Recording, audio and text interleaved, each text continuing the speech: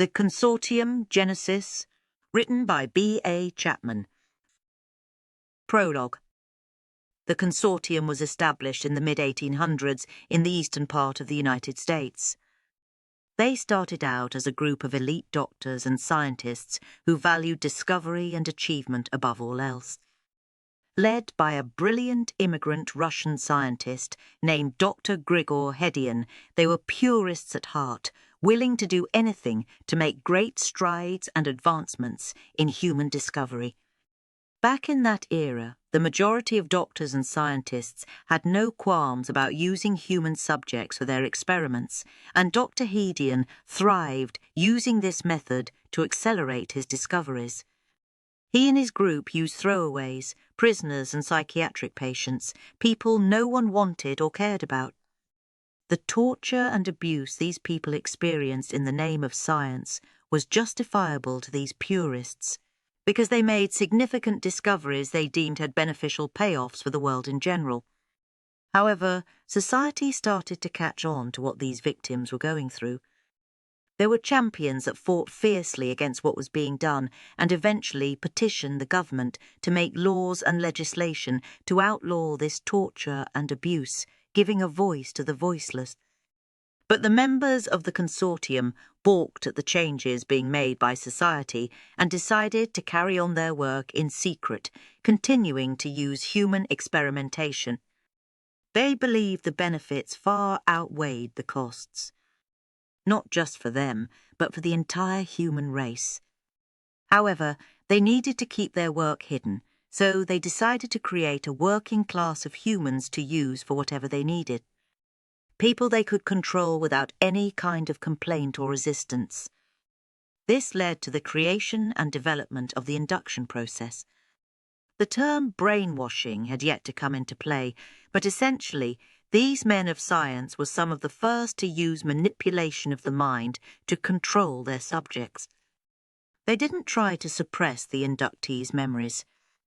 What they did was manipulate the inductees to where they simply preferred not to remember their past. They could have tried suppression, but that could backfire and get messy, and the scientists of the Consortium didn't like messy. They liked efficiency. To that end, they used manipulation combined with torture and fear to create a hopelessness their victims could not escape from, as the prison that was created was in their own minds. It took about a decade or so to come up with the perfect combination of techniques using heavy-duty experimentation, which produced some failed induction attempts, but they eventually accomplished their goal with astounding results. The first step is to find the right type of subject that fits into their parameters in order to be considered a viable candidate. They look for subjects that are weak-minded, basically the type of person that would most likely cower in fear rather than stand and fight, and that are isolated with minimal familial ties. The places they target the most when acquiring these subjects are usually the homeless, people on the streets and slums, along with the desperate and needy. And if their targets have any family or friends, people that care enough to look for them, they kidnap those people as well, killing them in front of their victims so they know there is no one left in the world to care. The subjects they acquire are then taken to induction facilities, or conditioning camps as they are sometimes called, where they undergo the induction process. This includes isolation, brainwashing and manipulation through the use of degrading language, and of course, pain and torture to strip them of any sense of self or promise of a future. It focuses on unyielding and all-encompassing fear and hopelessness being driven into them day after day, year after year. The Consortium scientists discovered the process works best after a year or so of isolation, depending on how strong an inductee's mental fortitude is. Once that goal is achieved, they put the inductees into groups to test their viability around others. Numerous social experiments and testing are done to see if they can be around other people and remain loyal to the Consortium. However, one of the hardest lessons and the thing most tested are their feelings for fellow inductees. The Consortium wants to keep them in constant emotional isolation, meaning the punishment for fraternization is harsh and severe. The inductees have to learn to not show any compassion or feelings for each other. Otherwise, punishment is handed out either by the instructors or by forcing them to torture each other. After a year or two, once their conditioning is complete and all tests have been passed, the inductees are able to go out into the world again, but this time as fully malleable and pliable subjects ready to be used for whatever purpose their scientists desire. This process allows them to have a constant flow of subjects at their disposal without having to deal with moral or ethical issues or governmental roadblocks. Over the decades, the Consortium has been able to build factions all over the country, run by their own hand-picked scientists, their examiners, and the inductees they create. The examiners know they have nothing to fear from the inductees. They will not try to run away or escape. After all, there is nowhere they can go where they won't be found. Ask someone for help. There is no one with enough power or pull that can help, because the Consortium has agents everywhere, in every place, in every form of government. This is the inductees' world, a dystopian society created specifically for them by their masters. This is the reality they are forced to live in. This is Amelia's reality. Welcome to the Consortium. Chapter 1. Day had turned to dusk by the time Drake pulled up to the crime scene. He parked alongside the patrol cars already there, in front of an alleyway between two large office buildings. The alleyway was wide enough for two vehicles, but had only one outlet. It was a dead end, with just the one entry and exit point. With all the flashing lights bouncing off the sides of the walls, it cast an almost celebratory atmosphere if it hadn't been for all the first responder vehicles and personnel traipsing around the crime scene with all the seriousness of a crime scene. Drake was a seasoned detective in his mid-40s, a little over 6 feet tall with brown hair and a stocky build. He called out to his partner, Shane, who'd beat him there. "Hey, what's going on? What'd I miss?" Shane responded, "Not much. The uniforms cornered the perp, and he led us here, to the girl. He had her hidden in that shed over there at the end of the alley." Shane was just under 6 feet tall with light brown hair, streaked with blonde and hazel eyes. He had a slim build and gave off a surfer boy vibe. He was about 5 years younger than Drake, but his personality made it appear like it was more of a 10-year difference. "They're bringing them out now. And Drake? "Yeah." This one's going to be a wild and woolly one. I can feel it in my bones." They usually are, aren't they? Shane sighed in agreement. "I suppose they are at that."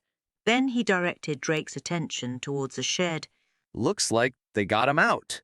Drake and Shane started making their way towards a building where no less than 4 uniformed officers were trying to hold on to a man who was fighting them for all he was worth, even with his hands cuffed behind his back. The man looked to be in his mid-50s, average height, medium build. He was giving the uniforms a hard time, trying to turn around and shouting to the woman who was being led from the shed by paramedics. As they got closer, they could make out what the man was shouting to the woman as he was being led away, hollering out in a hoarse voice. "Don't worry, I will find you. No matter what, I will find you." Shane nudged Drake in the ribs with his elbow, raising his eyebrows. "Told ya. Wild and woolly." But Drake had his doubts. Probably a domestic violence case. Could be a stalker or a jealous ex. Let's go talk to the girl and see if we can get anything out of her. They made their way to the back of the ambulance, where the girl was sitting.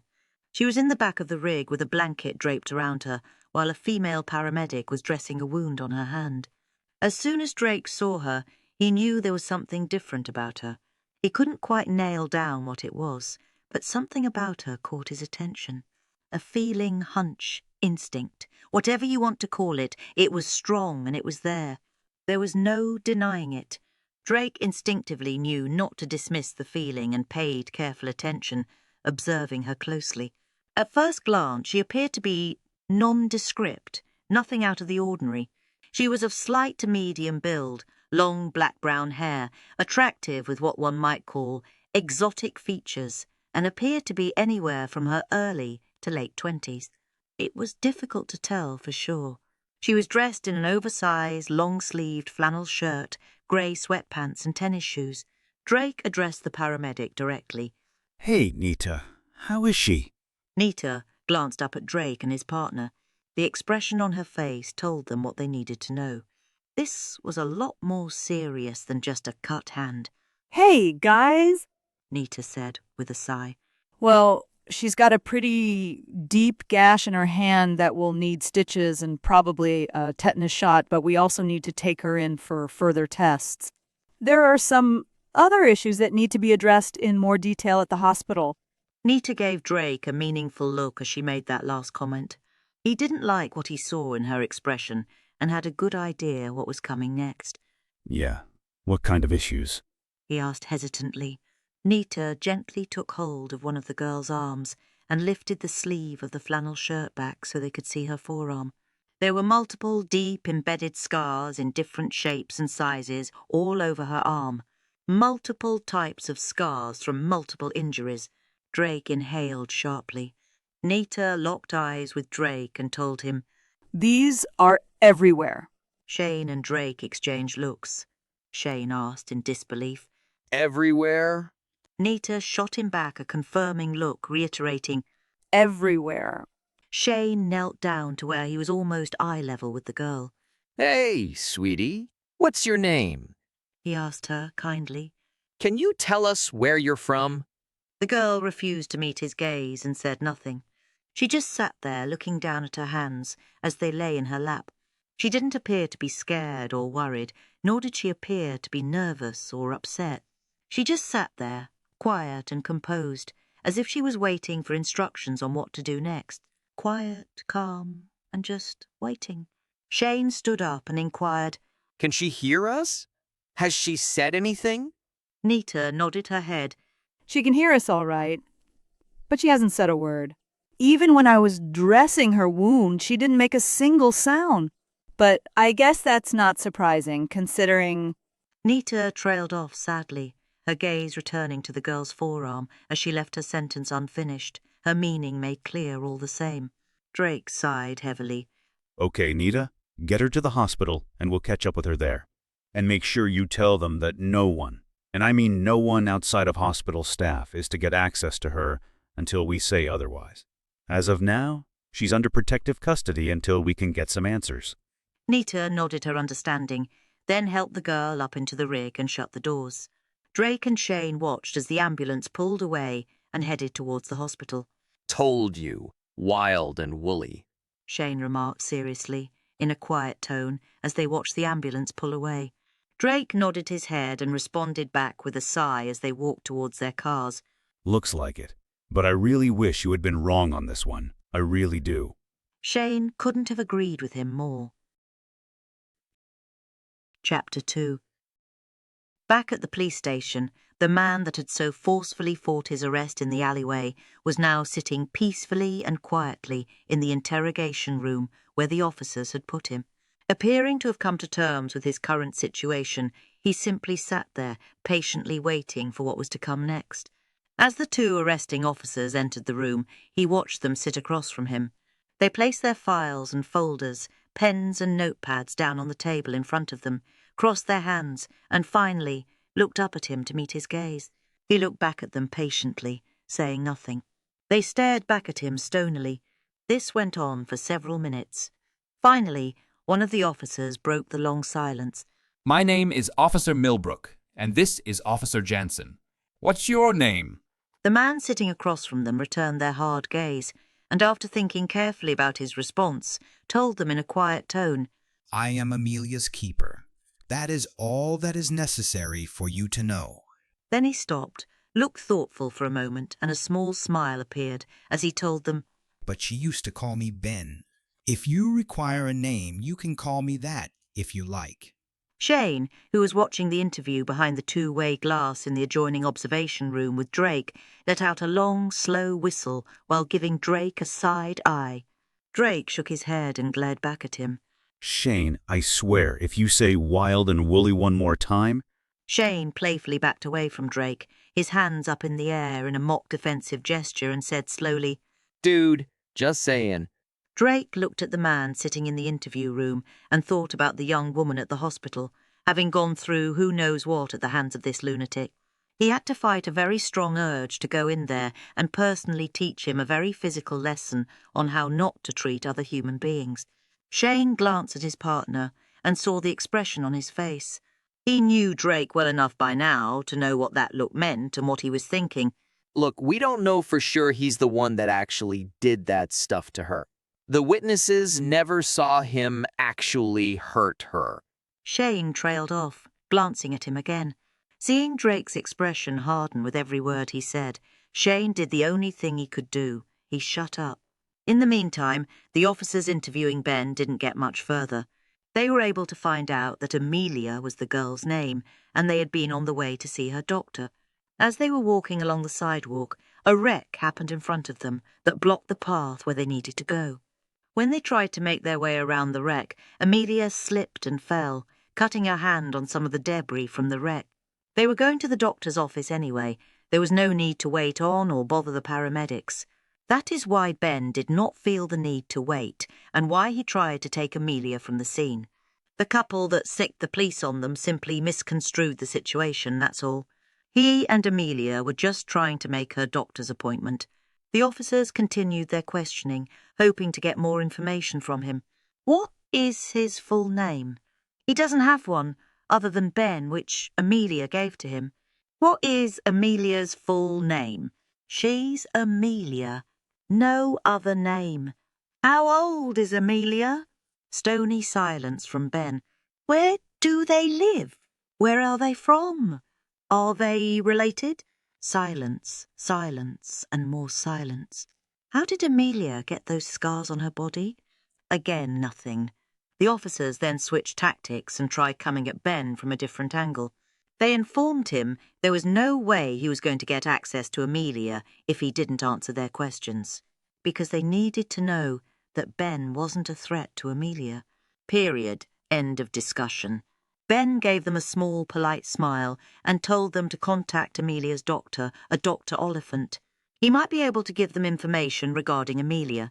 Ben then asked for his lawyer and refused to say anything further. Since there was nothing left to do but wait, Drake and Shane went back to their desks and started the unenviable task of trying to find out who these two people were. Drake found out that fingerprints for Ben turned up nothing, mainly because Ben had no fingerprints. No prints on his fingers, hands, toes or feet. They had been removed. This prompted Shane to call the hospital about Amelia's prints and found out something disturbingly interesting. The prints of her fingers, hands, toes and feet had been removed as well, so she didn't have any prints either. Basically, they'd both been effectively erased. No records, no paper trail, no digital trail, and nothing in the DNA database. They passed photos and what info they had over to the FBI to see if they could get any hits, but it didn't look promising. It was as if these people did not exist, at least not in any meaningful way that was normally recognized or traceable by today's standards, which meant if they got released, they'd probably never be able to find them again. This really bothered Drake because he didn't want this young woman falling through the cracks. Too many people had already fallen through, and he didn't want her to become just another statistic. Not if he could help it. So he did the only thing he could think of doing. He went back to the interview room to have a one-on-one with Ben. Shane saw Drake heading back towards the interrogation room and instantly knew what his partner was about to do. He jumped up from his desk and ran over to Drake to hopefully talk some sense into him. He didn't think he'd have much luck, but he needed to at least try. Hey, man, what you doing? Please don't do what I think you're gonna do, he asked meaningfully. Drake barely glanced at his partner and never broke his stride.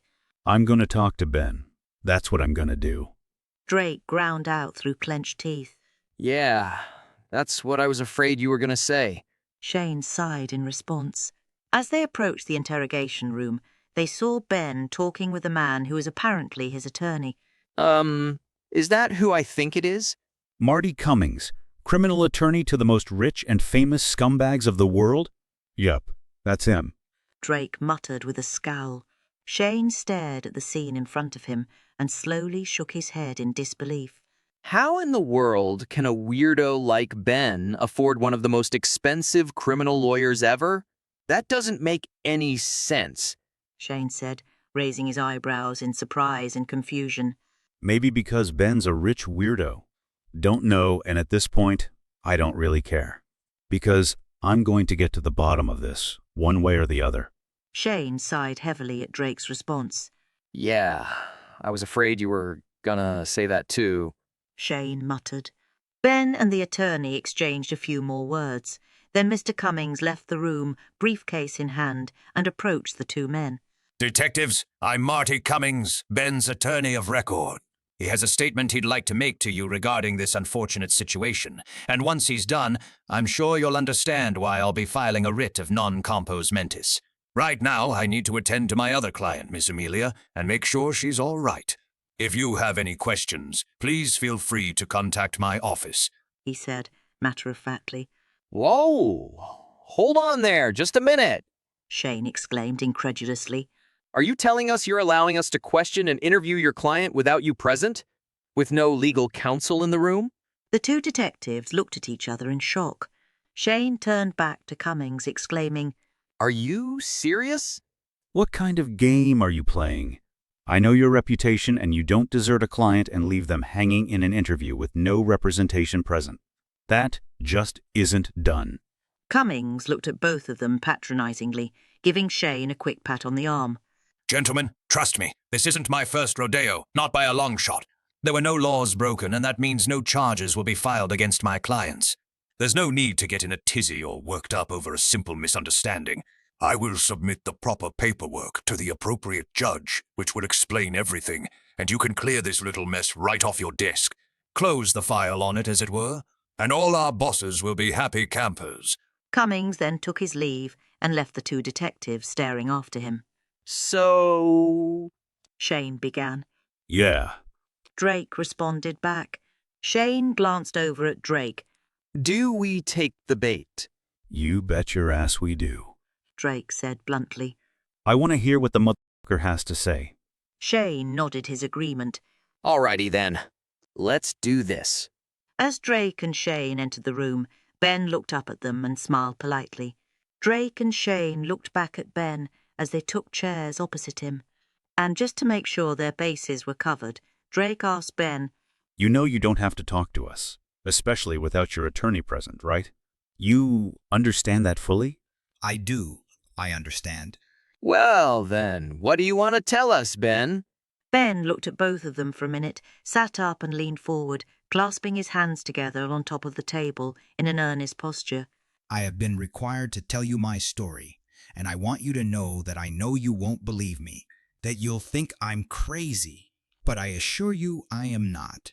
Everything I say, everything I tell you here today is the honest truth. I do not lie, and I do not exaggerate. Oh boy, here we go. Shane muttered. Ben looked over at Shane and stated in a hard voice, My reality is too horrible to believe, too big to wrap your mind around. I'm living in the middle of it, and I still have a hard time believing this has happened to me, that there's no way out, no hope, no future. Ben trailed off, looking away, lost in thought. So, this is some kind of, conspiracy theory? Drake asked. Ben looked back at him and replied, No, this is reality. My reality, her reality. Hopefully it will never be yours.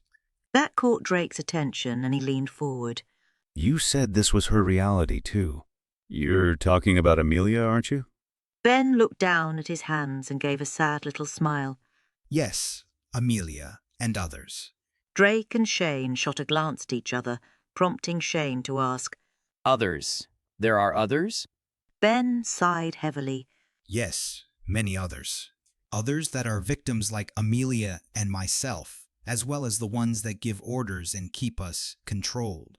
I've been told to, required to tell you everything, hold nothing back. Answer all of your questions. It will amuse them to see how you handle the information I'm about to give you, to see you struggle with it. Because even if you do believe what I tell you, there's nothing you will be able to do to change it. You can't stop them. You can't hurt them. And you're powerless to help us. You, your police force, your laws, and your courts can do nothing. Drake snorted in retort, commenting, No one is untouchable. No one. Ben stared back at him with a hardened expression as he said, You know that's not true, especially in your line of work. You deal with untouchable criminals all the time. You might get lucky if one of them makes a mistake every now and then, but even then, it's doubtful you can bring down the truly powerful and make it stick. Too much corruption. People paid off, witnesses killed, evidence lost. It happens all the time. And that's with people on the low end of the IQ scale. Ramp that up several notches and you've got the elite sitting at the top of the food chain, watching the rest of us scramble like mice, fighting for the last piece of cheese in a maze of their design. Wow. Shane remarked, shaking his head. I like it a lot better when the crazy people actually look and sound like crazy people. This isn't right. Drake sat there and stared hard at Ben, thinking about what he had just said. Then a thought popped into his head as he wondered something. Ben, would you roll up your sleeves for me, please? He asked quietly. Ben was wearing a long-sleeved hoodie that covered his upper body over a pair of blue jeans. Ben smiled, knowing why Drake was making his request. Ben pushed his sleeves up and showed him what Drake had not wanted to see. Scar upon scar upon scar, multiple scars of different shapes and sizes, just like Amelia's arms. He then lifted up his hoodie to reveal his upper torso, which was also covered in scars.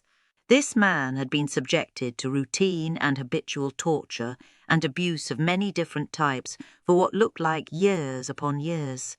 It was extremely hard to look at and even harder to imagine what this man had gone through, or how he had survived it.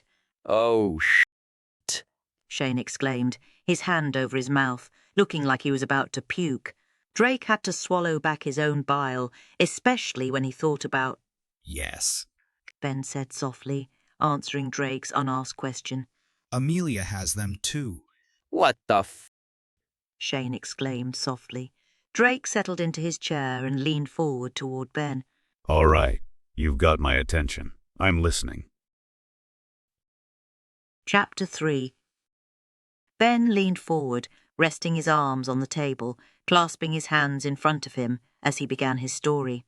I was inducted into the Consortium when I was about 18, I think. Our memories are a bit hazy from before. They don't like us to remember or dwell on that time of our lives before induction. It's not... Ben's face twisted up as he tried to come up with the proper word. productive for us to do so. Drake mentally filed away the name of the organization for later research. For now, it was important to keep Ben talking, to find out as much information as he could. He would follow up on the details later. How old are you now? Drake asked. Ben shrugged his shoulders. I'm not really sure. We don't keep up with time passing like the rest of the world does. There's no purpose in it for us. And Amelia? How old was she when she was inducted? Drake asked, making sure to use the same term Ben had referenced. Ben thought about it for a moment, then replied, We were in the same induction group together, but I believe she was a year or two older than I was. Both Shane and Drake looked at Ben in surprise, but Shane was the first to respond. Seriously? Dude, I don't mean to hurt your feelings or anything, but you look like 30 years older than her, he said incredulously. Ben looked pensive, telling Shane simply, I know. Then they heard him mutter under his breath. Too many trips to the basement will do that to you. Shane looked quizzically at Ben and asked, So this is like some sort of cult or religious organization? Ben shook his head in disagreement. No. While cult members or religious believers may not be permitted to leave the group after they join, traditionally, they are permitted the freedom of choice on whether or not to join in the first place. They aren't forced into it. Those of us that have been inducted into the Consortium did not choose to do so. It was forced upon us. There was no choice given or made. Drake needed more clarity and asked, By induction, what you actually mean is… Taken, kidnapped, abducted, stolen. Yes, all those terms apply. We, however, are required to use the term induction for this purpose. Required. I've heard you say that before. Drake queried. Ben nodded in agreement, sat up straight, leaned forward and locked eyes with Drake, telling him fervently, Yes, it's vital you understand how important that is, especially for Amelia's sake. For us, a requirement holds much more weight. To put it into context, a soldier or underling carrying out an order has the ability, the choice, of whether or not to obey. You do as well, even with your bosses. There would be consequences for disobedience, but nothing like… Ben's voice trembled as he gathered enough strength to continue. Like, what would happen to one of us if we were ever to refuse something that was required of us? He shuddered, and his voice dropped almost to a whisper. To do so would be unthinkable. Drake and Shane could see how uncomfortable Ben was getting talking about this, but it was important they pull as much information as they could out of him while he was still willing to talk. Truth or fiction info was info, and they could sort out the fact from the bunk later. How does this induction process include so many folks? I mean, aren't you talking about a lot of missing people? Drake asked gently, trying to keep his skepticism from showing in his tone and expression. Someone's bound to notice something somewhere and report it. It doesn't make any sense. That would be a logical assumption to make, but you'd be wrong. Ben answered, recovering himself. It's a fairly straightforward process, but it does involve a bit of research.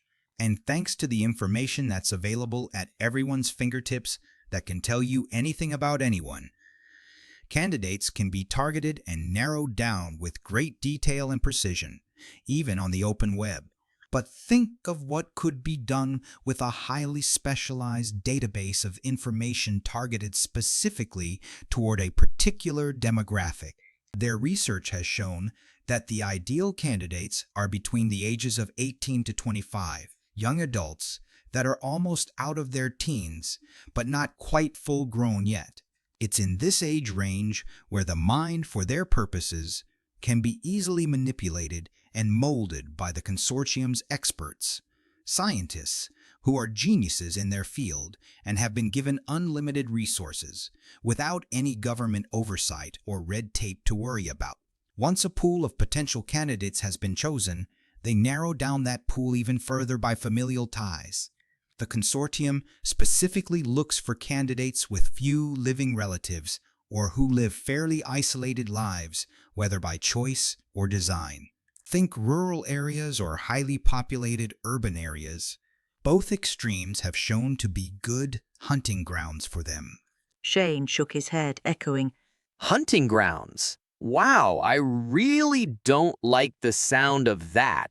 While conducting their research, the main question asked about each candidate is, if they went missing, who would ask questions about where they went or what happened to them? Who would care enough to look for them? Ben looked at both of the men sitting across from him as he told them, You would know better than most.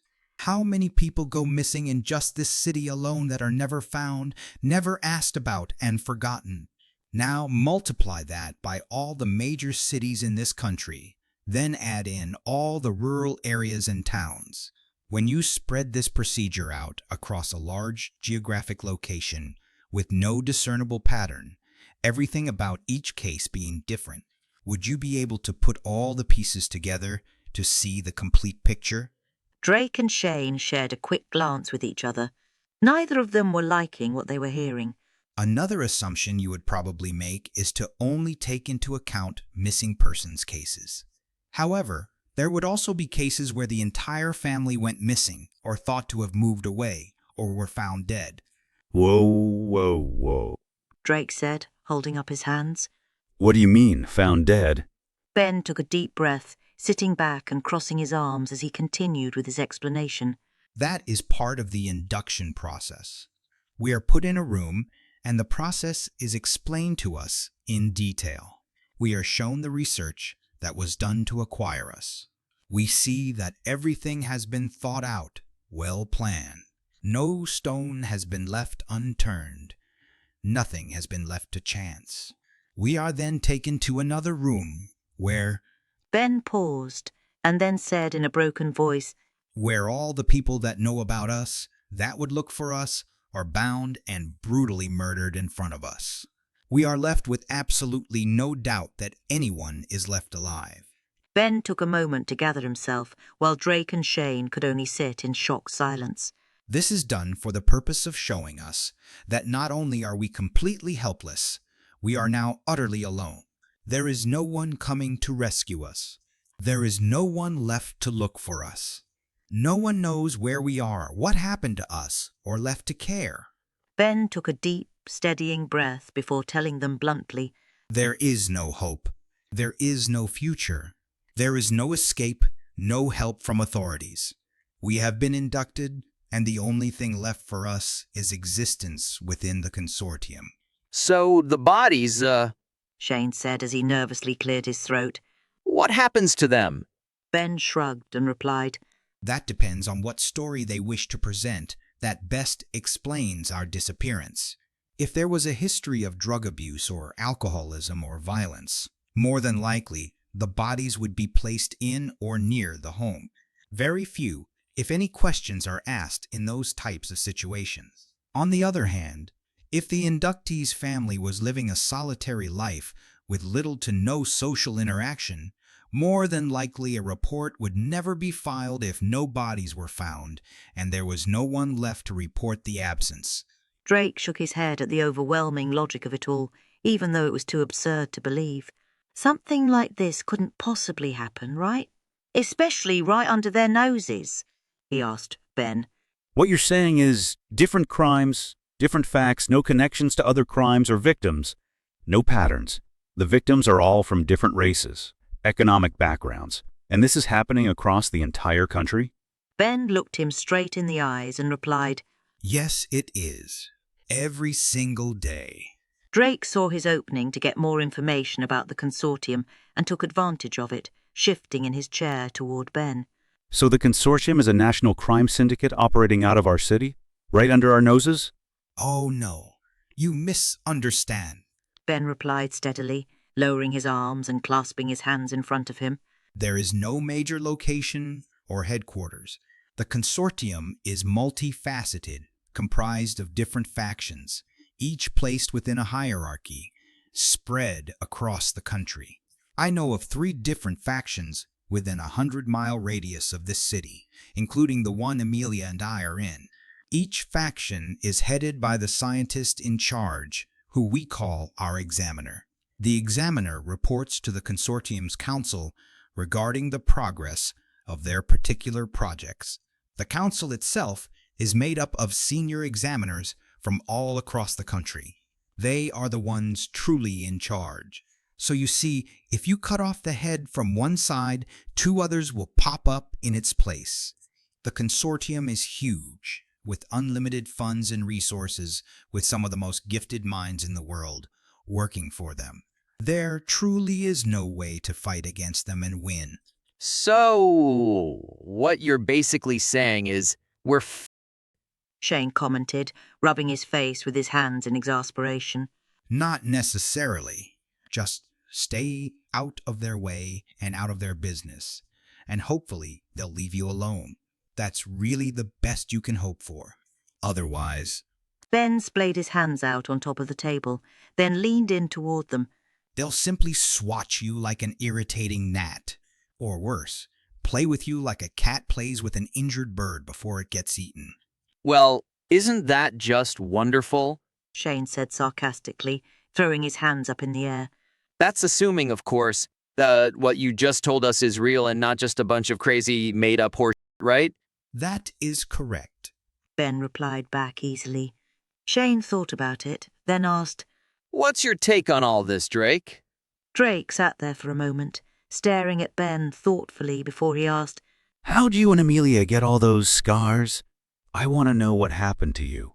I need to know more. Ben sat back in his chair again and looked pensively at his hands that were resting on the table. His voice was low and soft. It began back when there were no regulations regarding human experimentation, before society thought to put rules in place to prevent atrocities of this nature. Prisoners were used by doctors and scientists to explore and examine the human body and mind. Those in mental institutions, as well as the poor and indigent, were also used in this way. Throwaways, they called them. People who had no one to care about them or protect them. But as things progressed and as society progressed, what was being done to those without a voice began getting noticed. Their cause was taken up, and laws were instituted to protect the chattel the scientists and doctors depended on to further their work. The doctors and scientists of that age had made great strides in advancing their respective fields due, in large part, to the now outlawed experimentation they had been able to do using human subjects. This prompted a group of scientists to get together and form their own organization, one that was focused on making further advancements with their research, but by using methods that were now considered to be outside of the conventional norms. They called themselves the Consortium. Ben shifted forward, clearing his throat before continuing. They soon began to realize they would not only need additional subjects to experiment on, but servants they could trust to keep their secrets. Otherwise, they would have the constant inconvenience of having to deal with the law, not to mention having their research destroyed. That's when they came up with the idea of the induction program. Those in the group whose expertise was the human mind knew with the correct conditioning, they would be able to mold, shape, manipulate, and control human behavior. In fact, there are several well-known cases of this type of coercion, where captors were able to psychologically manipulate and brainwash their victims. Most notably, Patty Hearst in 1974, along with the case of Colleen Stan in 1977, and more recently, Elizabeth Smart in 2002, as well as others. But those cases were child's play compared to what the Consortium was able to accomplish. Their scientists were way ahead of their time regarding behavioral modification and manipulation of this nature. They began back in the 1800s with the basics, the use of pain to control their subjects. Physical, mental, emotional, nothing was off limits. They started experimenting, studying different types of pain from different sources, and eventually developed a system that worked flawlessly with their inductees. The first step is complete physical and emotional isolation by brutally removing all family ties and creating a sense of utter helplessness regarding our new situation, which I explained earlier. The next step is the conditioning of the inductee, and this phase usually lasts 2 to 3 years. The weaker among us, those that are easily broken, may be able to finish the conditioning phase sooner. However, those of us that have or had a stronger sense of self took a little longer to fully adapt to our new life, and we suffered the consequences for our rebellious efforts in that respect. We learn what is expected of us. We learn what type of behavior is tolerated and what is not, and we learn what is required of us. We also learn what happens if we do not properly fulfill any requirement given to us. Ben shuddered, wringing his hands together. He had to stop a moment to collect himself before he continued further. Punishment for disobeying is beyond severe. It is unbearable. It's not just the physical pain and torture we must endure. It's also unending mental and emotional torture, not just individually or as a group, but also what we are forced to do to each other. These scientists are highly skilled master manipulators and experts of the human mind and body. They know exactly what to do to get the responses they want, and if there's a cruel and inhuman way to get it, that's the path they choose. Drake was still a little skeptical, but he had a really bad feeling this guy wasn't so Looney Tunes after all. He asked Ben, Do you go through the conditioning process by yourself, or are others there with you? I'm just wondering if... Ah, yes. Find a buddy, make a friend, form a gang, possibly revolt and break out, maybe. Well, yeah. Yes, that did cross our minds, until we were shown the error of our ways. Oh. Shane muttered. Companionship, especially in extreme survival situations, is a basic human need, and something we tend to seek out naturally. Strength in numbers and all that, right? Yeah. Shane said, slowly. For us, the exact opposite is true. They use friendship against us to torture and punish us in ways we never imagined possible. They don't want us dead, but they do want us broken, and they push us to the very brink of our sanity to achieve that goal. Ben shifted in his seat, rubbing his head in discomfort as he continued speaking. To form any kind of bond with someone else means they will use them against you and you against them to cause even more pain and suffering for both of you than what is already being done. If they find out we have any, and I mean any, feelings toward one another, we learn how alone we all truly are. Even after being assigned to a faction, we know better than to fraternize in any way with the others. We work together, we eat, sleep, perform what is required of us together, but we are, each of us, always alone. To even consider having anything more would bring additional pain and suffering to the other. This prompted a question from Drake, and he asked, What about kids? Ben looked confused as he repeated, Kids? You know, children? Kids, the babies that are produced. There's got to be kids, or are you telling me that pregnancy in the Consortium isn't an issue? Shane broke in, holding up his hands. Oh, dude, I don't think I want to know the answer to that question, seriously.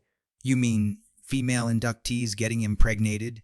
Yes, female inductees getting impregnated. You telling me that doesn't happen? Yes, that's exactly what I'm telling you. There are no pregnancies within the factions, because all inductees are sterilized as part of the induction process. What? What? Ben went on to explain. The Consortium believes this is the most efficient and expedient process to prevent unwanted pregnancies with the inductees. If an experiment requires a breeder, they will acquire a breeding female for the experiment, and when done, terminate her and the child once the experiment is over. The Consortium is not interested in dealing with babies or children at all. It is messy, unnecessary, and causes all sorts of emotional turmoil. So, they made it a moot point. Jeez Louise. Shane commented, flabbergasted at what he was hearing. I'm not one to consider suicide, but I'm thinking that would be a better alternative than an existence like that. Ben looked back at him knowingly. You don't think that didn't cross our minds? I assure you, each and every one of us has tried to escape that way. Many, more than once. Shane looked confused as he asked, So, what's stopping you? There are tons of ways to off yourself, and obviously you can go off on your own. No one's around to stop you. Doesn't make any sense. Ben tried to explain. Conditioning. Years and years of systematic and constant conditioning. Behavioral manipulation combined with mental and physical punishment. They watched us and tracked our movements so thoroughly they knew us better than we knew ourselves. They could anticipate our thoughts and actions before we even realized we were going to have them. And the torture we were subjected to, if we did not succeed, was so horrific we stopped trying. There was no point to it, no hope of success. Whatever you can think of, these scientists have thought of it first and already put obstacles in your path to prevent you from accomplishing whatever it was you thought you could get away with, constantly putting us in situations to test us to see if we have truly conformed or if we need to be punished and sent back for more conditioning. Ben leaned back in his chair again, his resignation about his situation obvious. Death is our one and only release from this existence. Our only way to escape. We look forward to it, hope for it, every single day. The rest of the world fears death. We know there are many, many things worse than death, and we would gladly welcome it. He shrugged as he added, I am nothing more than a puppet on a string, carrying out orders. What if we could help you? Ben looked at him, his brows furrowed together, confused at Drake's question as he asked, Help me? Help me how? You know, get free, find out who you are, help you start a new life, maybe even get you into protective custody? Drake's voice trailed off as he saw the amused expression on Ben's face at his suggestion. Ben leaned forward and spoke in a soft, patronizing tone. Find out who I am. I am no one. They've made sure of that. Freedom is an illusion. In fact, they would probably think it would be an amusing experiment to make it look like I had been granted freedom from them. They would probably go so far as to let me start a new life, make some friends, maybe even start a family.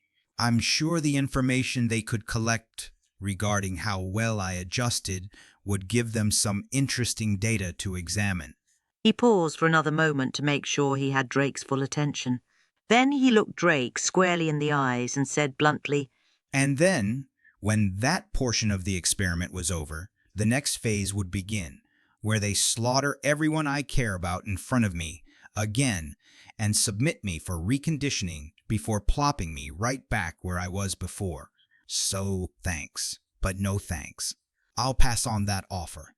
Shane was shaking his head in disbelief as he remarked, I don't know what to say to this, what to believe or not believe. I just don't know. I mean, if what you're telling us is really true, what are we supposed to do with that? What do you do with that kind of information? We're not equipped to deal with something like this. It's crazy, he spouted, gripping his hair in frustration. Shane got up from his chair and started pacing around the room, using his hands in a cutting motion, telling his partner, Drake, man, I am so done with this. I cannot deal with this crazy shit. Come on, man. Let's get the hell out of here and be done with this. Drake looked at his partner, then back at Ben, who calmly returned his gaze. What about Amelia? What happens to her now? Drake asked Ben. Drake saw a fleeting emotion pass across Ben's face at his question and knew he had touched a nerve. Amelia will be released from the hospital by the examiner's lawyer, and she will return to her residence and await further instructions. She is a vital part of the examiner's current project, and she is required to participate. Drake could feel the throbbing starting in his temples. So what? She's a human guinea pig, a plaything for a mad scientist's experiment? Is that what you're telling me? He asked, his frustration starting to show. Ben looked at him carefully and his tone was very measured and even when he answered.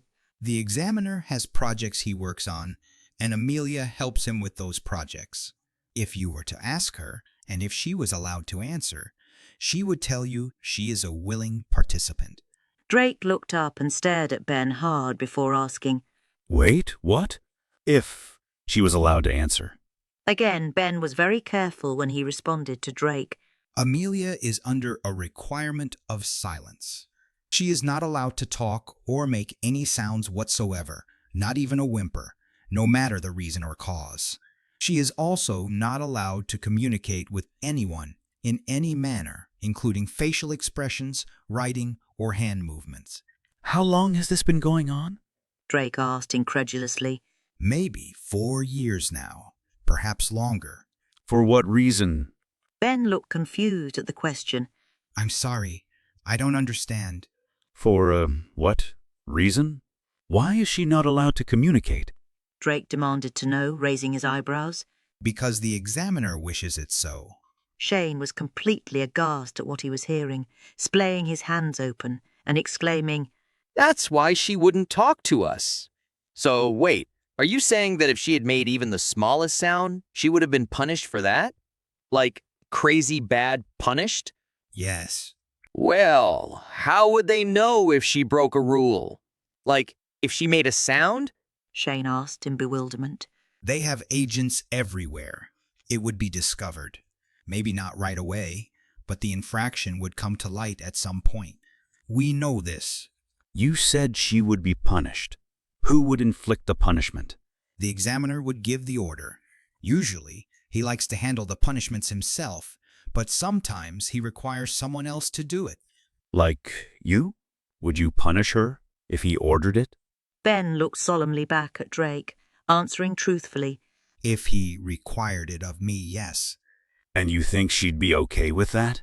With her handler, or keeper, or whatever the hell you are? You think she'd be fine with you beating the hell out of her because she broke some ridiculously stupid rule and you were just following orders? Ben looked down at his hands and refused to meet Drake's gaze as he answered. I don't know. I can't ask her, and she isn't allowed to tell me. So, I don't know.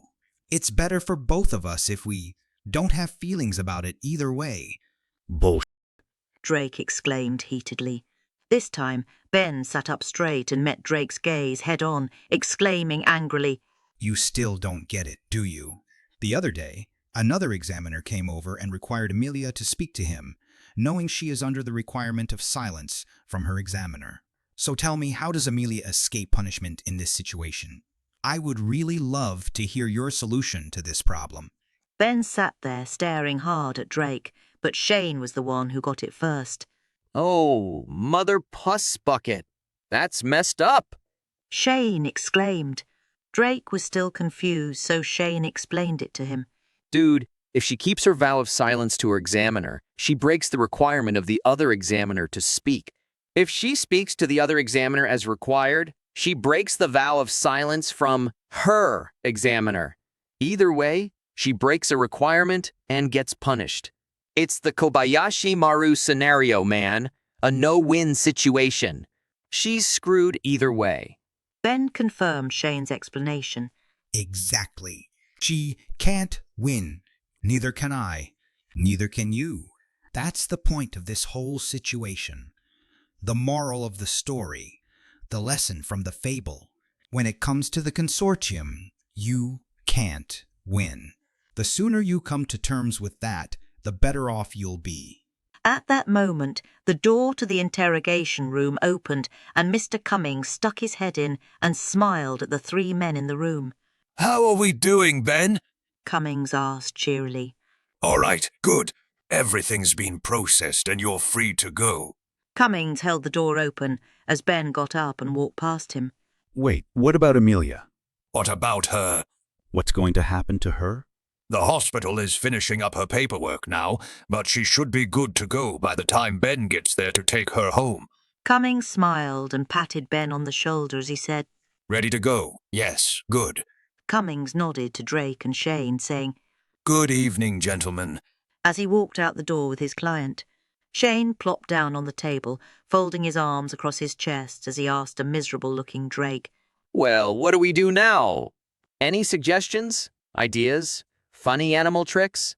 Drake sighed heavily, not wanting to admit defeat, but finally stating, Well, it's a dead case now. Dead? It never even existed.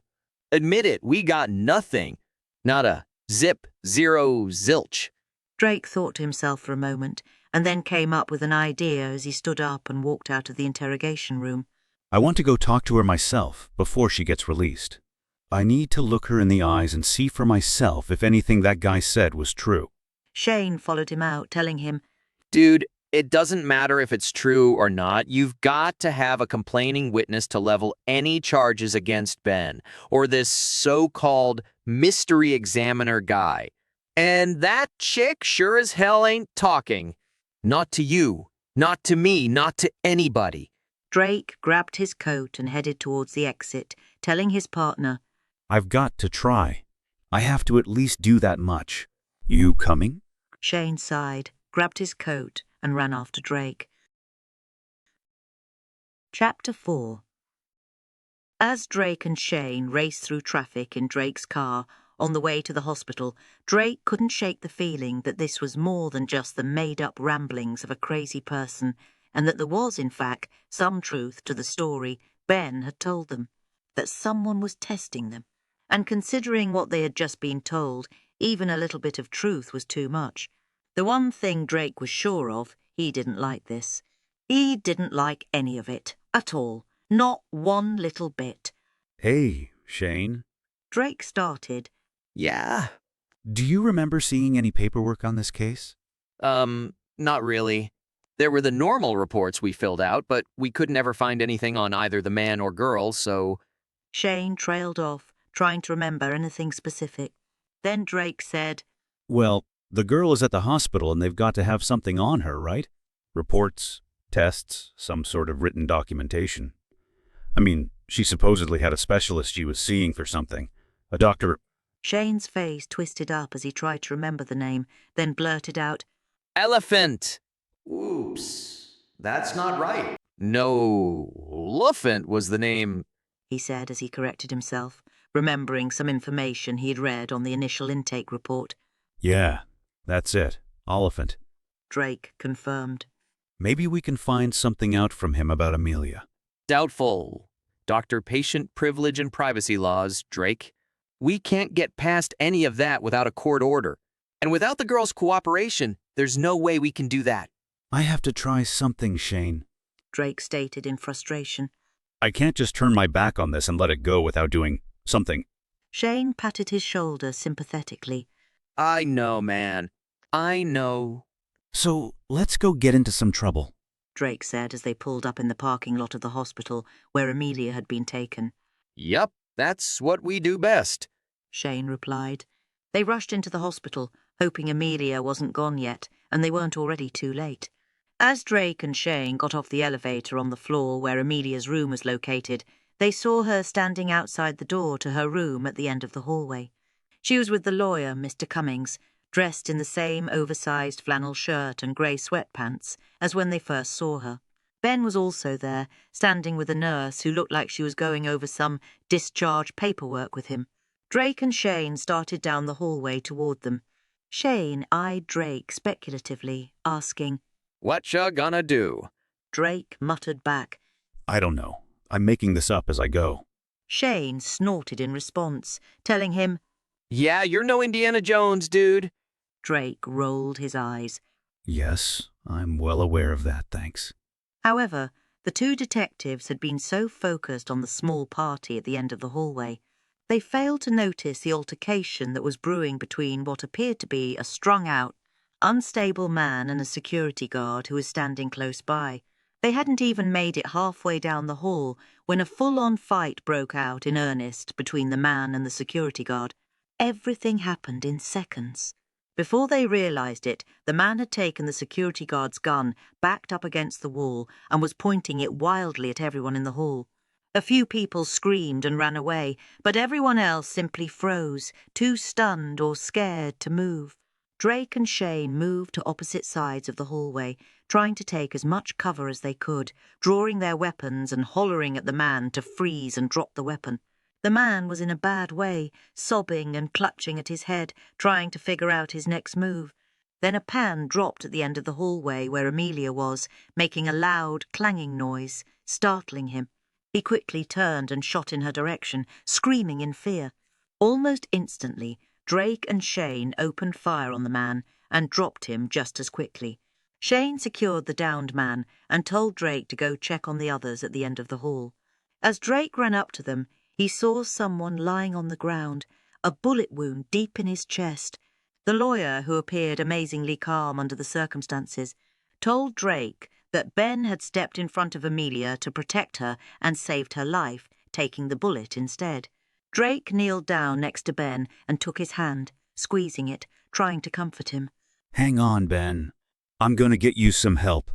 Drake told him, looking around them for some medical assistance. Ben squeezed Drake's hand, and Drake looked at him. Ben smiled serenely, a peace coming over him, and stuttered through gasping breaths. I am released. Then he let out his last breath and was gone. Drake's eyes swung up to Amelia, and he saw her shock and confusion, like she was trying to make sense of the situation and what had just happened. Then their eyes locked together, and in that instant, Drake knew Ben had not been lying about anything. It was true. All of it. The lawyer took hold of Amelia's arm and started leading her towards the elevators, but Drake halted them. Cummings, stop. Drake hollered out. Where do you think you're going? Amelia has been through quite enough. Cummings told him with a hard stare. She has been discharged and I am taking her home. Drake was filled with a sudden rage. There was no way he was going to let this go, let Amelia disappear without a trace. He was determined to see this through, whatever it took. She can't leave. Drake told Cummings, taking a stance. She's a material witness. She'll need to give a statement. Cummings sighed heavily, telling him, Detective, you know that is not possible, as Miss Amelia does not wish to speak to anyone, as is her right. Drake started to voice his objections, but Cummings stopped him short. However, I understand she will need to be interviewed and she will be made available to you for that purpose. But not right now. She has been subjected to enough harassment and trauma in the last 24 hours by your department to keep me busy with lawsuits against the city for quite some time. I don't think your chief would appreciate you being the cause for another one. Drake thought for a minute and decided to take the higher road. He could use this opportunity as leverage, give him some time to figure something out that could help her. All right, fine. But we will need to interview her within the next 24 hours. If that doesn't happen, you're going to have to explain to a judge why you're keeping her from us. I assure you, Detective, that is not my intent. I am an officer of the court, after all, and rest assured, she will be made available for you to interview regarding this unfortunate incident as soon as she feels up to it. Cummings started down the hall with Amelia in tow again, and right before they stepped onto the elevators, Drake shouted after them, 24 hours, Cummings. Without turning around, Cummings waved his hand in acknowledgement toward Drake, who was standing down the hall from them, and pulled Amelia into the elevator with him, disappearing from view. Shane made his way over to Drake as he watched the two figures disappear into the elevator. I hate to say this. I mean, Ben's dead and all, but according to him, that was a good thing, right? Death is what he wanted. You know what the last words he said were? What? I am released.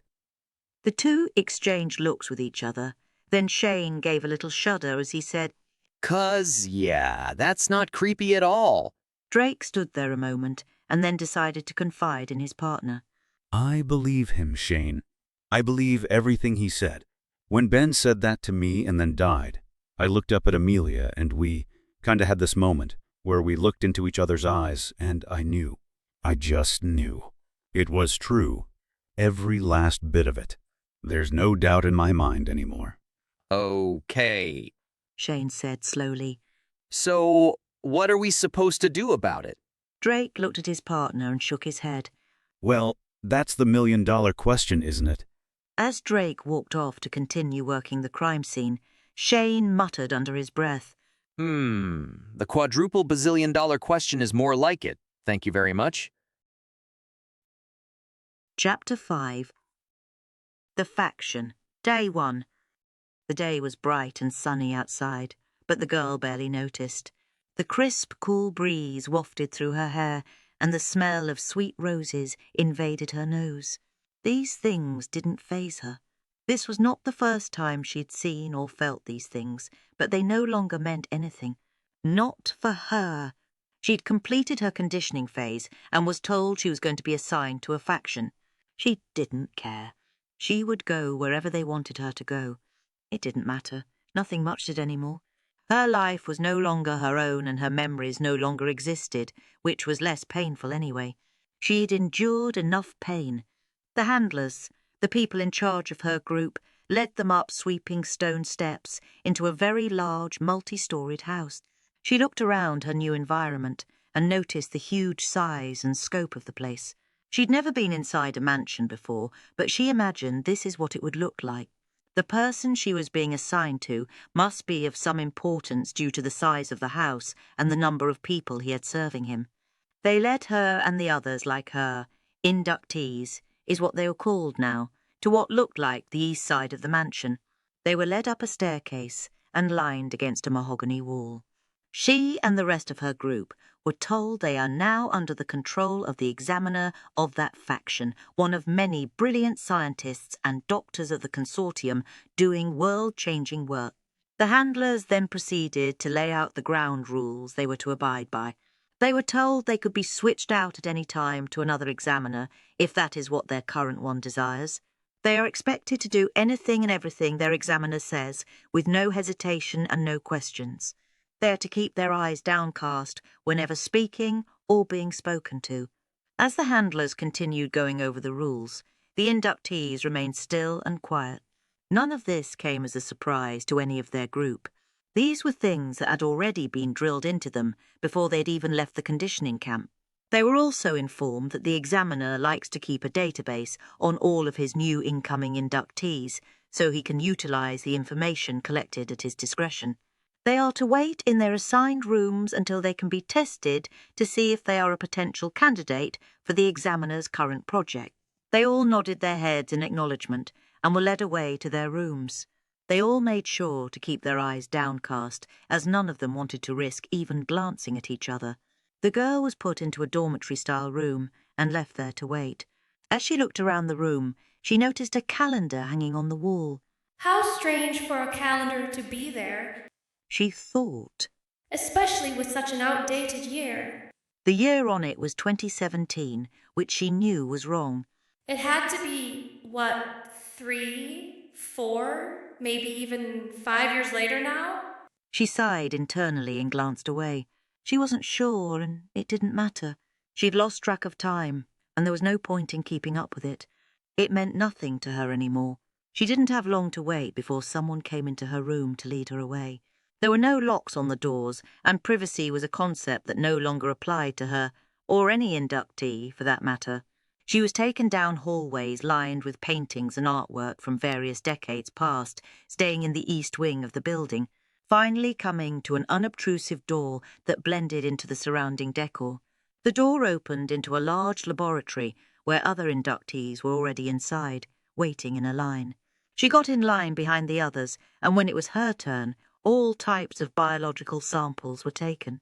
Skin scrapings, hair, nail clippings, blood, saliva, and so forth. Nothing was overlooked. She stood there quietly, letting them do whatever was required. Once that was done, they released her to go familiarise herself with the house and her surroundings, or go back to her room. As she left the lab and started back the way she had come, she noticed the established inductees wore servant attire. They made their way around her as they went about their duties. She made sure to stay out of their way. It would be unthinkable to be the cause of any punishment to them by preventing them from accomplishing their assigned tasks. After exploring the house for a while, she wound up standing in front of a mahogany-lined door with clear glass. She peered inside and saw mountains of books, thinking to herself, This must be the library. She looked behind her and made a mental note to remember the different paths she took so she could maneuver around more efficiently when she was later assigned duties of her own. And so she could find her way back here. She went inside and wandered around the stacks, looking at the different titles. There were thousands of different books on all types of subjects, more than she could ever imagine. She wound up taking a book at random that looked interesting and headed back to the room she was assigned to in the dormitory area to settle down and read. She enjoyed reading, but she would never admit that out loud. It was a form of escape, and even a temporary escape was better than none at all. A few hours later, a man in plain grey overalls walked into her room, saying in a monotone voice, The examiner is ready to see you. Follow me. She put the book down, refraining from glancing longingly at it like she wanted to, and made sure to immediately quash that feeling. She knew better than to do that. She walked resignedly behind the man to meet the examiner she really didn't want to meet. She had expected to go to the laboratory where the samples had been taken, but instead she was taken back up through the main house, towards the west side, down several corridors, and into a room with more mahogany walls and a few pieces of furniture, similar to a small study. There was only the one way in or out. He took her to a wall that had a shelf full of books, and he told her in the same monotone voice, This is the entrance to the basement where the examiner conducts his experiments. It is a restricted area. Bring no one else here, and do not show this entrance to anyone unless you are instructed to do so. The examiner requires this. Do you understand? She felt a shiver of fear ripple through her when the inductee mentioned experiments. She hadn't felt that since the conditioning camp, but there was nothing she could do about it, so she replied softly, Yes, I understand. Good. This is where you will come when he requires you to participate in his projects. There was a red book in the middle shelf with a title that said, My Favourite Place in gold script lettering. She'd been eyeing that book, so when he told her to pull down on the book, she was a little taken aback. She thought he had caught her looking at it. She did as she was told, and immediately there was the sound of gears activating as the wall slid open to reveal the entrance to a hidden elevator. She walked in with the man following behind her, and the door closed behind them. There were only two options, up or down, and he pressed the down button. The elevator started on its path downward, and when the doors finally opened, they stepped out into a very large, brightly lit room full of machinery. There were more men and women in the same plain grey overalls as the man leading her around, going busily about their tasks. She took this opportunity to scope out the room, which was circular in shape with a high, dome-shaped ceiling. The walls, floor and ceiling were all in the same off-white colour. As bright as the room already was, she imagined, if it had been pure white, that together with the lights would have made it hard to see anything in there without sunglasses on. The room had 2 levels, and the elevator had opened up at the bottom of the first level, where the bulk of the machines were. There were ramps on both sides of the room leading up to a raised platform at the back of the room, which took up about a third of the space. It was sectioned off at the edge with a metal railing across the top and down the sides of the ramp.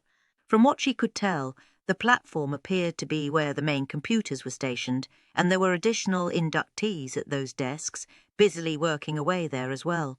As she followed the inductee who was leading her up the ramp, she noticed a tall, well-built man with thick, wavy black hair and piercing eyes standing at the centre of the platform next to the railing like a commander or general, staring at a tablet and barking orders to those around him. He stood there with an unmistakable air of authority. He had a manic nature about him, and he gave off the impression that he expected as much energy from others as he was putting out himself. She assumed, rightly so, this was the examiner she'd been summoned to meet, the master of the faction she'd been assigned to. They dodged others as they made their way up the ramp toward him.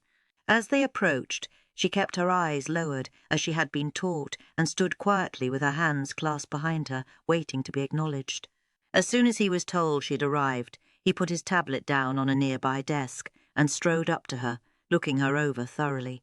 "Look at me," the examiner commanded, and she obeyed, raising her eyes to meet his.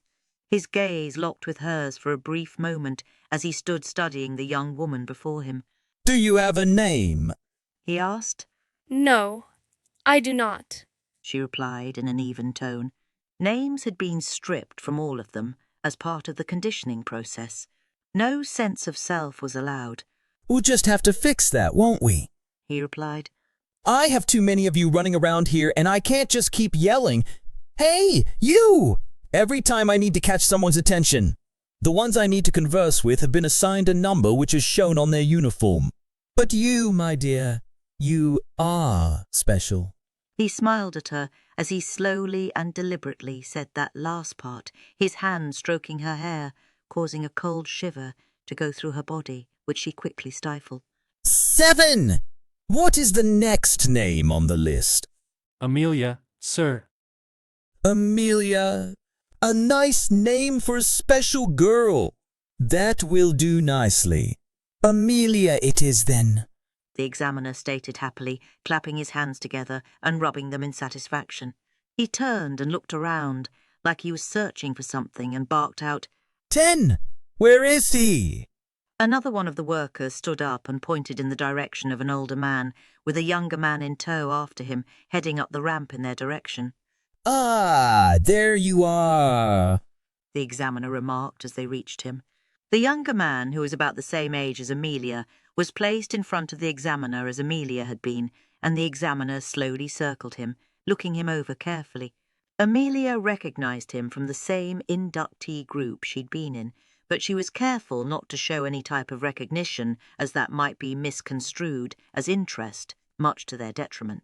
When the examiner finished looking the young man over, he stood there in thought for a moment with his hand on his chin, then told him, As far as the rest of the faction is concerned, you have no name as is customary. However, it will be much simpler for both Amelia and I. And he glanced at her as he said this, including her in the conversation. If you had a name, what should we call you? The examiner paused for a moment, then had an idea. Waving toward Amelia, he said, Amelia, I'll leave it up to you. What should we call this young man, Amelia was caught unprepared and looked at both of them, trying hard not to show her shock, desperately trying to think of something, anything to say. After a few seconds, she was able to blurt out, Ben. in response. The examiner raised his eyebrows at her suggestion, thinking about it for a moment. Ben, Yes, I think that will do quite nicely. Simple, easy, succinct. He looked at the young man. Ben it is, but... He paused and bent down to where he was eye level with the young man and locked his gaze with his, quietly telling him, Only Amelia is allowed to call you that. No other faction member is to refer to you by name. Is that understood? Yes, sir, I understand. Ben replied evenly. Good! That's all settled then. The examiner straightened up and barked out, 2. Are the modules ready for insertion? A diminutive young man with mussed-up sandy brown hair and round-rimmed glasses stood up and said nervously, We're running a final diagnostic check on them now, sir. They will be ready for insertion in the morning. The examiner looked at him with a cold, hard, steady gaze.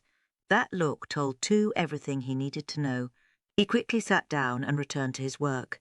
The examiner turned his attention back to his 2 new inductees that were about to become the most important facets of his cell regeneration project. He was extremely antsy to get started, but he also wanted to make sure everything was finalized, double-checked and 100% ready before he began this phase of his project. This was going to be groundbreaking work, and he wanted to make sure that errors were kept to a bare minimum. The 2 of you are going to be integral pieces to my project. I will need your full cooperation. Yes? The examiner asked them. They both responded back with an affirmative. Yes, sir. Yes, sir. Good. One my workers here, you, 15, And he motioned another worker over to join them. will take you to your quarters. Only the immediate staff that takes care of the household stays here at the house. All the others live in locations outside the residence and come and go as needed. That will include you, at least for the time being. You will be assigned phones, and I will summon you as needed. The examiner crossed his arms behind his back, grasping his hands together as he continued with his instructions. 15. Set them up in one of the apartments close to the house. I want them within quick walking distance. Make sure they have everything they need. Keys, cards, food, suitable clothing to wear. You know what to do. And make sure the clothing covers their scars. We don't want to draw any unwanted attention to them. Then the examiner turned and addressed Ben specifically, telling him, This is Amelia, and she is very important to me and this project. You are now her keeper, her guardian. You are her other half. You will watch over her and protect her. You will make sure no harm comes to her from any outside source. That is your primary duty every hour of every day. Is that understood? Ben nodded his head, answering affirmatively. Yes, sir. Good. I will need both of you here bright and early tomorrow morning at 7 o'clock for the module insertion. You are dismissed. As they turned to leave, the examiner grabbed Amelia by the upper arm and pulled her back to him. Amelia, why Ben? What made you choose that particular name? He watched her closely as she answered. I was reading a book She stuttered. before you summoned me, and the name was in the book. It was all I could think of. So, Ben isn't the name of someone special. Someone you remember from before? No, She gasped. it was just a name. In a book, that's all. He looked at her carefully and asked, You wouldn't be lying to me, would you, Amelia? Amelia looked horrified and answered quickly, No, never. Lying is not allowed. It's never allowed. I would never. She trailed off, looking down, about to burst into tears. She was so scared. The examiner smiled a very cold smile as he whispered into her ear. That was the right answer. He watched as she hurried off to join the other two men and thought to himself, This is going to be fun. Later that evening, the examiner was in his private study going over the reports for the upcoming procedure. He knew this project was one of particular interest to the Consortium for various reasons. Not to toot his own horn, but he knew it had been assigned to him because he was a bona fide genius in the field of human biology and cell regeneration. However, he also knew his past history had almost cost him this project, so he was doing his best to keep his baser instincts contained and under control. His previous behaviour had caused him to be labelled emotionally unstable with sociopathic tendencies. This did not mean he was to the point of getting kicked out of the Consortium. He knew he wasn't the only scientist of the organisation that had, shall we say, special issues? Far from it. It was the fact those special issues had caused him problems in being able to complete the projects assigned to him in the past. So he knew he would have to tread carefully with this one. As he went over the reports on Amelia, he smiled as he reviewed the data. It appeared her particular DNA structure and genetic makeup were going to complement his experiments with outstanding results. However, it was necessary to pair her with a male counterpart, and due to his genetic makeup, Ben had been assigned to watch over her. That is why he had made Ben her keeper. He thought back to when this all started, when he first had the idea for the spontaneous cell regeneration project. He smiled, remembering his excitement when he discovered the key to being able to heal damaged cells at will with the potential to reverse the effects of aging. Basically, complete cellular repair and rejuvenation with an extra special bonus of immortality thrown in. In order to collect the data he needed, he was going to have to use a unique device of his own making. He would need to place it in the back of the necks of his subjects, below the cerebellum, and attach it to the spinal cord. Not surprisingly, this device was decades ahead of any other research currently being done in the mainstream community, he thought smugly. The device had multiple sensors that crawled and infiltrated, attaching themselves to various parts of the human nervous system and brain so it could send back data. This allowed him to correct and refine things as needed. These devices would be activated by a separate, freestanding outer unit that connected the subjects across a specific spectrum, allowing particular energies to be transferred from one person to the other. Since Amelia's biology and genetics gave her a distinct advantage over Ben, he made the decision to sacrifice Ben's energy and have it transferred over to Amelia. Both subjects would need to be conscious and awake in order for the machine to operate and complete the process, which was going to be quite painful. He cocked his head to the side and thought smugly, Whether that part of the process is actually required for the machine to operate or not is a matter of opinion. And since my opinion is the only one that matters, no one will question it. Also, in order to see if the cellular regeneration machine worked, Amelia would have to have injuries that needed to be healed. The examiner placed his fingers on his chin, lightly tapping them, as he thought about how to proceed. He would need to start off with small injuries, as he certainly didn't want to have to start all over again with a different subject. Therefore, mortally wounding Amelia was out of the question at this point. Cuts here and there to start with, nothing close to any major arteries. Then, perhaps some broken bones, maybe a crushed hand or a damaged internal organ from a beating, and so on, as he worked to perfect his invention. Eventually, after testing the invention out on minor injuries, only then would he feel comfortable enough to test the unit out on a major trauma. This meant that in order to conduct this phase of the experiment, Amelia would have to be severely injured. He felt a familiar flutter of excitement at that thought, then checked himself before the feeling got out of hand. He was going to have to watch himself to make sure his baser desires did not overtake his scientific side. Still, that didn't mean he couldn't have a little bit of fun. After all, if you couldn't enjoy your work, what was the point, right? Chapter 6. 15 led Amelia and Ben outside the house and down the street to an apartment building that was less than a 5-minute walk away. The building was nondescript, nothing fancy but not run down either. Just your average building that you wouldn't think twice about as you pass by. The apartment they had been assigned was on the first floor, almost unheard of in a city that size. But of course, being part of the Consortium did have its perks and benefits, depending on who you were, of course. It also didn't hurt that the Consortium owned and managed the building, meaning it had state-of-the-art security cameras and surveillance from top to bottom. They didn't take any chances with the safety and security of their chattel. There were other reasons why they were on the first floor that didn't have to do with special treatment, as they would find out later.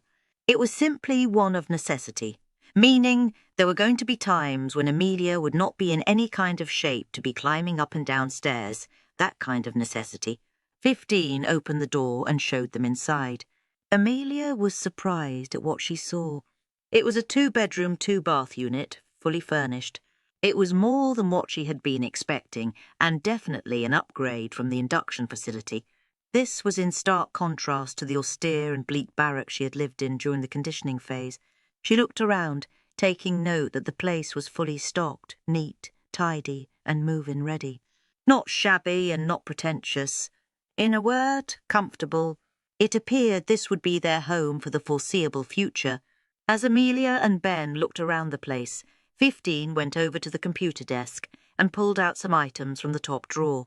He tossed them on the table and told them, "Here are your phones. Be sure to memorize your numbers. They are already programmed for each of you. There are credit cards in the drawer you can use to purchase whatever you may need. Here are the keys to the place," he added, tossing the keys on top of the desk. He pointed down the hall, stating, "There's a bedroom and bathroom for each of you. Choose whichever one you like." 15 paused and looked at both of them before asking, "You remember the rules against fraternization? They still apply to both of you. They will always apply. You know that, right?" Amelia and Ben didn't even need to look at each other. They knew the rules and the consequences for breaking them and answered accordingly. "Good." He headed toward the front door and opened it, but he stopped and turned to let them know one last thing. "You'll both be having a surgical procedure tomorrow, so nothing to eat or drink after midnight, and I advise you to be there early. He doesn't like to be kept waiting." With that last piece of advice, he shut the door and left them alone, contemplating their new situation. Amelia couldn't sleep and wound up slouched on one end of the couch, sitting in the dark, staring up at the ceiling, her mind blank. She was trying not to think about tomorrow. She heard a noise and turned to watch as Ben came in, plopping himself down on the opposite end as he joined her in staring at the ceiling. Her mind started to wander then. They had kept the talking to a minimum between each other, making sure to give the other plenty of space as they examined their new quarters. But now, in the middle of the night, in these new surroundings, it was almost enough to simply sit there on opposite ends of the couch and stare up at the ceiling together. Ben was the first one to break the silence, making sure to keep his eyes on the ceiling as he asked, "You see the cameras?" Yes, and the microphones in every room. She whispered. He hesitated, then asked, "You afraid about tomorrow?" She hesitated as well. Yes, it's weird. I thought and hoped the conditioning would take that away. Not the fear. They want the fear to stay. They make sure it never goes away. You're right. The fear is always there. But you're my keeper, my guardian, my protector, right? Ben hesitated, then said, "Your protector from any outside sources." Amelia smiled a small, sad smile in the dark. You caught that too, did you?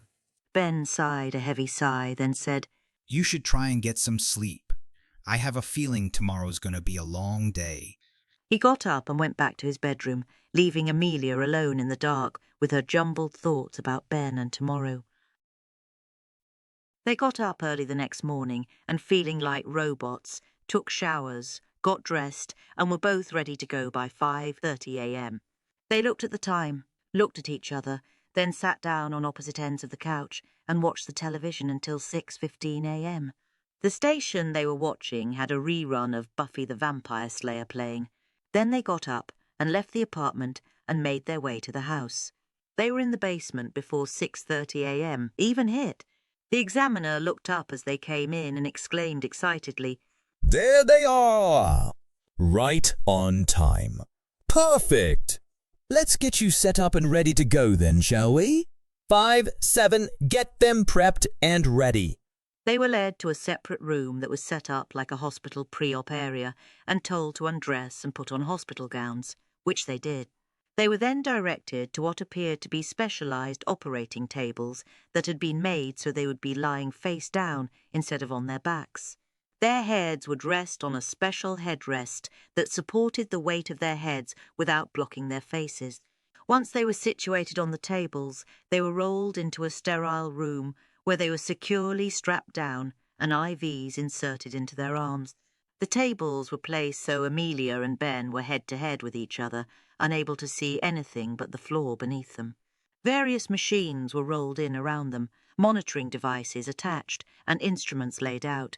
The staff said very little, softly muttering instructions to each other only as needed. It made the silence deafening for Amelia and Ben. Once the staff was satisfied, the patients were properly prepped. They told the examiner they were ready, and he appeared, along with 2 fully attired in hospital surgical gear. 2, show them the module, he ordered, and 2 bent down so he could put what he had in his hand within their view. He had a large pair of tweezers, which was holding an electrical device with a body about the size of a quarter. It looked like a mechanical cross between a centipede, spider, and beetle combined, with thin, dangling tentacles all around its base, too many to count. Amelia's eyes widened and then closed in horror. Ben turned green. 2 stood back up and took the module out of their view, and the examiner knelt down in his place so he could speak to both of them. Ideally, I don't like to use any kind of anesthesia when I perform procedures. I found it tends to, well, cloud the results. I prefer to perform procedures a la naturale so I can obtain clean data from my subjects. However, in this case, it is imperative, and I do want to stress that word, that you stay completely still during this procedure. I will be placing a module in each of you, in the back of your necks, right below your cerebellum, where the module will attach itself to your spinal column. It is also a requirement, and I do not use that word lightly either, that you remain fully awake and conscious, because the device will not activate in either of you if you are unconscious. So you can see the predicament we are in here. Fortunately, there is a form of anesthesia we can use that will paralyze you, so you will be unable to move, while allowing you to remain fully conscious and aware of everything that is happening to you. You will not be able to talk or move, but you will be fully aware during the entire procedure. Science is wonderful, isn't it? The examiner said as he stood up, rubbing his hands together in excitement. Let's get started, shall we? If Amelia and Ben had anything in their stomachs to throw up, they would have done so at that moment. The examiner stood over Amelia as he prepared to make the incision in the back of her neck. There was another examiner assisting him with Ben, a trusted Consortium member, ready to proceed. They were going to do both procedures at the same time, so the devices could be activated together. The examiner made a long incision and spread the flesh back to expose the base of her skull and the upper part of her spinal column. He carefully placed the module in the target area and looked up to confirm the other examiner had done the same with Ben. They locked eyes with each other and counted down from 3, 2, 1, and at the same time pressed a tiny button on the top of the module to activate them. The devices came to life, slowly at first, then picked up speed as the tentacles found purchase in the flesh, nerves and bones where they had been placed, each tentacle searching for its programmed target in its host. The examiner and his staff stood back and watched as the modules embedded themselves, waiting for the process to complete. The examiner, not taking his eyes off Amelia and the module, asked 2, Are we getting any data yet? 2 was closely watching the data feed on his tablet and said excitedly, Yes, loads of data. It's working brilliantly. The examiner smiled, then asked, Do you think it's painful for them? 2 was a bit taken aback by the question as he looked at the man and woman on the operating tables in front of him. He swallowed hard and replied, Yes, I believe it's extremely painful for them. The examiner replied thoughtfully, I'll have to ask her about it when she's able to talk again. Once the modules had completed the process of fully embedding themselves into their hosts, which took 2.3 hours according to the data, the examiner ordered one last thing to be done before they closed the patients up. He wanted to test the controller device on the modules first, to make sure the connections were up, solid, and working properly. The controller unit was the piece of equipment that allowed a connection between the two modules. It provided the ability to transfer a specific amount of energy from one person to the other. There were also different power levels, which equated to different levels of energy transference between the subjects. Say, for example, cell regeneration for a deep cut would be level 1, whereas massive amounts of trauma and bodily damage would require level 10. The examiner thought Amelia's incision would be the perfect first test, and he wasn't disappointed. It was a rather large incision, so he thought it best to pump the controller up to level 2. When the process was complete, enough energy had been transferred from Ben to Amelia to completely heal her. Unfortunately, Ben had to wait for his incision to heal the old-fashioned way, via Mother Nature. All in all, it was a rousing success, and the examiner couldn't have been happier. Later that afternoon, he went to the recovery room to see how Amelia was doing. He found her, still in her hospital gown, sitting upright on the edge of the bed, legs dangling over the side, hands in her lap, staring straight ahead at nothing. It was hard to describe the look on her face. It appeared to be a mixture of fear, horror, pain, revulsion and shock, with some hopelessness thrown in for good measure. This pleased him even more. How are you doing, Amelia? He asked brightly. Her lips moved, but no sound came out. Did you experience any pain during the procedure? He asked innocently. Amelia's eyes went wide at his question. She gasped hard, her entire body trembling at the memory. Oh, my. Well, it's all over now. Go back to your apartment and get some rest. We've got a lot more work to do. He smiled as he patted her on the shoulder, then turned and walked out the door, closing it behind him, whistling a tune, his happiness apparent over the results of the procedure. But Amelia knew it wasn't over. It wasn't over at all. In fact, it was just beginning, and there wasn't a damn thing she could do about it. Chapter 7. Over the next couple of years, the examiner worked to perfect his invention. He started out small in the beginning, making sure the modules, controller and subjects were all working out according to plan. The injuries Amelia had to endure during this phase were minor, and much less severe than anything she'd experienced during her conditioning. Ben, on the other hand, didn't fare as well. The energy that was being siphoned from him to regenerate Amelia's wounds was basically his life force. The more they took from him, and the less time allowed between sessions, the bigger the toll it caused on his overall health and well-being. This caused him to start aging prematurely. It wasn't that big of a problem at first, and the change was so gradual that this side effect of the process was missed for some time. By the time this issue was brought to the examiner's attention, he simply shrugged it off as a footnote.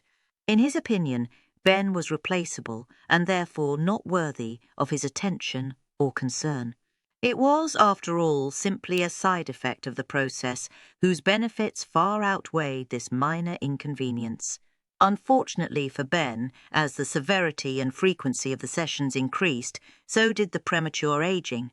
The biggest issue for Amelia and Ben, though, was the part of the process where they were hooked up to the controller for the energy transfer portion of the experiment.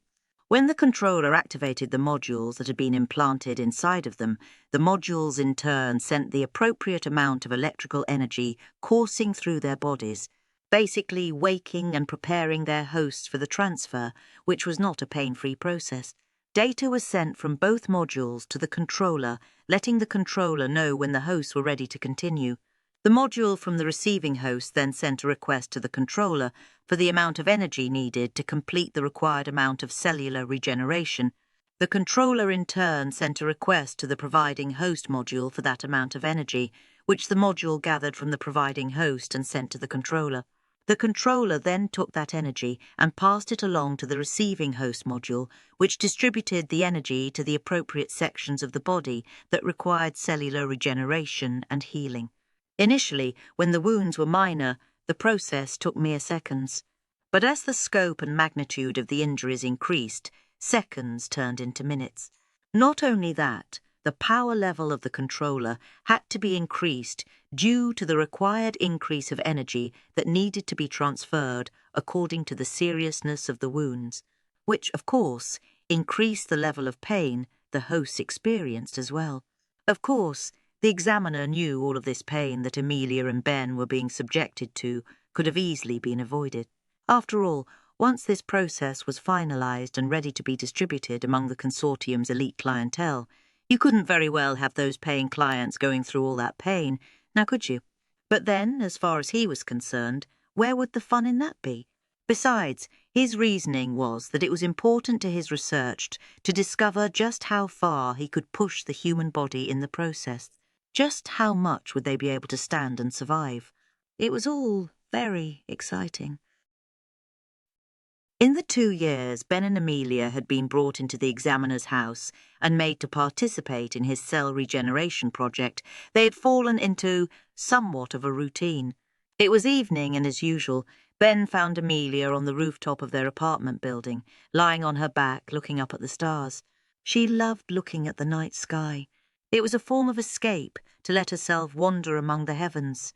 Ben lay down a safe distance away and joined her in staring at the night sky. The air was cool and a soft breeze was blowing. It was a nice night out, not too hot and not too cold, just right. During this time, Amelia and Ben had become comfortable with each other, letting their guard down little by little. Being around each other 24/7, it was not surprising they had formed a bond, especially given their circumstances, but they made sure there was no obvious fraternization. They did know better than that, especially with their examiner. But they had become close in their own way. It had been about 2 weeks since their last session, and it had been the worst yet for Amelia. This time, the examiner had wanted severe internal injuries inflicted upon Amelia, and it was Ben's job to inflict them. Everything had gone accordingly as planned, but Ben did not like the constant violence against Amelia, especially when he was the one required to inflict it. He reasoned it was only right the energy she needed to heal should come from him since he was the one doing the inflicting. It was literally costing him his life, but what choice did he have? What choice did either of them have? Ben asked softly. You okay? That last session was tough. Yeah. Okay as I can be. They always heal me back up. It's worse for you. You have to go through the getting injured part first, then the controller part. You get a double whammy. Well, you're literally getting the life sucked out of you, so there is that. Yeah. Ben paused for a moment, then asked softly, Do you think there's an afterlife? Amelia thought about it, then said, I have no idea. I actually kinda hope not, because if it's not any better than this, I don't want to have any part of it. I hear you. 'Cause this really sucks. Yeah, it does. She sighed. It really does. They turned their heads and looked at each other, simultaneously breaking out into spontaneous laughter, the first time they'd let themselves feel anything other than fear, pain, and despair in years. And it felt good. It felt really, really good. The laboratory was empty of workers, and most of the lights were off. The examiner sat and watched the live feed of his 2 subjects up on the rooftop on one of the computers in the lab, heard their short conversation, and watched as they laughed together, enjoying the night. His face twisted, not liking what he was seeing. Then, slowly, a cold, cruel smile spread across his features. Well, he thought. We're just gonna have to nip this right in the bud, aren't we? He got up from his chair, switched off the monitor, and left the basement to go to his quarters upstairs, whistling a happy tune as he went. The morning after the rooftop, both Ben and Amelia were told to report to the house, which was strange, because according to protocol, she still had at least 2 more weeks of recovery time before the next session.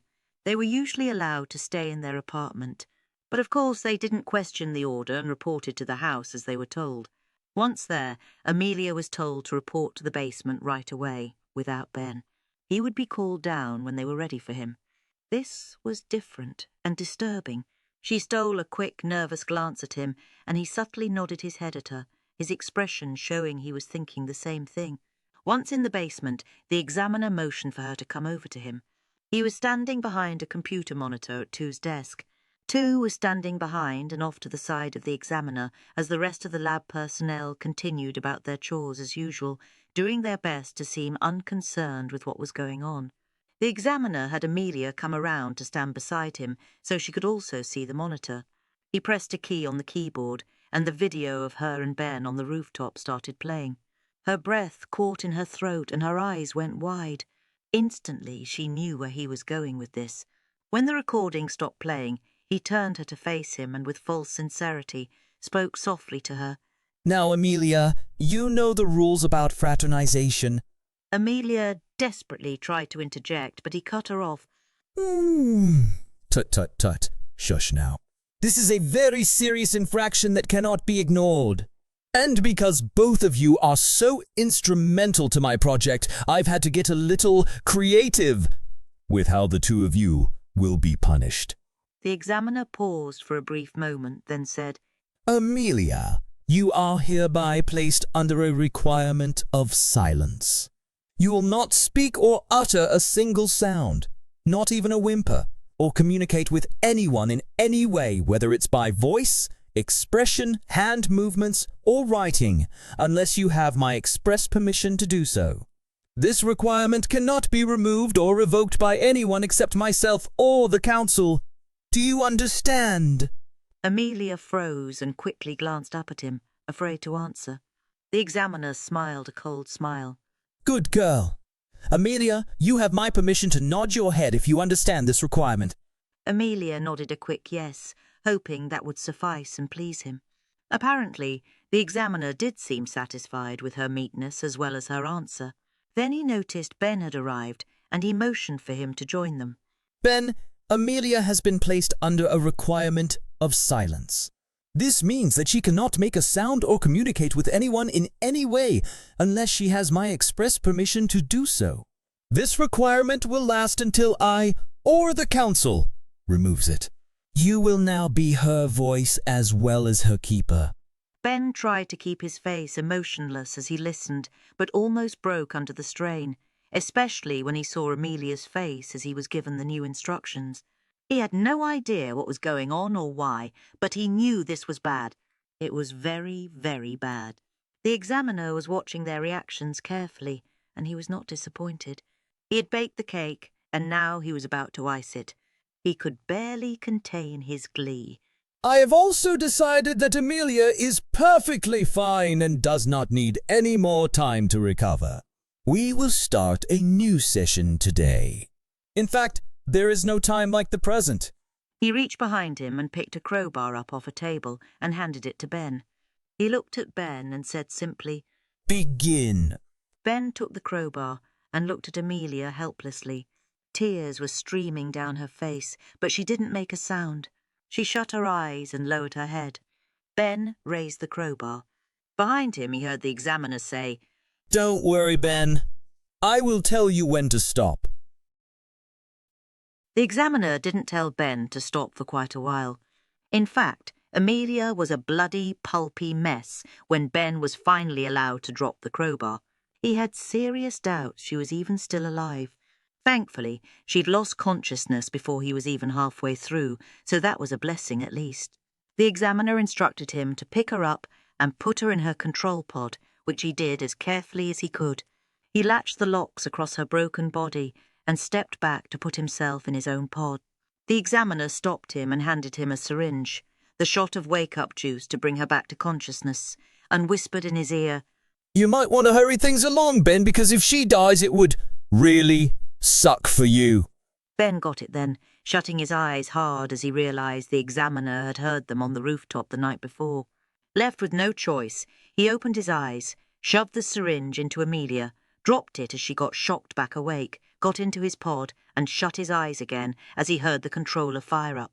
Because Amelia's injuries were so severe, the examiner had set the controller to the maximum power setting of 10. As the controller fired up their modules, a scream arose from within Ben and ripped out of his body, filling the lab with the sound.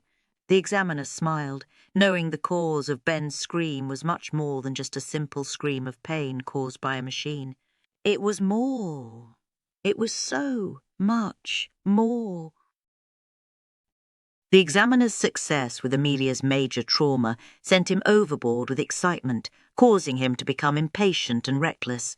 He was so inspired with the results he had achieved with this latest session that he wanted to push the envelope, which meant pushing her to the absolute limit so he could see what his machine could do.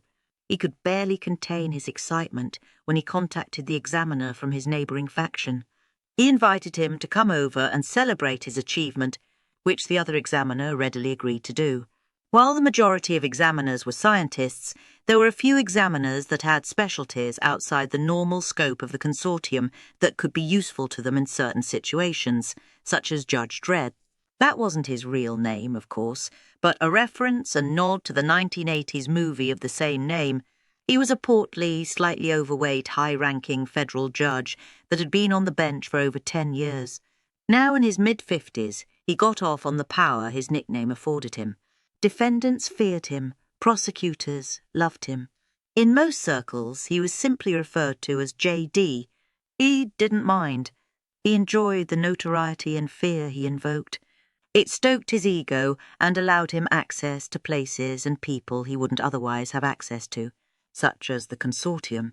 J.D.'s faction was about half the size of Amelia's examiner, as he wasn't a scientist, and didn't need a large faction to attend to him like the other examiners did.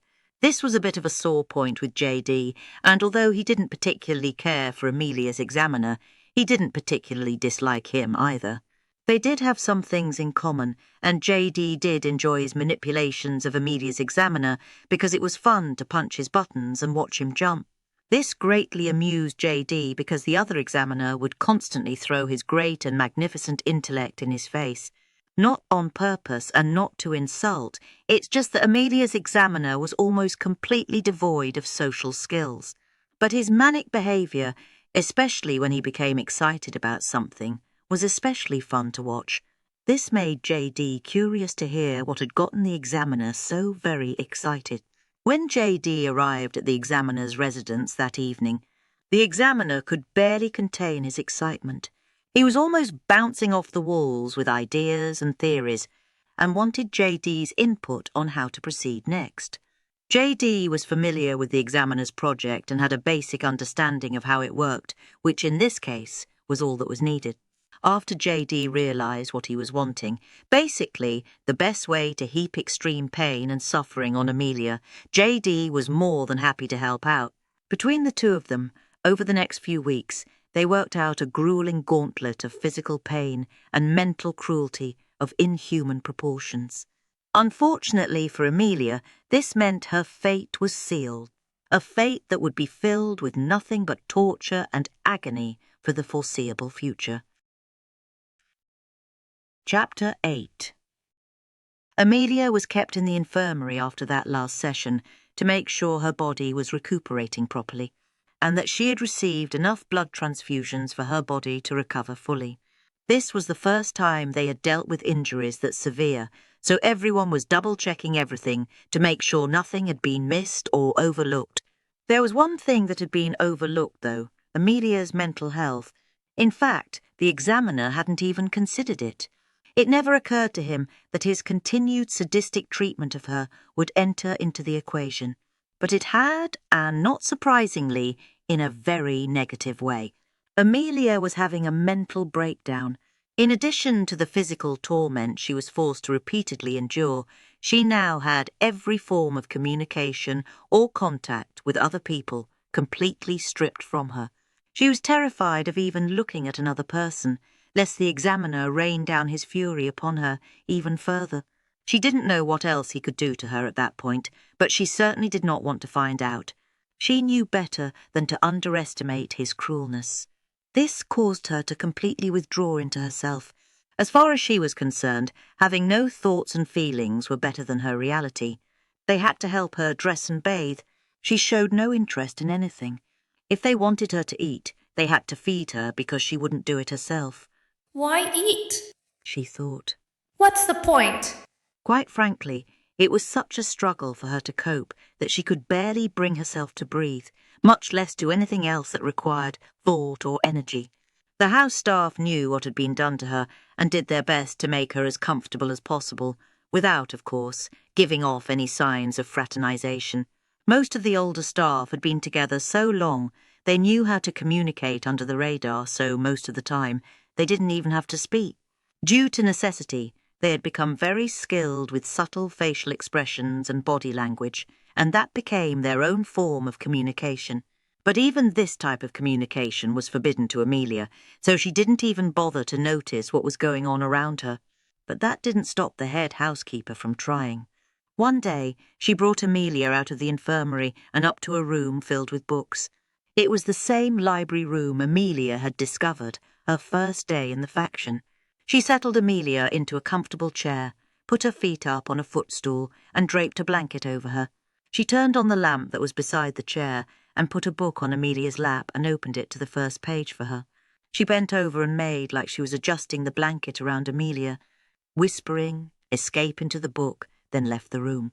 Amelia had been conditioned to obey, so her eyes dropped down and she let herself sink into the words on the page. If there was a chance, any chance, she could somehow lose herself even for just a minute, that any type of escape was possible from the life she was in, she would take that chance. The words swam around her, and the story started to fill her head. The relief she felt was immense. She turned one page, then the next. She kept reading, and as she did, the room disappeared around her as she let herself get absorbed into the story.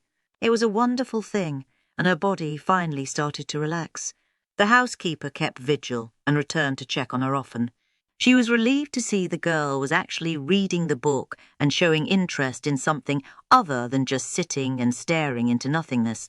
She'd seen other inductees pushed too far by their examiners, cruel monsters that had no pity for the people they used up and tossed away. The thing was, she knew there was something much worse that awaited Amelia if she couldn't bring herself out of this depression and self-imposed exile. The housekeeper had seen what they did with cast-offs, and it was a terrible fate.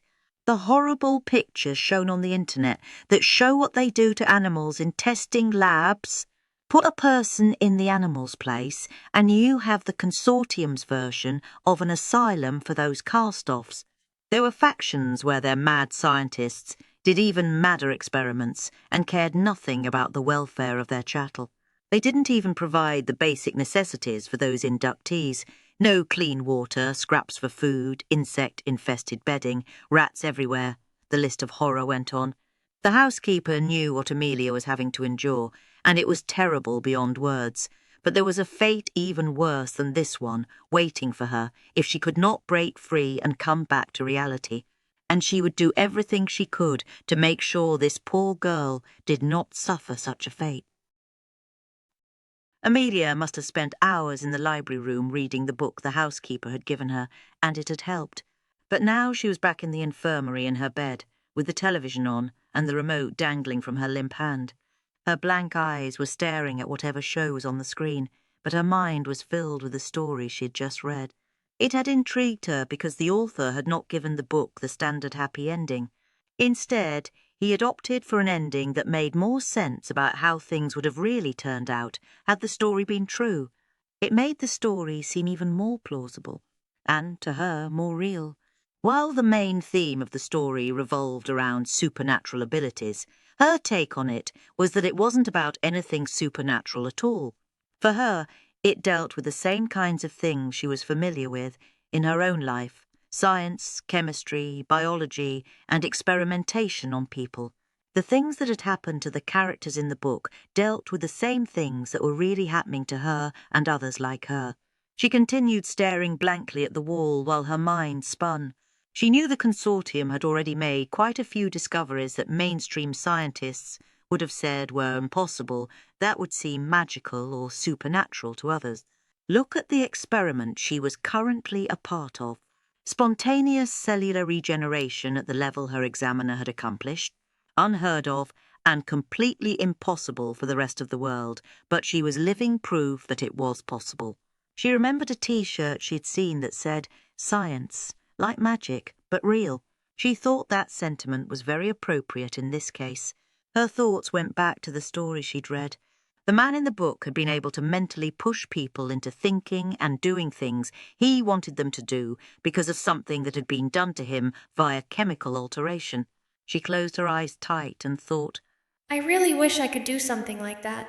It would change things so much if I could just, push something. And with that thought, she pushed out with her mind, and the television channel changed. Wait, what? Amelia thought. She hadn't pushed any buttons on the remote. Her fingers weren't even close to the buttons. No, that can't be, can it? Did I actually... Amelia glanced around because she had to be very careful.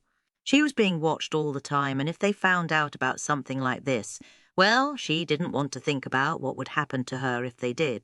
If she thought this was bad, she would find out just how bad it could and would get fast. Just goes to show. Be careful what you wish for, right? She stared at the TV and slowly moved her fingers over the buttons on the remote. She pretended to push a button, while at the same time pushing out with her mind as well, concentrating on changing the channel, and the channel changed. Again! This time she was sure what had just happened. She had switched the channel with her mind. She did it again, and again. This was not a fluke. This was something she was actually doing. She tried to keep her face blank. Holy cow, I need to... Ow! She froze as she felt the module in the back of her neck moving its tentacles around. It hadn't done that before, not since the insertion. At least she hadn't felt it move before. What is... Ow! She thought as the tentacles continued to move around. Going on? Then... Ow! Again, she held her breath and waited. It seemed to settle down, and then she had an unsettling thought. Oh, please. Oh, please. Oh, please. She pushed out with her mind again, also pretending to press the button at the same time, and... Yes, the channel changed. Okay, so... I still have my ability. The module hasn't affected it. Maybe. Maybe she had the ability because of the module. Maybe she had it in spite of the module. Maybe it was something else that had caused her to be able to... What? Be a human remote control? Her mind raced with the possibilities. She had to calm down and think. First things first. I need to milk this recovery a little longer and gain some extra time to myself to explore what I can and can't do, ability-wise. After all, how strange would it be for her to suddenly come out of her funk? That would most certainly raise some eyebrows and suspicions. Also, tips from the book. Practice, learn control, don't overdo it and burn out. And most importantly, don't get caught. Got it. Check, check, check, and check. She needed to calm down and breathe. She didn't think she'd ever felt this excited since the induction, and there was something else. Hope, maybe. She put that feeling aside, though, because she was one person against an entire organization with mad evil scientists that would love nothing more than get their hands on her and rip her apart. And the examiner she already had was doing a pretty good job of that all by himself. She had to be careful with what she allowed herself to feel. She played with changing the channels some more until she got tired, and then with one final push, turned the TV off. She rolled over and relaxed, falling into a deep, peaceful sleep for the first time in years. Amelia continued to act like she was in a daze, which was extremely difficult because she wanted to run around and find out what she could do. But that was definitely not an option. Instead, she found ways to experiment that were low-key and under the radar. She discovered she could suggest something simple to someone she was standing next to, but if they were too far away, it didn't work. She couldn't lift anything heavy, but she could move lightweight things around, as well as make small electrical glitches happen in electronics. She made it appear as if she was making small, continual improvements in her mental and physical health, at the same time knowing she was putting herself in danger of another brutal session. But she couldn't stay like that forever, and she knew the examiner well enough to know his patience was already being tested with her slow recovery. Eventually, she was released from the infirmary and allowed to return to the apartment she shared with Ben. This was the first time they had seen each other since the session, and it was very awkward between them, which was not surprising. Her requirement of silence actually wound up helping the situation, though, as he knew she couldn't communicate with him in any way, and he couldn't say more than a word or two to her for fear of looking like they were fraternizing with each other. They kept out of each other's way as best they could, but since he was still her keeper, he had to accompany her wherever she went, which was very frustrating for Amelia. She actually had more time to herself to practice when she was at the main house, but now, with Ben at her side every minute, it was going to be a lot more difficult. Amelia knew they had set a protocol for a 3-month recovery period, and she was at the 2.5-month mark. She noticed a lot of activity going on in the basement, although she hadn't been called back down there since she'd been released from the infirmary. It wasn't a place she wanted to visit, so she gladly kept her distance. However, she'd overheard several lab workers talking about the work being performed in the basement regarding the new session being developed, and noticed several of them glancing her way nervously, even appearing fearful. In Amelia's experience, this did not bode well, and she felt a shiver of fear run up her spine in anticipation of what the examiner had planned for her next. Whatever it was, she knew he wanted her kept alive, so that was something. At least, she hoped it was. 3 days before the next session was scheduled, the examiner couldn't wait any longer and decided to unveil his latest creation for Amelia and Ben, as he would be an integral part of this phase as well. He called them to the disguised entryway in the house that led to the elevator that took them to the basement.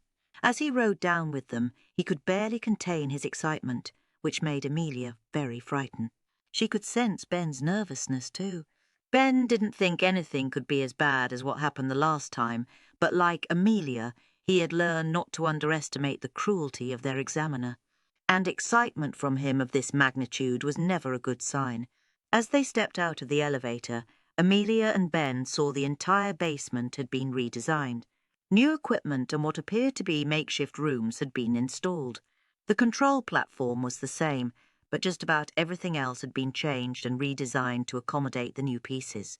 There were 4 separate sections which had been placed with paths leading from one to the next, ending at the control platform where Amelia's and Ben's controller pods had been placed, basically forming the 5th and final section. Another man then stepped up beside their examiner with a cold smirk on his face and gave them what he considered to be a smile. They both recognized him right away as one of the examiner's fellow Consortium members, Judge Dredd. If Amelia could have grabbed hold of Ben's hand at that moment, she would have. She knew, with Judge Dredd involved, what they were about to face was even worse than what they could have ever imagined.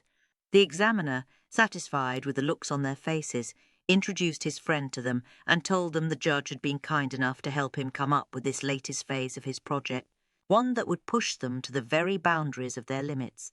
However, he assured them all the numbers had been run, the data had been crunched, the facts and figures analysed, and as long as they followed the rules of the course, Amelia would emerge healed and alive, just like all the other times. We've decided to rename this room the Gauntlet because, well, the name is quite appropriate.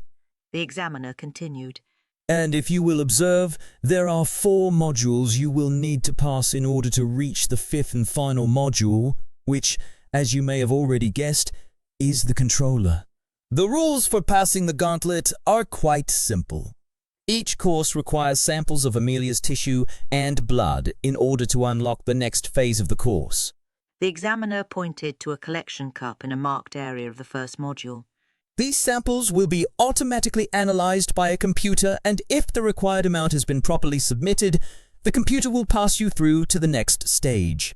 If the required amount of samples have not been properly submitted, then that stage will need to be repeated until the requirement has been met. Simple, yes? He asked them expectantly.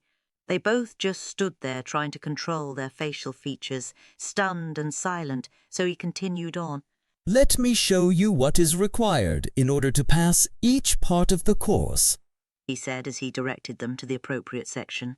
The first module is called the whipping post. He told them with a flourish, which pretty much described what would happen, to an extent. Ben and Amelia glanced in each other's direction, speechless.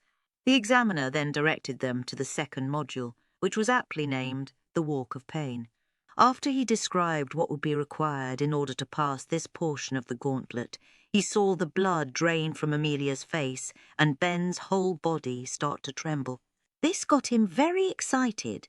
He directed them to the third module, which was named Roadkill, and when the examiner told them what would happen here, Amelia's hand went to her mouth in horror, and she stumbled from the shock, almost falling. The examiner told Ben to help her walk as he didn't want her hurting herself before the big day. Ben did as he was told, and they basically held each other up as they moved on to the fourth module, the cutting board.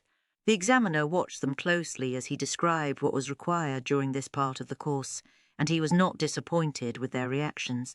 Amelia passed out and fell to the ground, while Ben bent over and retched so hard it appeared as though his guts were going to come out. And strictly speaking, Ben would have much preferred they had after hearing what was in store for both of them. As the two examiners watched the pair on the floor, the judge leaned over and said, I think that went pretty well, don't you? At which point the examiner smiled ecstatically and said, Yes, I do. I think that went quite well. Chapter 9. Ben and Amelia were given separate rooms within the house for the next 3 days, preceding the scheduled session, instead of being allowed to go back to their apartment.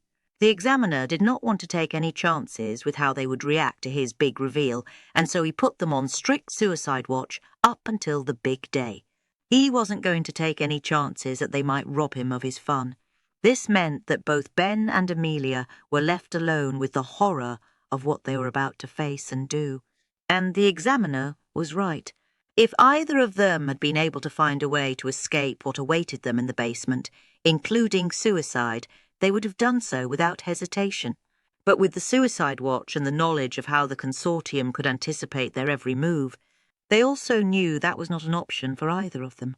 The examiner had confined both her and Ben to separate rooms, with nothing but a television to pass the time of day.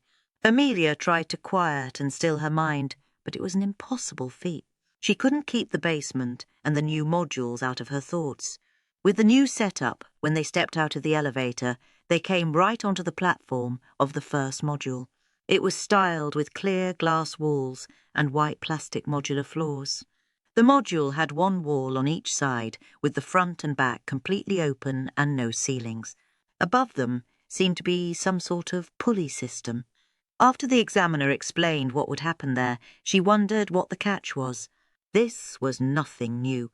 All inductees were whipped and beaten during induction, and they all had the scars to prove it. But her question was answered as soon as he led them out of the first module into the rest of the course. As they made their way to the back of the module, he explained that while the machinery holding Amelia would lift her up and out to Module 2, Ben would need to take the pathway to meet her there. As they took in what the examiner was showing them, Amelia gazed at what lay before them in shock, almost letting out a hysterical laugh. She was able to catch herself in time, but just barely. Module 2 was at the very back of the lower level, as far away from the first module as they could place it. Not only that, the pathway between Module 1 and Module 2 was a maze. It was similar to the pathways in a perverted amusement park line. Instead of a straight path from one module to the next, it zigzagged across the space with railings in place, meaning they weren't going to make it easy for Ben to get to the second module before she was released from the first one. This was obviously by design. The other modules were the same in style to the first, with the same glass walls and structure. At the end of Module 2 was a path leading back to Module 3, which was in between Modules 1 and 2 on the right-hand side. It was a bit larger, but still had the same structural setup as the first two. Once they exited Module 3, that led to a bridge that went over the maze path, straight into Module 4. It was across the room from Module 3 on the left-hand side of the room. If viewed from above, all the modules formed the shape of a T, with the maze connecting them vertically and the bridge connecting them horizontally. However, there was no enclosure for Module 4. It simply consisted of a specially designed table for Amelia and a medical cart. It was open to the rest of the room, so the examiners had no obstruction to the view. From there, Ben would have to take her up the ramp to the 5th and final module, which had their pods set up and connected to the cell regeneration machine located on the upper level. Basically, the examiner and the judge had turned the basement into their version of a funhouse, or more precisely, a gauntlet of hell and torture for Amelia and Ben. Of course, the gauntlet wouldn't have been complete without cameras in place to capture all the action from every angle, which meant that every time she looked at the TV in her room, that's all she could see.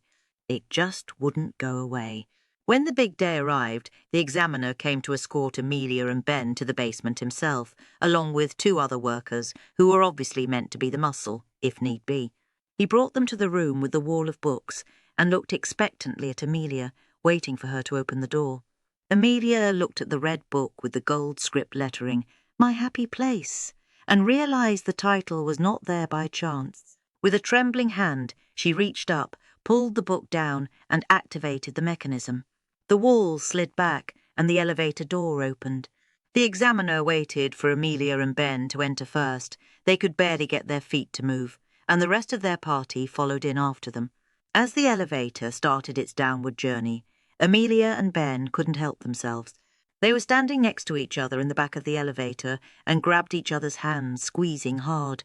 It was a small gesture, but one that helped the 2 of them face what was about to happen. As the elevator doors opened, again the examiner did not take anything for granted and stepped aside so Amelia and Ben could exit the elevator first.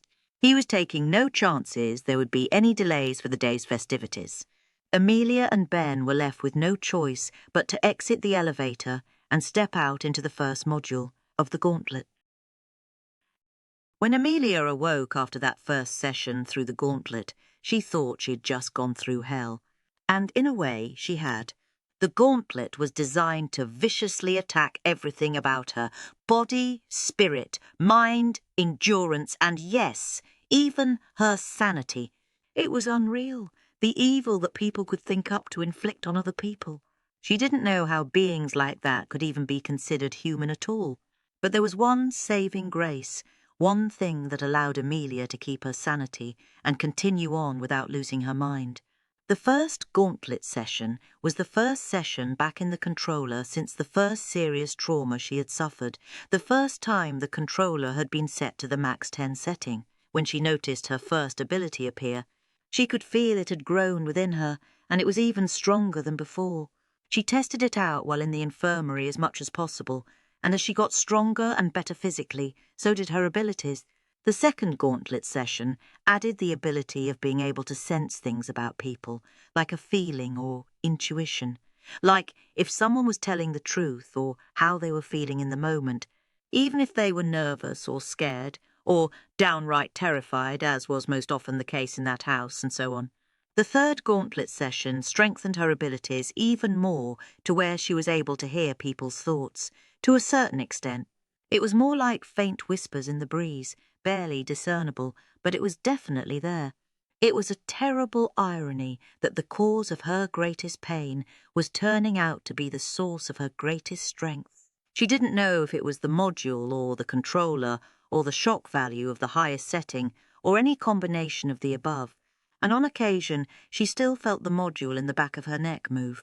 It was nothing major and nothing she reported to anyone else, and it seemed to her that the module was simply adjusting itself, moving around here and there, rearranging the tentacles and such.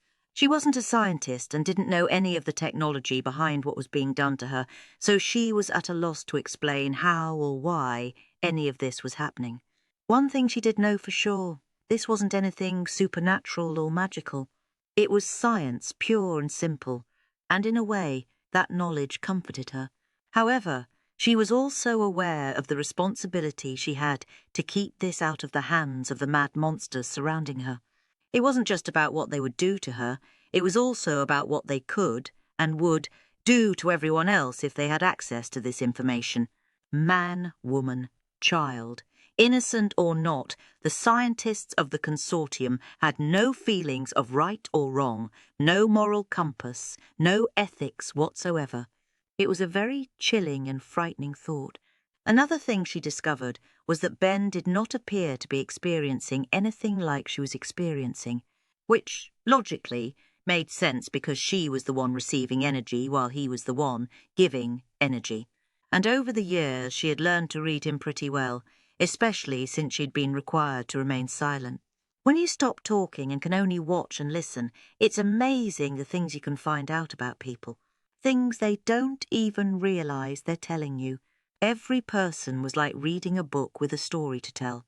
It was truly fascinating.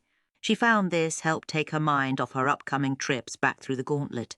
Reading people was a skill she wanted to learn more about, and one she hoped would be helpful to her survival, mentally as well as physically, because there was always something worse ahead. That lesson she'd already learned the hard way.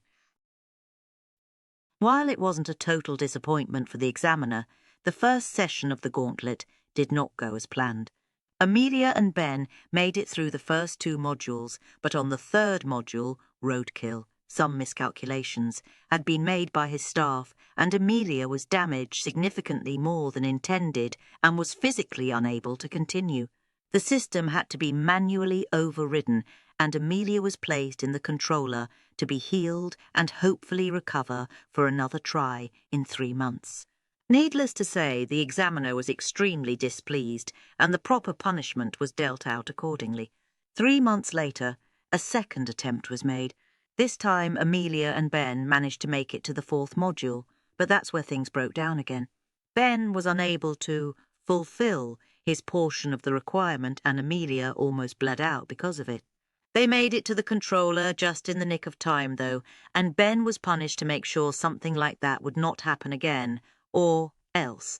3 months after that, on the 3rd try, things finally went according to plan, for the examiner, that is, and the protocol for the gauntlet was finalised.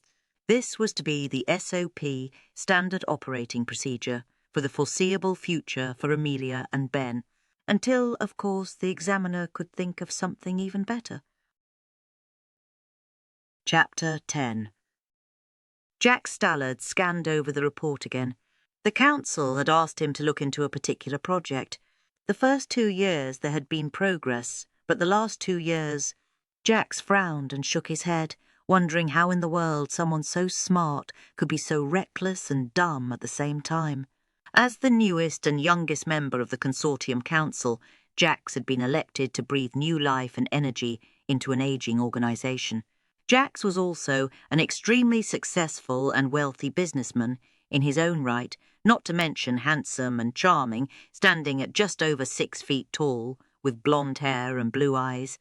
He'd recently celebrated the Big 3-0 with a well-publicised and well-attended birthday party.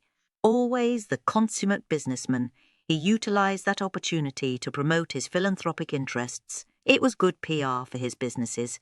Using his skills as a master scientist in human behaviour, among other things, he had quite a few doctorates from mainstream sources, an exceptional accomplishment for a young man his age, but his main passion was fulfilled by his membership with the Consortium. When he had been offered a position with them, it opened up worlds and possibilities for him that mainstream science just couldn't offer, and he made it his top priority to rise up in their ranks as high and as fast as he could. Of course, some things had to be sacrificed in the trade-off, such as morals, for example, but those were things he had no problems letting go of. As a matter of fact, he never had them in the first place. But he was an excellent actor in that regard, and it helped that people usually saw what they wanted to see. Jax opened up a folder on his computer that contained several hundred files of documentation, photos, and videos of this Consortium members' project. It was a very promising one regarding spontaneous cell regeneration, growth, and repair. The examiner in charge of this project, Damon Wells, had a sizable faction and had initially made momentous strides in the advancement of his research and invention. However, for the past couple of years, his studies and results had fallen off significantly. In fact, they had downright stagnated. The council had asked Jax to look into this matter and see if he could fix the issues that had presented themselves, since Damon's faction was in the same jurisdiction as his own. Of course, Jax had no problem with this task, and in fact he was hoping it would fall on him to do something about Wells. Jax was always thinking 10, 15, 20 steps ahead of everyone else, so not only was he planning on fixing the problem, he planned on permanently deleting Wells from the picture and absorbing Wells' faction into his own. If he played everything correctly and things worked out as planned, he would also be able to get rid of another thorn in his side, JD's faction, and absorb that one as well. If he was able to accomplish this, it would make Jax's organisation one of the largest and most powerful in the country, and that thought brought a smile to his face. The biggest problem he had was that Wells was very intelligent. He was also a sadistic, demented loon, but a very intelligent one. Wells' intelligence is what had saved him in the past from being retired from the Consortium, but the man had serious mental and emotional issues. For one thing, Wells could never get enough pain from his subjects. It was a serious issue because there had been times in the past where his projects had to be reassigned to other examiners because he had gone off the deep end with the sadism, and it looked like that was what was happening again with the cell regeneration project. Fortunately for Jax, and unfortunately for Wells, this project was too important to the Consortium, and they were not willing to ignore Wells' deficits any longer. They had finally had enough. It was obvious Wells had fixated on the project's star subject, Amelia, and Amelia was crucial to the project's success. But Wells' sadistic fixation on the girl was now causing serious problems, and her life was in danger because Wells was pushing her past the point of no return. It's not that Jax had a problem with Amelia being hurt, injured, or even tortured. He wasn't bothered by that in the slightest. After all, he had his own very large faction of inductees. It was the fact that a very promising scientific project and discovery was being mishandled, and if something wasn't done about it soon, all the work that had gone into the project could be lost, or at the very least take years to replicate, and that was the thing that got Jax upset the most. A new email notification popped up on his computer as he was reading through the files, and he immediately clicked to open it. As he read it, his eyebrows raised, and a smile spread across his face. Well now, he thought. Thank you, Chaos Theory, for stepping in and giving me a hand. This should work out nicely. The email was from one of his people stationed in Wells' faction. Amelia had been taken to the hospital by the police after suffering an injury on the way to her doctor, and while there, an incident had occurred. Amelia's keeper had been shot dead. Looks like she was going to need a new keeper, and Jax knew just the one he wanted her to have. It was time to put his plan into action. The players were already in place and ready to go. He picked up his phone and made a quick call, then sent a text to a different number. Once that was done, he sat back in his chair, put his hands together behind his head, and thought about his next 10 moves. Chapter 11. The lawyer had taken Amelia back to the main house instead of her apartment after she'd been released from the hospital. She assumed it was because the examiner didn't want her alone for fear of her trying something, because the next gauntlet session had also been moved up, ahead of schedule, just like the last two had been. It had been scheduled for the next day, but now, because she had no keeper, it had to be postponed. For how long, she had no clue, but she was scared beyond belief, because for the first time she would be going through the gauntlet without Ben. A new keeper would be assigned to her, and he would take Ben's place. And this realization completely paralyzed her with dread and fear. The reason she was so weak and ill was because her recovery time had been shortened by 2 weeks for the last 2 sessions, so that she only had 2.5 months to heal instead of 3. That may not sound like it should have been a big deal, except that for her it was a very big deal. The data had been calculated and the numbers crunched. Her body simply could not strengthen itself enough to withstand the trauma of another session in less than 3 months. She needed to be at full strength in order to get through the gauntlet. This was never more apparent than this last session, because she had almost died. She fell unconscious during the 3rd module and stayed unconscious during the 4th module, a blessing for her. At the end of the gauntlet run, They had a very difficult time getting her conscience again in order for the controller to start working so she could be healed. It wound up taking triple the amount of wake-up juice being injected into her to bring her back out of it. But the examiner was not a patient man, and it appeared his demons were getting the better of him.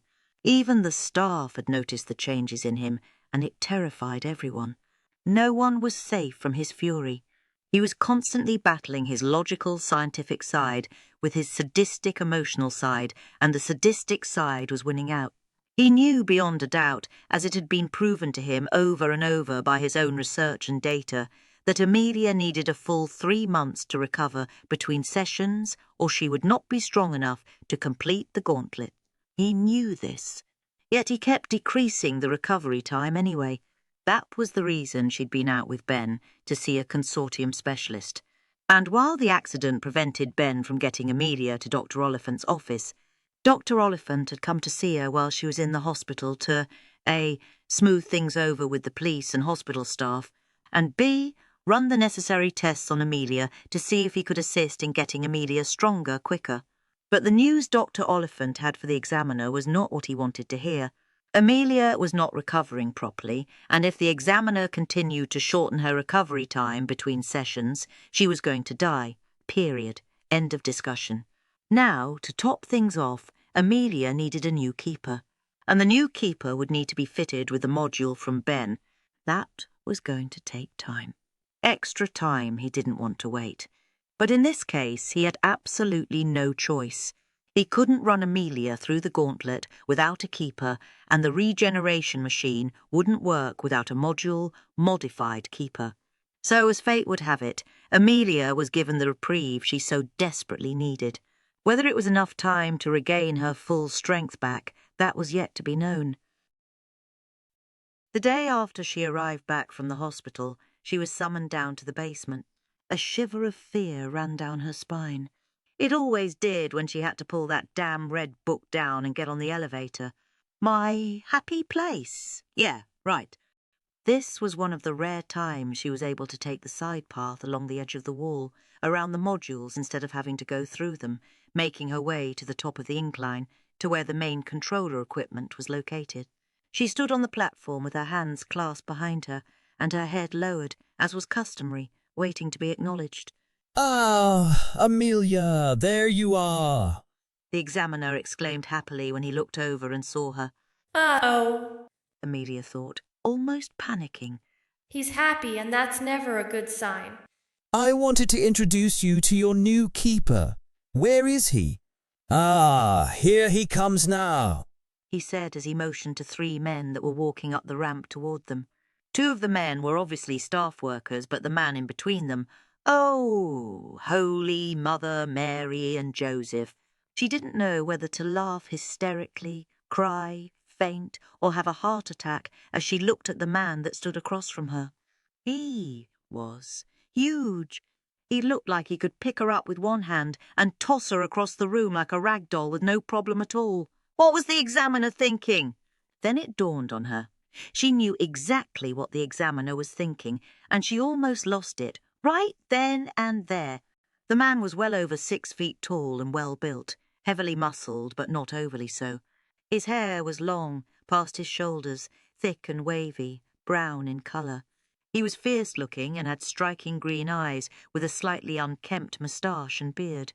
He appeared to be of Pacific Islander Polynesian descent with tribal tattoos over most of his upper torso and arms. But the scars from his conditioning had distorted a lot of them, making him appear even more formidable, if that was even possible. The examiner told her, The council transferred him to our little faction just for you. Wasn't that thoughtful of them, Amelia? Don't you think that was thoughtful of them, J.D.? He asked as he addressed the judge who had come out from behind her. Yes, that was quite thoughtful, replied the judge, who had moved to stand next to the examiner.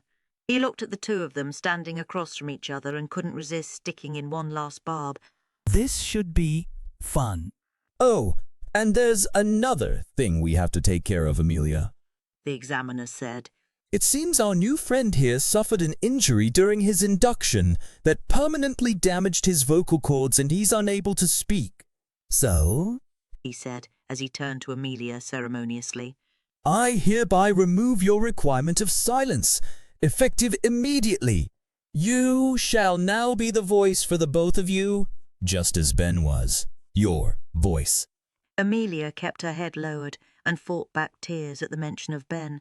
She dared not let the examiner see her cry. It would be the end of her for sure.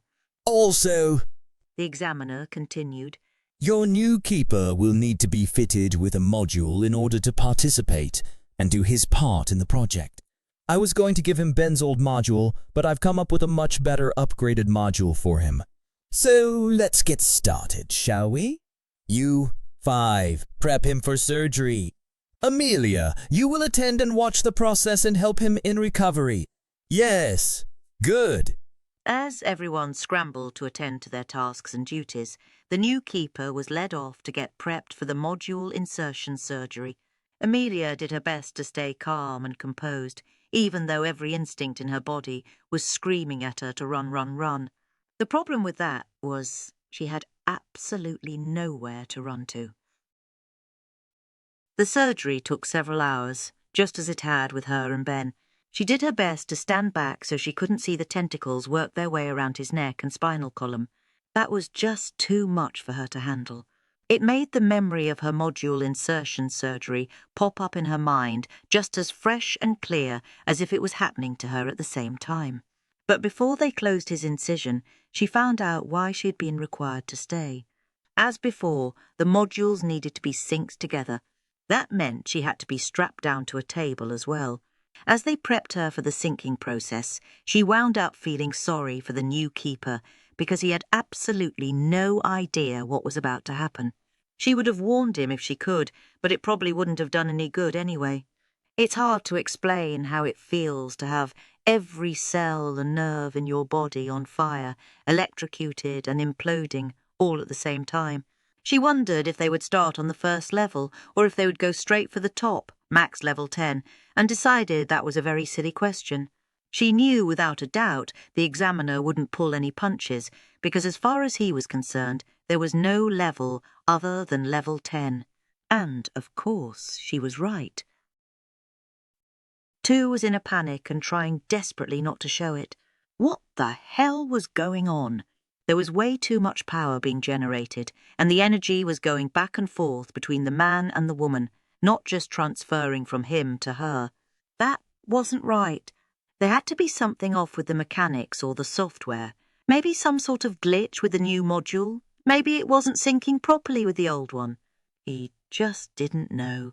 Maybe if they had been allowed to start at level 1 instead of going straight to 10, this wouldn't have happened. That might have allowed him to be able to pinpoint the problem, but that wasn't his call to make. His job was to simply follow the orders of the demon scientist from hell. That's what he called the examiner in his head.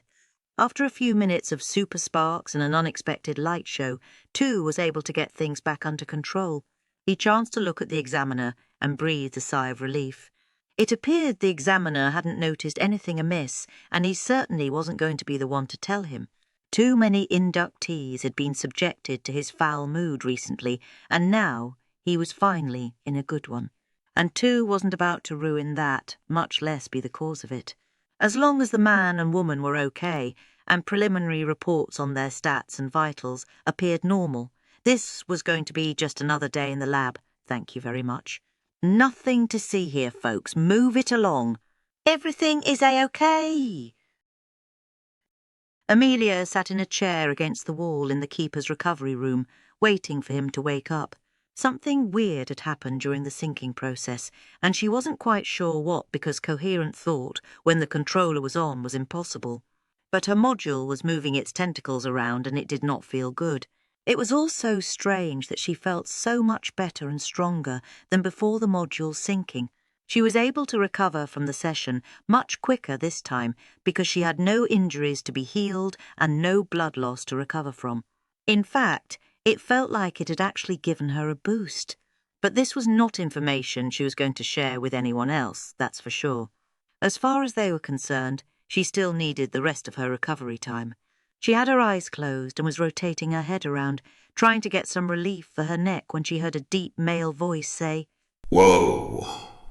And, ow, what the hell? She looked up, confused, seeing that the keeper was waking up, and she thought to herself, Wait, what? I thought he couldn't talk. And the same male voice answered back, I can't talk. Wait, are you hearing my thoughts? Amelia instantly sat up straight, realizing, Oh no, I'm hearing his thoughts. And he's hearing mine. Oh shit. The examiner sat in his private office, staring at his computer screen, watching the live video feed of Amelia and the new keeper in the recovery room. He had set this up on purpose because he wanted to see Amelia's reaction to the new man in her life. When he had been notified the council was sending their own replacement for Amelia's keeper, he was furious beyond words. That they would have the gall to insinuate themselves into his project like that was infuriating. But when he saw the man they had sent, he couldn't believe his luck. He was perfect. He couldn't have asked for a better replacement had he written down the specs himself. And the fact he couldn't talk? It was brilliant. There would be no way for them to communicate with each other, not without risking the appearance of fraternization. He would see to that, leaving Amelia completely and utterly alone, stuck in a hell of his own making and design. It was all just too good. And when he saw Amelia's reaction to the man in the lab, he almost did a happy dance right then and there. Her abject fear and terror were intoxicating to him, something he just couldn't get enough of, and their first meeting together did not disappoint. He sat up straight in his chair and bent closer to the screen as he watched the keeper wake up, saw Amelia's fear as she sat up, realizing he was awake, and then closely watched what transpired next. She slowly got up and asked him if he was thirsty. Of course, he said nothing in return. He just stared at her intently, stone-faced. She went over to the table next to his bed and poured him a cup of water. Then, with a trembling hand, she slowly took it to him. As he reached out to take the cup, his hand touched hers, and she drew back instantly, like she had touched fire. The cup fell, its contents spilling half onto the bed, half onto the floor, as she backed up against the wall of the room, apparently terrified. Then a worker entered to check on the keeper, and, seeing the mess in Amelia's current state of mind, took it upon herself to clean up the mess and get the keeper another cup of water, which he drank. The majority of the time, the keeper didn't take his gaze off of Amelia. He simply stared at her, expressionless, except for a couple of times when it looked like he had a small smirk on his face, like he was completely enjoying her discomfort at the situation. Eventually, Amelia sat back down in her chair, with her head bowed and hands folded in her lap. She just sat there, motionless, obeying his requirement that she stay with her new keeper. Satisfied with what he saw, the examiner smiled to himself and turned off the monitor. It looked like the new keeper enjoyed toying with Amelia the same way he did, and that was just fine with him. It seemed things were going to work out very well after all. Very well, indeed. He left his office and headed off to his quarters, whistling a happy tune. The keeper opened his eyes fully as he sat up, getting his bearings, and saw Amelia's shocked face after realizing they could hear each other's thoughts. Well, this is new, he thought. He watched Amelia as she slowly got up and came over to him and asked him out loud if he was thirsty. Some water would be good, he thought to her. Or, at least he hoped that's what he was doing. Or had he imagined the whole thing?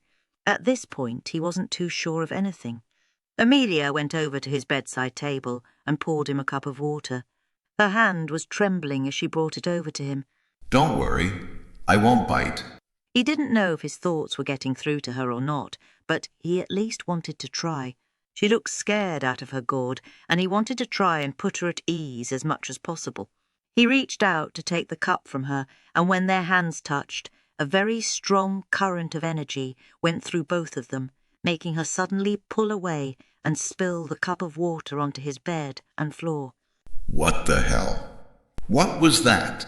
He thought, more to himself than to her. She had backed up completely against the wall, and it looked as if she was actually going to try and crawl up it to get as far away as possible. I don't know. I don't know what that was. Oh, so she could hear him, and he could hear her. He hadn't imagined it after all. He probably should have been freaked out about this whole hearing each other's thoughts thing, but during his time in the Consortium, he had seen and experienced some truly freaky shit, so this was pretty much SOP for him. A worker entered the room, saw the situation, cleaned up the mess, then checked his vitals and stats. The worker handed him another cup of water, which he drank, and then the worker left the room, leaving them alone together. After staring at each other for a little bit more, Amelia went back to her chair, sat down in it, folded her hands in her lap, and lowered her head. She thought out to him, "We should talk." He leaned back in his bed, never taking his gaze from her, and responded back, Okay. So let's talk. Chapter 12. When the realization dawned on Amelia that she and the keeper were hearing each other's thoughts, she simply froze for a moment, then her survival instincts kicked in. She knew they were being watched. Someone was always watching, so she had to act as normal as possible, if there was such a thing. What would she do, normally, in this situation if they hadn't heard each other? She needed to think, come up with something quickly. Okay, sure, ask him if he's thirsty. That would be good. And she needed to ask him out loud. So that's what she did. She could tell he knew she was scared of him, but that wasn't so strange. He was a stranger to her after all, and one that literally held her life in his hands. Was he Consortium or an inductee like her? Was he a good person, a bad person? Was he like Ben or like him? Don't worry. I won't bite. He sounded nice, and that helped some. She was able to pour a cup of water for him without spilling it everywhere, but her hand trembled as she gave it to him. It was when their hands touched unexpectedly in that shock, that current, the same type of current from the controller and the modules went through them both, that she kind of, lost it a bit. She'd never experienced anything like that outside of her control pod. It shouldn't be possible that shouldn't happen, right? What the hell was going on? What the hell? What was that? Apparently, he didn't know what was going on either, and that allowed her to calm down enough to gather her thoughts, form an idea, and calmly, sort of, implement it, and do it in such a way that those watching wouldn't catch on to what was really going on. We should talk. Okay. So let's talk. Amelia paused for a moment, gathering her thoughts. We need to set some ground rules. We can't look like we're communicating with each other, and they can't know we can do this. If they find out, we'll be worse than screwed. Like strapped to a table watching them dissect our brains on a petri dish for what's left of our lives screwed. Okay? Understood. And you can't show any emotions about what you're saying to me or what I'm saying to you on your face or body. That would be a dead giveaway for sure. In case you haven't noticed, I've pretty much got that covered already. Amelia stole a glance up at him and then quickly looked back down. Yes, you do. You've definitely got that part covered. So, is this something you do regularly? Or am I your first? Humour! That was dangerous territory. Careful, Amelia. If you mean, are you the first person I've communicated with like this? Then yes, you are the first. And only. Good to know. Do you have a name? Nope. Wasn't ever unlucky enough to have been assigned a name. At least, not yet. Unlucky? It's been my experience. The ones singled out and given a name are the ones that have the worst things done to them. Oh, wait. My bad. You've been named, haven't you? Yes, Amelia. Sorry, Amelia. Nice to meet you, by the way. You too. Amelia paused for a moment, then took the plunge and asked the question she really wanted to ask. Do you know why you're here? I'm here to be your keeper. Do you know what that means? This time he paused for a moment. She needed to know everything he knew. He put his hands behind his head and stared up at the ceiling. I knew Ben. Well, sort of. He found me after I was first brought in. Amelia's breath caught in her throat. She couldn't believe what she was hearing. You knew Ben? He talked to you? Yes, a few days before he was killed. I was with a group of inductees coming in, transfers from other factions like I was. He saw me come in, talked to some workers, and he took me into a side room. He told me it was safe there, no cameras or microphones, and he had to talk fast. He didn't have much time. He told me he knew he was being replaced as your keeper and that I was going to be his replacement. It seems this examiner of yours was blaming Ben for not having enough energy or stamina or whatever that machine does. And Ben said he was right. He was getting too weak to help you get through the gauntlet anymore. Seems Ben had found out through the grapevine I was coming in to replace him. Something your own examiner didn't even know yet. Amelia's mind was swimming with thoughts and emotions as she listened to what he was saying. She couldn't believe what she was hearing, that Ben would risk so much to help her, protect her. It was unreal. She never knew. She sat very still as he continued. Ben told me about the gauntlet. What's involved, what each module does, what's expected of us. I have to say, I've seen some bad shit go down, but this was crazy, insane. But he begged me to listen. He told me some tricks he used to help get you through with the least amount of damage possible. And that was his main concern. He paused for a moment before he continued on. It was hard to listen to what he was saying, but his concern for you. I could see how much this meant to him, how important this was. So I listened. After I heard he had died and it became official I was going to become your keeper, I was glad I'd listened. But there was another problem, a big one, finding a way to tell you that you didn't have to be scared of me. That I know what's coming, what to do about it, that you'll be safe with me.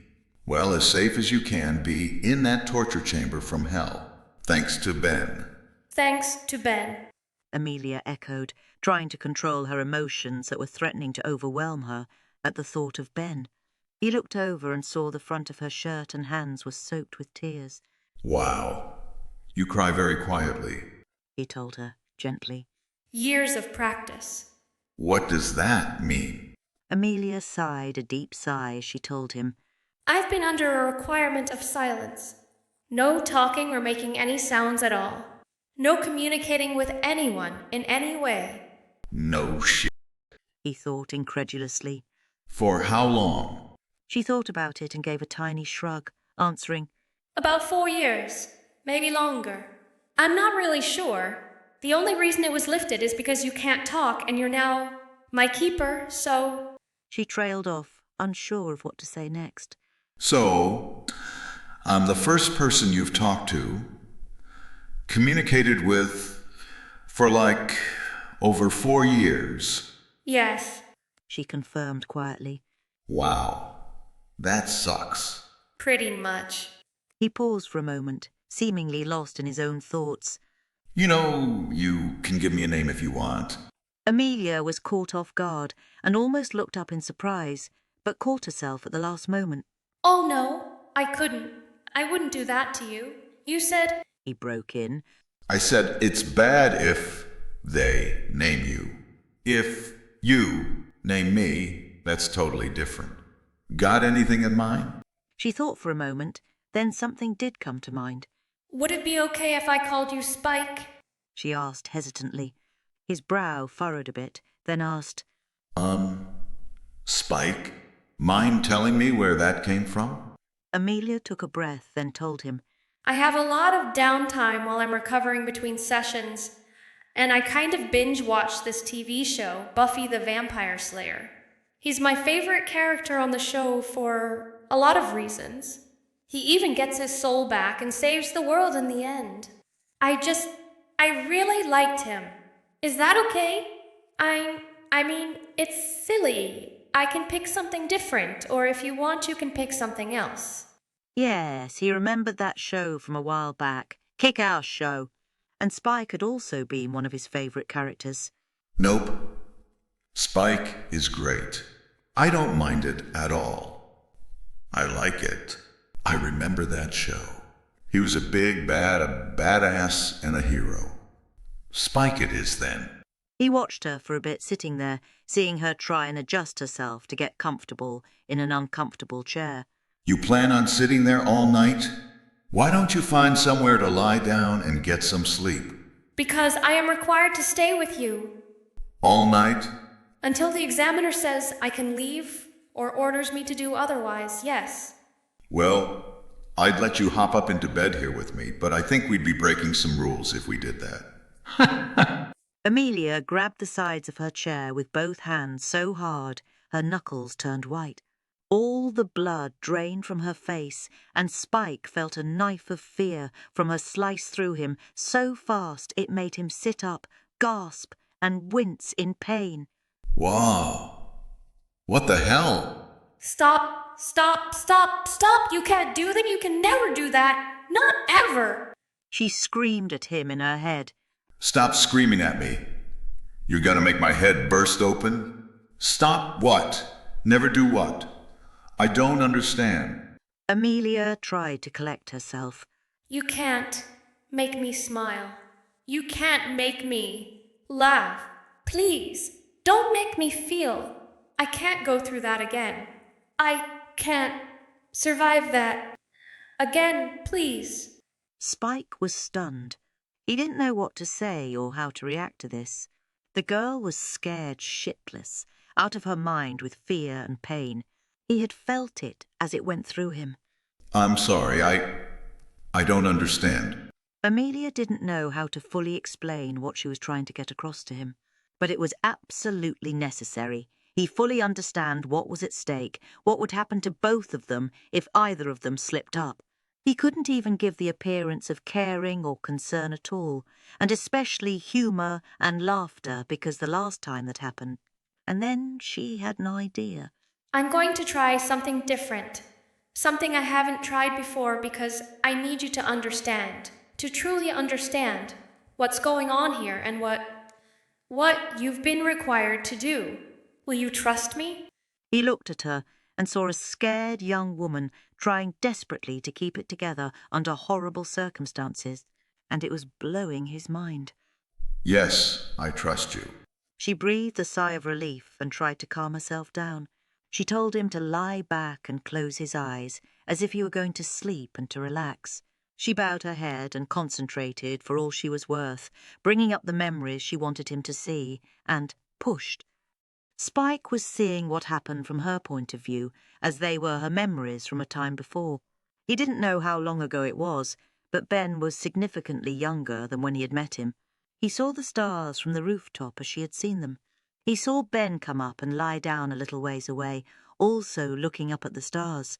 He heard their brief conversation, their laughter, and felt the friendship and warmth between them.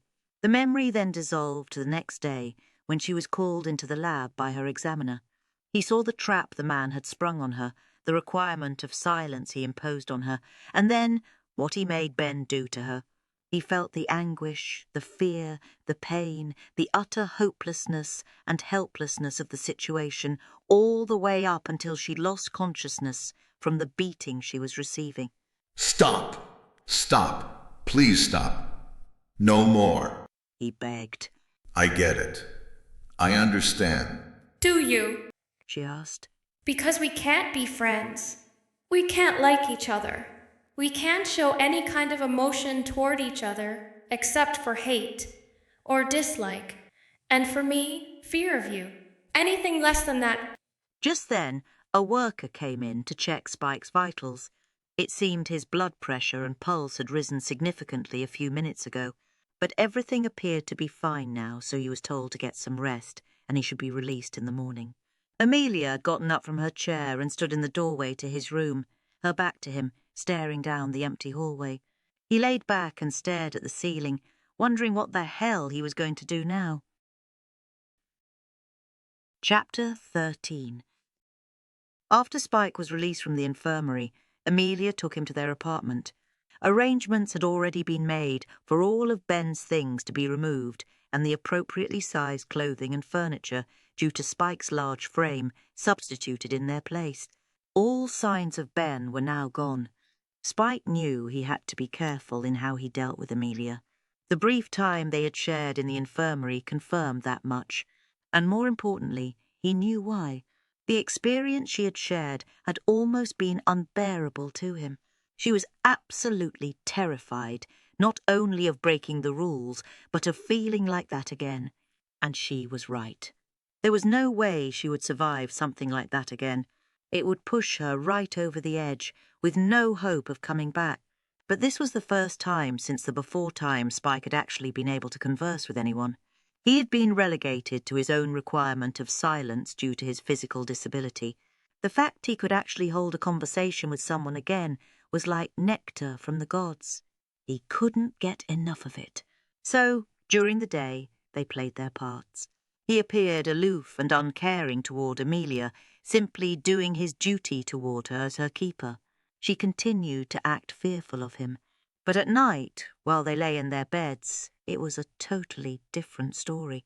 They could lay in their separate bedrooms and converse all they wanted without anyone knowing or hearing what was going on. And it was wonderful. Of course, Spike had to play it close to the chest at first, working on her little by little to get her to open up.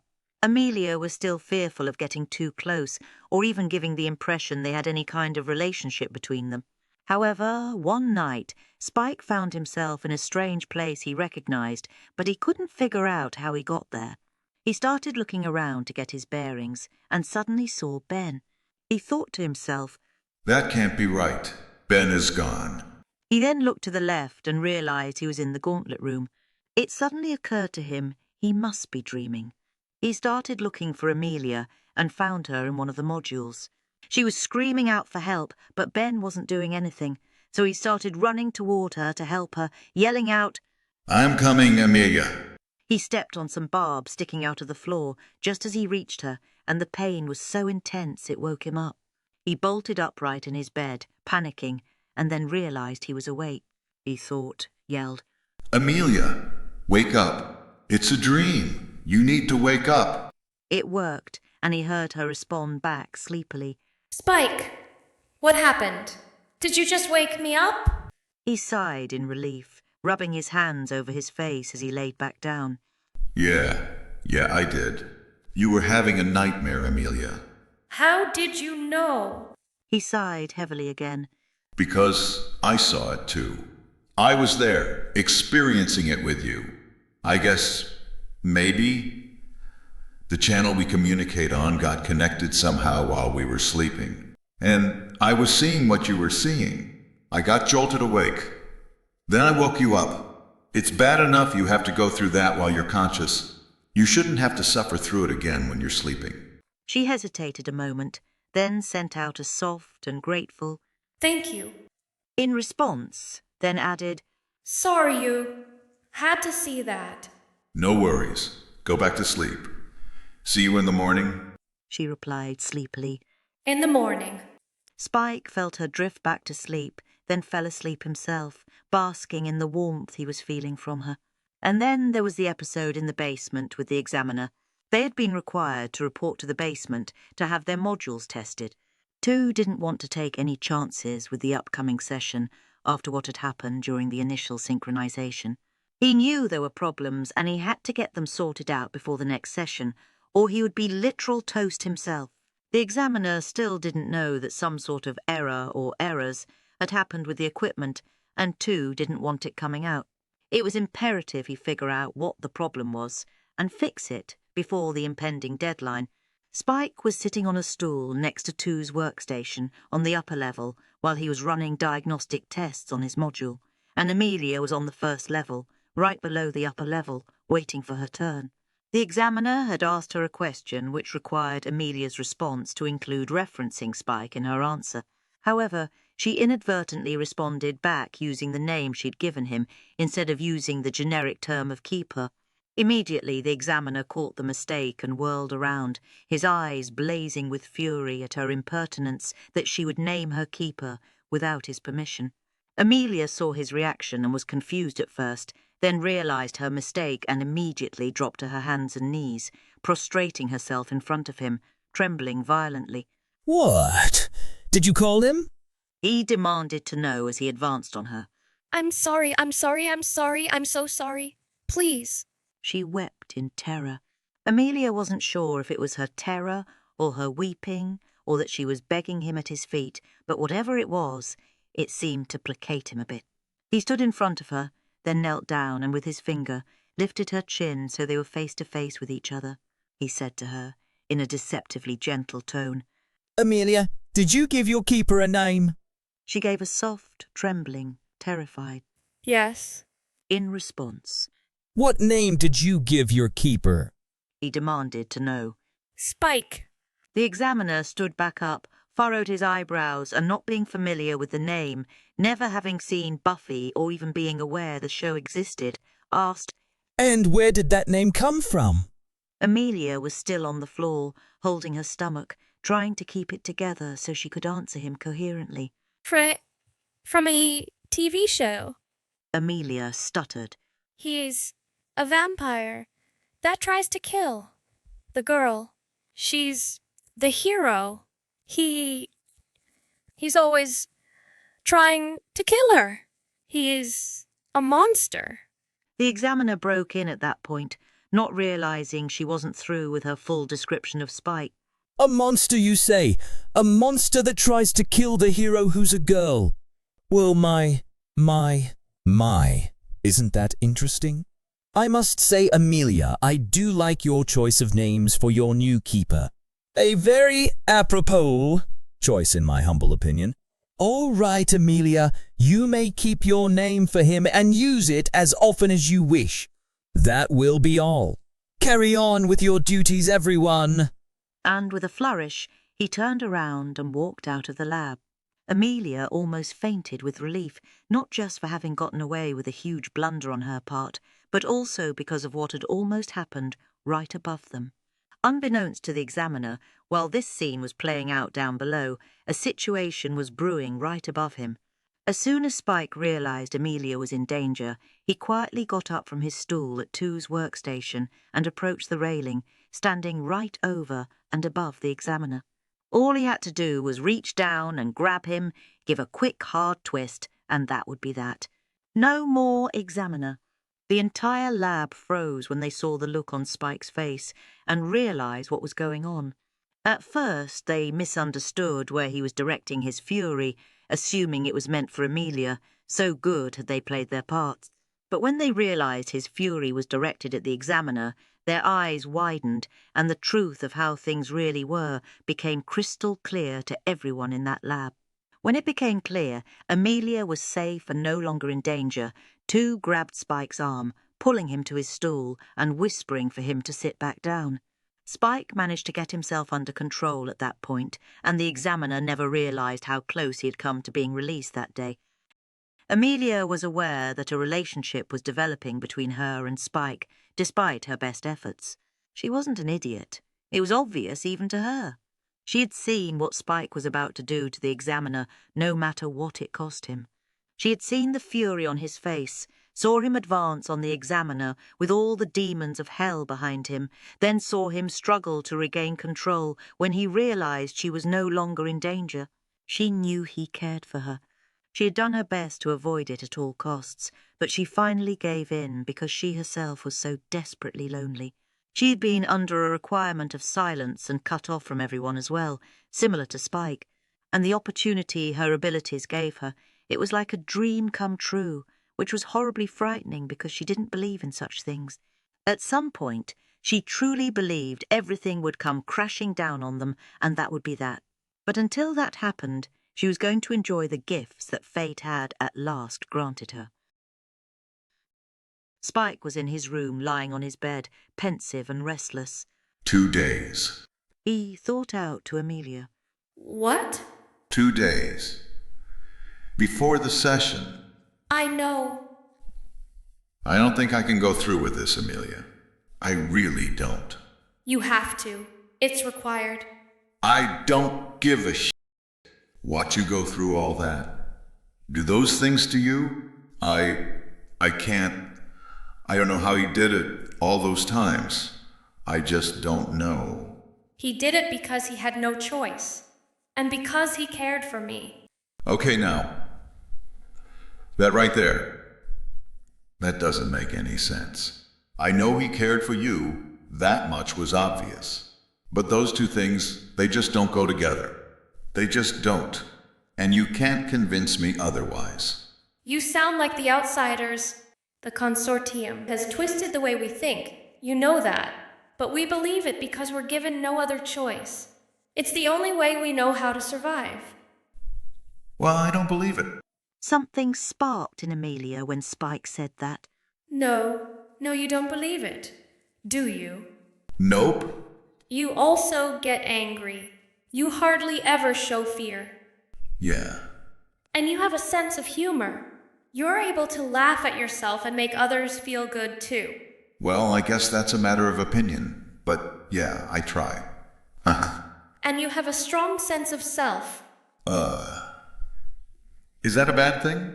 It all started coming together for Amelia then, all the puzzle pieces starting to swirl around in her head, fitting into place.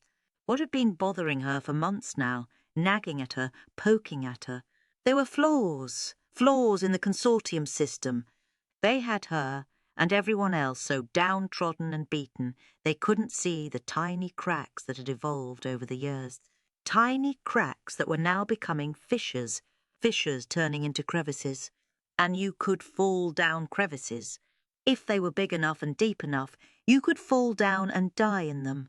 Given their situation, there still wasn't anything they could have done to change things, but now, Amelia had a secret weapon they didn't know about, one they didn't even know existed, her abilities.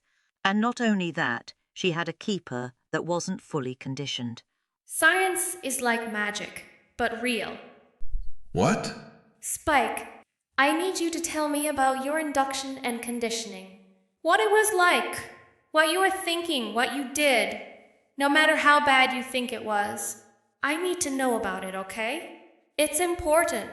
She thought out to him earnestly. Okay. Sure. Hey, are you sure you want to hear everything? I had to do some not-so-nice things. He thought back to her hesitantly. We all had to do them, Spike. That's the point. I need to know where your conditioning and mine split off. What was different. Because you're different. And I need to know how and why. Please. She asked, pleading with him. Well, I went through induction like everybody else, I guess. Except when they tried to grab me, I fought back.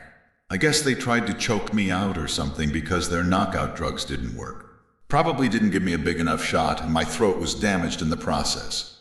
Couldn't talk after that. And the induction? Who did they kill? They took all of us into the kill room together. There was a group of people all tied up, crying and weeping.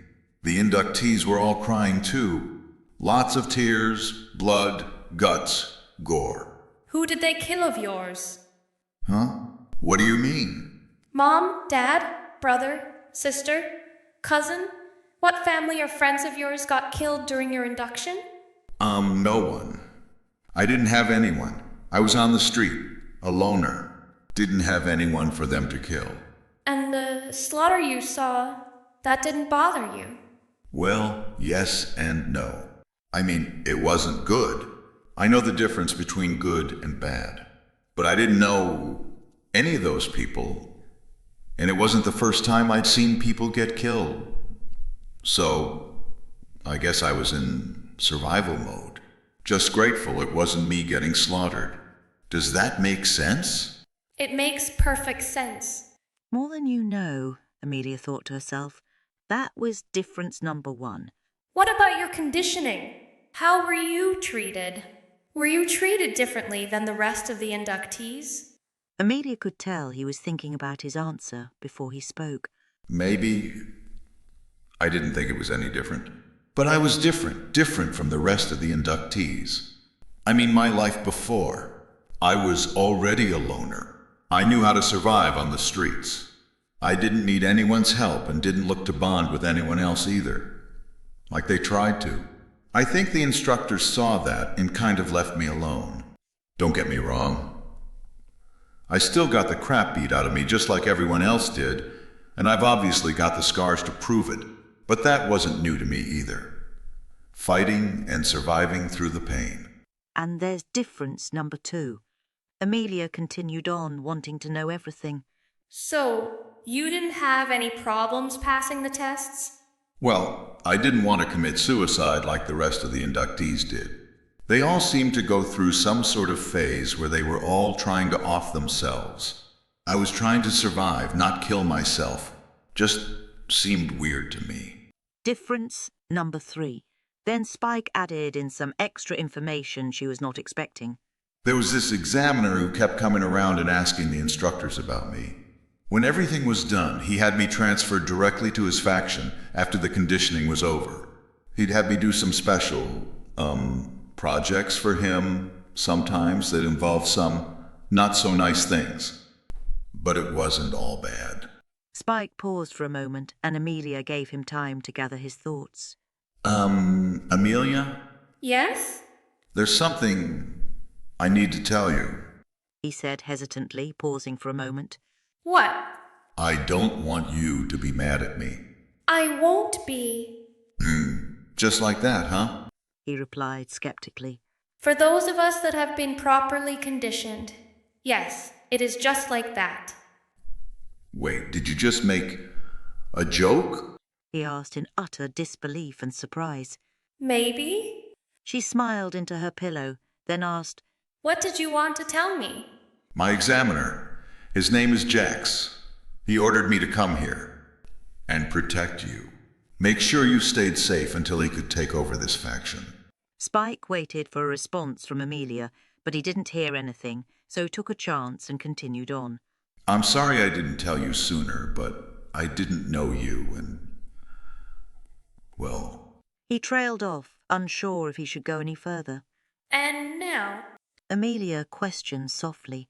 Now, things are different. I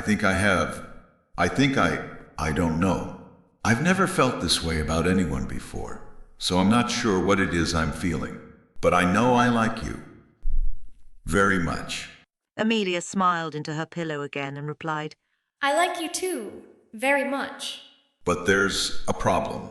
What? She asked, wondering what else they needed to be concerned about. I don't think Jax is planning on treating you any better than your current psychopath. I've carried out some of his orders and the things he's required me to do. Nice people don't come up with that kind of stuff. I don't know that you'll be any better off with Jax than you are with Dr. Satan here. This was her chance, and she went for it. That's why I need you to go through with the session, Spike. It's necessary. She could feel his resistance at her request. How could going through all that be necessary? I don't understand. Because the controller, these modules, when I go through the process at the end of the gauntlet, that's how my abilities are created and strengthened. Every time I go through that machine, I come out of it with something new, something better, something stronger, things they have no clue about. It's our secret weapon, Spike. You and that machine. She thought out to him passionately. The conditioning didn't work on you. You are different.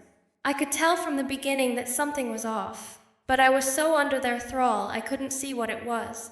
Now I do. You should never have been inducted. Their system should have knocked you off their list, but it didn't. And you should never have been passed through conditioning because you are not conditioned, not like me, and not like the others. Their system is flawed, Spike, and they are flaws we can use against them, she concluded, finishing confidently. She paused for a moment to see how he was taking all this in, then said, Spike? Yeah. They'll never let us be together. You know that, right? Silence. Then, I feel like you're trying to manipulate me, he admitted, unsure of how to feel. That's because I am, she replied softly. Is it working? Well, at least you're honest about it. Do you have a plan? No, and I don't want to make one either. They can see plans. They can anticipate plans. Plans are dangerous. We'll take advantage of situations as they arise. Use unexpected opportunities as they present themselves. I think that's the safest thing for us to do. What do you think? Sounds like a plan to me. Spike? Yes? Thank you. Don't thank me yet. Thank me when we're no longer in deep Deal. They both smiled into their pillows and drifted off to sleep. Chapter 14. Drake sat at his desk in the station, mulling over his past. Having been a detective for 12 years now, he felt like he was still in great shape for his age, muscular and built. He knew he was the more serious one, and for the most part, he liked to leave the dating scene to his younger partner. He had a somewhat mediocre rise in the department, nothing to make him stand out from the crowd, but certainly nothing to be ashamed of or worried about either. In fact, his commander had told him more than once he could rise in rank even further if he just put some effort into it. That effort being play the games and immerse himself into the politics that went along with being in a position of command. Frankly, he had no desire to do that.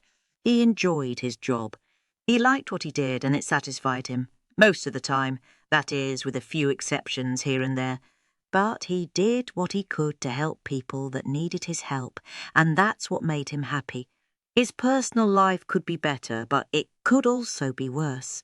He had the occasional date, but was extremely hesitant about getting involved with anyone long-term, knowing the stress and strain his job would put on a relationship. Hell, dealing with something like that was hard enough without the added strain of a job like his. Throwing that into the mix was just asking for trouble, in his opinion. He'd been on the force long enough to have seen many marriages end in divorce, not to mention all the affairs, and he had no desire to put himself through anything like that unnecessarily. Maybe after he left the force, when he had the time and energy to put into making something like that work, maybe. Drake glanced over at his partner, noticing Shane was deep in thought as well.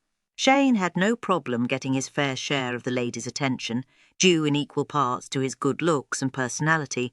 Shane was the outgoing one of the duo, not laid back like he was. Drake felt like Shane enjoyed life, and he was happy that Shane made it a point to make the most of it. Shane was also thinking about his past. He had been Drake's partner for the last 7 years, and felt like he was very similar to Drake in that he also enjoyed his job. He had no desire to deal with the requirements necessary to rise into a position of command in the department either.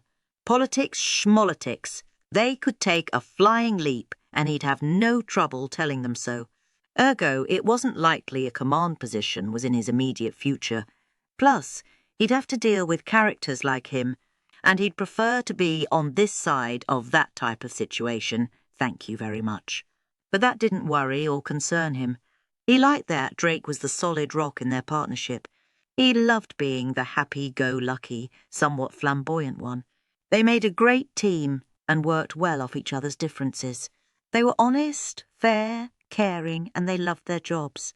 And he knew that was just one of the reasons why this whole situation bothered them so much. It had been quite a bit longer than 24 hours since Ben had been killed, but Cummings wound up keeping his word, with some prompting from Drake. It wasn't until Drake threatened to charge Cummings with impeding an investigation that he got some results. Cummings finally called Drake and set up an appointment so they could interview Amelia. And Drake didn't want to go to the interview half-cocked and unprepared. All that would do is give them nothing. The case would be closed, and Amelia would be lost in the wind. Drake knew he was in over his head with this one. He needed some serious help and authority that went beyond what he had. He needed the big guns. He needed the feds. Traditionally, they don't like calling in the feds for assistance. It makes them look bad, and the feds have a way of completely taking over and locking them out, even when it's supposed to be a joint task force working in cooperation with each other. That sounded good in theory, but the reality was usually quite different. However, in this situation, Drake didn't want to take any chances, and he wasn't interested in getting any credit for anything. He just wanted to help the girl, and anyone else that was in a bad way like her and Ben. He was too late for Ben, and he didn't want that to happen with Amelia. Drake looked over some of his past cases he had worked on with the feds, looking for someone he felt he could trust, someone that would take this case seriously and not laugh him out of the office. Then one case popped out at him. Yeah, he remembered this guy, Special Agent Hal. Hal was tough, fair, honest, and a real straight shooter. He said what he meant and meant what he said. He didn't pull punches and got the job done. Howe also had an interesting and colourful background, and it wasn't quite the standard one you usually find with law enforcement personnel. And even though one of his earlier positions with the state agency had come into question, through no fault of his own, he was able to rise above the scandal that surrounded him, join the FBI, and he was advancing rapidly within their ranks. There was one issue he was going to have to tread lightly with, though. He was going to have to keep Howe and his partner apart as much as possible. Shane was a big TV and film buff, and Howe had a kind of odd personality trait that Shane got a big kick out of. Howe was basically a reincarnated version of Sergeant Joe Friday from the old TV series Dragnet from the 1960s. Howe had the same way of monotone talking, with little to no emotional inflection in his voice, and a stoic face that was usually devoid of expression, no matter the situation or circumstances, just like Joe Friday. Shane thought it was awesome. Drake was sure Howe was irritated with Shane's enthusiasm over the comparison, but he never let it show, most of the time. Drake thought about it, took a deep breath, then picked up the phone and called Special Agent Howe. Howe sat on the park bench while he waited for Drake to show up where they had arranged to meet. Howe was of Chinese descent, stocky in build and muscular, standing at 5 feet 8 inches. When Drake arrived in the park, he saw Howe sitting on the bench and quickly made his way over to him. Howe stood as they greeted each other, shook hands, and then sat back down on the bench together. Must be something really serious with the Cloak and Dagger meetup. Howe commented in his usual monotone. You guys don't usually like to call us in like this. Yep, that was Howe, straight to the point. Drake took a deep breath and said, That's because I'm not officially calling you in. In fact, you're probably going to want to keep this one off the books. For now, at least. Howe gave him one of his impassive stares and remained silent. Drake continued on, telling him, There's a girl and she's in real trouble. And she's not the only one. There's probably a lot of people in trouble, but she's the only one I have access to or know about for sure. The other one, he died. What kind of trouble? Howe asked. Drake let out a harsh laugh, shaking his head, his expression showing his agitation and bewilderment. Man, if I knew how to answer that question. I'm having a hard time wrapping my head around it, honestly. Drake had brought a newspaper with him, and when they sat down, he had set it between them. There's a thumb drive in that paper. You need to watch what's on it. It's an interview we had with the guy that died, and it pretty much explains what we're dealing with, what we're up against. Drake turned to how to make sure he had Howe's full attention. I need you to watch this with an open mind and watch the whole interview before dismissing any of it, because, believe me, Shane and I, we wanted to dismiss it. We desperately don't want any of it to be true. The thing is, we went to the hospital to see the girl, hoping to catch her before she was released, to try and find out for sure if what Ben had said was true, if she could confirm any of what he had told us. But when we got there, a shooting occurred and the man, Ben, he actually put himself in front of the bullet to save Amelia. I was there when he died, and when I looked up into her eyes, I knew.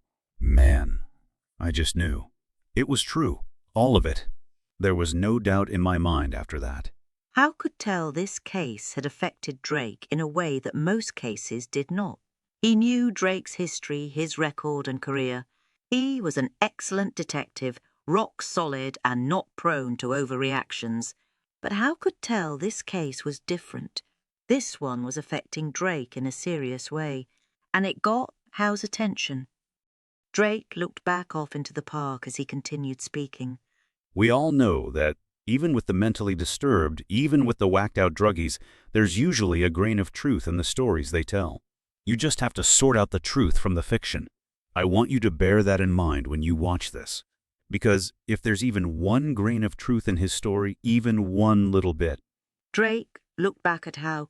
He dropped his voice and he told him, I strongly suggest you view this on a device that is not connected in any way to any outside anything. No internet, no Wi-Fi, no hard cables, no Bluetooth, nothing. 'Cause you see, he said as he looked back over the park, crossing his legs as he scanned the surroundings. This and the copy I have are all that's left. As far as the department's concerned, this interview never happened. It's been completely wiped from the system, as if it never existed. Wiped? Hal reiterated, wanting to make sure he was understanding the situation fully. Completely. I made a copy as soon as I got back from Ben's murder scene, just in case. Just in case. When I went back into the system a few hours later, the interview was gone. No record of it exists anywhere. Drake and Hal stared at each other for a minute, saying nothing but fully understanding the situation. Drake stood up and said, I'm going to interview Amelia tomorrow as a material witness to Ben's murder, and I'd appreciate it if you'd come with me. I don't know if I'll be able to get anything from her. It may just be a wasted effort. I don't know, but I'm going to try. And I'd like you to see this girl for yourself, get a feel for the situation, up close and personal. Once the interview's done, that will be it. I's dotted, T's crossed, case closed, and everything disappears. My hands will be tied. There will be nothing else I can do about it. But if you feel like it's something that needs to be pursued, if you can get anything to keep the case open, then... Hal stood up, took the paper from the bench, reached out and shook Drake's hand as he told him, No problem. I'll look into it and give you a call. Thanks, man. I really appreciate it. I truly do. Hal watched Drake walk away, then left the park to return to his own office.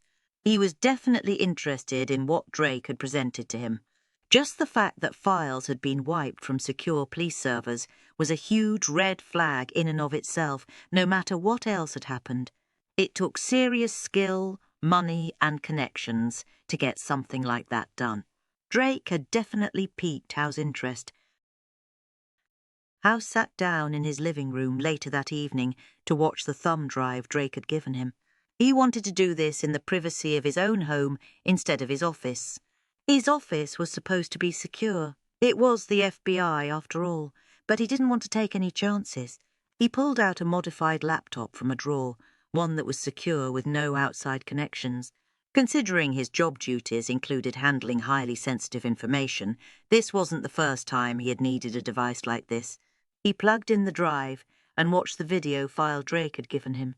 When he had finished watching it, he sat back, thinking about what he had just seen and heard, and the fact it had been erased. Then he watched it again. After the second time through, he picked up his phone and called Drake. Drake answered, and Hal said, I'm in. When and where? Hal wrote down the information, hung up, and sat back to think about the implications of what Drake had confided in him. Drake was right. If even the tiniest portion of what this man had said was actually true, this was bad. It was very bad. Hal was waiting in his car for Drake to arrive at the address he had given him. When he saw Drake and his partner arrive, he got out of his car to meet them. Wow! Shane exclaimed. Drake, you didn't tell me Sergeant Friday was going to be here. Dude! Shane called out to Hal, raising his hand to give him a high five. Hal simply stared at Shane impassively, then turned to Drake and asked, You didn't tell him? Drake looked sheepish and responded back, I thought it was better if I didn't give him any advance notice you were joining us. Hal stared at Drake for a second, then replied, Yeah, that was best. Hal paused for a moment, then motioned towards the entryway. Shall we?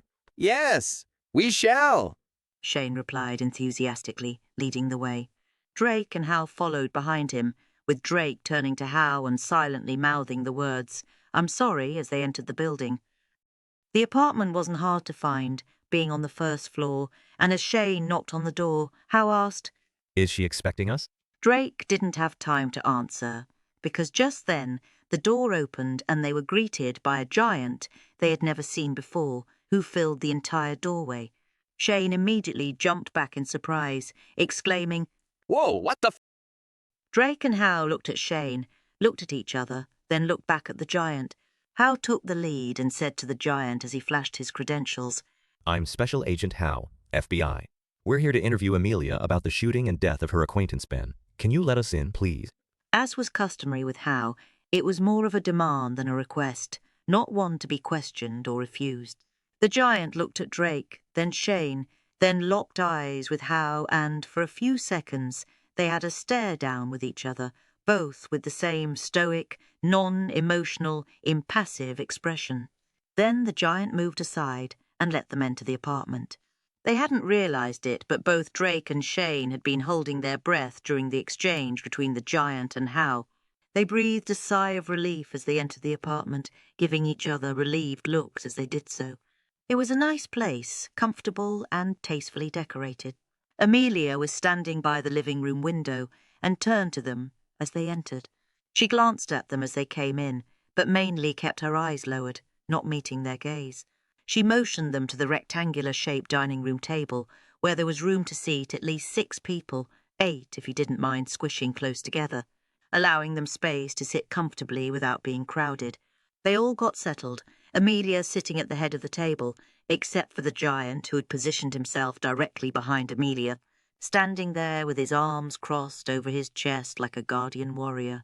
Drake began by saying, "Hi, Amelia. My name is Detective Drake Bellamy. I was there when Ben was shot at the hospital. Do you remember me?" Yes, she replied softly. The men all looked at each other, shocked, not expecting her to respond to them at all. Shane couldn't resist and was the first one to ask, I thought you were under a requirement of silence and couldn't talk or anything. I was. The requirement was removed. Okay. Don't get me wrong, I'm really glad it was removed, but do you mind telling us why it was removed? Shane asked curiously. Amelia paused for a moment before telling them, I needed a new keeper. The one that was assigned to me is physically unable to speak. My requirement was removed so I could speak for the both of us. Shane looked up at the giant standing behind Amelia, then at her, then pointed to the giant and asked, This is Ben's replacement? Your new keeper? Yes, she replied, folding her hands together demurely. Drake looked at the giant standing impassively behind her, reiterating, "And he can't speak?" No. His vocal cords were damaged during the induction process. Shane looked at Drake and knew they were both wondering the same thing. Drake asked, "Amelia, does he stay here with you? Live in this apartment with you?" Yes. He is my keeper. He is required to stay with me always. "And do you feel safe about that?"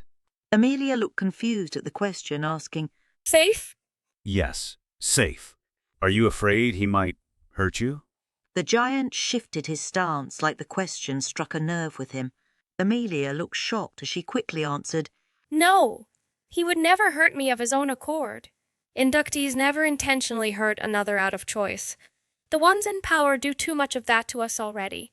It would be unthinkable to hurt each other on purpose. "Yeah, I remember Ben saying something about that." Drake replied. Yes, Ben. She echoed softly, looking down at her hands. Howe was watching both Amelia and her keeper closely, observing the subtle nuances, facial expressions, and body language of them as the detectives kept up the questioning. When Drake mentioned Ben, he saw the sadness in Amelia, but he also saw the giant soften his expression as he quickly glanced down at her, as if he felt her pain as well. Then he went back to his previous impenetrable expression. Drake felt sorry for Amelia and wanted to say something comforting, so he told her, "I am very sorry for your loss, Amelia. I know you and Ben were friends and very close with each other," and was immediately taken aback and totally surprised by her sudden and violent reaction to his comment. No! We were not friends. We were not close. We were not allowed.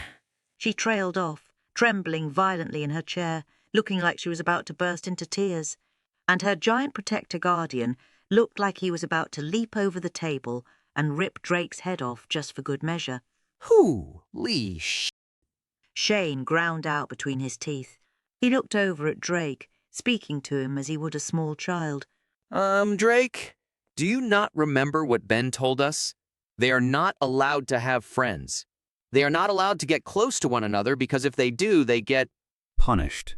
Severely, Drake said as he completed Shane's sentence. Yes, that's right, Shane continued. And we don't want Amelia to get punished by even suggesting such a thing, do we, Drake? Drake took the hint and offered a formal and what he hoped would be an acceptable apology for her and anyone else that was listening. "Amelia, I am very sorry. I did not mean to imply that anything improper was going on between you and Ben. I was mistaken. I know there was nothing between you and Ben. He was your keeper, that was all, okay? Amelia nodded her acceptance of his apology and tried to relax her composure. Then Drake noticed something odd about their setting and the particular set of circumstances of their visit and had an idea. Based on his previous experience with Ben's interview, maybe he could clear a path for how to continue this investigation, prompting him to ask Amelia a question. Amelia, I noticed you don't have your attorney here with you at this interview. You realize you don't have to talk to us without your attorney present, right? That you're not obligated to answer our questions without legal representation? As was the case with Ben and as Drake had hoped, Amelia replied, I understand. No attorney is necessary. I am required to answer any questions you have, truthfully and honestly, as best I can. Drake reiterated, Any questions we have? Yes. Drake looked at Howe, and Howe understood the door Drake had just opened for him, and he wasn't about to waste the opportunity to get some much-needed answers. At that point, Howe took over the questioning. Amelia, my name is Special Agent Howe with the FBI. As she sat there waiting for him to continue, he noticed something. Amelia, would you look at me, please? As instructed, Amelia lifted her gaze to meet his. I noticed you tend to keep your eyes lowered, that you don't look at people directly when you're talking to them. Can you tell me why you do that? It is a requirement, customary, that I show respect to those in power above me. I am not allowed to look directly at anyone unless ordered to do so. Like I just did? Yes. Howe paused for a brief second, glancing at Amelia's keeper. Howe saw the man glare directly back at him and made a mental note about that, curious about the difference but filing that information away for later. Then he asked her another question, wanting to get right to the point. Amelia, does your examiner hurt you? Yes. On purpose? Yes. And you let him? That's okay with you? She looked confused at Howe's question. Let him. I don't understand. I have no choice. Yes, you do, Amelia. You have a choice. You always have a choice. Amelia smiled at him sadly and said, No, I have no choice. He has no choice, she told him, indicating her keeper with a nod in his direction. Our ability to have choices was taken away from us when we were inducted into the Consortium. For us, there is no other world than the one we live in. There is no escape. There is nothing else. Only the Consortium. Amelia, what you're talking about is slavery, and slavery is illegal. Yes, in your world it is illegal. That doesn't mean it doesn't exist, that it isn't happening right now to others. Human trafficking is all over your world. My situation is basically no different than theirs. They are also forced to do things they do not wish to do. Those victims have no choice either, but to obey their masters or suffer the consequences for their disobedience. And while you might be able to free some of those people with your laws do not apply to us. Howe leaned forward toward Amelia, stating, They apply to everyone that lives in this country. To everyone that isn't Consortium. We have different rules and laws we must follow. To refuse those rules and laws only brings us additional punishment and misery. There is no fighting the Consortium. They are too powerful, too vast. They have resources you can't even begin to imagine. The brightest minds in the world working for them. They manipulate situations to their own ends that you aren't even aware of. They are manipulating this situation right now. How are they doing that? By having me answer your questions. By giving you a situation you can't win, to see what your response will be. They're testing you, to see how you will react. It's simply an experiment in human behavior. One of many they run. So, you're saying if I offered you your freedom, a way out, you wouldn't take it? You wouldn't be interested in leaving the Consortium? This time Amelia looked Howe straight in the eyes. She leaned forward and put her folded hands on the table in front of her. Her gaze never wavered from his as she answered his question with as much honesty and sincerity as she could, desperately trying to make him understand. You are in no position to offer me my freedom. You are offering me something that is not yours to give. You are not the one that owns me. I belong to the Consortium, and they will never let me go. However, she continued, making sure to look at each of the men sitting across from her, you are not Consortium, You are not inductees, and you do have a choice as to what you do next. Please understand, you cannot save me. You cannot help us, those of us that have already been inducted. But you can leave here and take care of your friends and families, and hope the Consortium is satisfied that this experiment is over. And when you drop this, and leave them alone, they leave you alone to finish living your life in your world. That is the best you can hope for in this situation. Then she looked at her keeper and nodded to him, and he handed her 3 large sealed manila envelopes. She put them on the table, and the men saw there was an envelope for each of them, with their names scrawled on the front. Drake looked at Howe and asked, Who else knew you were coming here today? Howe didn't answer Drake.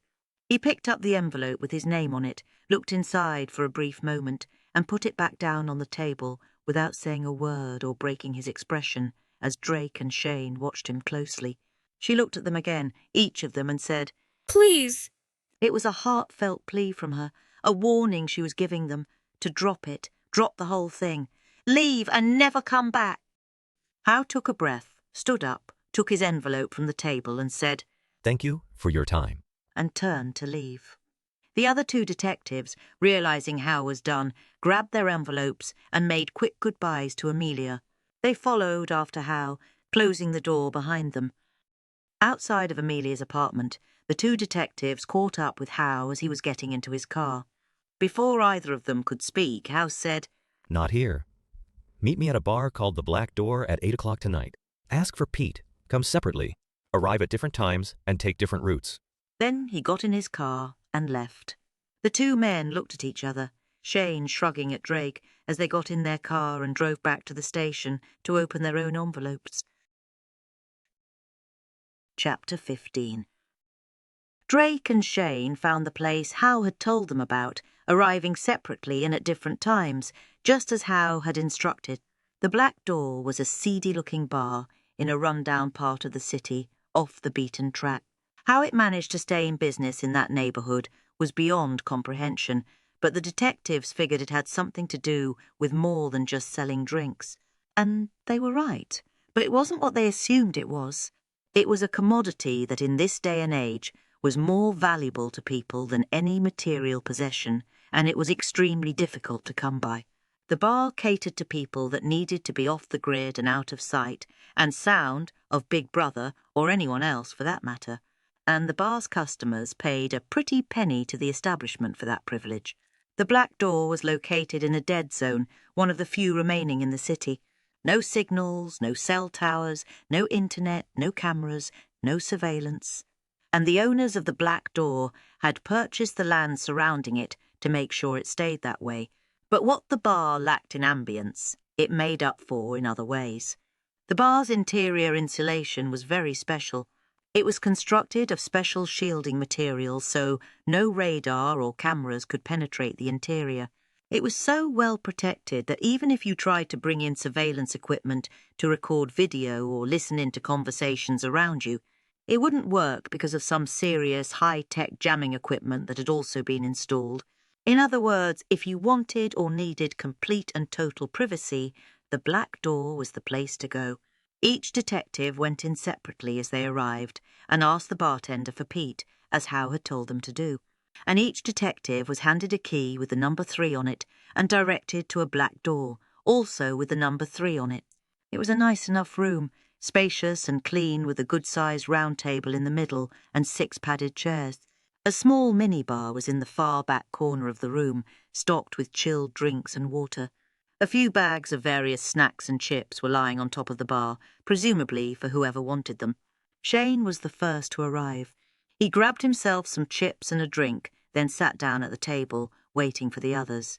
Drake was next, also getting himself a snack and a drink, then sat across from Shane. Howe was last. He stood behind his seat, between them, his arms crossed over his chest. As was his habit, he got right to the point with no preamble. I take it you've seen what's in your envelopes. Yup, Shane replied. Yes. Drake said. Did anyone follow you here? Howe asked both of them. No, I made sure. There's no way I came here with a tail. Drake assured him. They both turned to look at Shane, who had his mouth full of chips. What? he mumbled.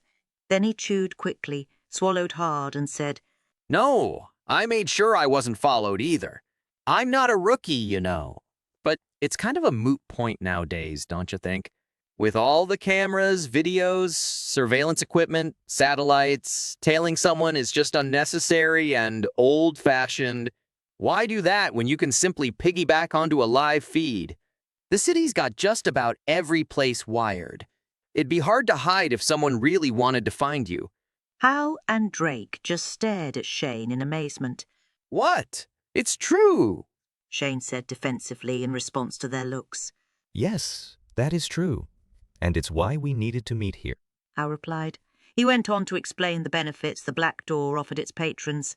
Shane got wide-eyed at Howe's explanation and exclaimed, Whoa! That is so cool. Sergeant Friday, you're my hero. Howe ignored him and turned to Drake. What about you? What was in your envelope? Drake sighed, then said, Well, there's not much in my personal life for them to attack. Parents are dead. I'm an only child, and what relatives I have are almost ready for, or already in, a nursing home. None of them close, though. We don't keep in touch at all. Some ex-girlfriends, never married, no kids, but... And here Drake paused, clearly disturbed. He cleared his throat, then continued on. There are some people I've helped in the past. People that were victims, hard cases, you know. You spend so much time on them. You get to know the people involved. You start to care. Not anything romantic or anything like that. It's just, you care what happens to them. Drake looked up at Howe as he said, She's got kids, man. Kids, and a situation that fits their criteria for induction to a T. I mean, there's no actual threat in that envelope. It's just filled with information. But the intent is clear. Howe turned to Shane and asked, How about you? What was in your envelope? Shane twisted in his chair, got his envelope, opened it up, and took out a photograph of a beautiful young woman and slid it across the table. Just this, a picture of my ex-girlfriend. Howe gave Shane a look as he asked. Ex? Shane looked at his watch and said, Yeah, ex. As of, about 2.5 hours ago. Huge breakup. Very public, very emotional, very loud, and very permanent. It was my fault, of course. Nothing to do with her at all. It's all over social media. Wanna see? He tossed his phone on the table, then muttered, Oh, wait, you can't see and hear. Maybe later. Drake looked at his partner, telling him, I am so sorry, man. She's got a kid, Shane said quietly, a pained look on his face as he spoke. Looks a lot like Amelia. Then he recovered and said, But you gotta do what you gotta do, right? Right. Then Shane turned to Howe and asked, What about you? What did they dig up to threaten good old Joe Friday with? This time, Howe paused and didn't answer right away. Drake and Shane stole glances at each other because this was very uncharacteristic of him. Drake asked, That bad? Howe shook his head and said, No, not when you look at it logically. It just doesn't make any sense. Howe had been standing, but now he took a seat and sat down between them. I've got these friends, ex-bureau. One was a consultant, one was an agent. They're both retired now, living a happy, somewhat quiet life, raising their kids, 2 boys and a girl. But here's the thing. He and his wife and their kids, they're well known throughout the various agencies, and they're well protected. He's still considered to be an extremely valuable asset. And after the cases they've worked, they've got a lot of eyes on them to make sure they stay that way. If anything, and I mean anything, were to happen to any of them, especially their kids, there would be such a shitstorm crashing down on whoever did it. It just doesn't make any sense.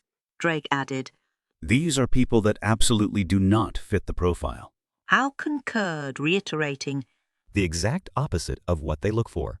Drake thought about it for a moment, then said, You're right. These are the type of people that need to stay in the shadows. It's how they've survived for so long. They need anonymity, not notoriety. If any of us were to make it to where the sun shone on them, They'd shrivel up and die just like the vampires they are. Shane finished for him. Drake asked Howe. Did you tell your friends about this? No. Howe responded, There's no need. If anything, the Consortium should want them even more protected than we do. Because if anything does happen to them now, the first thing I'm going to do is... Shine that spotlight right on them, Drake concluded. Shane looked at them in confusion and said, You guys, if it was that easy, it would have been done already. They obviously have ways around that, of not getting caught, spotlight or no spotlight. Otherwise, they would have ceased to exist a long time ago, and we wouldn't be sitting here scratching our heads. Drake and Howe acknowledged Shane's comment, their expressions showing they agreed with him. They were still trying to figure it out when Shane leaned forward and let his forehead fall onto the table, muttering, Mother puss bucket. What? The other two men asked together. Shane raised his head and looked at both of them, stating, It's a test. Drake and Howe glanced at each other with puzzled expressions, with Drake asking, Huh? Shane sat up, folding his hands together primly as he put them on the table. She told us, point blank, it's a test. It's a test. It doesn't matter what's in those damn envelopes. They just wanted to see our reactions. Drake got it and put his head in his hands, shaking his head back and forth in understanding and disbelief all at the same time. Howe said, 3 policemen, 3 different situations, 3 alternatives. Who will do what? Will they figure it out? And so on. I hate these guys. I really, really hate these guys, Shane said. But Howe had some more bad news for them. We've got even bigger problems to deal with. You mean other than an organization of f***ed-up asshat smarty-pant pervs wanting to make a puppet zombie workforce out of multiple generations? Shane asked, giving Howe a polite smile. Yes? Howe replied, It's the fact that this organization of f***ed-up asshat smarty-pant pervs is so huge and widespread, we simply don't have the ability to take them down. Well, f*** me, Shane muttered. No thanks. Howe said, leaning back in his chair and adding, They were right when they said we can't win. The main problem we have is that this organization is so big, we simply do not have the manpower and resources to fight something like this, on this large of a scale. We could combine every agency we have, put all our resources together, drop every other case we're working on, and focus on just this alone, and we wouldn't even make a dent in their side. Drake nodded his head in agreement. And they know this. That's why they're so in our faces about it. They know we can't touch them. Well, that's not exactly true, Shane said, who had an idea forming and taking shape. We can touch them. Drake recognized the look on Shane's face and started grinning. What are you thinking, partner? Shane looked at the two men across from him as he said, They've got everyone obsessing so much over the big picture. That's all we're seeing. It's all they want us to see. How big and bad they are. So, what if, instead, we focus on just one teeny tiny point in the picture, like a mosquito honing in on its prey, leaving a big, red, nasty, itchy welt behind that really bothers them, and they start scratching it, and it gets all infected and oozy with pus, and... Shane? Drake barked. Seriously, dude. He exclaimed with a grimace. Oh, sorry. My point is, instead of trying to attack the whole big picture with brute force, we just sneak in and touch them in one tiny spot. Drake got it, reiterating, Instead of trying to save everyone, we start out by saving just one. Howe folded his arms across his chest as he stared at Shane. I think I've underestimated you. They looked at each other and said the name they were all thinking. Amelia. Chapter 16. There was only one day left before the next session of the gauntlet, the first one Amelia would be going through with Spike as her keeper.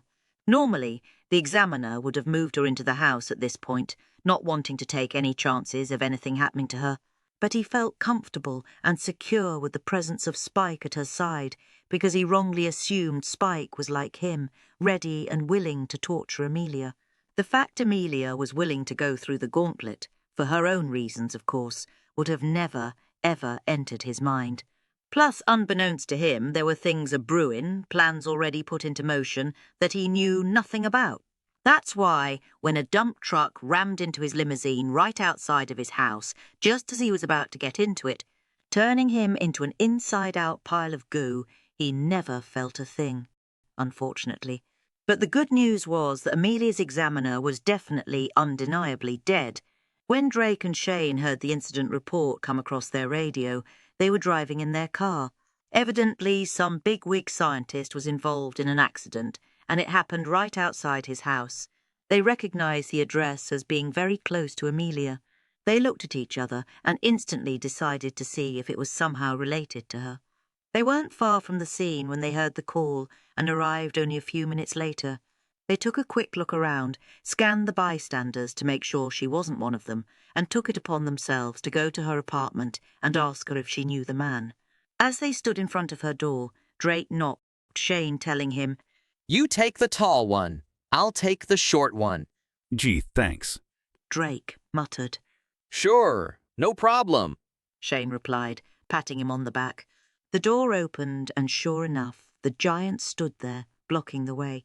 They couldn't even see around him to tell if Amelia was in the room or not.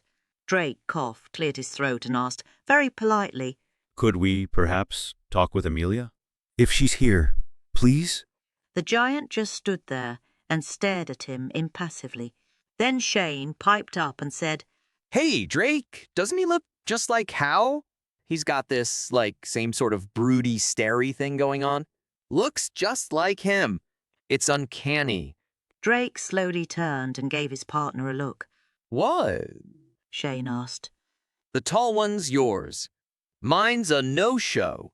Then they heard a soft voice from behind the giant. It's okay, you can let them in. Amelia told Spike. The giant stared at them for a few more seconds, then stepped back and let the detectives enter the room. Amelia, dressed in a long-sleeved shirt and jeans, greeted them politely. Is anything wrong? Drake took the lead and told her, Amelia, we're very sorry to disturb you, but there was an accident just down the street from your apartment. She nodded her head and said, Yes, we heard all the commotion outside. What's going on? Can you tell me? Drake continued.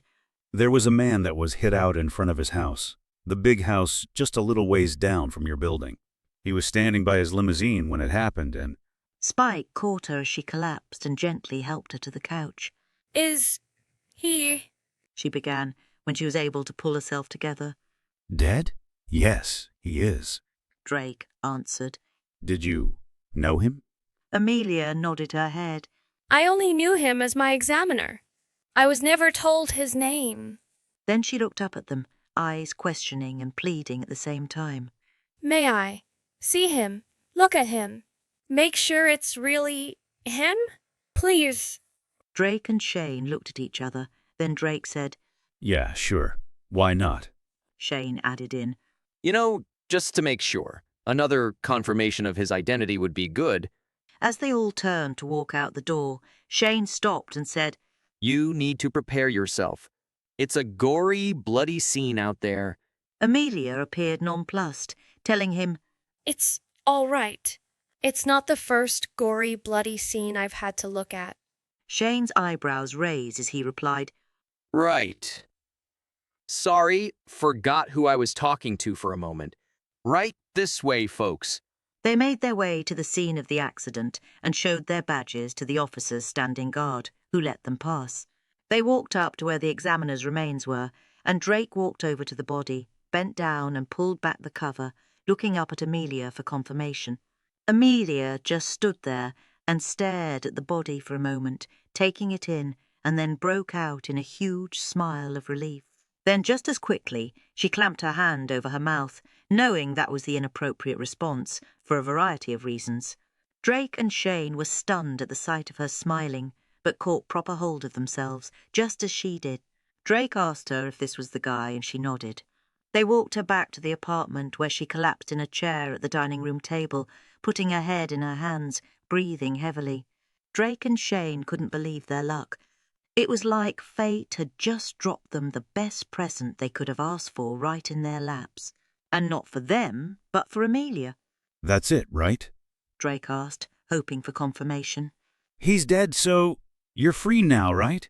Amelia, still swimming in a pool of emotions from what she had just seen, looked up at him in confusion. Free? What do you mean free? Well, your examiner is dead, so you're free to go, right? Go. Go where? She stood up and faced the two men. I thought you understood. The Consortium owns me. there is no freedom. And there are two other factions in this area.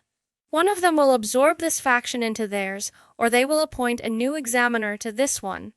She looked at them with an expression of infinite sadness and told them softly, There is nowhere for me to go.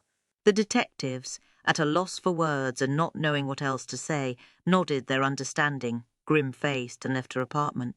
As they walked back to the car, Shane couldn't resist letting out his frustration at the situation.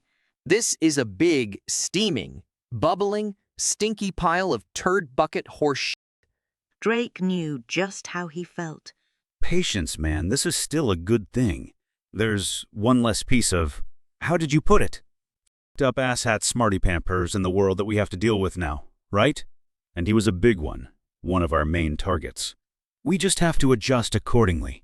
We still got this, bud.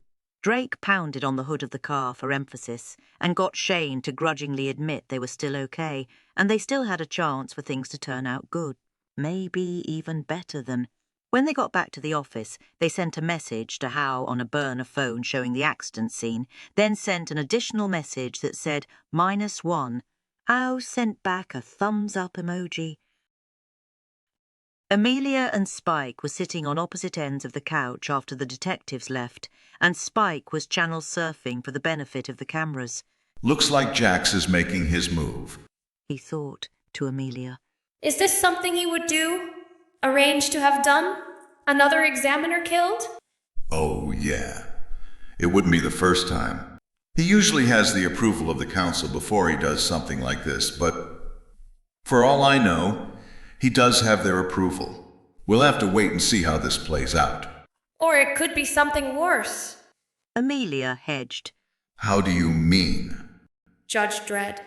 They glanced at each other with knowing looks, then turned back to the TV, each deep in their own thoughts.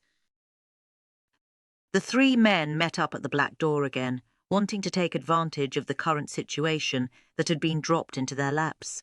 They were trying to brainstorm ideas of how to get Amelia out of her situation before the Consortium could swoop in and take her away to who knows where, or do who knows what to her.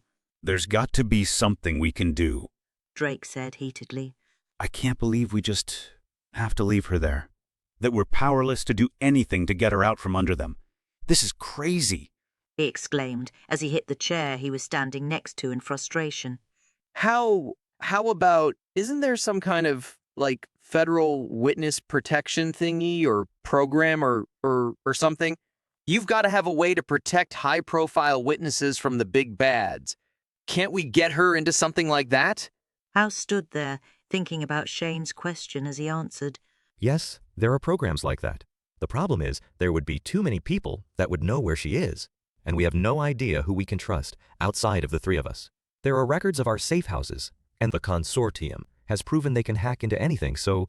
Okay, Shane said, thinking out loud. Let's take this one step at a time and break it down. First things first, can we get a protection order or whatever it is immediately for her, like this evening or first thing in the morning? Howe looked up and said, Yes, that's doable. Shane continued. So we get the protection order and a safe house is assigned, but we put her in a car with just us three and take her to a location that no one else knows about, outside the system. And we get her a fake ID and passport. We all know people that do that. We can each go to our own sources, get 4 different sets of IDs, and go from there. Drake interjected, telling him, You're forgetting about her giant. I don't think she's going to go anywhere without him, and he's not about to let her out of his sight, especially around us. And he's not going to be easy to hide or disguise. All right, Shane said thoughtfully. Good point. Thank you, Drake. I had forgotten about Goliath. He'll need to be included in this, too. We might have to talk him into a bit of a makeover, but if they could make it work for Schwarzenegger, then we can make it work, too. We'll work on that problem when we come to it. Right now, right this minute, we need to get that court order rolling.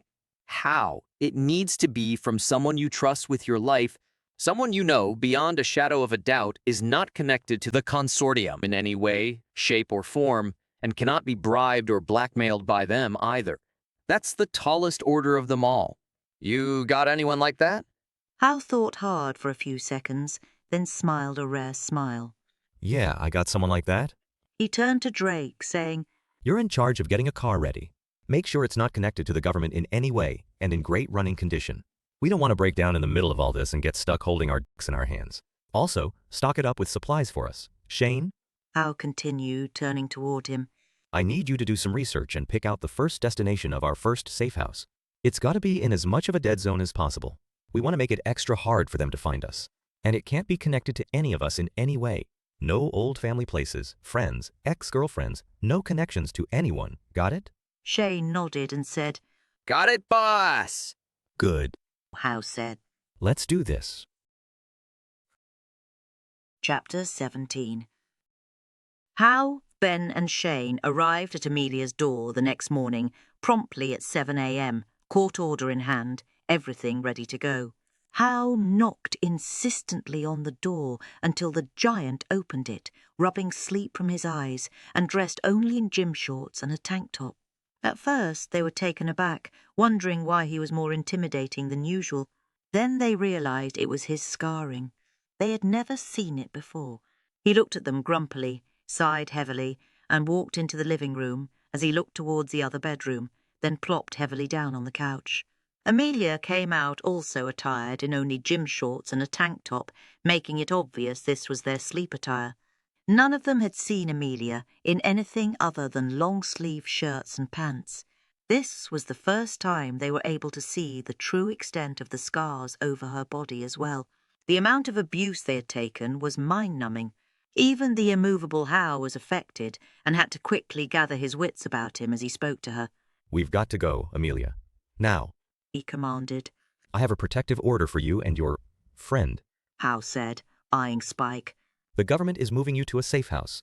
We're going to protect you from the Consortium. We've got it all worked out.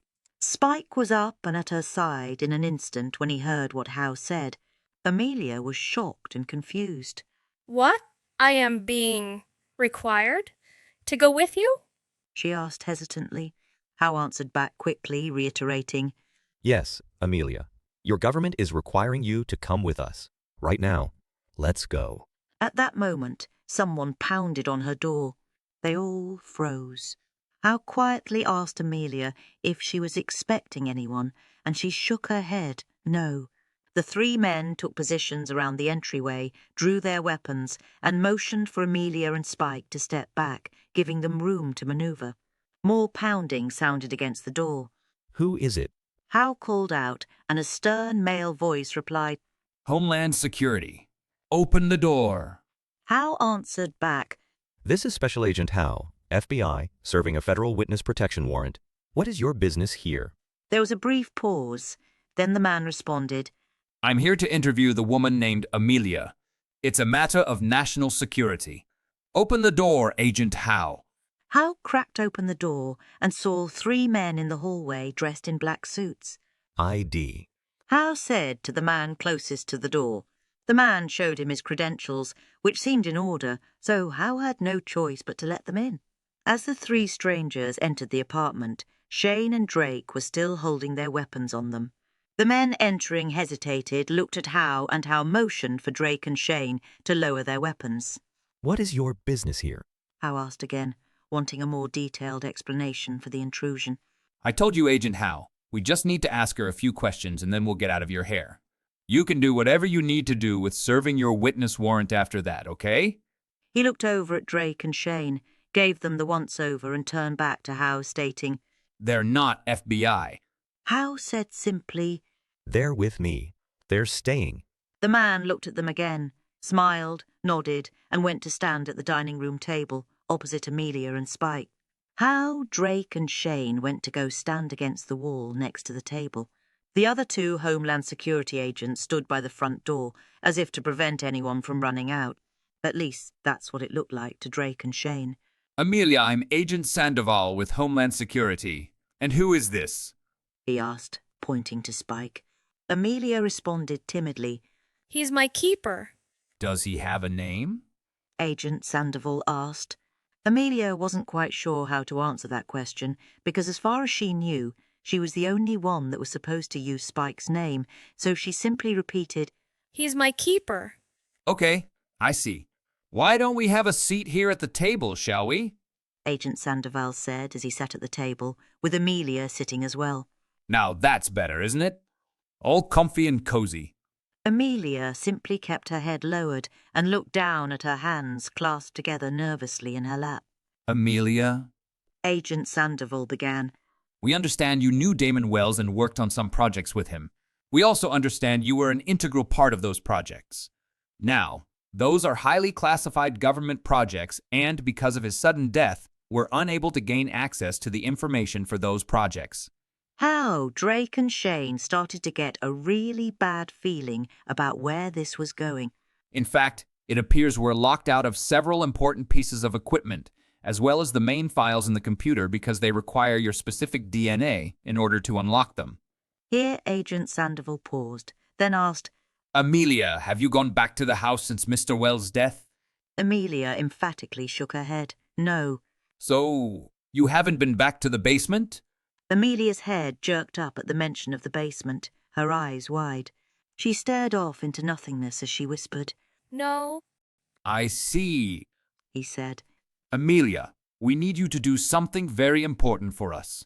We need to know how to access that equipment and get into the project files, so we can continue the work that Mr. Wells was doing for us.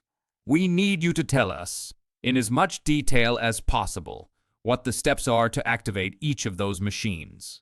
At that, Spike, who had been standing at the back of Amelia's chair behind her, with his arms crossed, reacted to that request, and it was quite obvious he was not happy with what Amelia had just been asked to do. Amelia turned her head to the side toward him for a moment, and he relaxed, but just barely.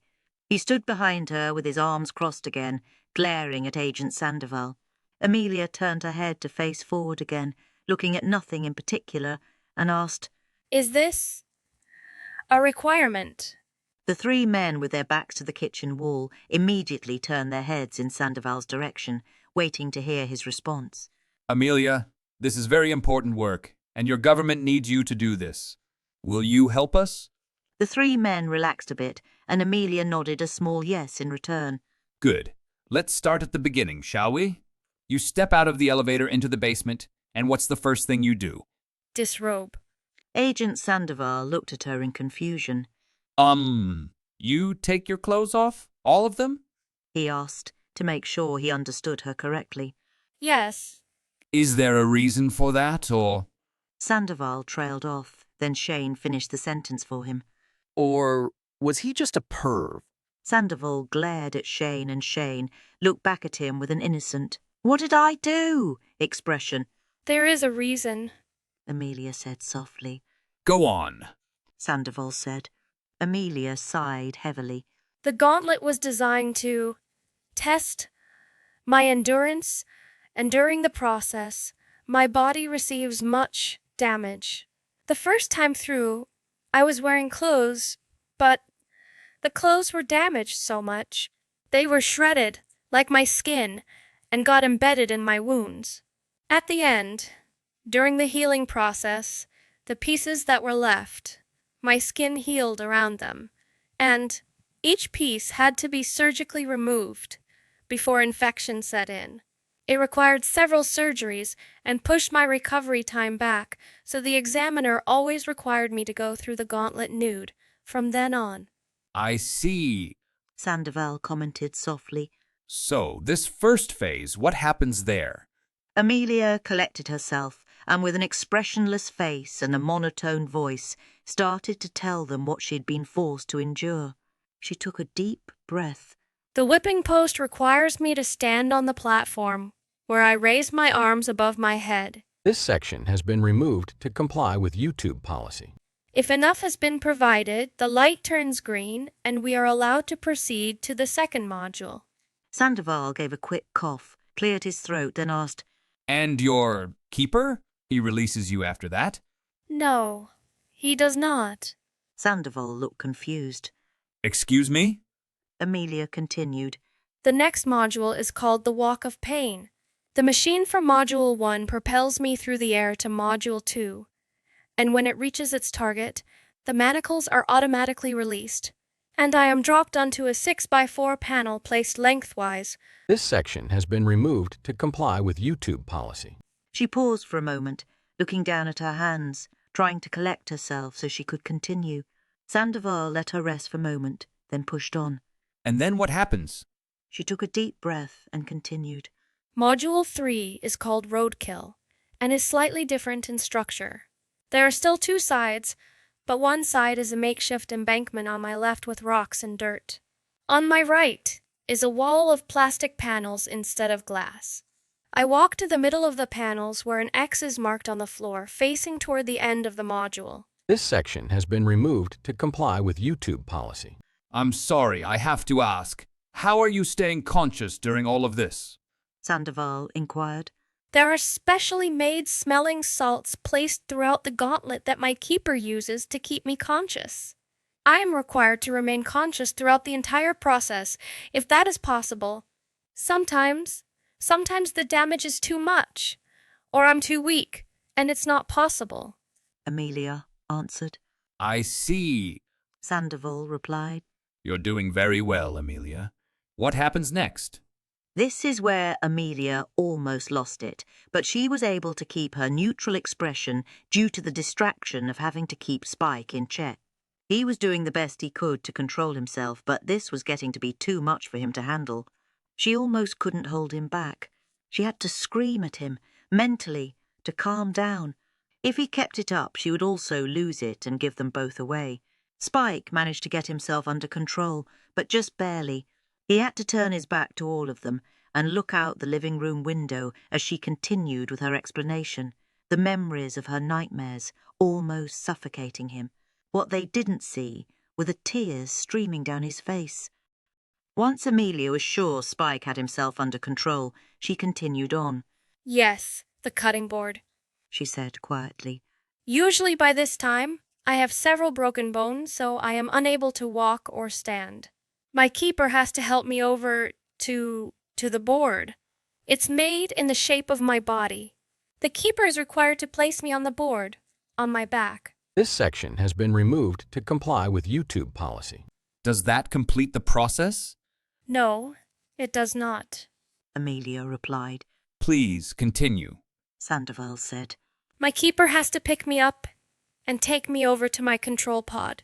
He puts me in, straps me down, and, because the machine will only activate if I'm conscious and aware, he is required to inject me with a syringe full of meds that causes me to become fully conscious for the process. He then gets into his own pod, latches his body in, pushes the handles down, and activates the controller to heal all my wounds and injuries. And that is all I remember. My next memory is usually of waking up in the infirmary where I have to stay for several weeks until I recover enough to return to the apartment. That is all. I don't quite understand, said Sandoval. If the machine, the controller, heals all your wounds and injuries, why is there a recovery period? Amelia let out another heavy sigh. The machine does heal me, but the blood loss. It cannot regenerate the blood. And there isn't enough blood left to circulate through the regenerated tissues and cells, so immediate blood transfusions are necessary in order for me to survive the process. If they don't get enough blood back into my body quickly enough, my organs and tissue will start to deteriorate, and I will die. And my body has undergone several severe traumas. Even though the wounds have healed, I barely have enough energy left to breathe, let alone walk or eat or... Amelia trailed off and looked away. She was done. Agent Sandoval saw that Amelia was finished, telling him what he needed to know. He glanced around the room, observing Howe and the detectives, as well as his own men who had remained motionless and impassive the entire time, showing no emotion whatsoever. He noticed that Howe, Shane and Drake, however, had definitely been affected by Amelia's recounting of the atrocities that had been inflicted upon her by her examiner. In fact, he noticed that Drake and Shane had moved into the kitchen and were standing over the sink, having gotten physically ill during portions of her story. Howe, on the other hand, remained standing in the same spot, one arm across his body, close to his gun in case he needed it, Sandoval observed. the other hand covering his mouth, his eyes and expression hooded and guarded. Sandoval knew he needed to be careful with how he handled the situation. The girl's safety was imperative. There was no room for mistakes. She could not be harmed. That much had been made very clear to him.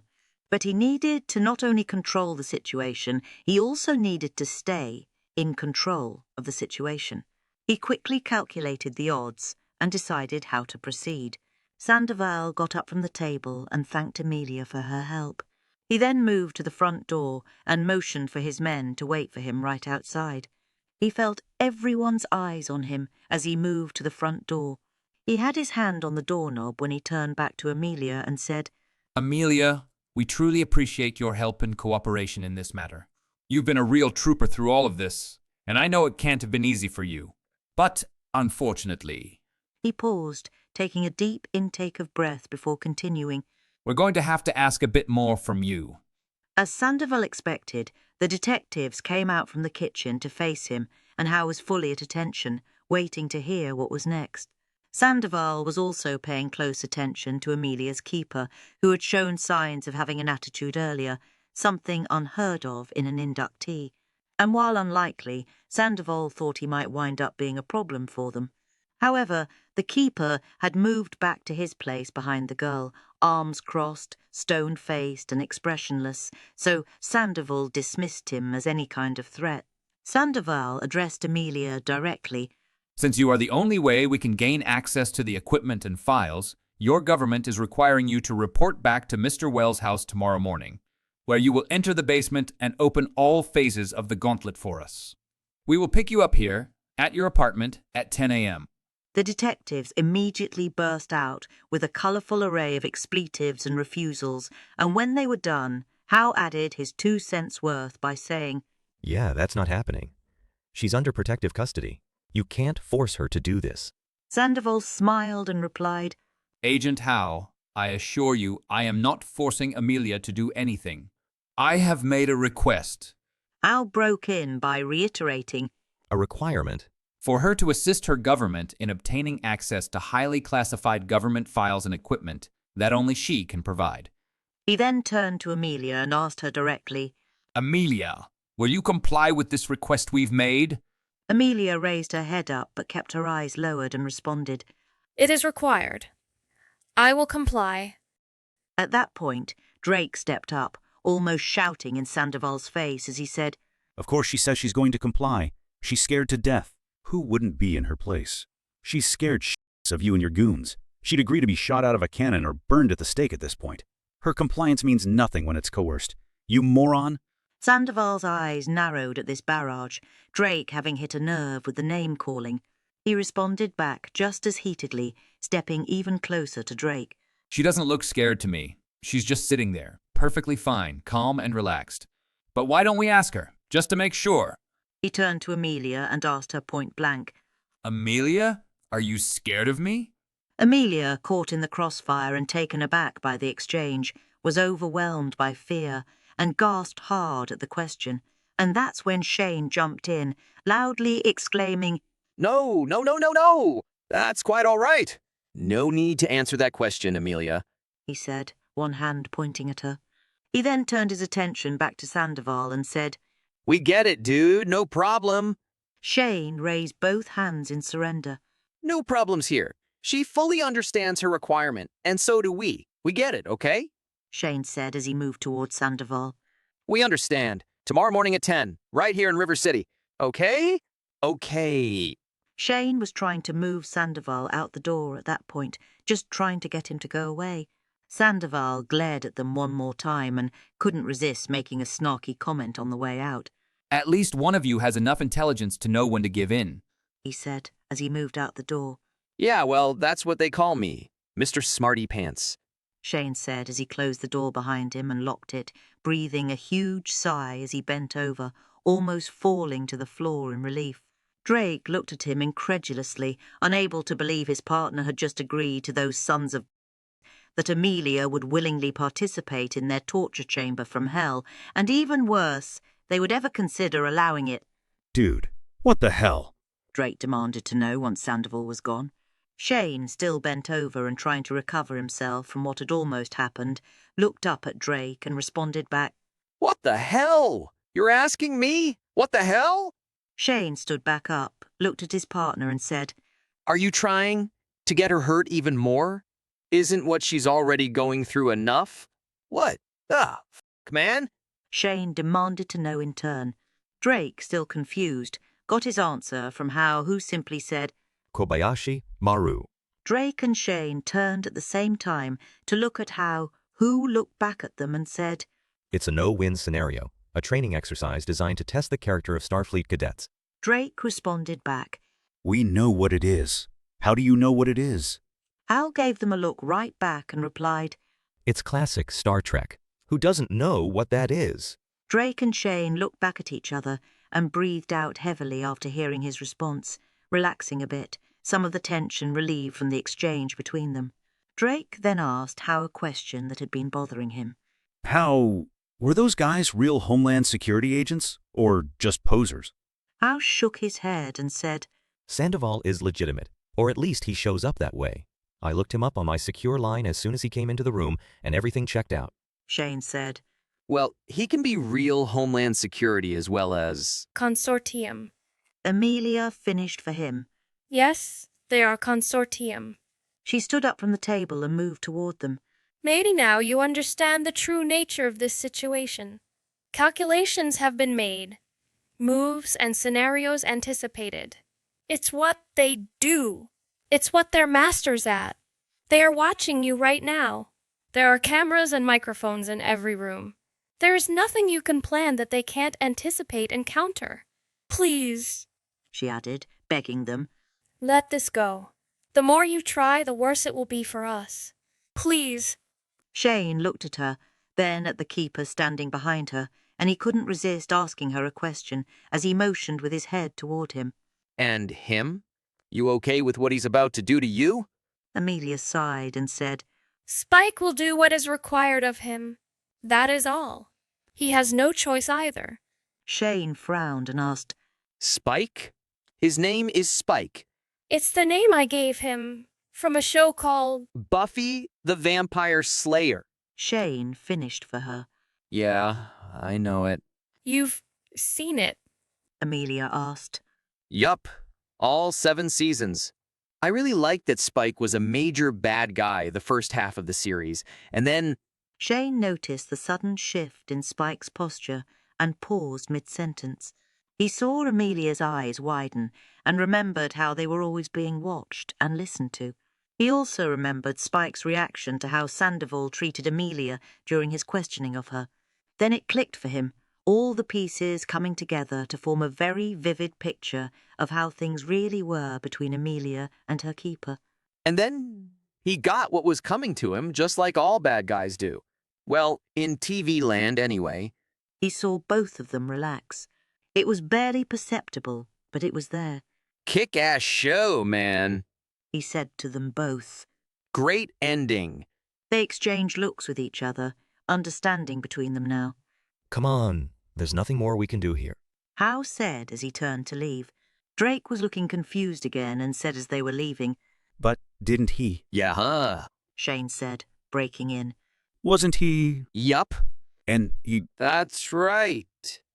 Time to go, bud. Time to go, Shane said as he pushed his partner out the door behind Hal. Shane liked Drake, both as a cop and a friend, and he was a really great detective, but sometimes he was just a little slow on the uptake. They were going to have to work on that. Hal, Drake and Shane waited about an hour before meeting up at their regular spot at the Black Door. Once they were all together, they were all wound up so tight, none of them could sit down. Shane and Drake began pacing around the room. Drake slammed his hand down on the table in frustration. Damn it. We were so close. I can't believe this. Hal sighed heavily, then leaned on one of the chairs as he made an admission to them. I'm sorry, guys. This was my f***up. But honestly, I don't know how it could have been avoided. It's plain as day, in hindsight. Drake and Shane looked up in surprise, first at each other, then at Hal, stopping their pacing. Shane walked to one of the walls, leaning back on it, asking, What do you mean? What are you talking about? Hal sat down and replied, The witness protection order. It was the protection order itself that tipped them off. Go on. Drake said, also pulling out a chair and sitting down with him. Hal sighed heavily, then proceeded to explain. The order has to go through the system. It goes through the network and there's no way around that. It's such an everyday occurrence. All our paperwork, reports, communications, everything. It didn't occur to me that would tip them off to what we were doing. I missed it, but even if I had caught it, there would have been no way around it. Drake asked. You put her name on it? I thought you could issue those anonymously. You can, and I did. But all they had to do was look at any orders that came through during a specific time period that fit her profile and crunch the data. I've got a tech whiz on my own team that could have given me the same information in a matter of minutes. It wouldn't have been that difficult. Drake dropped his head in his hands, shaking his head at the situation. It's all right, man. We all missed it. I can't believe there's nothing we can do to stop this insanity. I mean, that's what it is, isn't it? Pure, unadulterated insanity. Drake noticed then that Shane had been unusually quiet. He was still leaning with his back against the wall, his arms crossed over his chest with one leg half cocked, his foot also against the wall. Drake said to him, You're really quiet. You okay? Shane was looking down towards the floor, staring at nothing in particular as he replied, Oh, I'm right as rain. Peachy keen. Amelia and Spike, on the other hand, not so much. Well, Amelia, for sure. Drake replied. Don't know that Spike even comes close to what she's going through. Drake trailed off as he looked up at the other two men and saw them looking at him with expressions of incredulity. What? Shane put his head in his hand, shaking it in disbelief as he muttered, Oh, dude! Hal stared at Drake for a moment, then asked, You didn't see it? See what? Hal and Shane looked at each other, then back at Drake and said at the same time, He's in love with her. He's in love with her. Drake stared at them disbelievingly at first, then the truth of the situation became clear as he processed the information. Dawning comprehension broke out on his face as he put it all together. Oh no. Oh wow, okay, that's too much. This just keeps getting worse and worse and worse. I just can't stop thinking about what she said she has to do, to go through, Shane said, shaking his head in denial. The way she was talking, at first, she was sounding like it was just another day at work. And then you could tell it was getting to her. And that's when I couldn't handle it anymore. I mean, as a cop, we see and hear a lot of crazy, terrible, horrible, whacked out. I mean, you guys in the FBI, you get some real psychopathic bullshit too, but this, man, this is so beyond anything. Shane paused a moment, then continued. And Spike, man, not only does he have to watch all this shit up close and personal, he has to actually... Shane twisted up his face and almost had to spit out the word. Participate in what's happening to her. He's actually being forced to... Shane stopped, unable to finish the thought out loud. Yeah, they're not torturing just her. They're torturing him as well. Although I think this was all initially designed specifically for her and Ben. Hal said. But considering Spike's feelings for her, it will work just the same on him, too. It's a mental mind literally, putting him in a position where they're forcing him to become in a situation that is the exact opposite of. If he's actually able to become aroused and follow through, then what kind of a person does that make him? And look at what he's doing to her in the process. If he can't and doesn't, she dies. And it's his fault. This is beyond psychotic. It's just pure evil. I can't think of any other way to describe it. Shane sighed heavily, then asked, Is there nothing we can do to try and stop this? Hal, who had been thinking about that very thing, said, Nothing that will work. Our hands are tied by the system and our laws. Theirs aren't. Shane replied. Well, can't we at least just kick him and give him a big fat bruise or something? I can't, and I don't think Drake can either, just sit around and do nothing. They're going to get tortured again tomorrow. Howard had thought and voiced it out loud, telling them, There is one more thing we can try, but I'm telling you, they'll probably be able to see right through it and stop us before we'll be able to accomplish anything. And there is one more thing before we proceed, guys. We need to take what Ben said seriously. If we annoy them too much, they will reach out and try to swat us like a bug. You understand the risks I'm talking about. You okay with that? Shane retorted. Not before I bite 'em first. Drake smiled and said, Yep, right in the ass. Shane gave him a look, twisting up his face and saying, Dude, you! Hal looked at both men, then said, Okay, let's do this. Chapter 18. Amelia and Spike were ready at the appointed time the next morning and had steeled themselves for what was about to happen. They answered the knock on the door, and the two men that had been with Sandoval the day before were there and escorted them to the street in front of their apartment building. But instead of walking down to the house, they were directed to a black SUV parked right out front. Not understanding what was going on but doing as they were told, they both got in the SUV. The vehicle pulled away from the curb, heading in the opposite direction of what they thought was their intended destination. Of course, being a good inductee, Amelia did not question the change in plans, but Spike did. Unfortunately, Amelia had no answers for him, and she wasn't getting anything off of the agents in the vehicle either. Only stony looks and stony silence.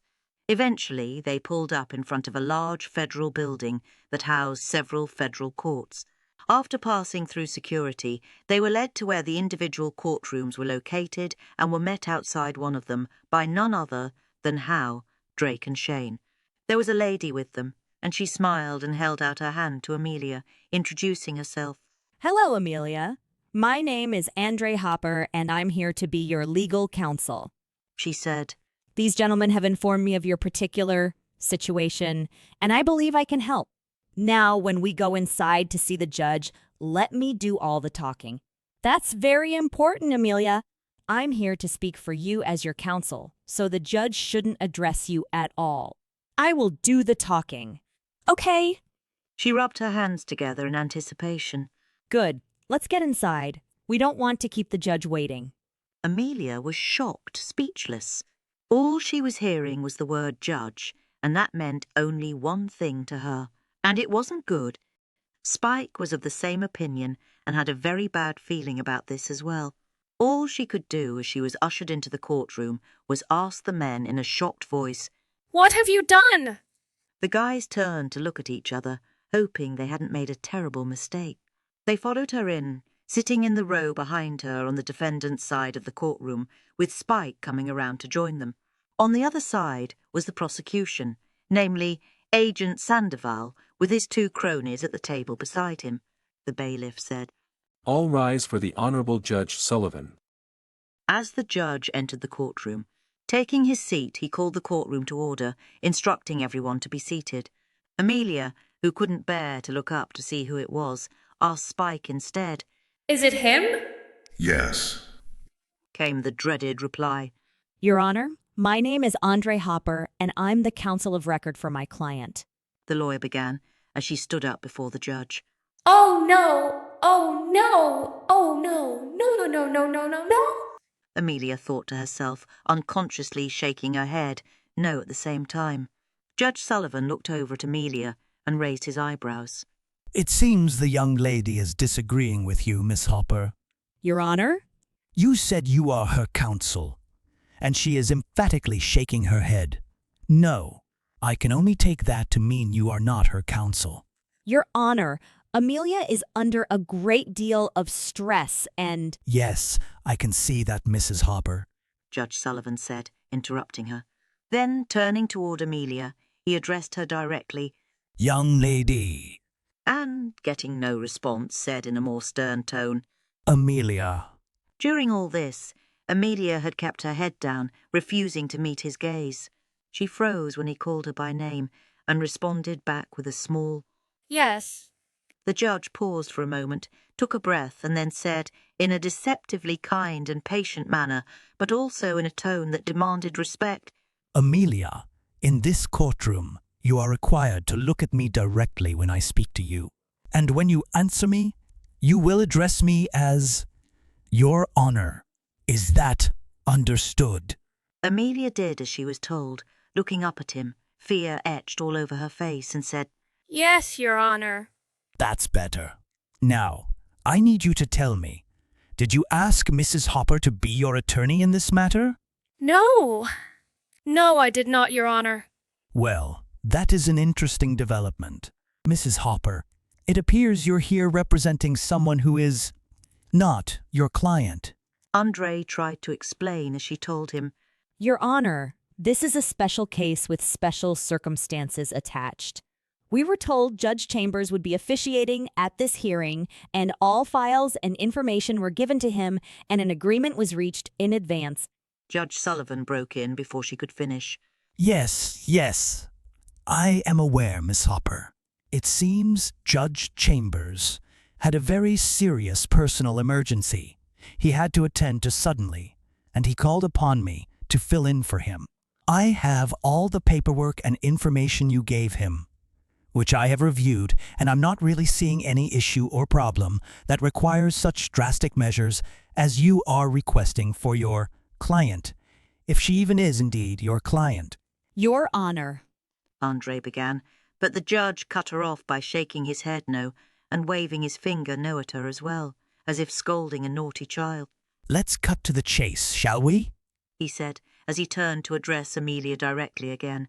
Amelia, please stand when you address me. Amelia stood up, trying very hard not to collapse under the strain of the situation. Is Mrs. Hopper your attorney? In other words, did you hire her or ask her to be your counsel? No. No, I did not, Your Honor. I see.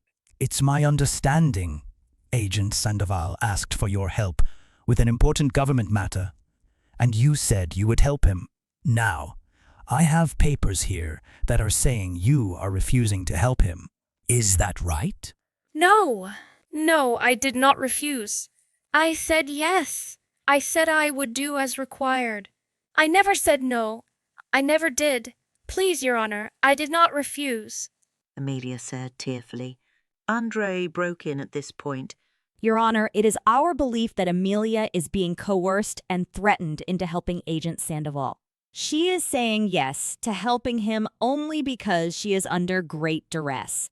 The judge looked surprised at Andre's statement and said, Oh I see. Well, let's find out, shall we? The judge turned once again to address Amelia directly. Amelia, did Agent Sandoval threaten you in any way to help him with his request? Amelia answered truthfully, No, Your Honor. So, he didn't, say, point a gun at you and threaten you if you didn't agree to help? No, Your Honor. Did he raise his fist and threaten to beat you if you did not comply with his request? No, Your Honor. All right. Well, did he raise his voice and yell at you when he made his request? No, Your Honor. So, Agent Sandoval made no threatening remarks or gestures to you at all when making his request? No, Your Honor. And you agreed to his request to help out. Is that correct? Yes, Your Honor. Well, Mrs. Hopper, he said, addressing Andre again, I see absolutely nothing here to warrant any concern about Amelia's state of mind, and I find nothing amiss regarding Agent Sandoval's request or Amelia's generous offer to help her government in this matter. Therefore, your request for protection is hereby denied in full. However, the judge said, continuing on, I can see there are many concerned parties here regarding Amelia, and that obviously there is concern over her participation with Agent Sandoval's request. Therefore, I will personally oversee the proceedings myself, just to make sure everything goes smoothly, and that no unintended harm comes to Amelia while she's fulfilling what is being requested of her. Your Honor, that is so generous of you. Thank you very much. I'm sure that will be very comforting for everyone involved. Andre gushed to the judge. As a matter of fact, the judge said as he continued, aren't these the 3 law enforcement officials that brought this matter to our attention? They must join me as well. We can all watch the proceedings together. In fact, I insist upon it, he said, looking directly at them, his tone giving no room for refusal. Oh, Your Honor, that would be perfect. Thank you so much. Andre replied, smiling back at the men, thinking she had gotten them what they wanted. The judge smiled as he said, My pleasure to be of service. After all, we just want what's best for Amelia, don't we? The judge dismissed the courtroom and told Agent Sandoval to take custody of Amelia and to get her ready for the evening's events over at Wells' house. He also gave instructions to make sure that Howe, Drake and Shane were there, on time and in place, ready and waiting for him in Wells' private study, where GD planned to watch everything from a live feed. As Spike got up to leave with Amelia, he turned and looked at the men, still seated in their places on the bench. He shook his head at them and walked out into the aisle, waiting to follow Amelia outside. Upon seeing Spike's reaction, Shane said quietly under his breath, If I didn't know better, I'd say he just told us we were all screwed. They all looked up at Amelia as she came around the bench rails and out into the aisle. She stopped for a moment beside them where they were still seated and, looking straight ahead, told them, That judge? He helped my examiner design the gauntlet. In fact, Module 4? That was his idea. She left then with Sandoval, leaving the rest of Sandoval's men standing there surrounding Howe, Drake and Shane. The three men looked at each other, and their expressions belied what they were thinking, wondering what the they were going to do now. Shane summed it all up as he paraphrased Oliver Hardy, muttering under his breath, Well, here's another nice mess we've gotten ourselves into. Before being led away by Sandoval's goon squad. Chapter 19. J.D. entered Damon Wells' house as if it were his own, commanding the inductees and barking orders. He made his way up to Wells' private study and made himself at home. After all, he had visited the place often enough. He might as well make himself comfortable. Wells' private office was large and spacious, with all the creature comforts Wells had wanted during his time as examiner there.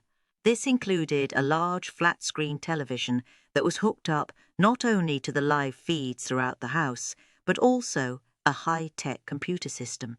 However, the study was not set up for entertaining guests, with the room's main purpose being a private space. This prompted J.D. to have 3 chairs brought in for the guests he would be receiving for that evening's festivities.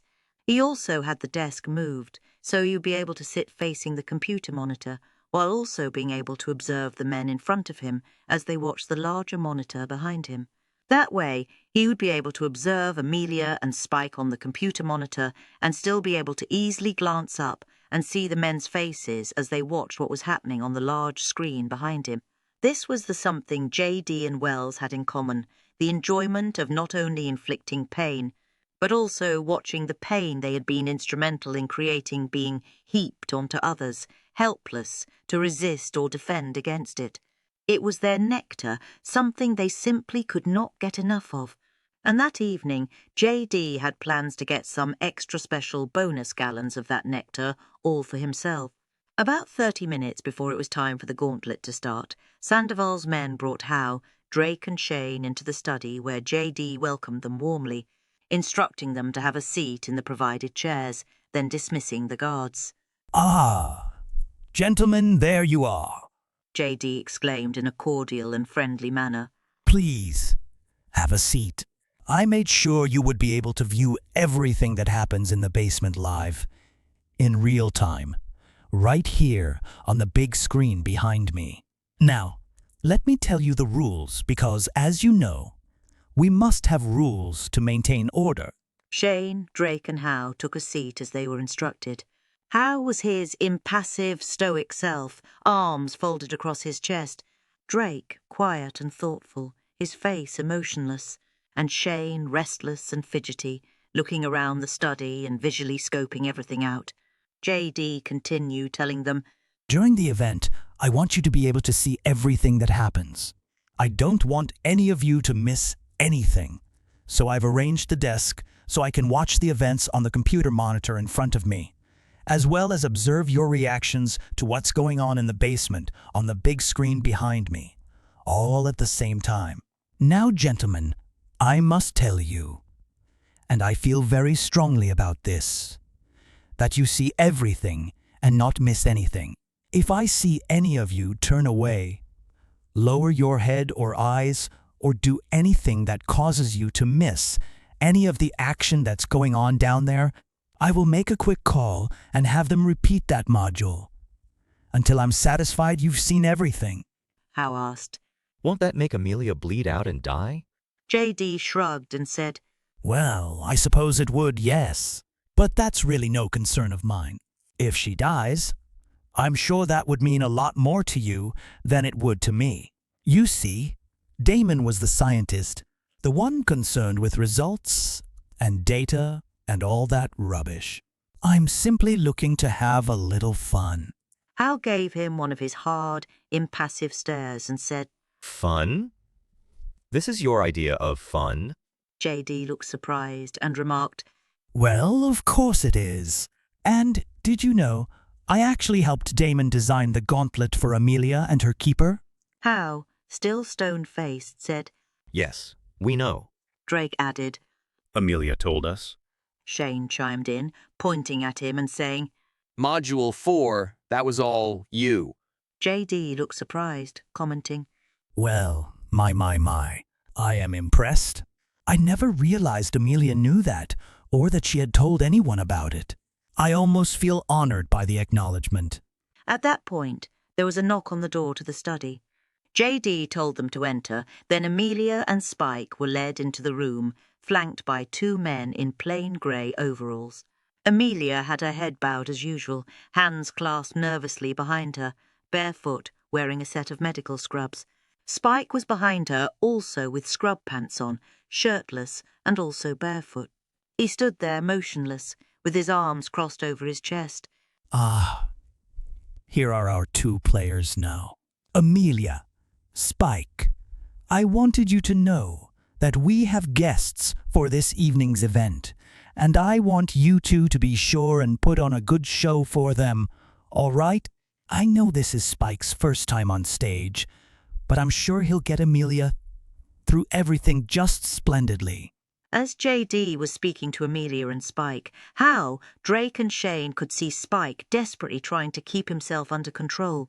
His muscles were flexing and twitching. His jaw muscles were working. He was grinding his teeth, and his eyes were hooded and guarded. There was so much anger radiating off the man, the other three men could actually feel it coming off of him. In fact, the feeling they got from him was so intense, Hal uncharacteristically broke his normal expression and whispered to Drake and Shane to move their chairs down so they could scooch as far away from him as possible. J.D. noticed what the men were doing and was a bit confused at first. Then he realised what had made them uncomfortable. Gentlemen, he said reproachfully, but also with amusement, you have nothing to worry about. Spike is an inductee and fully conditioned. He only does what he's told. He is no danger to you. Unless, of course, I tell him to be. There is nothing for you to worry about. Shane muttered low, under his breath. It's not us that needs to be worried, dip. Drake immediately backhanded him hard in the chest, causing Shane to have a coughing fit to cover himself. J.D. turned his attention back to Amelia and Spike, telling them, It's time for you to go to the basement, Amelia, and prepare yourself. They turned to leave and were almost out the door when J.D. couldn't resist adding one last thing. Amelia, I know you usually go through the gauntlet in the nude, but since we have guests this evening, I think a little modesty is called for. This time, I think it's best you keep your clothes on. Amelia gasped hard and put her hand to her chest, falling against a bookshelf. Spike reached out and caught her before she fell all the way down. Hal, realising what this meant for Amelia, told J.D. in his normal, succinct manner, I don't mind nudity. Nudity works for me. J.D. looked at him in surprise, raising an eyebrow, then turned his gaze to Drake, who said, Yeah, nudity's great. Works for me too. J.D. turned the same gaze towards Shane, who said, Sure, I think there should be a lot more nude women running around. J.D. thought about it for a few seconds, then said, Well, I did not expect that, and I certainly don't want to disappoint our guests. So be it. Nudity, it is. He turned to Amelia, telling her, Never mind. You will go through the gauntlet with no clothing as usual. Now, off you go. The breath of relief from Amelia was audible as she stepped away from Spike and they made their way out the door, with the guard still flanking them both. J.D. turned back to the men in front of him, once again giving them a stern reminder.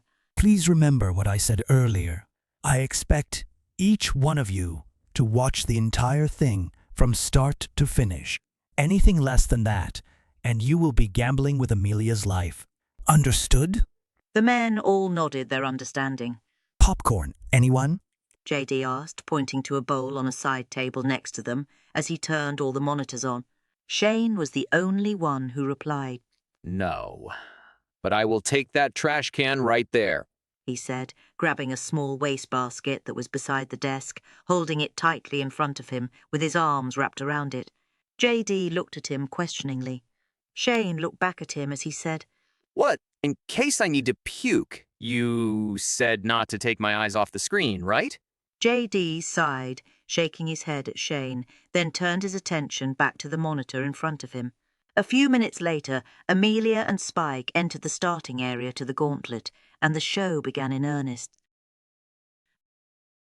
Chapter 20.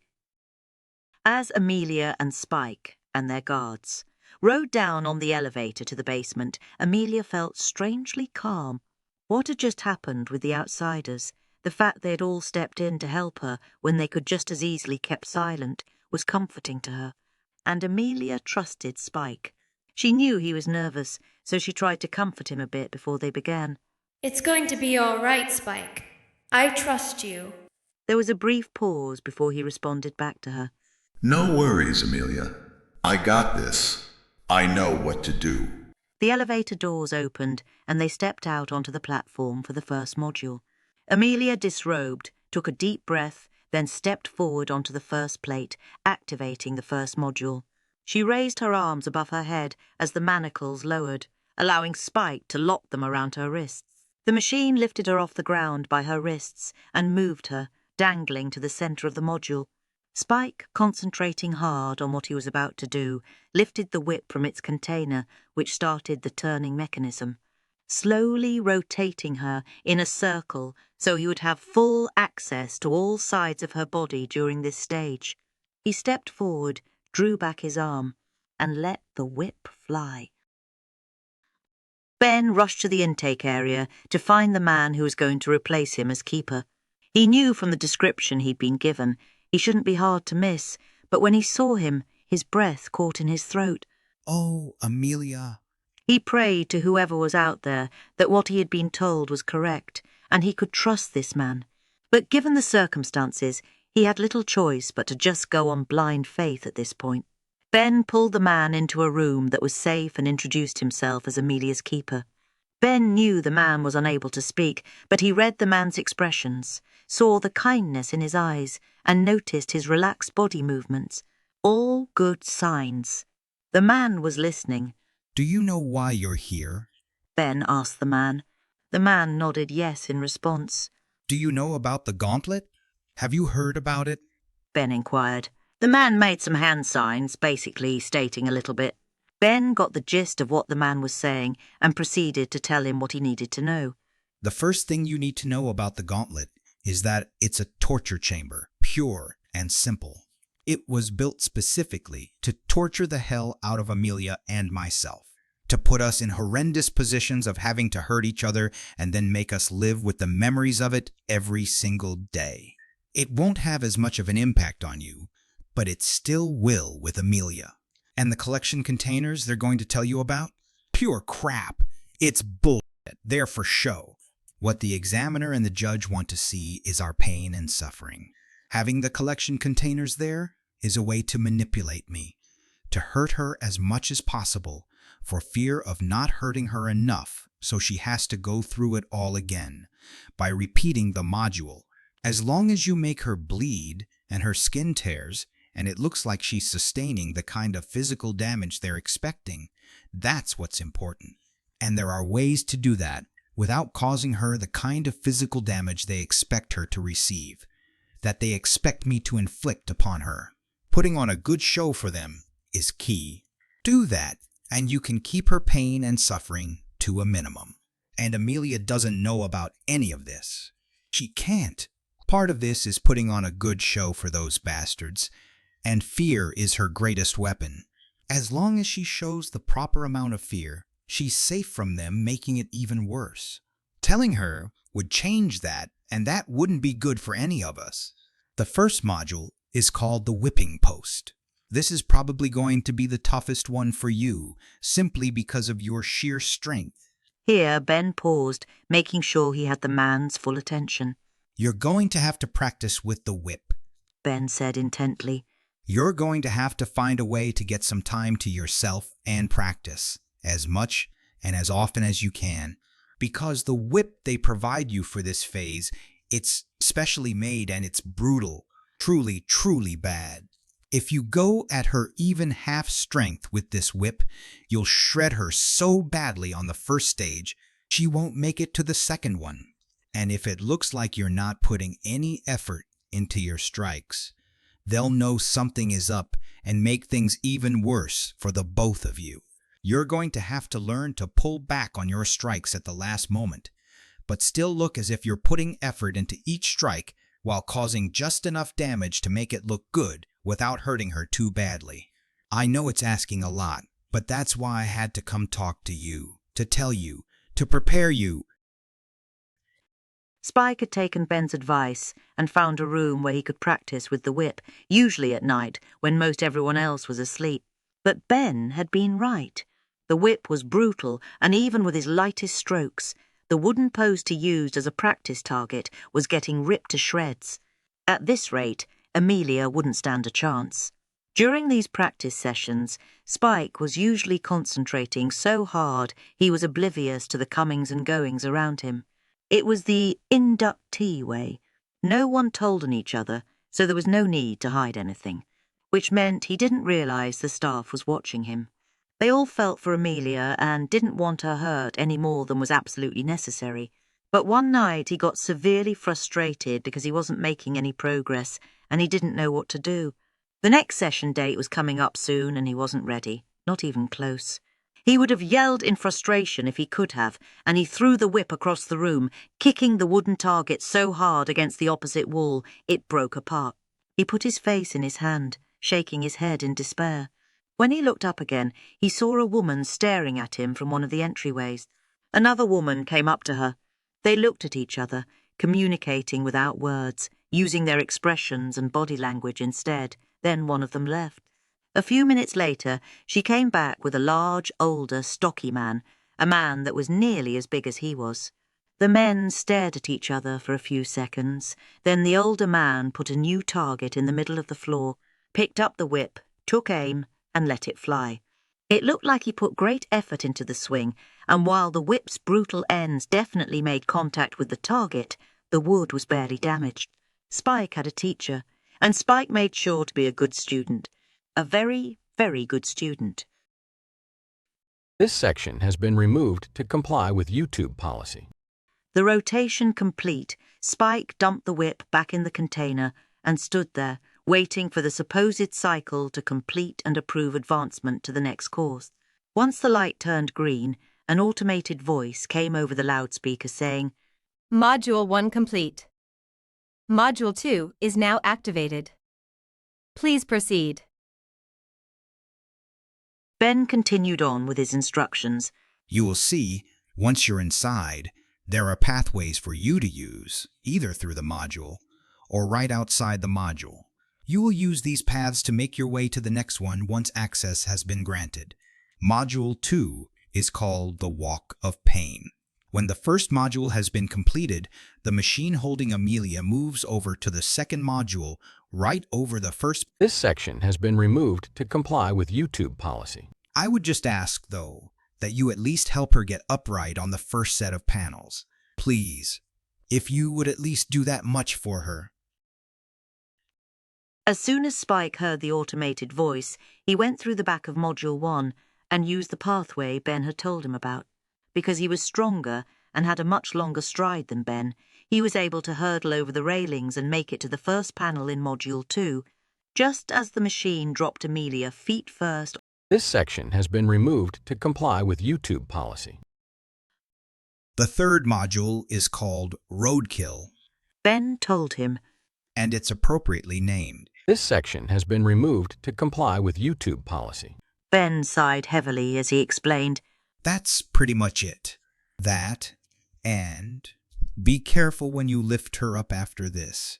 She'll have several broken bones and won't be able to walk by herself. I usually just carry her to the next stage.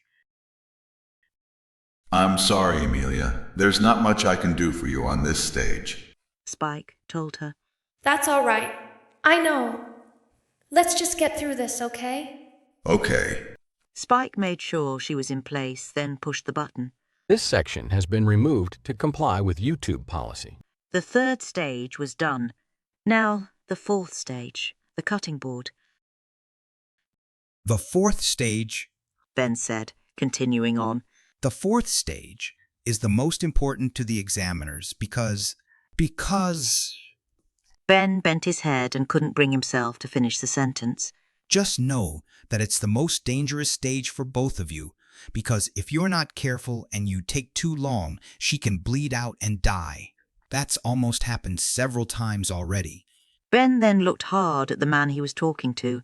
He continued on in a harsh tone, never breaking eye contact. This section has been removed to comply with YouTube policy. Ben stopped talking to watch the reaction of the man he'd just unloaded this information on. It was important for Ben to see what his reaction would be to it. Relief flooded through Ben as he watched first shock, then horror, then disbelief, then denial flood over the man's face and body. He was truly upset and not wanting to believe what he had just heard. He had stood up and was pacing back and forth, shaking his head and motioning with his hands in a cutting motion. No and no way. Ben stood up and grabbed hold of him to get his attention. This section has been removed to comply with YouTube policy. And then I get her to that damn control pod as fast as I can and start the f***ing machine so she can be healed and end the nightmare. Well, for another 3 months at least. Look, I've stayed too long already and I've got to go, but I hope this helps you some, helps you to help Amelia. I know you don't know her, but she doesn't deserve this. None of us do, but especially her. Not this, not any of this. Ben said sadly, shaking his head and walking away. This section has been removed to comply with YouTube policy. He ran with her up the ramp to the control platform, put her in her pod, then took the syringe with her shot of meds to snap her back awake. He paused for just a moment, took a breath, inserted the syringe into her, pushed the plunger, removed it, then dropped the syringe, quickly getting into his own pod. He didn't even bother strapping himself in. He took a deep breath and pushed down on the handles, activating the controller. His eyes shot open wide, and that's when things got really interesting. Chapter 21. As Amelia and Spike came into view on JD's monitor for the first module, he took a quick glance at the 3 men sitting in front of him, their eyes on the large flat screen behind him. How, with his impassive, enigmatic, emotionless stare, JD was most interested to see how the gauntlet would affect Hal. Drake trying to remain calm and unaffected, but not quite succeeding. And Shane, already pale, holding the wastebasket in his lap, his arms wrapped tightly around it. If JD had actually been a scientist, this would have been an excellent opportunity to study several different fascinating facets of human behavior. However, JD was not a scientist, and his only interest was the amount of horror he could inflict upon them. Simple and crude, but effective. He was not ashamed of who he knew he was. Hal, however, was definitely studying what was going on around him. Having worked with a master mentalist for a number of years, Howard learned how to read people pretty well himself, picking up on subtle cues others missed, catching the telltale signs people always displayed unconsciously. It was a handy talent to have, and one Hal found came in quite useful on a number of occasions. Hal also had a strong feeling they weren't going to come out of this situation alive. But if that was the case, he was going to make damn sure to take at least one of them with him. and his first choice was the psychotic madman sitting at the desk in front of him. Drake was trying desperately to come to terms with everything that had happened and was still happening. All this was beyond anything he had ever dealt with or experienced before. To make matters worse, the three men had not been able to talk privately together since the courthouse. Having been confined and watched over by Consortium guards the entire time, all he could do was follow Howe's lead. So that's what he would do. He would concentrate on that one fact and hope it was enough to get him through this. He would follow Howe's lead. Shane was praying as hard as he could that he wouldn't pass out while being forced to watch the gauntlet. He didn't know what would happen if he did that, and it's not exactly like you have a choice when that happens, but he would never be able to forgive himself if anything worse fell upon Amelia because he couldn't keep it together. As the first module got underway, JD got the expected reactions out of the two detectives as they jumped and flinched in their chairs. But Agent Howe, he appeared unmoved. No, wait, there was something in his expression. What was it? He couldn't quite put his finger on it, but he definitely didn't like it. Agent Howe, is this portion not meeting your expectations? JD asked. This isn't the first time I've seen people whipped and tortured. Howe replied. Ah, ex-military, I presume. Yes, but you already knew that. Howe replied. Then how did something unexpected? He took his eyes away from the screen and locked his gaze with JD, saying, You want me to watch this or answer questions? JD's eyes narrowed dangerously at being taunted like that, but he kept his cool because he wanted to see Howe break. JD replied back, By all means, continue watching. Howe took his gaze back to the screen, and JD wondered if he had misjudged the man. Howe might have a dark side after all. It was usually the quiet ones that surprised you, wasn't it? The first module was completed, and the second module had been activated. This section has been removed to comply with YouTube policy. No! JD exclaimed loudly, hitting the desk with his hand, infuriated with what he was witnessing. That was not supposed to happen. She falls. She always falls on the spikes. We planned it, calculated it, so Ben could never reach her in time. What happened? That's not Ben. Drake commented. What? JD retorted, still incensed at what he was witnessing.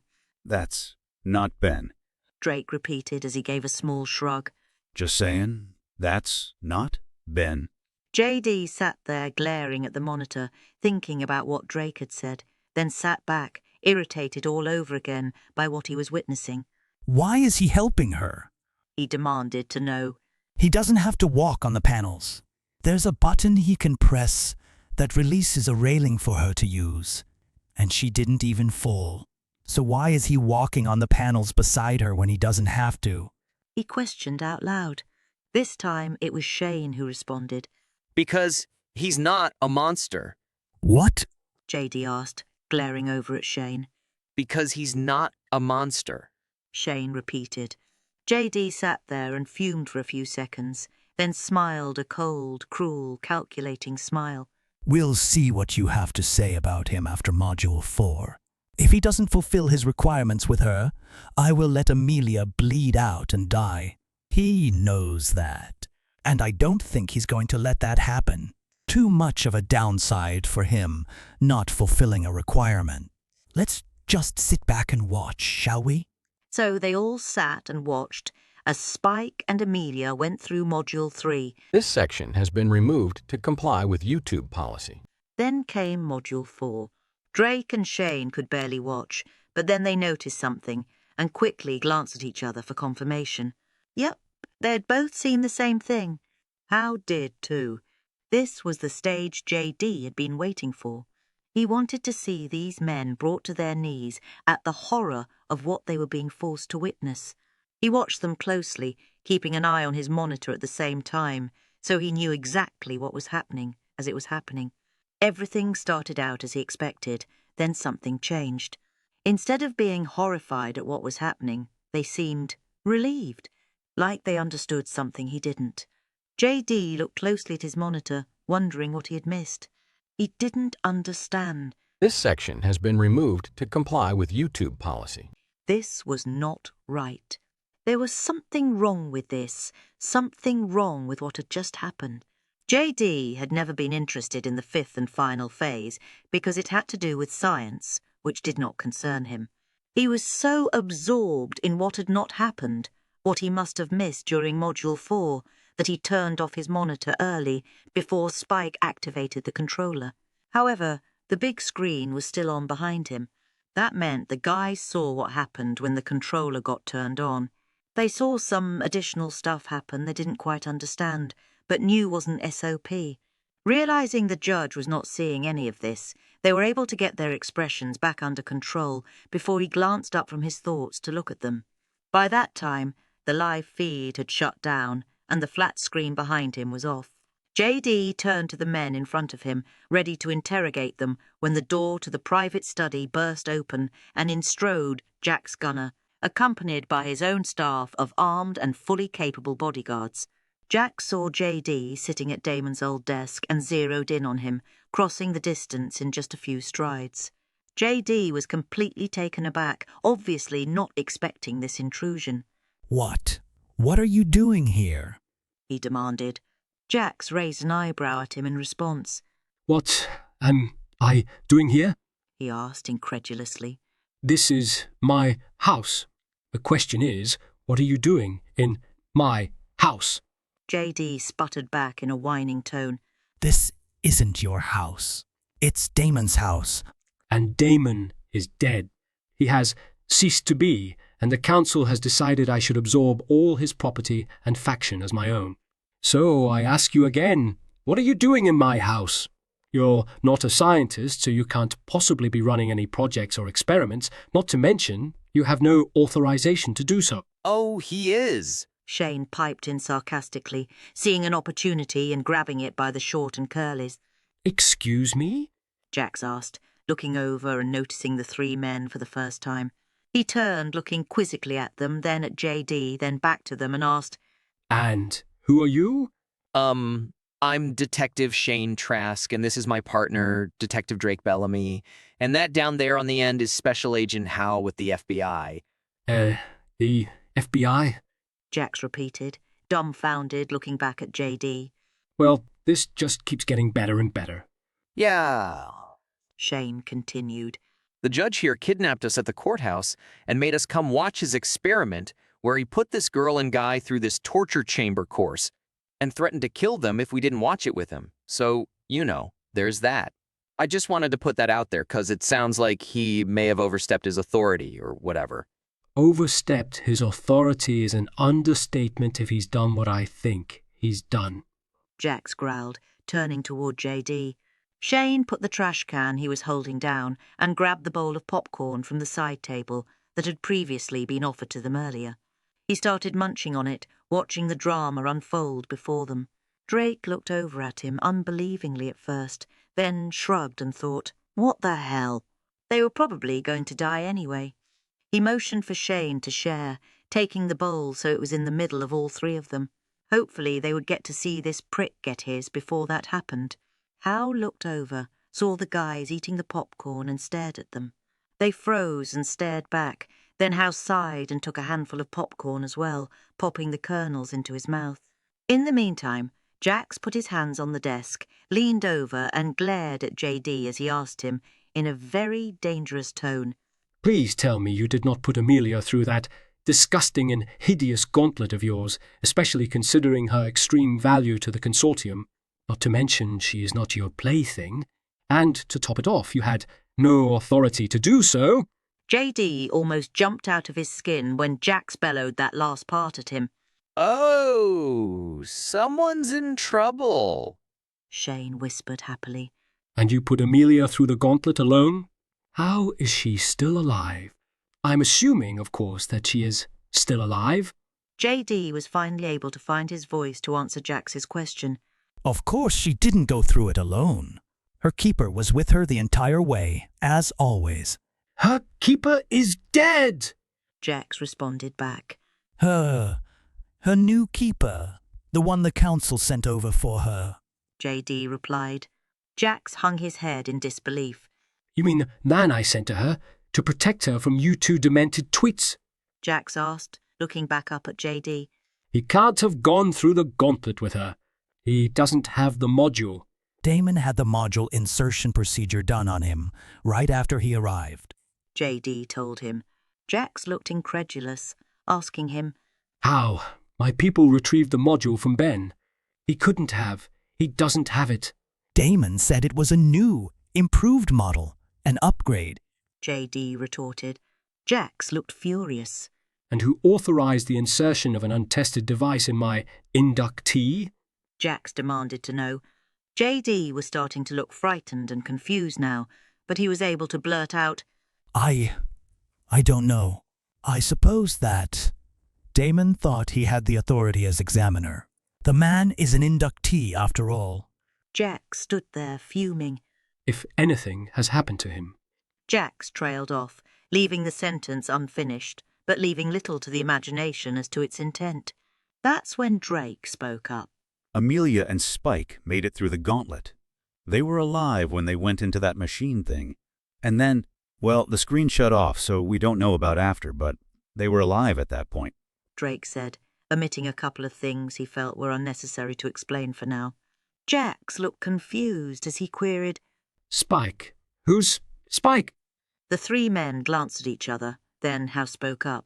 Her keeper, Spike. You know, big, tall, muscular guy. Long brown hair, beard, tattoos. Understanding flooded Jax's face as he said, Oh.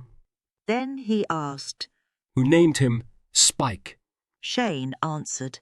Amelia did. She named him after a character on a show called Buffy. The Vampire Slayer. Yes, I remember that show. Jax said with a fond smile. He looked at Shane and said, Great show. Shane smiled back and said, Kick ass, man. Jax then turned thoughtful, glancing back and forth at the men, then spoke directly to them. Gentlemen, I do apologize for what you've been through today. It was unforgivable what this man did to you, what he made you witness. Please believe me when I say he, and Damon Wells, did these actions without any authority or approval by the Consortium's council. In fact, I was sent here specifically to make sure this did not happen. Unfortunately, it seems I was a little late in arriving. I'm assuming, of course, you know about the Consortium? Oh, yes, we do. And, sure. And we're aware, yes. Were all given to him in response to his question about the Consortium. Good. That's good. Okay, so you're free to leave. Again, my apologies for any inconvenience you've suffered, and I hope you'll accept my thanks for your help in this matter. It's not often I get to offer my thanks directly to fine officers of the law like yourselves, but in this case, you are extremely helpful. So, thank you. The three men looked at Jax, looked at each other, then looked back at Jax, and remained where they were, seated in their chairs. Jax looked a bit perplexed at the men's reactions and asked, Is there a problem? Howe answered Jax's question by stating, Yes. The bad guys don't let you go with a handshake and a pat on the back without sticking a knife into you while you're leaving. What gives? What are you playing at? Jax laughed and replied, We're not playing at anything here, I promise you. We're not the bad guys in this situation. It was Damon Wells and his twisted, perverted friend over here that are the bad guys. And that's something we'll handle ourselves in-house. And it will be handled permanently. I can assure you of that. Jax said in a dangerous tone, looking at JD as he said it. And if you truly are aware of who we are and what we're capable of, Jax continued, then you know there is nothing you can do to bring any kind of charges against us. You have no proof whatsoever of whatever crimes you think may have been committed, so it will be your word against ours. And I assure you, we will have verified proof to back up whatever story we choose to give, which means no charges, no proof, no reason to kill you. You're simply not a threat to us, and we'd much prefer to have you as friends than enemies, or, I should say, I would prefer to have you as friends. Yeah, I seriously doubt that. Howe said. Sorry, but I need more. Why didn't you step in sooner to help Amelia?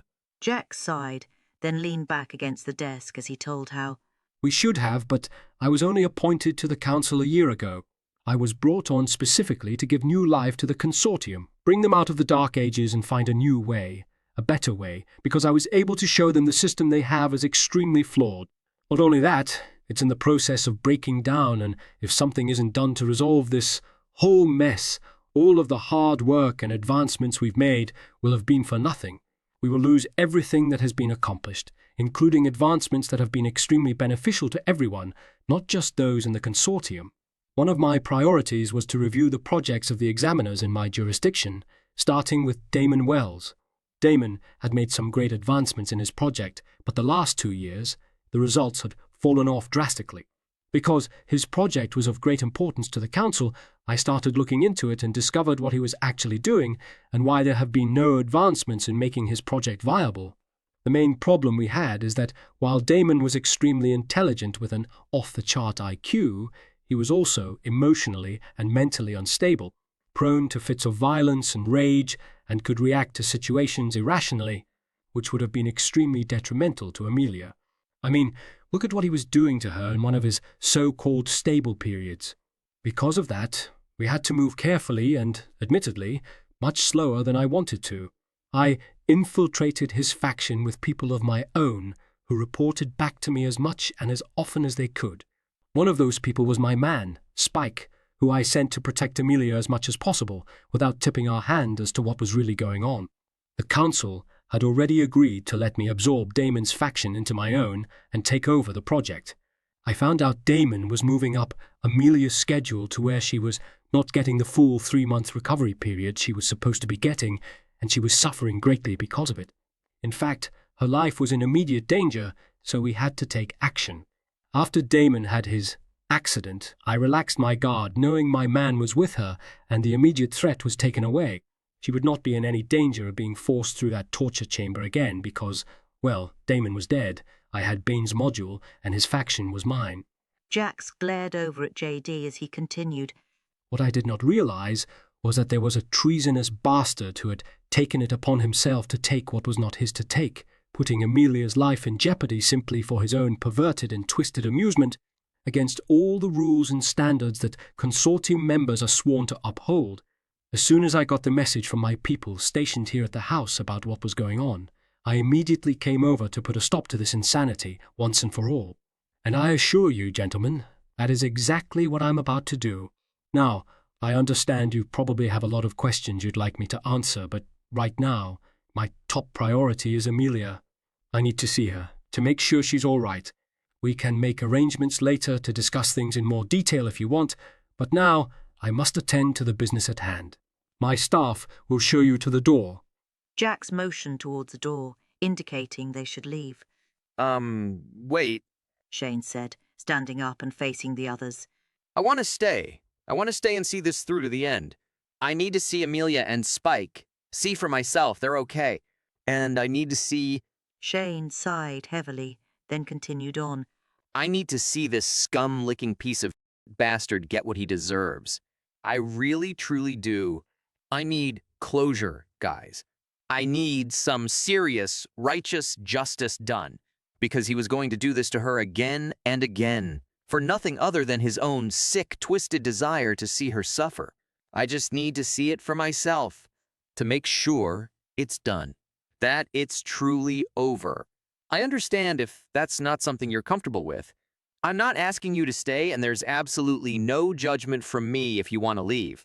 Drake stood up with his partner, adding, I couldn't have said it better myself. I'm right there with ya, bro. Assuming, of course, it's all right with you. He asked Jax. Jax was surprised at the request, but had no problem with it. Sure, I see no reason why you can't see this through if that's what you want. I have to warn you, though, our way of punishment can be a bit more gruesome than what you're used to. Drake laughed harshly, commenting, After what we just witnessed, bring it on. Shane quickly added, Yes, please. They all turned to Howe, who'd been sitting there quietly. He thought about it for a moment, then stood up. I'm off the clock, so technically, I'm not FBI right now. And even if I was, there's nothing I could report, so yeah, count me in. Closure's good. At that, they all turned to JD, who was trying his best to shrink into the chair and disappear. It didn't work. Chapter 22. 2 saw Spike push the levers down and activate the controller, then all hell broke loose. The controller activated all right, and as soon as Spike's module reacted to the controller, he kept careful watch as Amelia was immediately zapped and her module also connect with the controller. But the energy that was being emitted and transferred from the modules back and forth through the controller gained in strength and power well over what the max was supposed to be in a matter of seconds, overloading the system. Bolts of electrical discharge crackled all around, very similar to the old Frankenstein movies.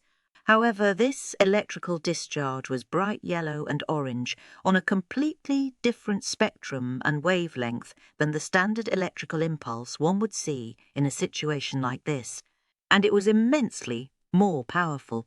And another thing too noticed. The energy was only supposed to go from Spike to Amelia, not the other way around. But this time, similar to what had happened during the module syncing procedure, the energy was being transferred back and forth between them, first from Spike to Amelia, then Amelia to Spike, and so on, growing in strength, speed, and power with each rotation. 2 had done his best to run diagnostic tests on the equipment before the session began, but he'd only been allowed partial access to the equipment and data from the examiner. Therefore, he was at a loss as to what was going on. Because he simply did not have the information he needed to control the experiment, as 2 was frantically trying to get everything back under control, the equipment was shorting out, sparks were shooting off everywhere, electrical components were exploding, and the technicians that were there to help had to run off the platform, also trying to avoid the electrical discharges that were being given off. At first glance, it looked as if Spike and Amelia were being electrocuted, but that was not the case.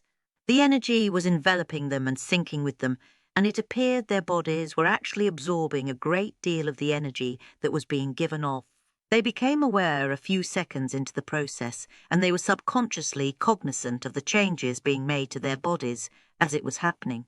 There was some pain, but nothing like they had ever felt before, more like a harsh, tingling sensation throughout their bodies. Uncomfortable, but nothing they couldn't handle. And they also seemed to be aware of each other. What the other was feeling, what was happening, all tangled up together as if they were one. They both turned their heads to look at each other, their eyes glowing with the yellow-orange energy that was surrounding them and infiltrating their bodies with its power. Spike had not bothered to strap Amelia down in her pod, so great was his desire to make sure she got healed up in time. She stepped out of it toward him, as he stepped out of his pod and moved toward her, the energy following them. They reached out their hands toward each other, palms out, touching the other and intertwining their fingers together. They squeezed each other's hands, and when the connection was made, there was a huge flash of bright yellow light, as if the sun had exploded in the room, and then everything stopped. The power went out, and so did the lights. The machines stopped their noise and were completely silent. There were still a few residual pops and crackles, but after a few seconds, the emergency lights popped on and the controller area looked like a grenade had gone off. The lab in general was a mess with papers lying everywhere. Spike and Amelia stood together on the platform, blinking their eyes and looking around. Then Amelia got a little light-headed and swooned, losing her balance and falling against Spike, who caught her. They went down to the ground together, and Spike looked up for help. 2 immediately rushed over to her and called to a couple of assistants to check her out. 2 gave orders to get her back in the pod and start her blood transfusions right away. But another tech who'd been scanning her vitals double-checked the readouts, scanned again, then turned to 2 and told him she didn't need a transfusion. 2 looked at the tech in confusion. He asked for confirmation, and the tech scanned Amelia again and showed 2 the results. He couldn't believe what he was seeing. Amelia's scan said she was perfectly healthy in every way, including her blood levels, and all the blood that had been on the outside of her body, dried or wet, was gone as well. In fact, she looked like she had never been through the gauntlet at all. Amelia was already sitting up by this time and was very surprised at how well she felt. She hadn't felt this good in, well, forever. 2 was still fussing over her, prompting her to tell him, 2, I feel fine. Then, looking down at herself, asked, Can I get something to wear, please? Two blushed and took off his lab coat, putting it on Amelia, which she buttoned fully down the front. They helped her stand back up and she assured them again, I'm fine, I promise. Then she noticed Spike's feet, previously torn from the barbs, were also healed. Spike! Amelia gasped, pointing to his feet. Your feet are healed. He simply shrugged and smiled. He was just glad she was okay. The three of them stood there for a minute, surveying the damage. Two looked completely defeated. This is all going to be blamed on me, he thought to himself dejectedly. None of it was my fault, and I'm going to be blamed for all of it. Amelia looked over at him, reading his thoughts.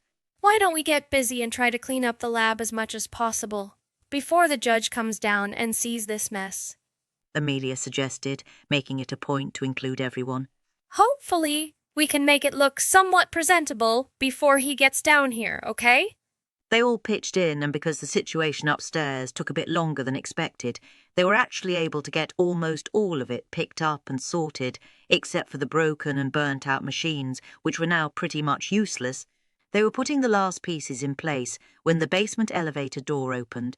Out came Jax plus his bodyguards, who were dragging J.D. along with them, followed by Hal, Drake and Shane.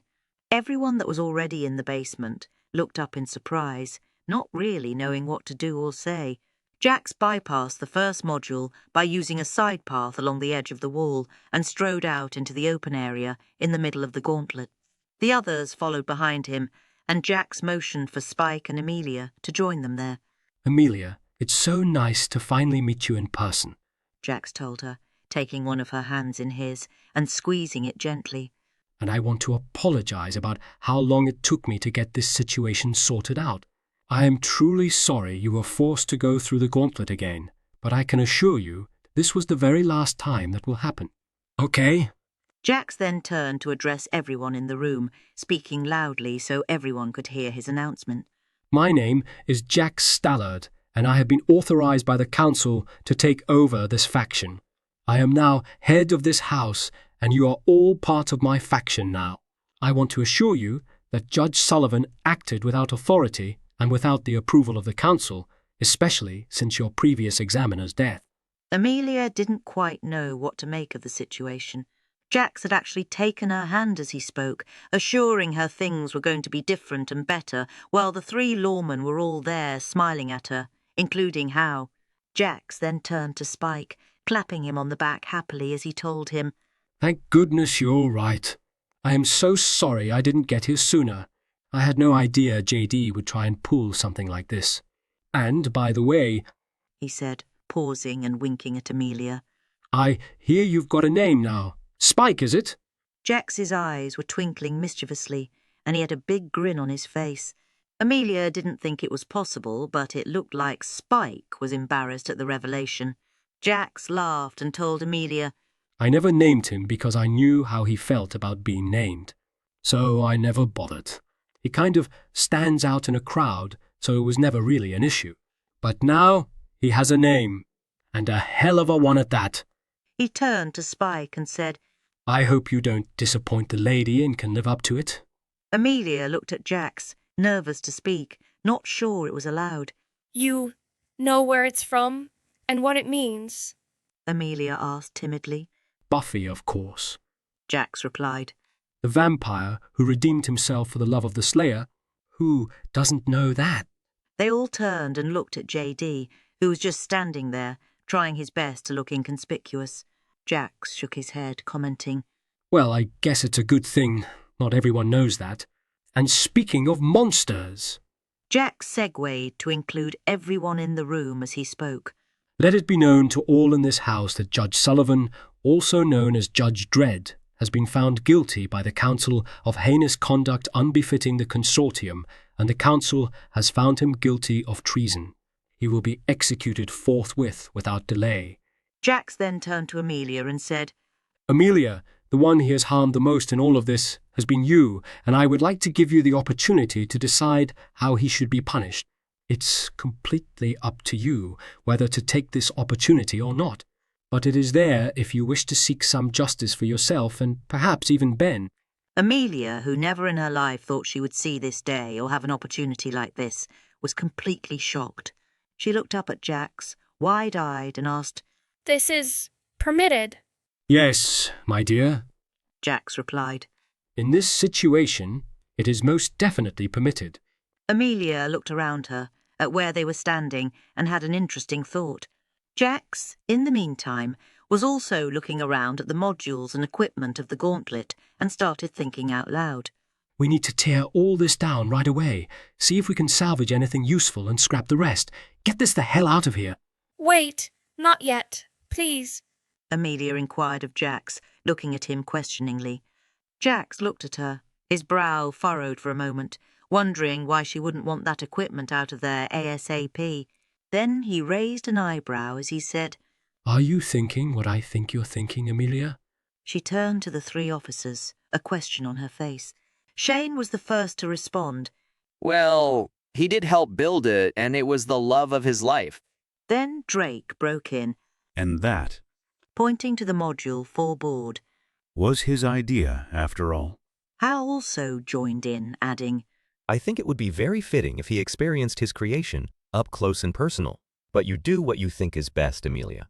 With that, Amelia turned toward J.D. and slowly walked over to him as she spoke. What I think is that the judge should follow his own rules. That when you break a rule, you get punished. J.D., having been treated like an inductee, being made fun of and ridiculed, had all he could bear. So when this slip of a girl had the audacity to talk to him like that, rage boiled up inside of him, his face contorting with his fury. He lunged at her, his hands aiming to strangle the life out of her. But he was brought up short by a big hand that not only stopped him from his goal, but choked him and lifted him right up off the floor. He was then brought face to face with a not-so-happy man by the name of Spike, who took personal exception to Amelia being hurt. Hey, dude, Hal said to Spike. He motioned with his head over to Module 1, and Spike half-carried, half-dragged J.D. by the throat over to the first position. By that time, 2 had been able to get the power to the lab restored, and Jack signalled for him to restart the gauntlet. Spike stripped the jacket and shirt off the judge to where he stood bare to his waist and shoved him onto the first activation plate. The manacles lowered, but J.D. refused to put his hands up, so Spike had to assist him with getting them on. At this point, J.D. realised the finality of his situation and what they were going to do. This caused him to start sputtering apologies and begging for help from Amelia. Amelia, please stop. J.D. begged as Spike locked the manacles around his wrists. This is all a horrible misunderstanding. I never meant for you to get hurt.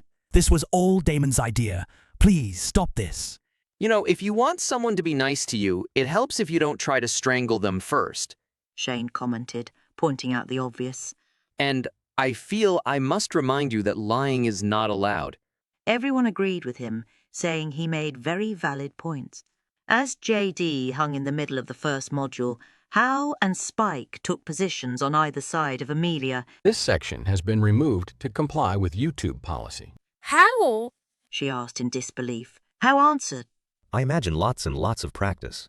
Spike nodded his head in agreement and dumped the whip back into its container. But wait. Amelia said, Don't we need to get a certain amount of blood and tissue on there to move forward? Her question was quickly answered by the automated voice, stating that Module 1 was complete and they could move forward to Module 2. Hal's composure broke a bit when he realised what was going on. His hand went to his mouth and he bent his head, shaking it. Then he looked up at Spike and said, Let me guess. The collection containers, all bogus, right? Spike's affirmative nod confirmed Hal's guess.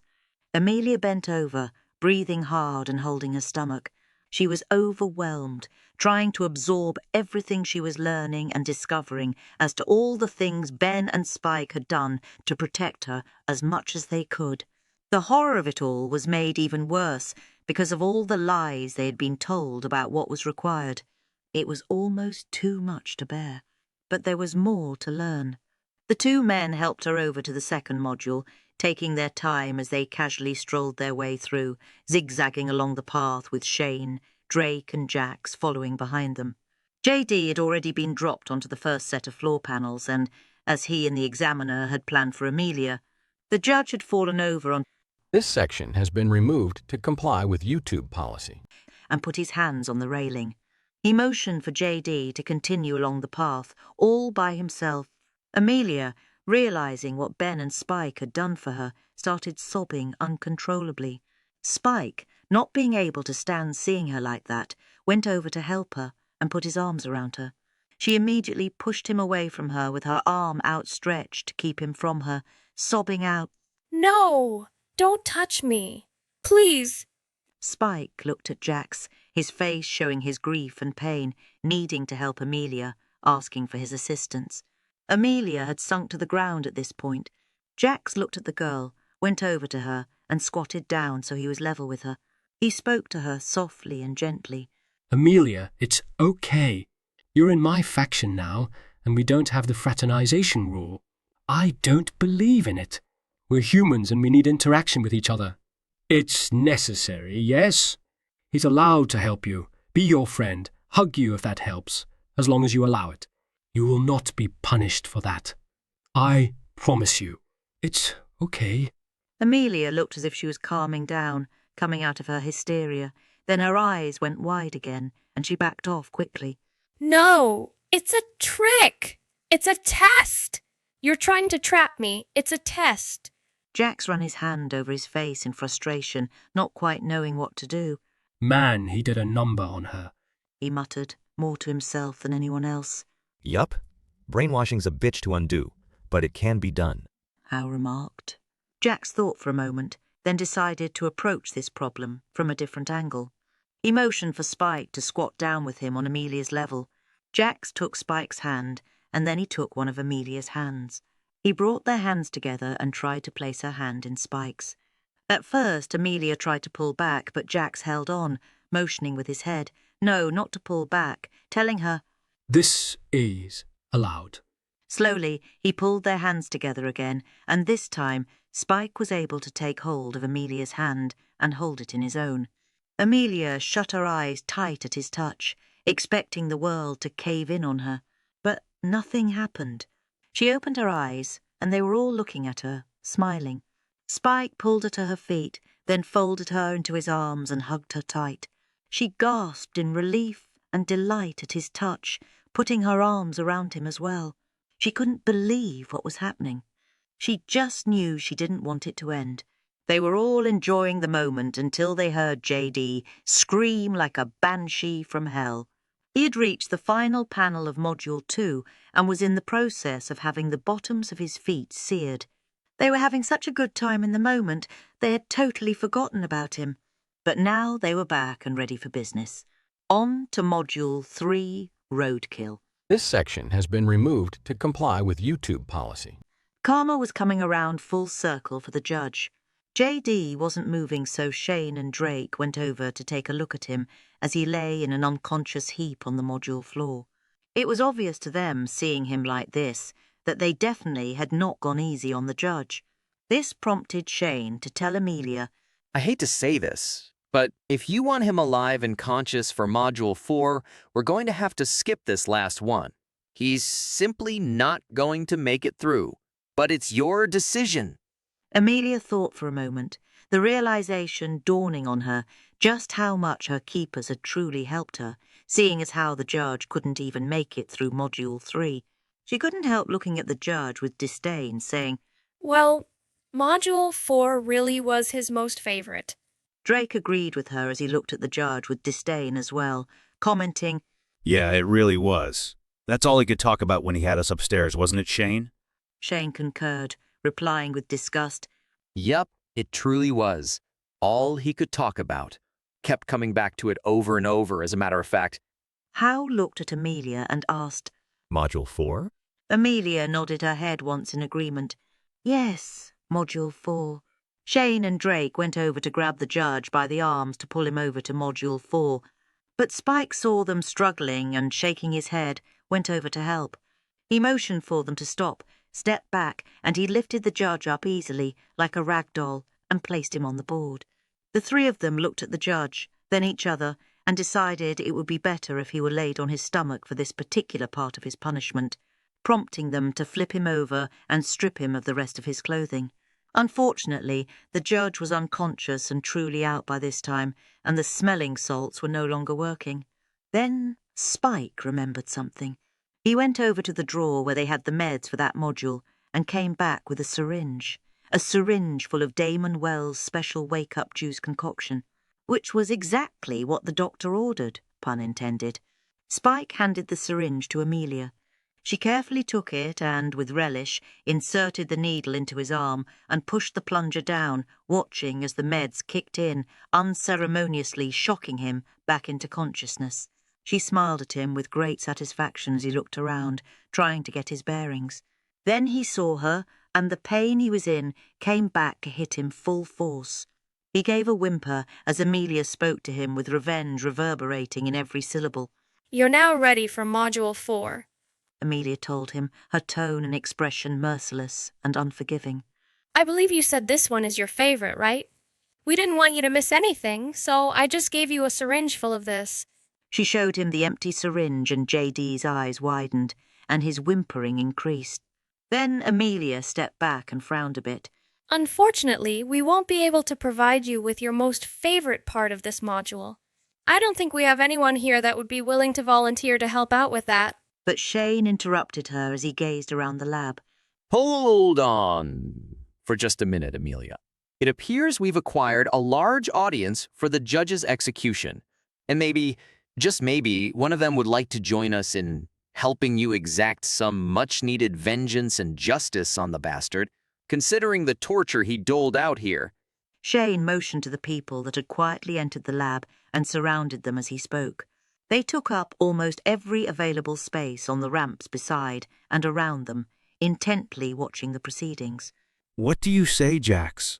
Drake asked, staring at him intently. Would they get in trouble if someone wanted to help Amelia out? Jax gave Drake and Shane a knowing grin before turning to the inductees surrounding them, addressing all of them directly. If anyone wishes to help Miss Amelia, they may do so without fear of punishment or reprisal of any type. This man, Judge Sullivan, has been condemned to death by order of the council. Miss Amelia has been granted the opportunity to decide how that death shall be carried out. This is her wish. If anyone would like to assist her, they are free to do so. Anyone? Shane prompted, hoping someone would step forward. Is there anyone that would like... Wait a minute! I think we have a volunteer. Shane exclaimed, as a large, burly man broke from the ranks and approached the group in the fourth module. He looked strong but withered and worn, and one of his eyes was cloudy and blind, a casualty of one of the many injustices the examiner and J.D. had heaped upon him.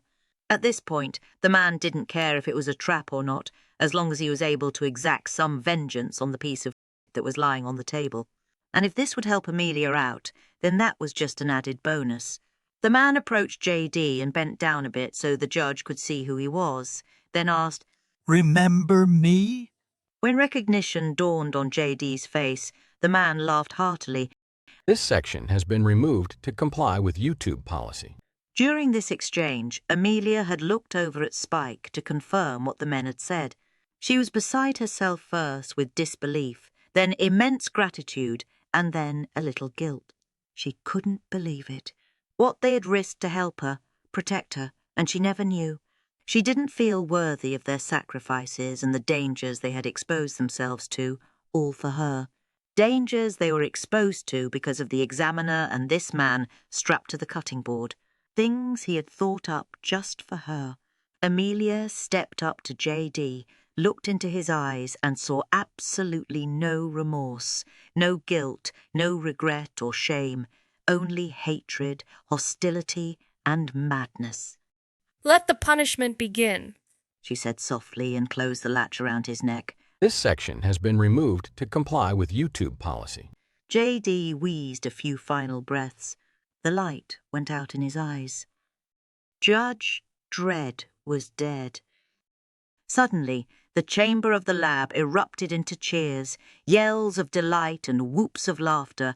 The entire inductee population of the house was there, and they all took solace and relief from the fact the second half of the tortuous duo was now finally out of their lives at last.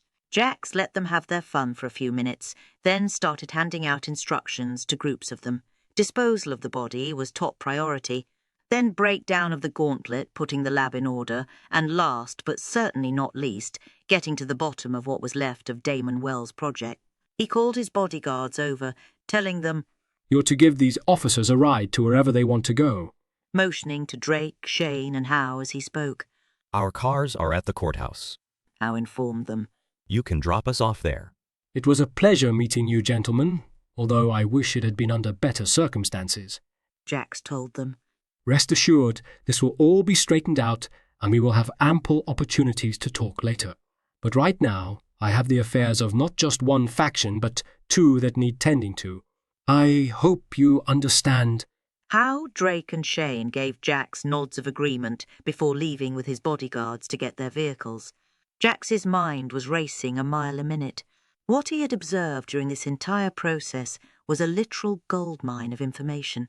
Structured experiments could never have produced the results he had just witnessed or given him the priceless data he had just accumulated. Amelia's hard resistance of going against her conditioning, Spike's natural resistance against the conditioning, not to mention Wells' entire household of inductees breaking out into cheers of joy and happiness. That was unheard of, and it never should have happened if the conditioning was as effective as the council had let themselves believe it was. First of all, if the conditioning was still effective, the inductees shouldn't have cared what happened to the judge. They should have known, expected, that another examiner would be sent in to replace him and it would be business as usual. Nothing special, and certainly nothing to provide them with anything other than hopelessness, defeat, and fear, i.e. the status quo. But there it had been. Emotions. Positive emotions. And the lawmen, that had been completely unexpected. Their participation in JD's execution, especially lawmen that were the caliber that these three were. He had read their files.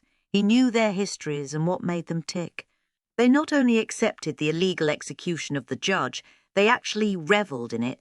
The experience had been extraordinary and more than he could have ever hoped for.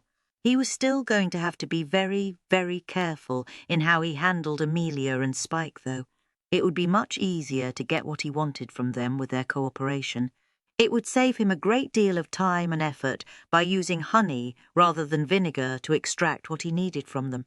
Oh, yes, the future was bright and full of promise, and he couldn't wait to get started. He loved it when things went according to plan. He really, truly did.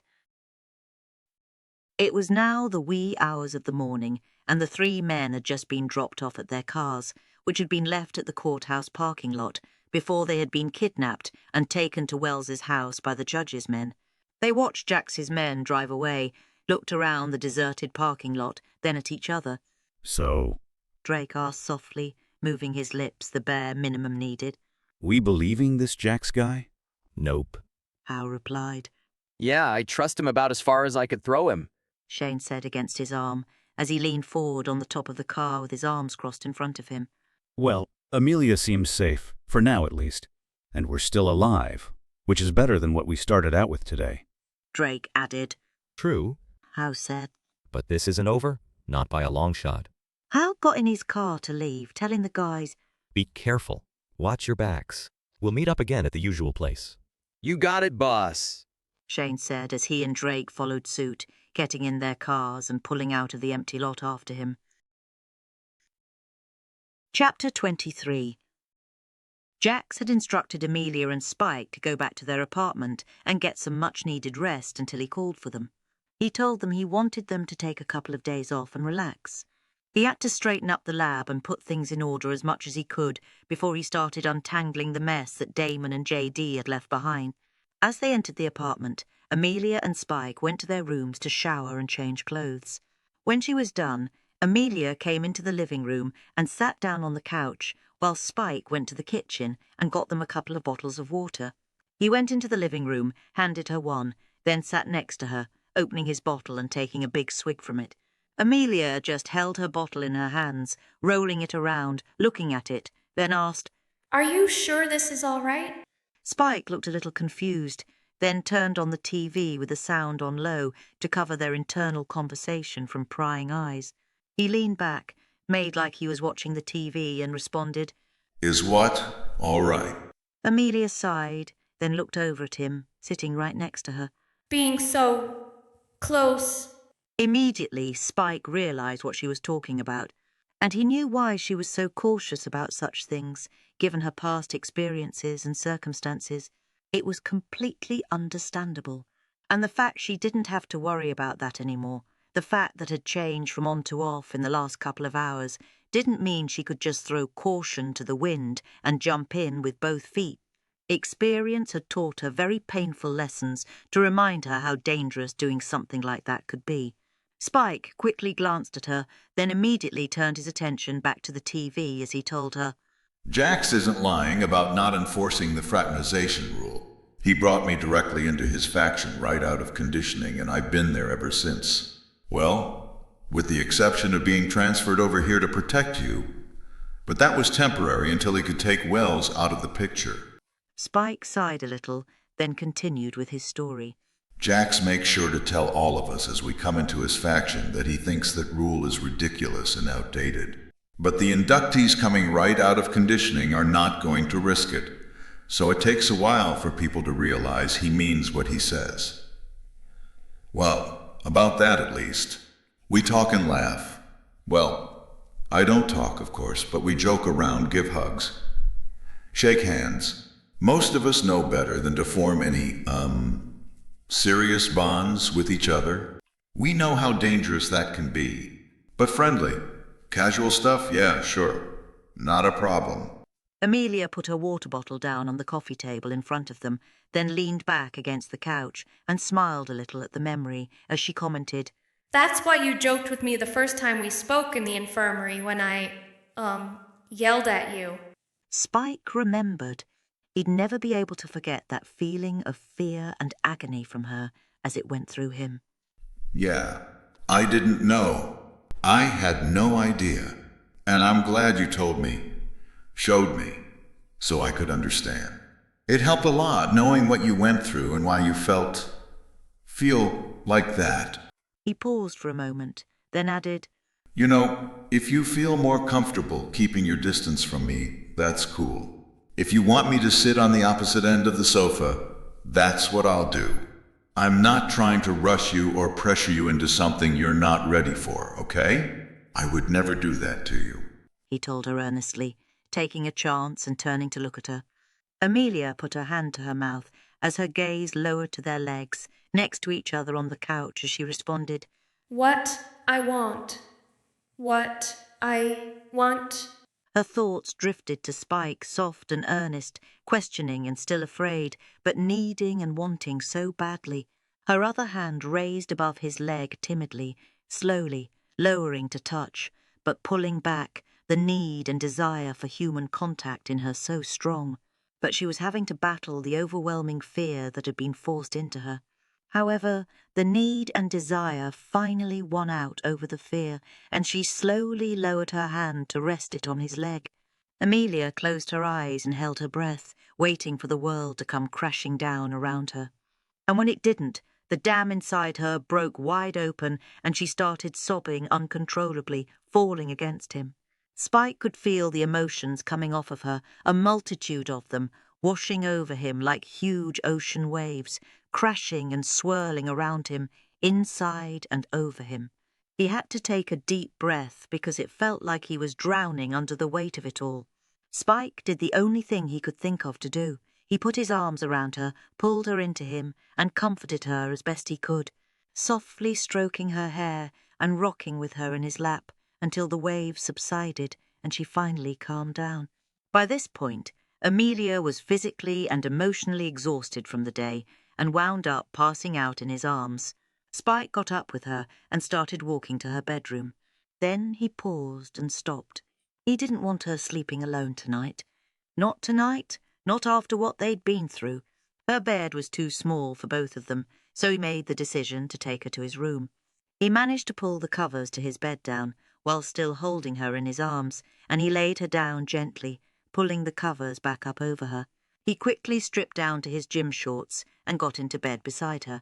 He paused for a moment, wondering if he should put his arm around her, but his quandary was solved when she rolled over and snuggled up against him in her sleep. Cool. Problem solved, he thought to himself as he settled down and drifted off to sleep next to her. After things had settled down a bit from the evening's activities, Jax had gone up to Wells's private office to watch his two most important inductees in their apartment to see how they were doing.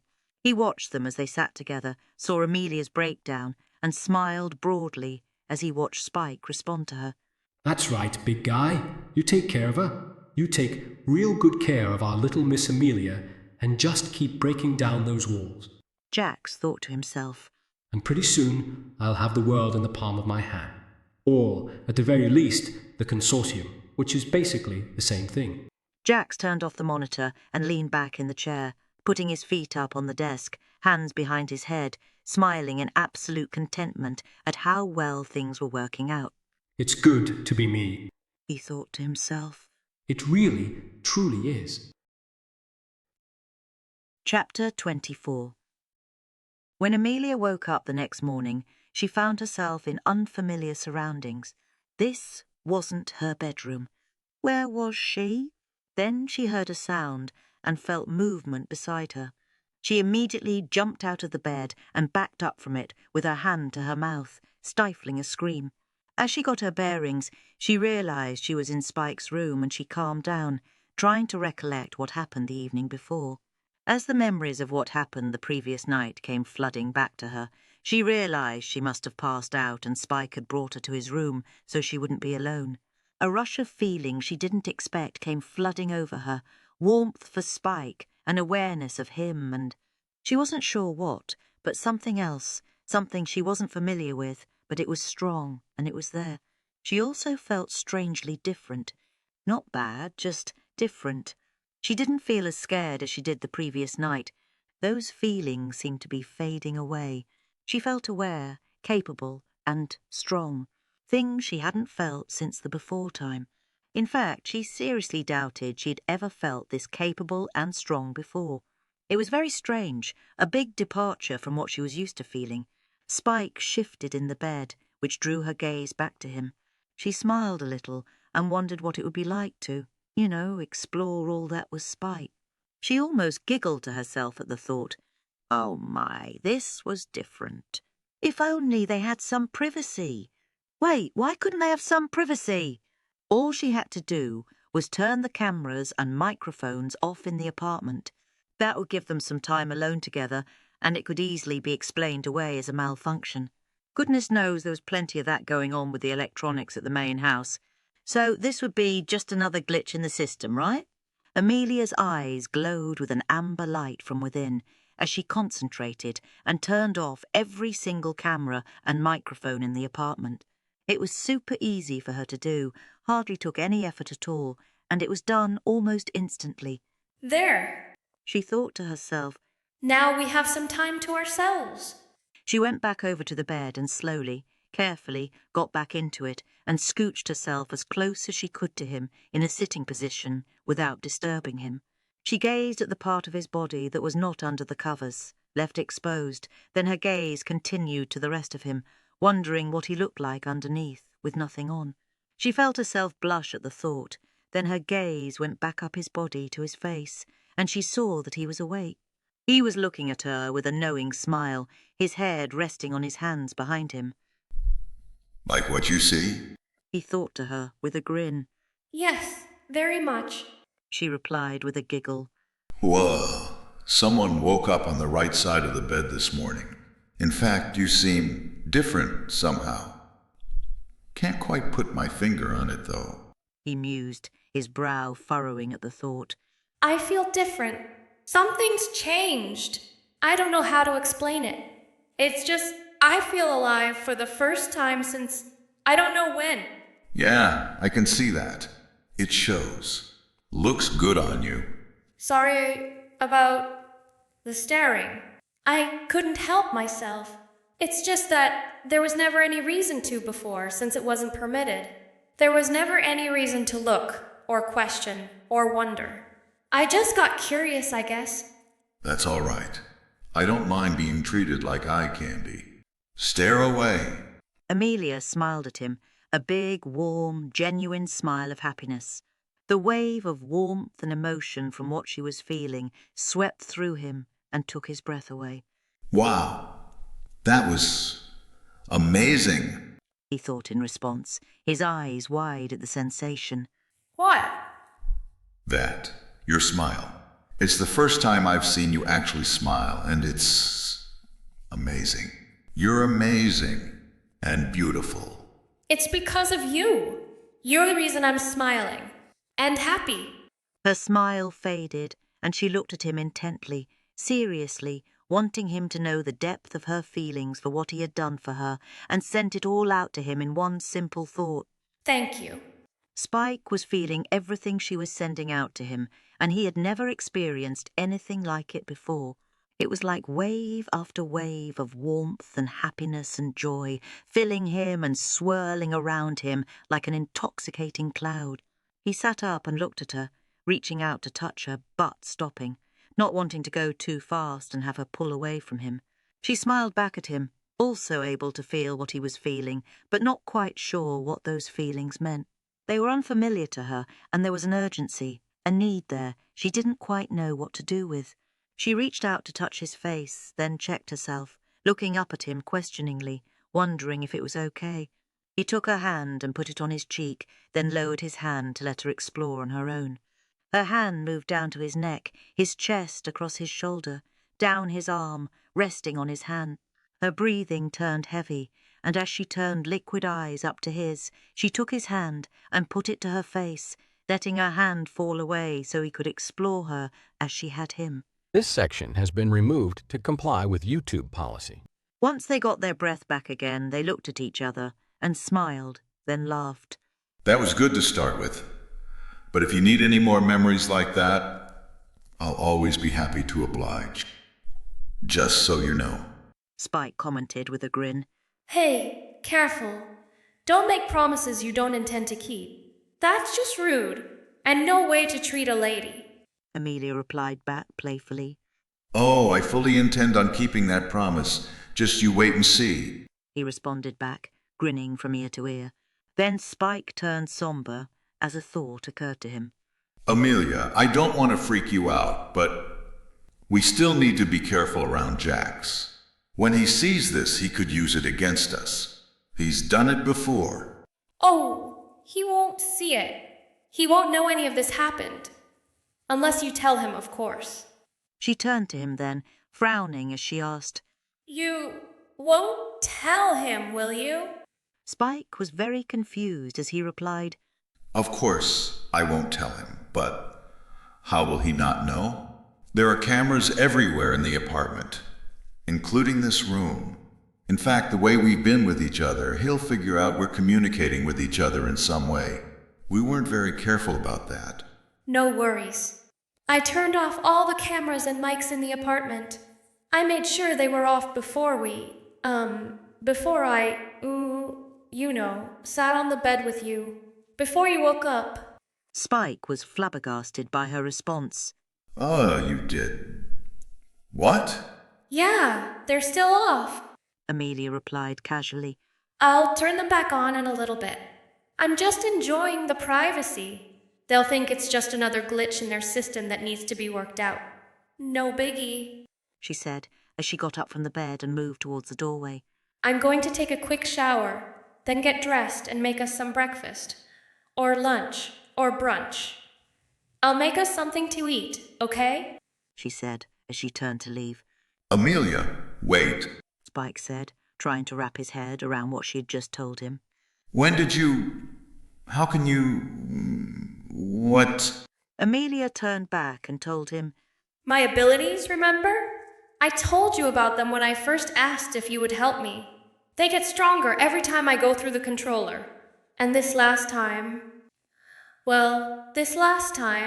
I don't remember much, but I remember feeling something. Different. Something strong. A surge of power going through me, like nothing I've ever felt before. I can't quite describe it. Do you remember anything about it? Spike shook his head and replied, No, not much. But I haven't tried to remember. I've had other things on my mind. Yeah, it's strange. Amelia continued. I've had these abilities for a while now, since the first time I went through the controller at the max setting level, but I've never thought to use them before. Just some practicing here and there under the radar. This morning was the first time. The thought just popped into my head that I wanted some privacy for us, and voila, I made it happen. Easy peasy. She gave him a bright smile, a very uncharacteristic bright smile for Amelia, and headed off to her room to take a shower. Spike leaned back against his pillow, staring up at the ceiling, trying very hard to convince himself this was a good thing. Her good mood, the changes in her composure and attitude, but he couldn't quite shake the feeling that something was off. Well, and the morning had started out so well. Chapter 25. Spike finished taking his shower and came out of his room, heading to the kitchen to get started on making them something to eat. Amelia had also finished getting ready and was on her way to join him, but before they made it to the kitchen, there was a knock at the door. Spike went to answer it as Amelia stood in the living room. When Spike opened the door, they saw some techs from the main house standing there with equipment bags. We're here to fix the cameras and mics, the front man told him. For some reason, they aren't working.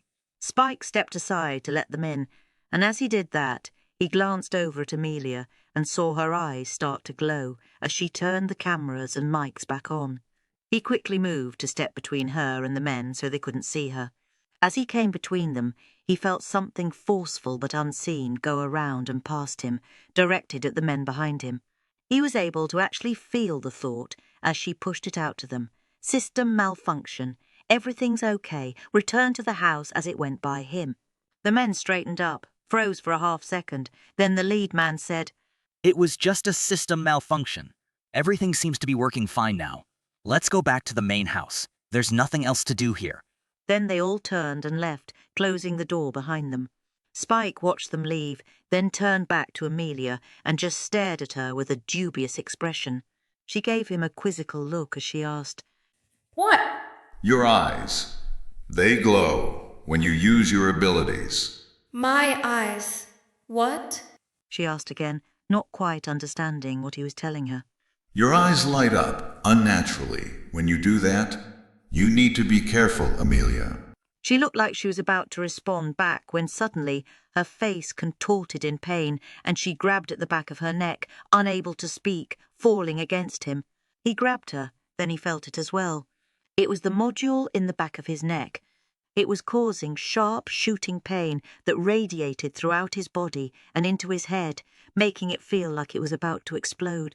He managed to break her fall to the floor where she writhed in agony, then passed out. Spike had fallen to his knees with her and made it to the coffee table where his phone was, and by sheer power of will held on long enough to text 911 to Jax. Press send, then dropped to the floor as he passed out as well. As soon as Jax got the 911 from Spike, he immediately sent a team to go get them and bring them around the back way to the house, straight to the lab. As soon as the team left, Jax went to pull up the video feed to see what had happened. He had tried earlier to access the feed, but for some reason it was down, so he sent a team to check it out. They had reported back it was working again, but then this happened. He was able to pull up the feed this time and looked at the video. The recording started when the team was leaving, and he saw Spike standing in front of Amelia, watching them walk out the door. Then he saw Spike turn back to Amelia, but it didn't look like he was trying to tell her anything. At least he didn't sign or motion to her in any way, and she had a confused expression on her face. Suddenly, her face contorted with pain, and she went down as Spike tried to catch her. The same thing happened to Spike, and he went down as well. But he managed to send the 911 text before he did. Unfortunately, Jax didn't have much information to go on. He was basically working in the dark on Wells' project, and it was not a position he liked to be in. But he was good at solving problems, and he was sure he could work this out. However, the big question was, could he work it out in time before things got any worse for Amelia and Spike? He called Tu over and told him what happened, and the look on Tu's face told him a lot. Obviously, Tu knew more than what Jax had gotten from him so far, and he needed to be told everything. But he also understood Tu's trepidation in speaking frankly with him, considering the madman he had worked with before, so Jax needed to gain the man's trust. However, time was of the essence. He needed this information in order to find out what was happening with Amelia and Spike. Their lives may very well depend on it. Ah, that's it.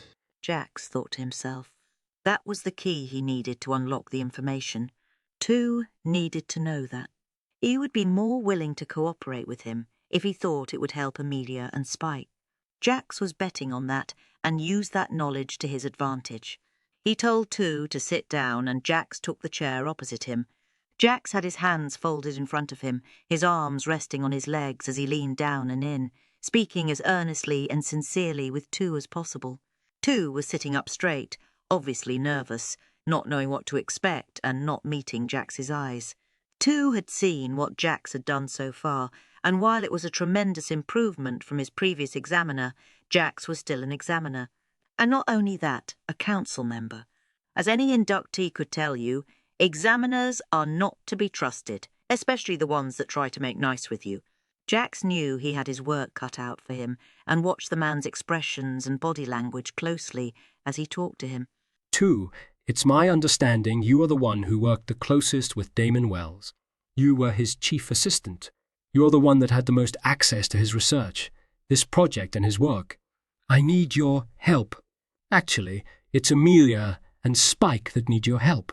Jax watched Tu as he spoke to see if his words were having any impact. Tu kept twitching and shifting nervously in his chair, prompting Jax to continue. Tu, I'm working blind here. My hands are tied behind my back. I've read up on Wells' research, but he hasn't reported anything new for the last 2 years, and obviously there's been some new developments recently, right? Tu quickly nodded an affirmative yes.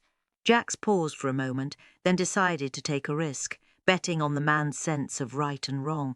I know how this normally works. I know inductees aren't supposed to have opinions or thoughts or think for themselves, but I need more from my inductees.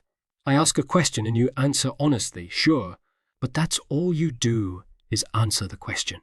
No additional information is given because it's not allowed. You don't make presumptions or offer suggestions, and I'm guessing that was a big thing with Wells. Am I right? Tu quickly glanced up at Jax, nodded an affirmative yes again, then cast his eyes back down, nervously wringing his hands in front of him.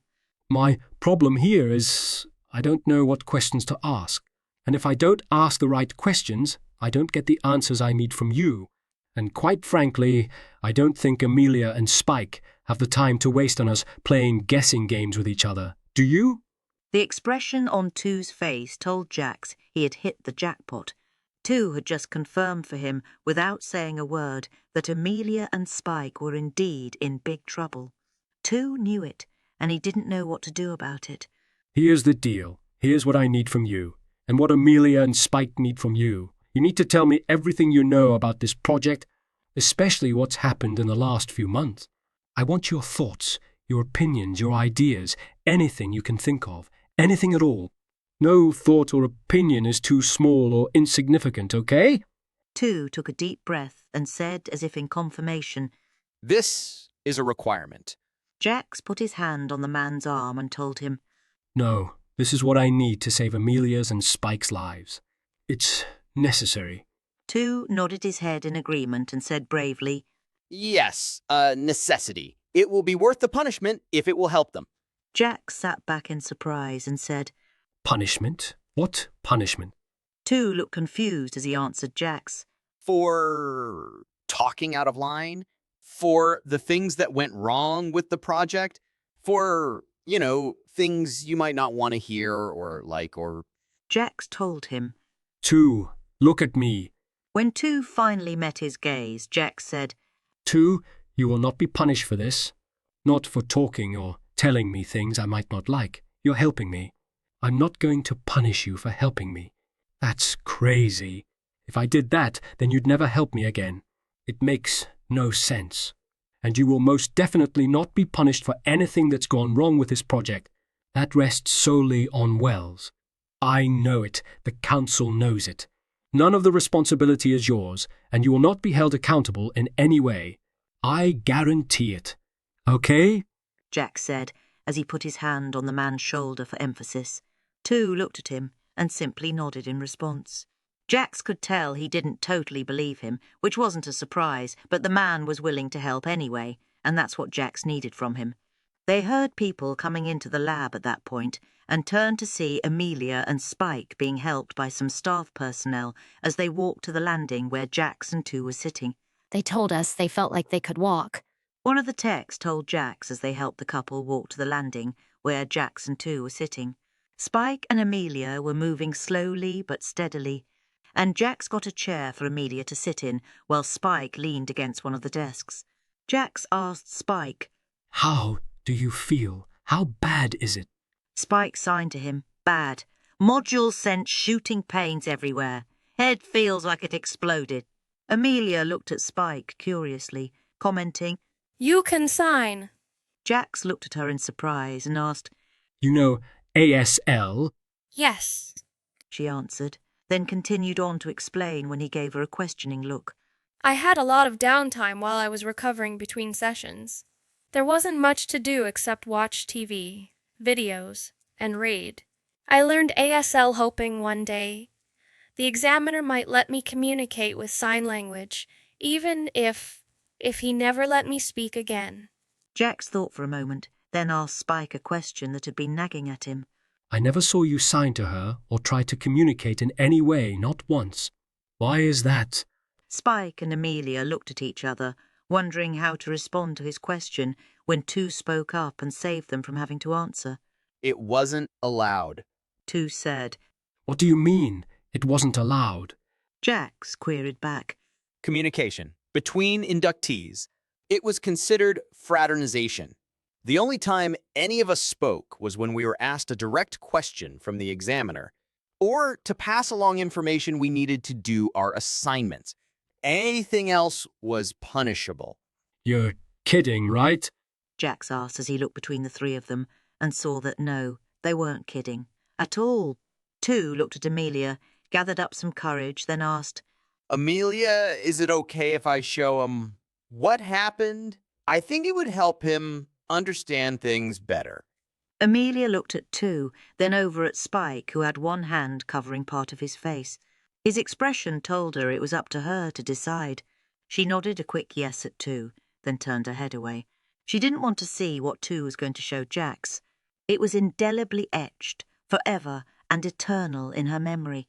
Two rolled his chair over to one of the computers near them, did a quick search, and called up the video files, then started one of them. Jax stood there watching, seeing an innocent conversation. When it was over, Jack shrugged and said, "So?" Two opened a second file and told him, "The examiner saw that live as it was happening that night. This is what happened the next morning." He started playing the second video. Jax watched what unfolded. He was certainly no saint, but this had no scientific value, no purpose other than pure sadism and torture. It was so sadistic even he had a hard time comprehending why this was happening. It left him wondering how in the world she was still alive after that much abuse, or how she had kept her sanity intact. As the video progressed, Amelia heard the examiner's voice as he told Ben to stop, pick up her body and take her to the pod. She got up from her chair and moved towards the screen, standing behind Two where she could see.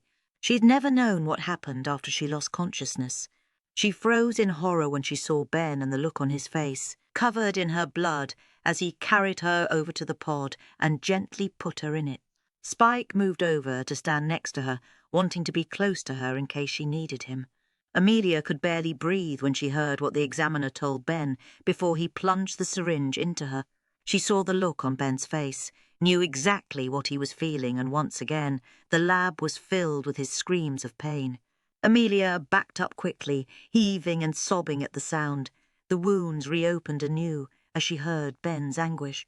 Spike was expecting this and caught her as she collapsed in shock, trying to deal all over again with what she had just witnessed.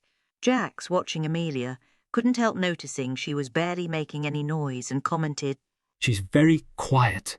Most women would be crying or screaming their heads off." Spike looked up in disgust and signed to him, "Years of practice." "Years of practice? What does that mean?" Jax asked. 2 answered for Spike, telling Jax the requirement of silence he imposed on her that day. She wasn't allowed to make a sound, not even a whimper, or she'd be punished. "How long did that last?" Jax inquired. 2 shrugged and responded, 4, maybe 5 years. It wasn't lifted until he, motioning to Spike, was made her keeper, and only because he couldn't talk. Otherwise, she'd still be under it. Jax was totally flabbergasted, and his mouth fell open at this bit of information. He was beyond shocked. "Are you telling me this woman was cut off from all communication with everyone for 5 years? 2 nodded at Jax in confirmation. Jax turned around and had an inconceivable thought, then asked 2 for confirmation. "So, what you're saying is she went through the gauntlet all those times and was never allowed to make so much as a peep?" 2 looked very uncomfortable but answered, telling him, Yes. That's, correct." Jax threw his hands up in the air in frustration and said, "He was already putting her through the gauntlet. What else could he do to her?" 2's voice lowered to almost a whisper as he answered, "It wasn't just the examiner. It was the judge, too. And we didn't want to find out the answer to that question. Especially Amelia." Jax looked over at Amelia, huddled on the ground in a heap with Spike's arms around her. Her face was totally drained of colour, and her eyes were wide at the thought of that total and abject terror etched on her face at the mere suggestion of such a thing. Jax sighed heavily, scratching his head, then shaking it in disbelief. He turned to them and said softly, "Thank you for being so open with me about all of this. I know it wasn't easy, but it does help me understand what's been going on here. I get it now." Jax turned his back to them, and as usual he was thinking 1,000 thoughts a minute, muttering to himself, "And the crazy just keeps on coming." Chapter 26. Jax was sitting down with 2, trying to figure out what was happening with the project, with the modules, with the controller, with everything. As Jax anticipated, the only thing new about the project had been the upgraded module that was inserted into Spike. Unfortunately, 2 had nothing to do with the creation or design of the new module. He had only helped build the original ones, and they already had specs on those. The first I heard of a new module design was when the examiner told us he was going to insert it into Spike. 2 confirmed to Jax. And I only got a brief look at it during the insertion process, which the examiner did himself. 2 also told Jax about the syncing process between Spike and Amelia. Yeah, things went not according to plan during the syncing process, but the examiner didn't acknowledge that anything was wrong. 2 admitted. 2 was afraid he would still be blamed for this mishap, but he didn't want to keep anything from Jax in case it could hurt Amelia and Spike. True to his word, Jax did not blame 2 for any of it, and they continued trying to puzzle out the situation. After detailed scans came back of the modules still inside Spike and Amelia, the 2 men looked at each other and then back at the scans, hardly believing what they were seeing. "How in the world is she still alive?" Jax wondered out loud as they viewed the scans. The new module in Spike didn't look too bad, but it did show damage that shouldn't be there. However, the one inside Amelia looked all kinds of messed up, and it had deeply embedded itself inside of her. It was obvious these modules needed to be removed ASAP, if not sooner. 2, I know we've been over this, but we need to go over what happened during the last gauntlet session again," Jax told him. They had both been up for hours trying to puzzle things out, and both men were at their wits' end. And Jax was still trying to wrap his head around how things had gotten so out of control with this project. "So, during the syncing process," Jax began, "that's the first time you noticed the energy transfer moving back and forth between them, instead of going from just Spike to Amelia, correct?" That's correct. I made sure everything was set up as normal. The only thing that was different was the new module itself. And Spike, of course. And that's also when you had the first energy surge, right? Yes, it was. But I was able to get it under control even at the max 10 level. I wasn't able to do that during the actual session. The power surges, they just got too strong too fast. Jax was leaning forward on the desk on his elbows, resting his chin in his hands. And you were doing the syncing process at the max level? That seems a bit excessive, doesn't it? Tu leaned back in his chair, exhausted and out of answers, his fingers rubbing his eyes under his glasses. He sighed heavily and said, Not for the demon scientist from hell. As far as Amelia was concerned, that was the only level that existed because it was the most painful. Jax twisted his head around to look at Tu. Tu, realizing what he had just said, froze for a moment, quickly adjusted his glasses, cleared his throat and said, Sorry, that's what I called him in my head. I didn't mean to say that out loud. Jax smiled back at him, amused at his response, and said, No, that's fine. You're perfectly right. No need to apologize for the truth.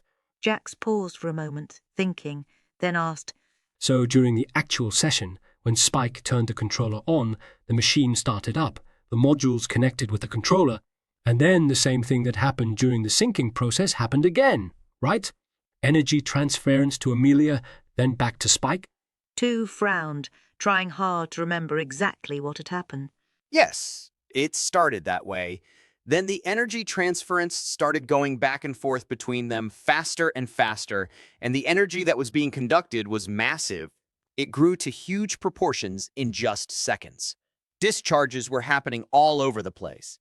The control panels were being overloaded and burned out, and I remember thinking, this is it. They're being electrocuted. It's all over.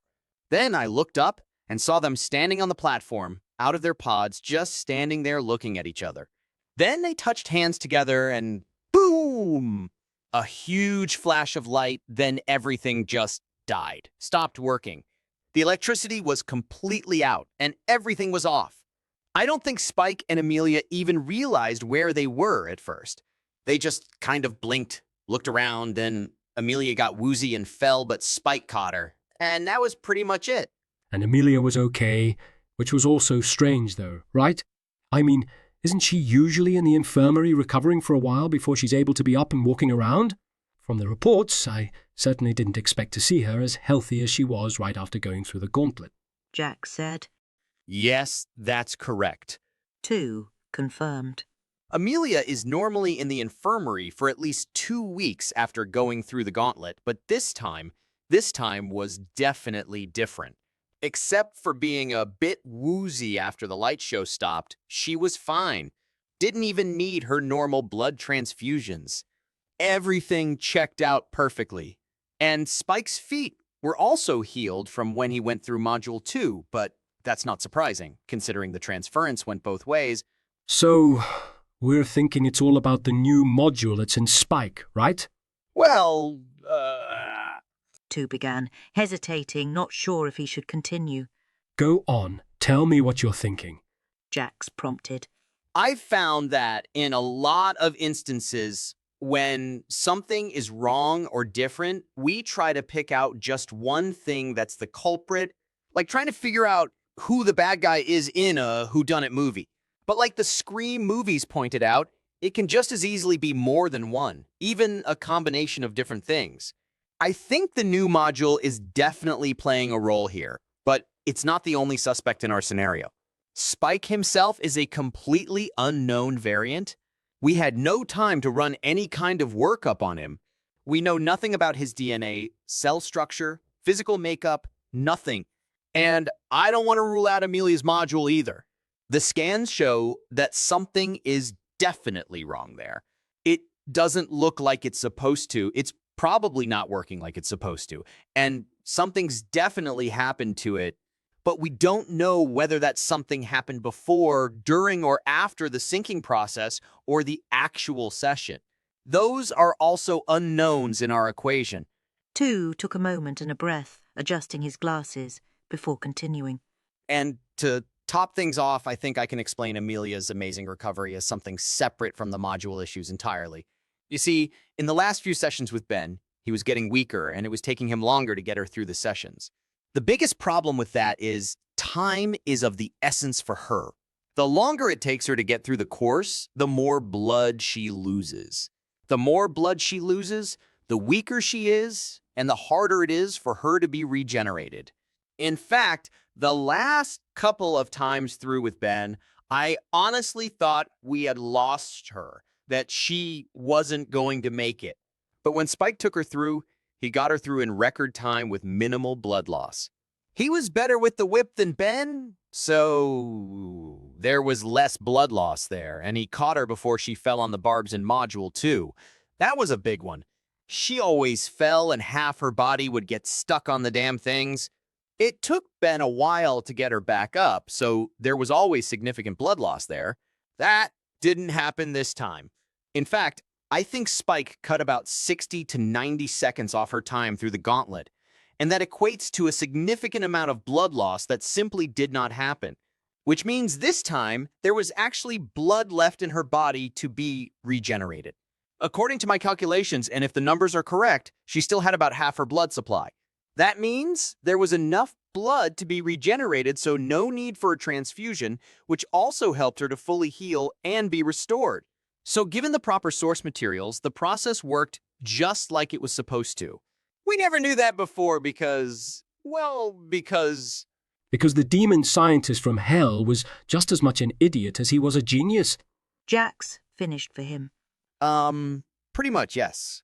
That about sums it up. Jax looked at two and smiled. That's some good work, right there. I like the way you think. Jax told him, giving him a hearty pat on the back. Yes, well, we've still got a big problem. Two added, frowning heavily.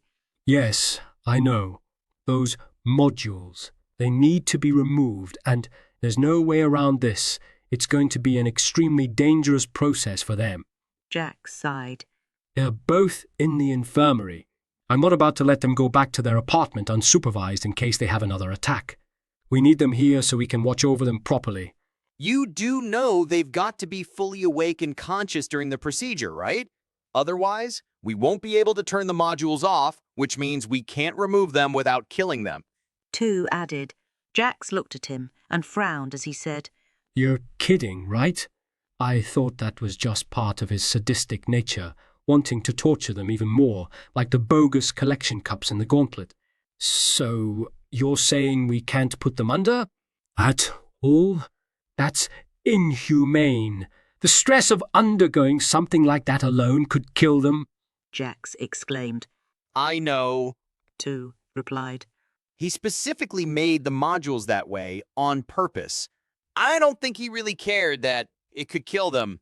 That didn't concern him much. At all, really. Well, Jax told Two. At the very least, let's have plenty of morphine on hand for when the procedure is over. We can at least give them some pain relief as soon as the modules are out. Understood? Absolutely. Two replied. I'll take care of it myself. They were making the necessary arrangements and preparations for the surgeries when a couple of workers came rushing in to see them. One of them said, We've got a problem in the infirmary. You need to come see this. Quick! Jax and Two looked at each other, then both men ran down the hallway, following the workers. The staff gave Amelia and Spike scrubs to wear so they wouldn't be in those uncomfortable hospital gowns, not knowing how long they were going to be there. They even put both beds in the same room so they could stay together instead of being alone, which was a nice treat. Although the staff did this to help themselves out as well, because Spike was Amelia's keeper after all, required to stay by her side at all times. That hadn't changed. The setup prompted Spike to scooch their beds together as close as he could. This allowed them to hold hands while lying there, doing their favourite thing, pretending to watch TV while having a private, internal conversation with each other. You feeling okay? Spike asked Amelia. For the umpteenth time, yes. I'm fine, thank you. Well, sorry for being a concerned boyfriend. Amelia giggled as she replied, Boyfriend? Is that what you are now, my boyfriend? Is that even allowed? Spike shot her a quick glance and a smile. Oops, sorry, I forgot to ask and make it official. Amelia, would you like to go steady with me and be my girlfriend? Then he added in a secretive whisper, It's allowed if we keep it to ourselves. Amelia almost laughed out loud, but caught herself, then got solemn and serious as she responded back. Spike, I would love to accept your gracious offer and be your one and only steady girlfriend. Now, what do we do? She asked. Well, ideally we would, consummate the arrangement. But we've got way too many prying eyes around here for that to be an option. Amelia got a sly look on her face, looking around the room as she said, I could fix that. Spike wasn't sure if she was playing around or truly serious. Amelia. No. But... No. Oh, all right. She turned to look at him more closely, and her brow furrowed a bit as she asked, How are you doing? Your head hurting you pretty badly. It shows, huh? Must be losing my touch. I thought I was hiding it pretty well. You are. I know you is all. A girlfriend can tell these sorts of things about her boyfriend, you know. She stated matter-of-factly, turning her gaze back towards the television screen. Oh, is that right? She hesitated, then added, My head hurts really bad too. It's just, I'm able to compartmentalize the pain so it doesn't bother me so much. What? What do you mean? Compartmentalize the pain. Take it, categorize it, then move it to the side. My brain acknowledges the pain, knows what's causing it, then moves it aside so I don't have to feel it anymore. Unless it gets worse. Then I'll need to review the data on how to handle it from there. Spike turned to look at her, then turned his head back to the front and stared at the ceiling a bit. Then he sat up, grabbed the covers and pulled them up over both their heads and shielded them from view. Under the covers, Spike raised himself up on one elbow and turned to look at Amelia, concern written all over his face. Amelia, what's going on? Oh, privacy. Can we consummate now? Amelia, I'm serious. What's going on with you? This is not like you. This is strange. You're not acting like you. You're acting so... Different. Yes, I know. Look, I'm sorry. I don't mean to scare you or worry you. But I am feeling different. Not just different either, but better. So much better.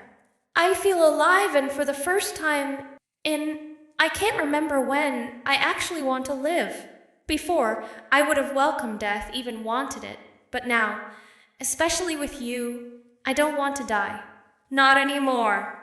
I don't want you to die either, but you're scaring me. I'm sorry. I'm not trying to scare you. Really, I'm not. But honestly, I'm scared right now. These modules inside of us, we need to get them out. I know it. I can feel it. They're bad and they need to come out, but... Oh no. What, Amelia? What is it? Amelia's face was very thoughtful, like she was listening to something off in the distance. They've made a decision. They're going to surgically remove the modules, but... But what? It's wrong. The way he plans on taking them out, it's wrong. It will kill me and turn you into a vegetable, she said, her eyes turning up to his, worry filling them. You're serious, aren't you? You know this? Can sense it? Yes, from Jax. I've been scanning his thoughts. He means well, this time anyway, but he's wrong.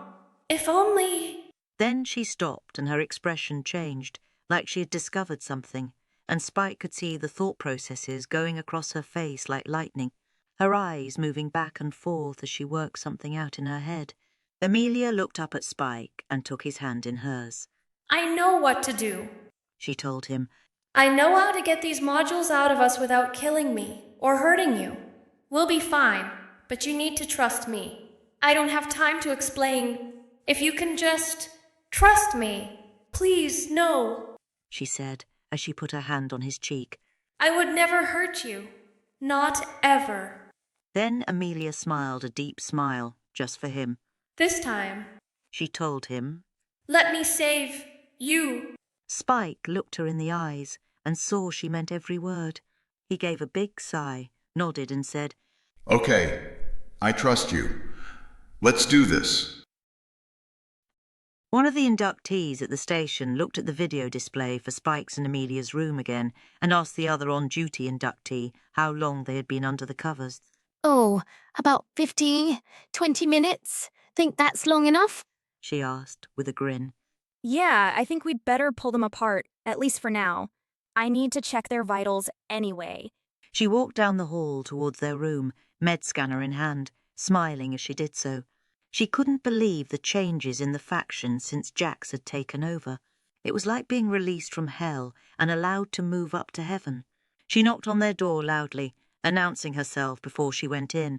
Okay, kiddos, time to check your... But she stopped short, not finishing her sentence.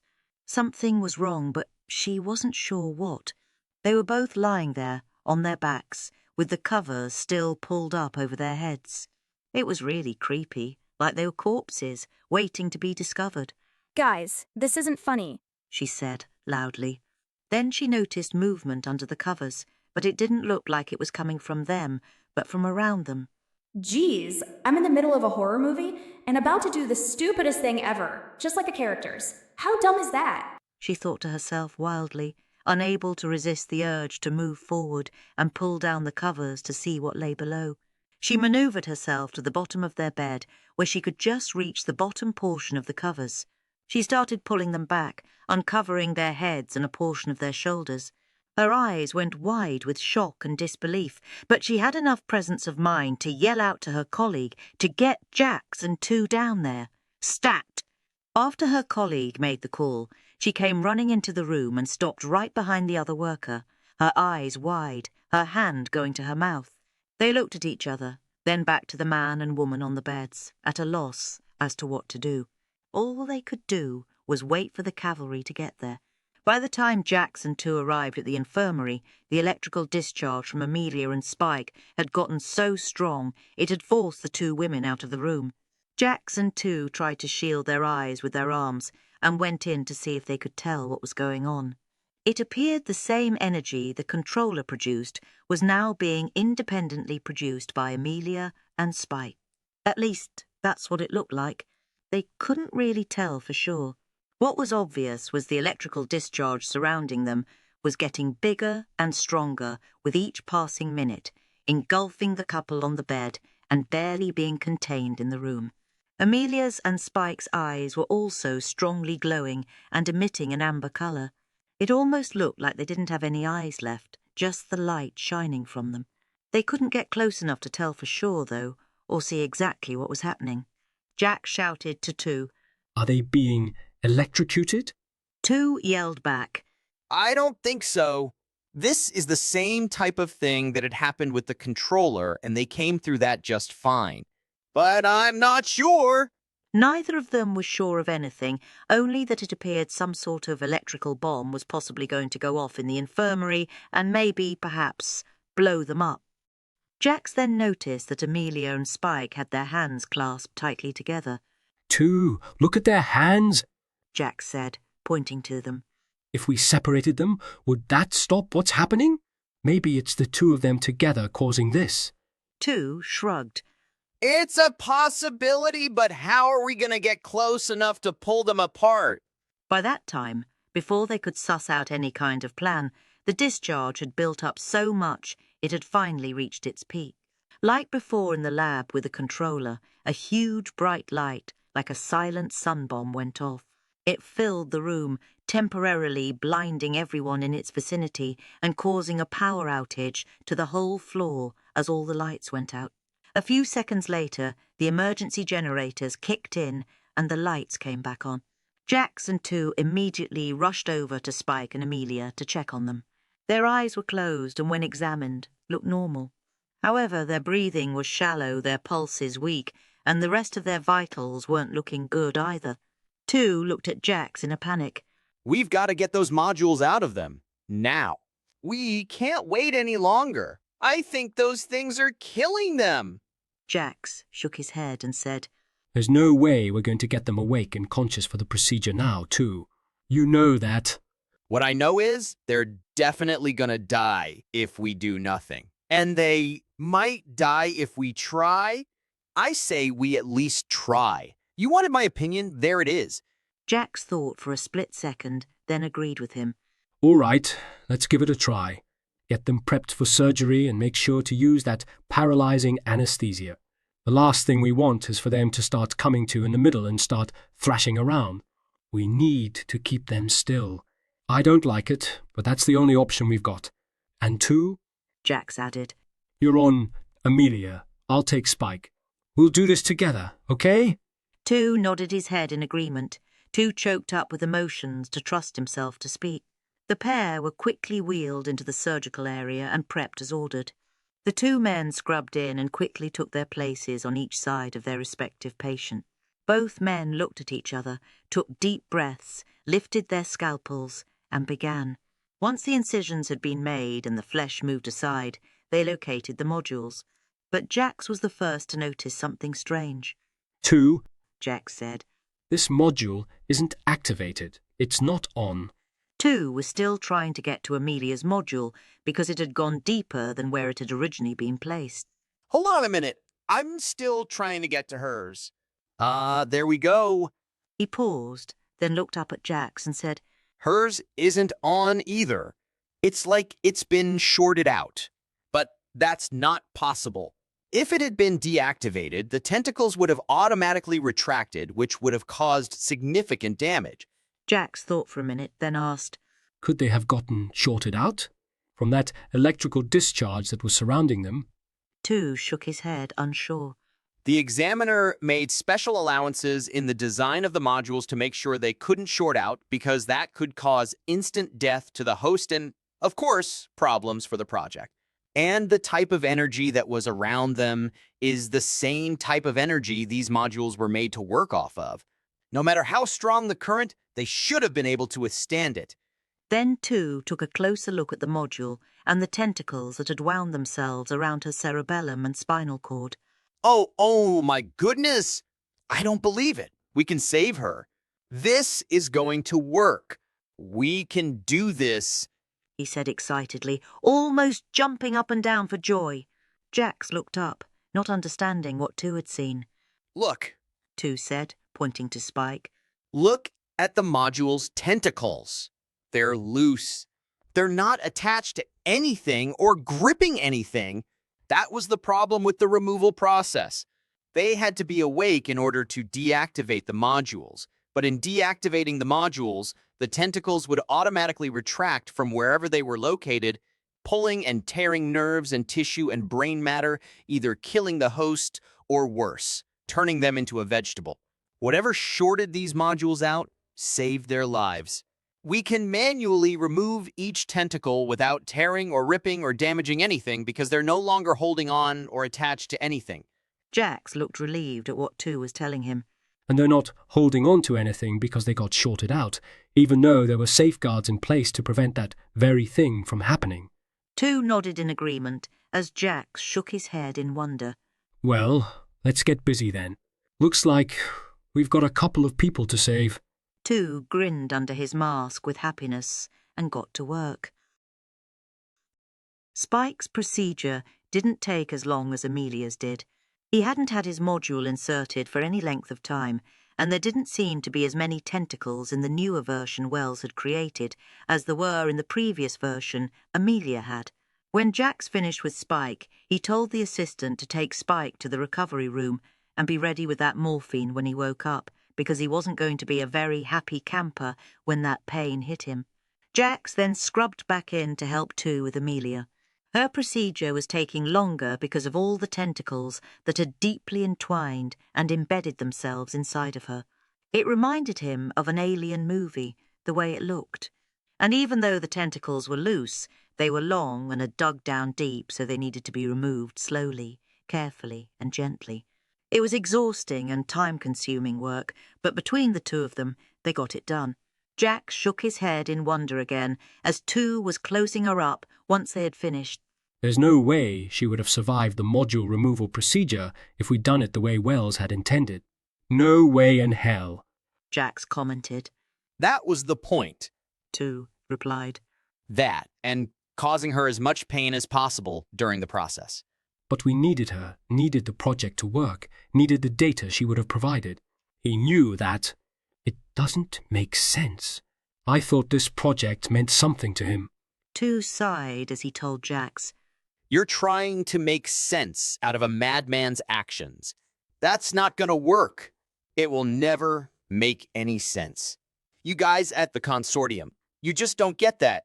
I don't think you ever will because you seem to keep doing the same things over and over. Jax's eyes narrowed at Tu's comments. He'd asked him to be open and honest, but this was getting really close to the line. Tu saw the look on Jax's face and knew he had touched a nerve. Maybe several. He sighed heavily and decided to take a chance and make one last attempt to reason with him. All I'm saying is, you can't put a crazy person that has no value for human life other than his own in charge of something and then expect him to act like a sane person would. It's just not going to work. It never will. Having finished with Amelia and his point made, Tu walked out of the operating room, leaving Jax alone with his thoughts. Chapter 27. Amelia opened her eyes and looked around, trying to get her bearings. She was in one of the infirmary rooms, and someone was holding her hand. She started to turn her head toward them, and then, Ow, that hurt! She thought to herself as the pain in the back of her neck let her know it was not okay to do that. Whoever was holding her hand squeezed it gently, so she tried to turn her head again, but this time very carefully and very slowly. Not surprisingly, it was Spike in the bed beside her, grinning from ear to ear. He signed "Good Drugs," pointed to his IV line, and gave her a thumbs up. She smiled, wondering, Good drugs? The examiner never used pain meds with anyone. What's going on? Then one of the inductees came into view and put something into her IV line, and boy, howdy. That is very nice, she thought as she drifted back to sleep. When she came to again, this time she was actually able to come fully awake and with some help sit upright a bit. One of the inductees said something out the door, and almost immediately in walked Jax and Tu, smiling brightly. Jax began by telling them, I can confirm that both you and Spike are now module-free. Not only that, from the tests we've run so far, we don't seem to have sustained any permanent damage from them either. And I've got to tell you, and I don't say this very often, but you two have some serious guardian angels sitting on your shoulders. That was some nasty equipment Wells had inside of you. I don't know how it happened, but you came through completely unscathed. I don't know what else to say, except it's a miracle. Amelia looked over at Spike as he signed, I know I have an angel on my shoulder. We'll let you two get some rest and we'll talk more when you've been able to get your strength back, Jax said. There are still some questions we have about your experience that we hope you'll be able to shed some light on. But we'll talk about that later, okay? For now, just take it easy, he said, waving to them as he walked out the door. Amelia smiled as she gingerly and carefully adjusted her position in the bed and thought to herself, I'm sure you do have questions, but they're not going to get answered. Not now. Not ever. But she did take Jax's advice and peacefully drifted off to sleep again, knowing she needed to regain her strength back as quickly as possible. It had been a few days since their surgeries, and an inductee came in for a routine vitals check to make sure everything was okay. But this time, she had a couple of syringes in her hand, which she injected first into Spike's IV, then into Amelia's. What's that? Amelia asked curiously, looking up from the book she was reading.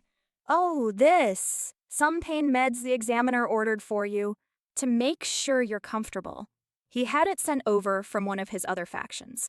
Evidently, it's a special formula of his own design. Can't ask for any better than that, can you? She said, with a smile. Amelia frowned a bit as she said, But the examiner never allowed the use of pain medication before. The inductee gave her a compassionate look. This is a different examiner now, Amelia, and he's not like the other one. He's different, and he doesn't want you to be in pain. That's a good thing, right? She finished injecting the syringe into Amelia's IV, gave her a smile, and then left the room. After the inductee left, Amelia went back to reading her book. Spike asked Amelia a question while appearing to watch the TV. What are we going to tell Jax? About what happened? What do you remember about what happened? Spike thought for a moment, then replied, Well, I remember lying under the covers. I remember turning my head and looking at you. Then we took each other's hand, and then I remember waking up in here. That's about it. Amelia smiled a bit as she told him, That's good. Tell him that. Oh, okay. Yeah, I guess that does work. And Spike, you need to start signing to me more. We don't want to make him any more suspicious than he already is, okay? Sure. No problem. Sheesh. What? Spike sighed a big, dramatic sigh, then said, Girlfriends can be so bossy. Amelia glanced up from her book at his comment, turning to look at him. The expression on his face as he gazed at her was so comical and charming, all at the same time, she couldn't help but bust out into laughter. She started play, hitting him with her book and scolding him as she laughed. Stop! You're going to get us in trouble. Spike signed back, That's what boyfriends do best, get their girlfriends in trouble, as he tried to dodge her hits with the book. This is the scene Jackson 2 walked in on as they entered the room, hoping to get some much-needed answers from the pair as to what had happened. Well, well, well. I see our patients are in a much better mood today, Jack said as he smiled at their hijinks. Amelia immediately settled down and lowered her gaze, as was customary to do when anyone in authority addressed her. Spike, on the other hand, had no problem addressing Jax directly, signing to him he was feeling much better, and he thanked both of them for saving their lives. Jax smiled back in return, then got sombre and serious. I have to tell you, you two shouldn't have made it through surgery. By all accounts, Wells' design was such that the removal process was actually meant to painfully kill, or at the very least, maim the hosts. The only reason you're alive is that somehow, someway, the modules got shorted out. That's the only reason we're here talking with you today. And the way they got shorted out is the big mystery. We have no idea how it happened or why, other than the mysterious electrical light show and energy field that was surrounding you when we found you. We're hoping you can tell us something, anything, to give us a clue as to what to look for. Do you remember anything at all, before we took you in for surgery? Spike shrugged, then signed. I remember being under the covers with Amelia. She said her head hurt badly. We took each other's hands and then I woke up here. That's all. Sorry. Jax turned to Amelia and asked, What about you, Amelia? Do you remember anything else? Amelia, still looking down at her hands, answered softly, No. My head had started to really hurt, and his did too. But he was trying not to show it. But I noticed anyway. He was trying to make me feel better, and we held hands. And then I woke up in here. Both of you had really bad headaches before you lost consciousness? Jax asked. They both nodded. Amelia, Jax said softly, addressing her directly. Can you look at me, please? Amelia raised her eyes to meet his. Then Jax told her, I know it's your training to always keep your eyes lowered when talking to people, but I like to see the person I'm talking to. It helps me know they're listening to what I'm saying and paying attention to me. And frankly, it's just good manners, no matter what the old fogies on the council say, okay? Can you do that for me, please? Amelia appeared shocked by the request, but quickly nodded and told him, Of course. If that is your requirement of me, I will obey. Jax put his hand over his face and shook his head in frustration. Oh, Lordy, he said under his breath. Amelia immediately sat up and took notice, asking in a troubled voice, I'm sorry. Did I do or say something wrong? Jax caught himself and waved his hand at her, motioning to her, no, and also telling her, No, Amelia, you did nothing wrong. It's just Wells did such a bad job here. I'm just a little overwhelmed with all the things that need fixing. He smiled at her again and said, You've done nothing wrong. You're fine. Jax turned to walk out the door, then stopped and turned back to her again, asking, Amelia, why did you two have the covers over your heads? Amelia lowered her gaze at the question and blushed, then remembered herself and looked back up before she answered him.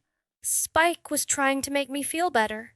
I think he was trying to make me laugh, being silly. But my head hurt so bad he just held my hand. Jax nodded his head thoughtfully, then told them, Okay, that's all for now. But if you think of anything that you haven't already told me, be sure and let either me or Tu know right away, okay? I'll check in on you later. And with that he turned and walked out the door, with Tu close behind him. After they left the room, Spike turned his head and looked at Amelia with a concerned expression on his face. She simply smiled at him and opened her book back up, returning to her reading. Spike turned back to the TV and appeared like he was resting there comfortably, just channel surfing. Then he said, Amelia, Yes. you lied to him. You put on an act and lied to him. Yes. Spike paused a moment before he asked, Have you lied before? How long has this been going on? I haven't needed to lie before. It's necessary now. She paused a moment before she added, You were right.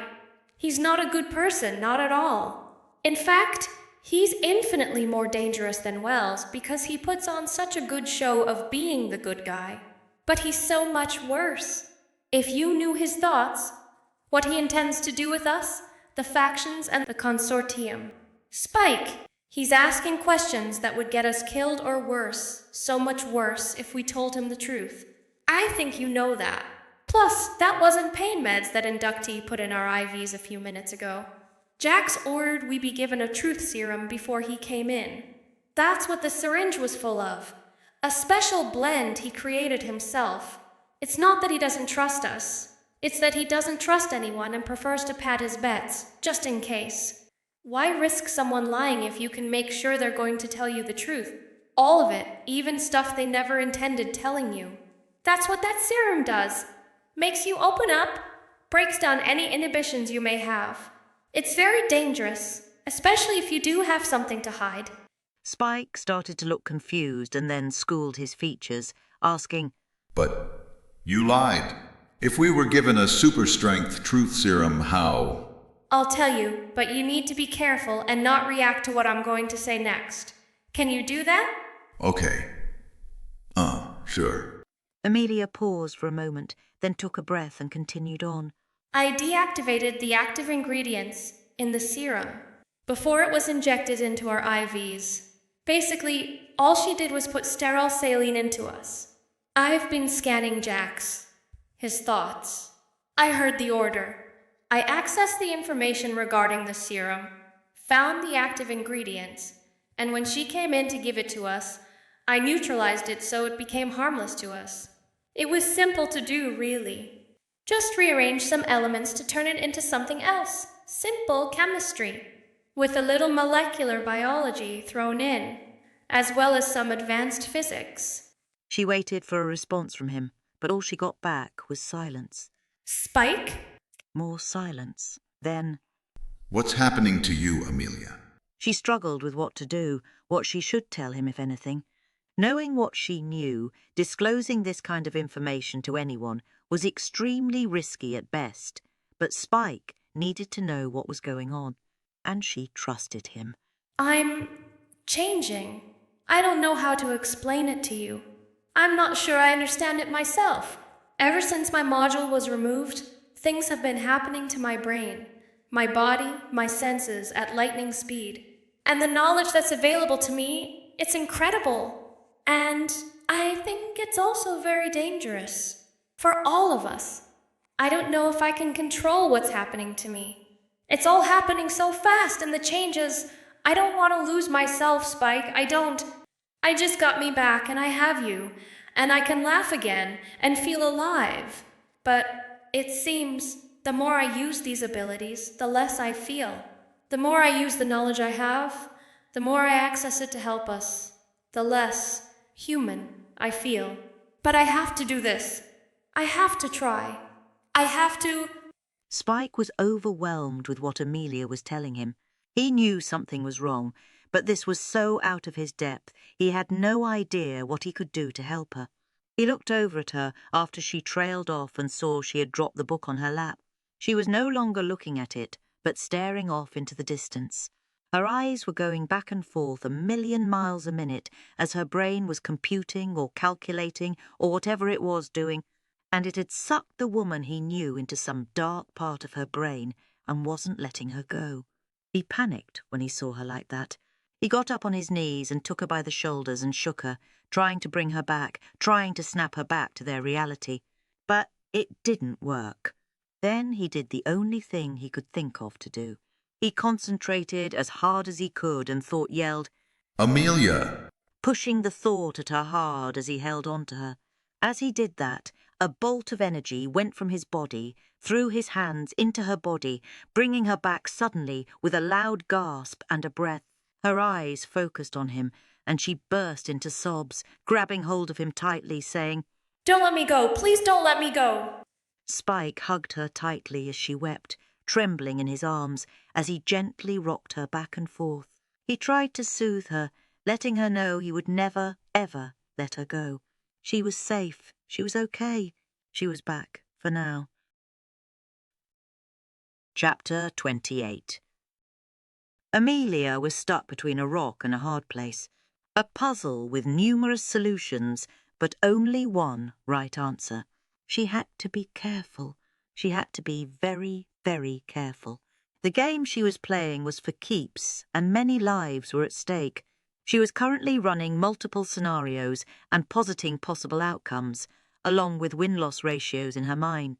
Not surprisingly, her emotions were running high, but she was doing her best to keep them in check, trying desperately not to panic. The Consortium's computer network would have been jealous had it known the massive amounts of data she was processing. At the same time, she needed to keep Jax off their trail and distracted with other things. She had to come up with a decision and a plan of action right now, because Jax was staring her down and waiting for an answer. Amelia, I need you to tell me what happened. I need you to tell me everything, okay? I can't help you if you don't tell me everything you remember. And I know you remember something.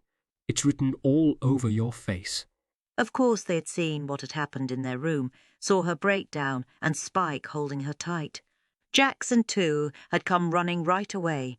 They were able to pull them apart, but almost had a fight on their hands when they tried to put them in separate rooms. Jax convinced Spike to calm down and let him stand outside the room where they were questioning Amelia so he could watch from the outside through the windows. He was pacing up and down the hall right outside the door. He wasn't going anywhere, and damn them all to hell and back if they thought they could make him leave Amelia. And Jax knew better than to try if he wanted their cooperation. So Amelia had to play this right. She had to put on a convincing performance and make it look real, because it was real. It was all too real.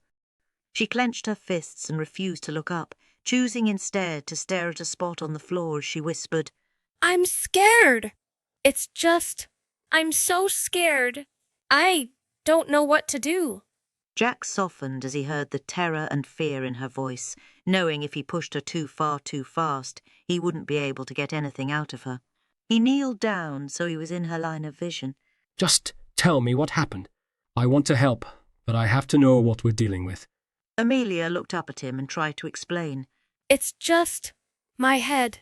It's filled with all these numbers and letters and symbols, but it doesn't make any sense. I don't understand, she cried as she clutched her head in her hands like it was hurting her to think. I can't make it stop. It just won't stop.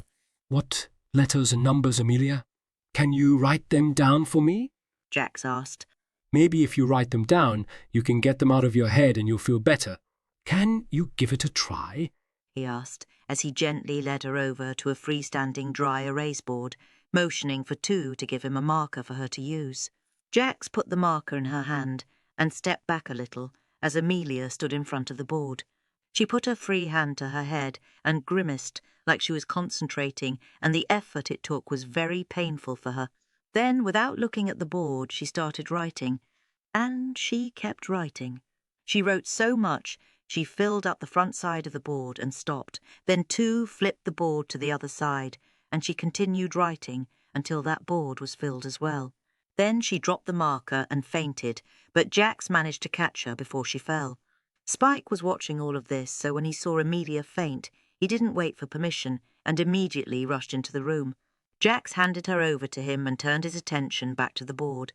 While Spike was holding her, he heard the 2 men behind him talking in low tones, wonder and excitement in their voices. 2, is that what I think it is? Jax asked excitedly. It's Wells' theory and formulas for the project. I recognize some of this. I've seen it before, but there are parts, things that are new, that weren't in his original work. It's like she's filling in the holes that we're missing, that we need to bring it all together. It's amazing. How is she doing this? I don't know, Jax replied. Maybe it was imprinted in her brain somehow. Maybe it was part of the modules. Maybe the controller malfunction did it. Whatever it was. I don't know, but this we can use. This will put us 10 steps ahead of the game. Jax turned to look at Amelia, still passed out in Spike's arms. Keep a close eye on her. This may not be everything yet. She may still have more to give us, he told 2, turning back to look at the board. Take them back to their room so she can get some rest. She's going to need it. Jax was ecstatic with the progress they were making.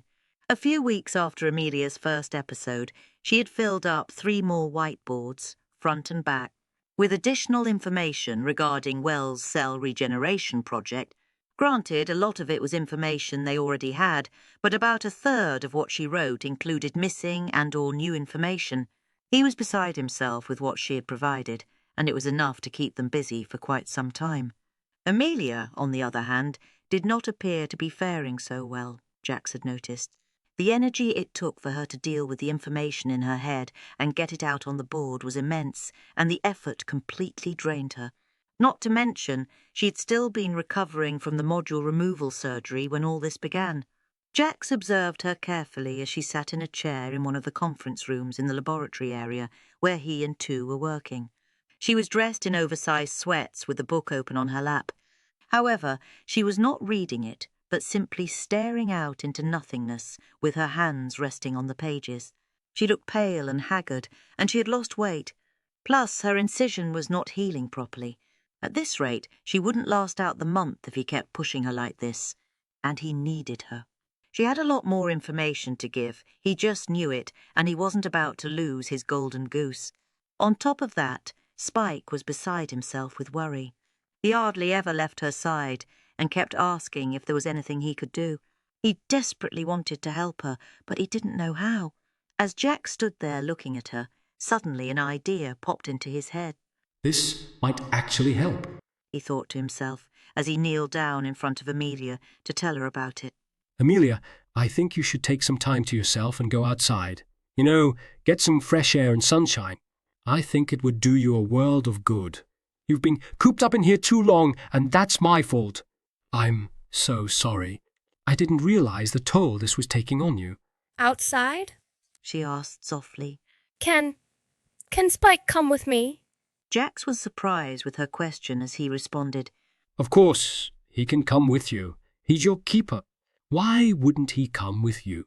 He is? She asked timidly. He's still my keeper? Jax was confused and replied, Of course, he's still your keeper. Why wouldn't he be? Amelia looked off in the distance again and whispered, Because things get taken away. People get taken away. He took everything away from me. Jax realized who she was talking about and had to pull himself together before he could answer her calmly. Amelia, look at me. He waited until he had her gaze and full attention before he continued. Amelia, I will never take Spike away from you. Do you hear me?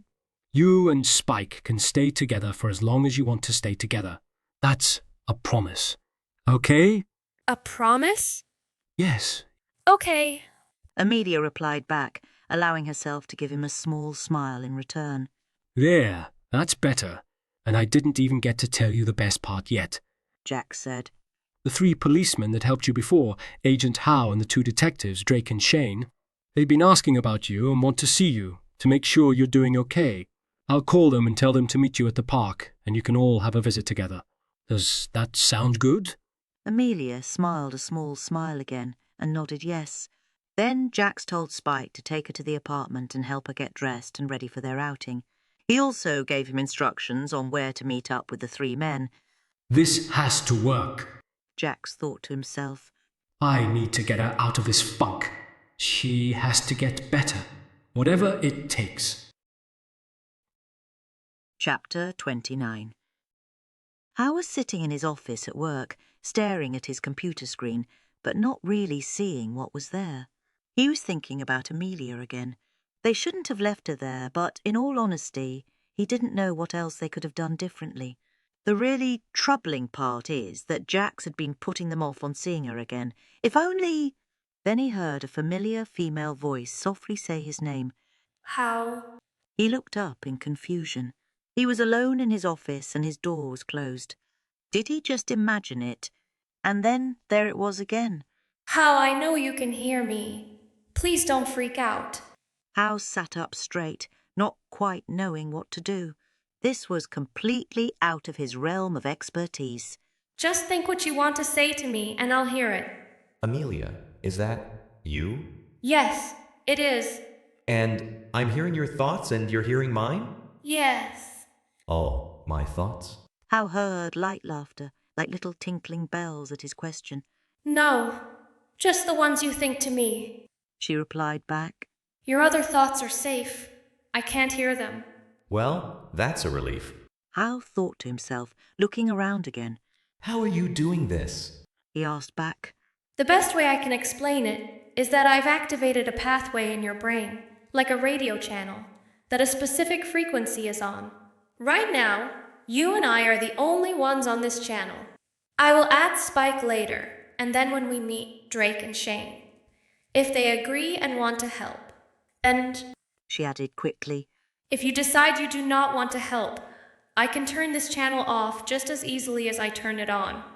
Okay?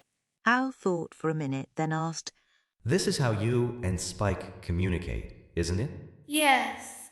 For how long? Almost since we met, as soon as his module was inserted and we were synced together. All right. Well, that makes more sense. Hal paused for a moment, then said, You said meet. How are we going to do that? Doesn't Jax have you under lock and key and constant surveillance? More tinkling laughter in return. I'm arranging something for us. Expect a call from Jax soon. We'll need you to pick us up at the address he gives you and take us to that special place you have, the Black Door. We can talk safely there, and Drake and Shane can meet us there. There's no need for them to come with you. Can you do that, please? Hal smiled one of his rare smiles, telling her, You got it, boss. I'll meet you there. Drake was sitting at his desk in the precinct, his thoughts having turned once again to Amelia instead of his active caseload. It was worrisome, the way Jax kept putting them off on seeing her again. It did not bode well, and he knew Shane was also concerned. And Drake was right. Shane was right there with him, thinking the same thing. He considered himself very lucky to have gotten partnered with Drake. They made a great team and worked well off of each other's differences. They were no Starsky and Hutch, the original TV duo, not that reboot crap, but they were close enough. They were honest, fair, caring, and they loved their jobs. That's one of the reasons why this situation with Amelia and the Consortium bothered Shane so much. It took their normal Starsky and Hutch existence and turned it upside down into something more of a Stephen King version of what it should be. It gave him the willies just thinking about it. The idea that something like the Consortium not only existed but was going on right under their noses blew his mind, especially considering there wasn't a damn thing they could do about it, including helping Amelia and Spike get out from under it. It just wasn't right. And like Drake, his mind kept going back to Amelia, wondering about her and Spike, greatly concerned that Jax kept putting them off from being able to see and talk to them. Something was definitely up, and he was about to find out how right he was. That's when Drake got a call from Howe on his cell. Shane watched Drake's expression as he broke out into a big grin, looking over at Shane as he talked. The conversation was a short one, and when it was over, Drake told Shane to get a move on. They had a meeting to get to. It was about damn time. Spike took Amelia back to the apartment so she could change clothes, and she put on a pair of jeans, a light, long-sleeve sweater top, and some sneakers. Outside of their apartment building, he signed to her, telling her he would get a cab so they could ride to the park. She told him no, she wanted to walk instead. She needed the exercise, and it was a nice, balmy day outside. He disagreed, wanting her to ride instead, but she insisted on walking, promising him she would take it slow and easy and hold on to him the whole way. He reluctantly gave in because, well, she was smiling again and already looking better, and he had a hard time refusing her. It was a boyfriend thing.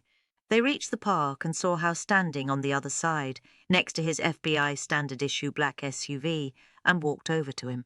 He opened the back door for them, and they got in. Then Hal got in the driver's seat and pulled away.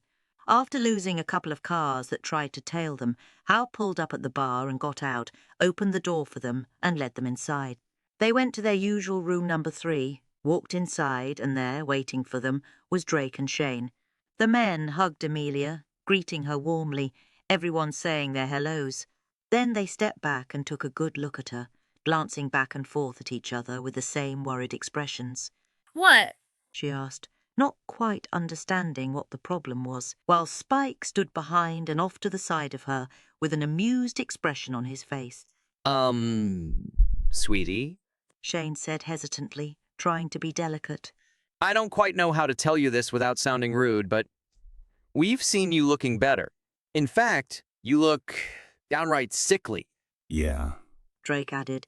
You look worse now than after, the last time we saw you. Are you okay? What's he been doing to you? Oh, she said, understanding dawning on Amelia's face. Then she laughed, telling them, give me just a sec. She bent over, gave herself a little shake, then stood back upright, flipping her hair back as she did so. That better? She asked. The shocked look on Drake's and Shane's faces told her everything she needed to know. The Amelia that stood before them now looked like her normal self again. Well, actually, she looked even better. Her skin had a healthy, radiant glow, her hair was shiny and silky, and in the few seconds it took her to change, the excess weight loss that made her look weak and sickly was gone, and she looked fit, healthy and strong. What? Drake exclaimed in shock and disbelief. Oh, she did a glamour. She did a glamour. Shane shouted excitedly, jumping up and down and pointing at her. You can do actual magic. Holy cow, this is incredible. Well, if you substitute science for the magic part, then yes, I guess that's true. Amelia replied. Science is like magic, only real. A deep male voice said. Shane and Drake froze where they were in shock. What? Drake asked in a small voice. Amelia told me that once, and I didn't understand what she meant at the time, but it makes sense now. Spike? Drake asked. Yes? Why are you talking in my head? Spike looked over at Hal and said, I thought you told them.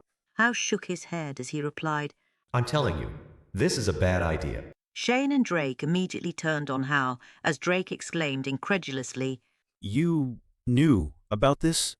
Shane, who had been silent through this whole exchange with his mouth hanging wide open, suddenly jumped up and down and went into his happy, happy, joy, joy dance, chanting, Oh yeah, it's my birthday. It's my birthday. Yeah, it's my birthday. Then he went over to Drake and grabbed him by the shoulders, exclaiming, Telepathy, dude. She gave us telepathy. How are you not excited about this? Shane said, shaking Drake. Shane then turned his attention to Spike and looked at him with a big grin on his face, opening his arms wide. Drake, seeing what was about to happen and muttering, Oh boy, behind him, turned away as Shane advanced on Spike, saying, Come on, big boy, bring it in. Give us a squunch. What's he doing? Spike asked to anyone in general looking around. Shane threw his arms around Spike and hugged him, and continued hugging him. Hal looked at Spike, shrugged his shoulders, and said, I told you this was a bad idea. Someone needs to get him off of me. Now. That's okay, big man. I love you too, Shane said, still hugging him. Seriously, how do I get rid of him? Drake had sat down at the table, resting his elbows on it, holding his chin in his hands. He looked at Spike and said, I've been asking myself that same question for years. Good luck with that. Amelia, in the meantime, had been watching all of this and was almost in tears, holding her stomach and bent over with laughter. She hadn't laughed this much in, well, ever that she could remember. Then Shane got her in his sights and, letting go of Spike, went over to hug Amelia, spreading the love. After a few seconds, Drake cleared his throat and said to Shane, Dude, angry giant boyfriend on your two. You might want to back off now. Shane looked up and confirmed that there was, indeed, an angry giant boyfriend standing very close to him. Shane immediately let go of Amelia, putting his arms up and saying, It's cool, man, it's cool. Backing off now, backing off. Shane went over to the table and sat down next to Drake as the rest of them came and took seats around the table with them. Shane was the first to ask, So is it really telepathy we have now, Amelia, or something else? No, it's not telepathy, at least not the way you're thinking of it. She replied. In the simplest terms, I've activated a specific neural pathway in your brains to receive certain signals on a particular frequency, like a radio channel. On this channel, there are the 5 of us, and that's all. We will all be able to hear the thoughts that anyone thinks to another person on this channel. But that's it, she added quickly. We won't be able to hear any other thoughts if it's not directed to one of us in the group. What about you two? Drake asked. Spike and I, we have our own private channel, Amelia said. And that's the way you two have been communicating this whole time? Pretty much, yes, Amelia replied. What about the jamming equipment in this place? Shane asked. How are you bypassing that? Shouldn't that be jamming us too? Amelia shook her head as she replied, No, that equipment jams mechanical signals. We're on a completely different spectrum than what mechanical electronics use. How does this work, Amelia? Al asked. How do you have the knowledge to be able to do all this? I'm not trying to insult you. Don't get me wrong, but you didn't strike me as the type of person to have a PhD in quantum physics when we first met. Amelia smiled and lowered her gaze, looking at her hands as she answered quietly, No, I'm simply the byproduct of a madman science experiment. This was never intended to happen, and they have no idea it has happened. Amelia looked around the table and continued on, telling them, That's what gives us the upper hand. Neither Jax nor the Consortium have any idea of what I can do or what I'm capable of, and I don't intend for them to find out. What I do intend, though, is to bring Jax and the entire Consortium through him to its knees and eventually disband and dissolve the entire organization from the inside. She paused for a moment, looking at the men sitting around the table with her, then took a breath and told them, I would like your help with this, but you are free to say no. Please do not feel obligated in any way to do this, because it is extremely dangerous, and I'm not exaggerating when I tell you that. Spike and I might still be able to do this on our own. It is possible. I've run the calculations on the different scenarios, taking into account the various possibilities and outcomes, run the data, compared the different win-loss ratios. Amelia trailed off and appeared to have blanked out as her eyes darted back and forth like she was running numerous calculations in her head at the speed of light. Then Spike said, Amelia, as he took her hand. As he did that, a spark of yellow-orange energy shot from his hand into hers as he touched her, bringing her out of her daze. Amelia took a deep breath and seemed to come back to life, quickly apologizing for losing her train of thought, seeming embarrassed at the lapse in conversation. The guys quickly glanced at each other, knowing something was off but not quite knowing what. But they did notice Spike didn't let go of her hand after that. While my previous examiner was unbelievably sadistic and cruel, Amelia continued, Jax is so much worse. He's very good at playing the good guy and making people believe and trust him. But I've scanned his thoughts, and I can assure you, his plans for us, the factions, the Consortium, it's beyond bad. And from what I can tell, he will be able to pull it off because, quite frankly, there's no one to stop him. Except, perhaps, us. You scanned Jax, like read his thoughts and stuff? Drake inquired, a little disturbed at the thought. Yes. Amelia replied. And you three as well. I'm sorry, I know that's intrusive, but it was the only way to find out if I could trust you or not.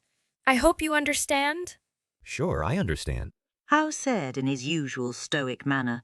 I don't know about those two, he said as he motioned with his head to Shane and Drake. But I've got nothing to hide. I had a feeling Jax wasn't on the level, but what makes him so different than the Consortium? Don't they have the same goals? Yes, and no, Amelia replied. The Consortium has never had the desire or need to rule the world. That's not why they exist. The Consortium's main goal is, and always has been, the evolvement of mankind through the pursuit of scientific knowledge and discovery. But no matter the cost. They have the twisted logic of the pure extremist that emotions and feelings are excess baggage that do not belong in their world. Only pure facts, logic, and truth. They take what they need, no matter the fallout or consequences, to achieve their goals, which are, in their estimation, necessary in order to move us forward. And if sacrifices need to be made to achieve those goals, then so be it. For example, if a project needed a child in order to perform certain parts of the study, they would have no problem finding a child that fit that project's criteria and ripping it from the family and performing horrific experiments on the child to complete their research. This is one of the reasons why the Consortium developed the factions, to provide their scientists with a massive, ever-ready supply of pliant and malleable servants they can use as they see fit. Basically, human guinea pigs for their experiments. They use pain and torture, constant fear and manipulation and brainwashing to control the inductees, and they use it quite effectively, as you've seen for yourselves. However, we have discovered their system is not infallible. There are flaws, minor ones to be sure, but flaws nonetheless.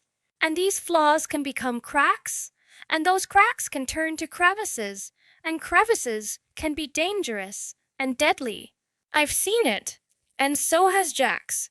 In fact, Spike is proof of it. He never should have been inducted. Their system should have kicked him out as not fitting the profile, but it didn't.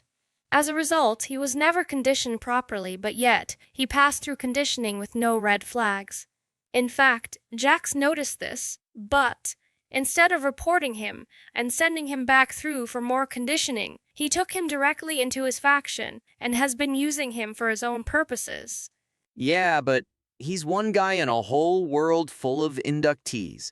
You're bound to have some oddballs pop up here and there. No offense, dude. It's a numbers game, isn't it? Shane asked. Amelia smiled at his comment as she told them, You've seen for yourselves. It's not just Spike. There are many, many examples of their system not working as intended. This time, it was Howe who spoke up. You mean the other inductees during the judge's execution? The room was filled with them, watching and cheering. If they were still properly conditioned, as you put it, that shouldn't have happened, right? They shouldn't have cared if the judge was dead, because another examiner would be appointed to take over. So what's the point? It shouldn't have mattered to them one way or the other. That is correct, Amelia replied. And Jax is taking full advantage of this flaw, starting with his and the two factions he's just acquired. Jax doesn't run his factions like the rest of the Consortium does, Spike added, joining the conversation. He's done away with several of the main rules, like the fraternization rule, for one. We're allowed to joke around with each other, talk all we want. You know, general friendly stuff. But most of us know not to form close personal relationships because they can be, and still are, used against you, which is devastating, of course. But aren't you two, close? Isn't that dangerous for you? Drake asked hesitantly. Spike sighed heavily, admitting, Yes, we are. It's true. It's what Jax wanted. It was part of his plan. And to be honest, I'm glad it was. I'm taking full advantage of it as much as I can, he said, as he smiled at Amelia, and she smiled back at him. It couldn't be avoided, but I wouldn't change anything, even if I could. Plus, Amelia is playing the hell out of her part. She's driving him crazy right now with the whole poor, helpless, puppet on a string routine. It's awesome. Sometimes I have a hard time keeping a straight face.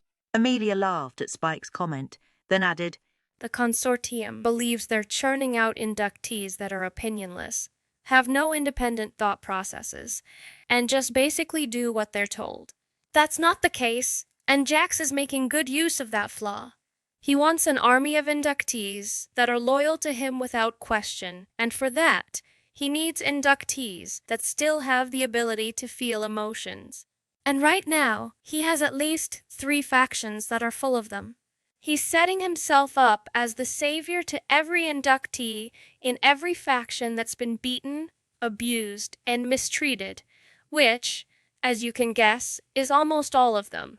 He puts on this great guy act, gives them a bit of kindness, shows a little compassion, and they're his to command as he wishes. No questions asked. The loyalty is built right in.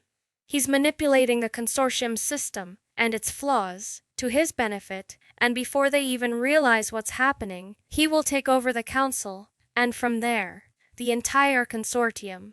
With that kind of power and control, he will be able to dictate his own rules to the point of controlling other countries in addition to this one. And that's his goal. When that happens, there won't be a man, woman, or child on the planet that will be safe from him or his followers. He is still a scientist, after all. Can you imagine what he will do with even a little bit of the knowledge I possess? The Consortium already has some of this knowledge in its databanks. He just hasn't found all the pieces and put them in the right order yet, but he will. He's smart enough to be able to do that. I know it. I've seen it.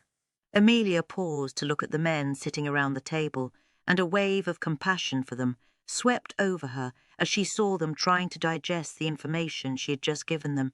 It's not every day you're told a madman is about to take over the world, thank goodness, but it was still a lot to process. Shane lowered his head until his forehead met with the tabletop and raised his hand up, saying, I vote for the zombie apocalypse, please. Is that still an option? Al leaned back in his chair and asked Amelia, I take it you have some sort of a plan to take this bastard down? Amelia sighed heavily and said, I do, but it's very dangerous. For everyone. We will definitely have a better chance with all of us working together toward our goal. But as I said before, you have the option to bow out, and neither of us will blame you if you do. We feel we have no choice but to proceed, with or without you. Al started to speak, but Amelia raised her hand and stopped him. Before you say anything, there's something else you need to know first. Amelia, you don't have to do this, Spike interjected. Yes, I do. They need to know everything.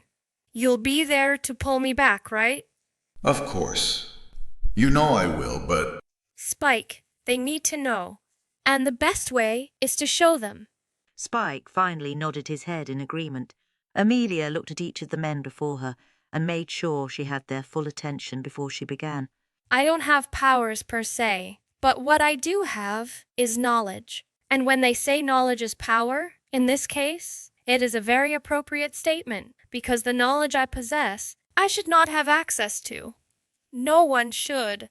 It's too early in our evolutionary development to possess the kind of knowledge I have about our planet, our universe, our entire existence.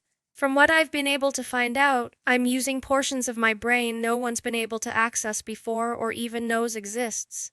This is what makes it science, and how I know it is not magic or anything supernatural. I can manipulate all the elements. I can see spectrums of energy that haven't even been discovered yet. I can process mathematical equations that go far beyond what anyone has yet to conceive of. She stopped and looked down at her hand that Spike was holding. There had been small crackles of energy that passed between them as she spoke, and at this point she purposefully let go of his hand. The problem with pure science is the lack of emotional attachment or requirement. It is based on truth and logic. It is simple, basic, and pure. When I use the pathways that take me to the portion of my brain that utilizes the information I need to solve a particular problem or arrive at a solution, my emotional self is not needed. And so it is discarded. There is no need to bother with such trivial things, as it has no bearing or impact on the problem at hand. Amelia looked around the room at her surroundings, then fixated on Spike. Take this specimen, for example, she said, her voice changing, pointing at Spike and standing up. Spike stood up with her, but not of his own accord. She motioned with her finger and pointed to the wall behind him, and he was unceremoniously flung up against it, his arms pinned to his sides. Amelia, Spike began, but she flicked her finger and said, "Quiet, please." And Spike was effectively silenced. By this time, the other men had stood up, in shock at what they were witnessing, not quite knowing what to do or how to react. This was cold and savage, not like Amelia at all, especially what she was doing to Spike. Amelia walked closer to Spike, looking him up and down as she would a sample she was examining under a microscope. As you can see, his throat has been damaged such that he cannot speak. I can easily fix that by simply manipulating and removing the damaged cells, then replacing them with new healthy cells.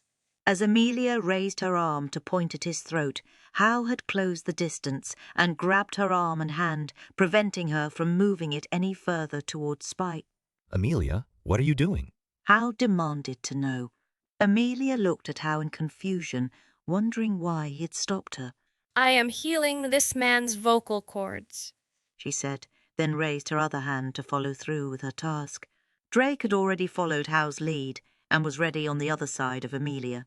He grabbed her other arm and hand, also preventing her from going any further. Amelia, you've got to stop. Think about what you're doing, Drake told her. Again, Amelia was perplexed at their reaction to her. I do not understand why you are stopping me, she said. It is illogical for you to prevent me from completing my task. This time, Shane stepped in and took her face in both of his hands to make sure he had her full attention. Amelia, sweetie, why are you healing his vocal cords? Shane asked. Because they are damaged and in need of repair, she responded back. Okay, but what happens when you go back to the faction and Jax notices Spike can talk again all of a sudden? How are you going to explain that without getting in trouble and ruining your plan to stop him? Amelia thought for a half-second, then replied, To resolve that problem, I would need to re-damage his vocal cords before we return. That way, Jax would never know they had been repaired. Shane took a quick moment, then said, And how, exactly, would you re-damage his vocal cords? I suppose the best way would be to damage them in the same manner they were originally damaged.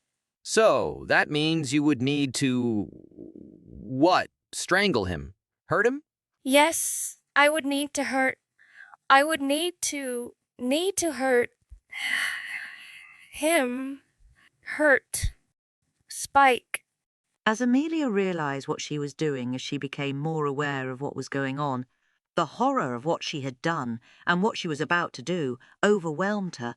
The men let go of her as she put her hands to her face, the sobs starting to come in earnest.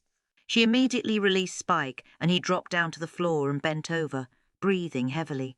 She backed up until she was in a corner against one of the walls, sobbing, saying, No, no, no, no! Over and over to herself, unable to bear what she had done to him and almost did to him. When Spike was able to catch his breath again, he went over to Amelia to try and comfort her, but she fought against him, unwilling to let him touch her. The three men couldn't believe what they had just witnessed. They saw firsthand the power she has, what she was trying to tell them, and exactly how dangerous that power could be. They also saw their biggest problem was also their best solution. Spike wasn't having any luck getting Amelia to move from her corner, so Shane went over to see if he could help. Amelia, sweetheart, come on now. We need to get you out of that corner, Shane said to her softly. Come on now. Put your arms around me. That a girl, he said, as Amelia lifted her arms and put them around his neck. Shane lifted her up and carried her over to one of the chairs, where he sat down and cradled her in his arms. stroking her hair and talking to her gently as her crying finally started to subside. Spike stood back, watching as Shane comforted Amelia, not understanding why she wasn't allowing him to be the one to comfort her. Drake, understanding the situation, went over to talk to Spike, speaking to him in a low voice only he could hear. Don't worry, she'll come around. He was able to get through to her because he wasn't the one she almost hurt, and he's not the one she loves. Drake patted him on the shoulder and moved back over next to Hal. Once Shane was able to get her calmed down, he sat her in her own chair and stayed next to her. Amelia, sweetie, everything is okay. Shane told her reassuringly. You didn't hurt him. He's fine. Shane looked over at Spike and motioned for him to come sit down next to her. Amelia couldn't bring herself to look at him, though, and when he took her hand in his, she broke down again. I'm sorry. I'm so very sorry, Amelia said over and over again. Spike held her as he told her, It's all right, Amelia. You didn't hurt me. I knew you wouldn't. It's okay. After a few more minutes, Amelia was finally able to pull herself together and recover enough so she was able to address everyone once again. As you can see, Amelia began, there is a problem regarding my abilities and how I use them. Spike has been my anchor. Whenever I've gotten lost, somehow he's able to bring me back. His touch, she said, as she raised their clasped hands, is what grounds me and helps me focus and concentrate. Sometimes, though, he needs to give me an extra boost if I've gone too far and have become unreachable. Yeah, we've noticed the little discharges going on between you two when you hold hands and get all science-y, Drake remarked. It's noticeable. Isn't that a problem, hiding that from Jax? We don't have to be touching hands. It can be any part of our bodies, as long as there's contact. Like our feet, or hand to back, or arm. We've gotten pretty good at it. Spike answered. Yeah, I bet you have, big boy, Shane said with a grin. Spike looked at Shane, then said to Drake, Hit him for me, will you? Gladly, Drake said as he popped Shane on the back of the head with his hand. Hey, no fair, Shane said with a pout, rubbing the back of his head. If you have problems controlling this, whatever it is you have, how is your plan going to work? Hal asked Amelia. I've discovered the problem only arises when dealing with the hard sciences, such as chemistry, biology, and physics. Subjects that concentrate on hard facts and data that demand logic in how they're used. However, the soft sciences, such as psychology and behavioral studies, that deal with intangibles that can't be quantified, are completely different. These subjects actually utilize the very things that keep me grounded and safe. It's these sciences I will use to manipulate the situation as well as Jax to get the results we want. I'm going to take what the Consortium has done to so many others and turn it right back on them. I've learned from the best, because this is what they do the best: observe, analyze, manipulate, and control. They're good at it, huh? Drake asked. The best in the world, Amelia replied. So, what's our plan? Shane asked. It's more of an idea than an actual plan. In dealing with intangibles like this, the situation will fluctuate and morph as things happen, expected and unexpected, so the plan will need to shift according to what happens. The basic idea, though, is to let Jax do most of the work and let him take out the entire council. It shouldn't be long now. He's already made plans that are ready to execute. I think he just needs the timing to be right. Then, after he takes out the council, we take out Jax. That way, we only need to worry about Jax instead of trying to deal with both the council and Jax. When you say take out, what are we talking about here? Just for clarification purposes. I'm not getting cold feet. I would just like to know is all. Drake asked. Amelia sighed and leaned forward with her arms on the table as she answered Drake. What I plan on doing, or planned, before what I did to Spike, was to completely wipe Jax's memory and reboot him with our ideals and goals instead of his. Then we simply turn him loose and let him dismantle the Consortium on his own. Reboot? Hal asked. Like a computer? Think of our brains as a biological computer instead of a mechanical one, Amelia explained. We have a processor, which is the cerebral cortex, memory, electricity for energy, and peripherals. Basically, everything the mechanical version has we can equate to our biology. And similar to a mechanical computer, our brains come preloaded with basic software so we can function. As we learn things, those are like programs you load onto a computer. We're constantly adding new software and making upgrades to ourselves. And like a mechanical computer, our memories can be wiped. However, just like a mechanical computer, fragments usually remain that can cause problems, which is why you need to do a hard wipe so you're working with a clean system to get the best results from a new install. And this is what I planned on doing to Jax, wiping his memory and doing a clean install with new programming. I will keep the information that needs to stay and change what needs to be changed. Basically, write a new software program for him. Well, from what I've seen, it looks like you have the power to do something like that. What made you change your mind? Shane asked. Biology. Howe said, answering for her. It's a hard science, the type she has problems dealing with. Amelia, you didn't hurt me. You could have, but you didn't. Spike said to her softly. Her face fell as she stated, But the fact I was going to, that I was actually going to, that I could even consider such a thing. It never entered my mind, the possibility I could hurt you, she said as she whispered those last two words. Shane turned to her as he firmly stated, Nope, you're wrong. You didn't, couldn't, and wouldn't. What? Amelia asked, confused by what he said. Well, let's look at this logically, shall we? Shane said. First of all, you weren't trying to hurt him. You were trying to heal him, heal his damaged throat. Granted, your bedside manner needs a lot of work, but you weren't trying to hurt him. Second, Shane said, motioning to himself, Howe and Drake, didn't stop you. You stopped you. We assisted with the stopping, sure, but you stopped on your own. As soon as it was pointed out, you would have to hurt Spike in order to continue what you were doing. You stopped yourself. You did that. So you didn't hurt him, you couldn't, and you wouldn't. Shane sat there and smiled at her as she absorbed what he had told her, letting the realization of what he said sink in. He watched as relief flooded her face as she got it, her hand going to her mouth, and this time her eyes flooded with tears of joy and happiness instead of fear and shame. She turned to him and gave him a big hug. He blushed when she kissed him on his cheek.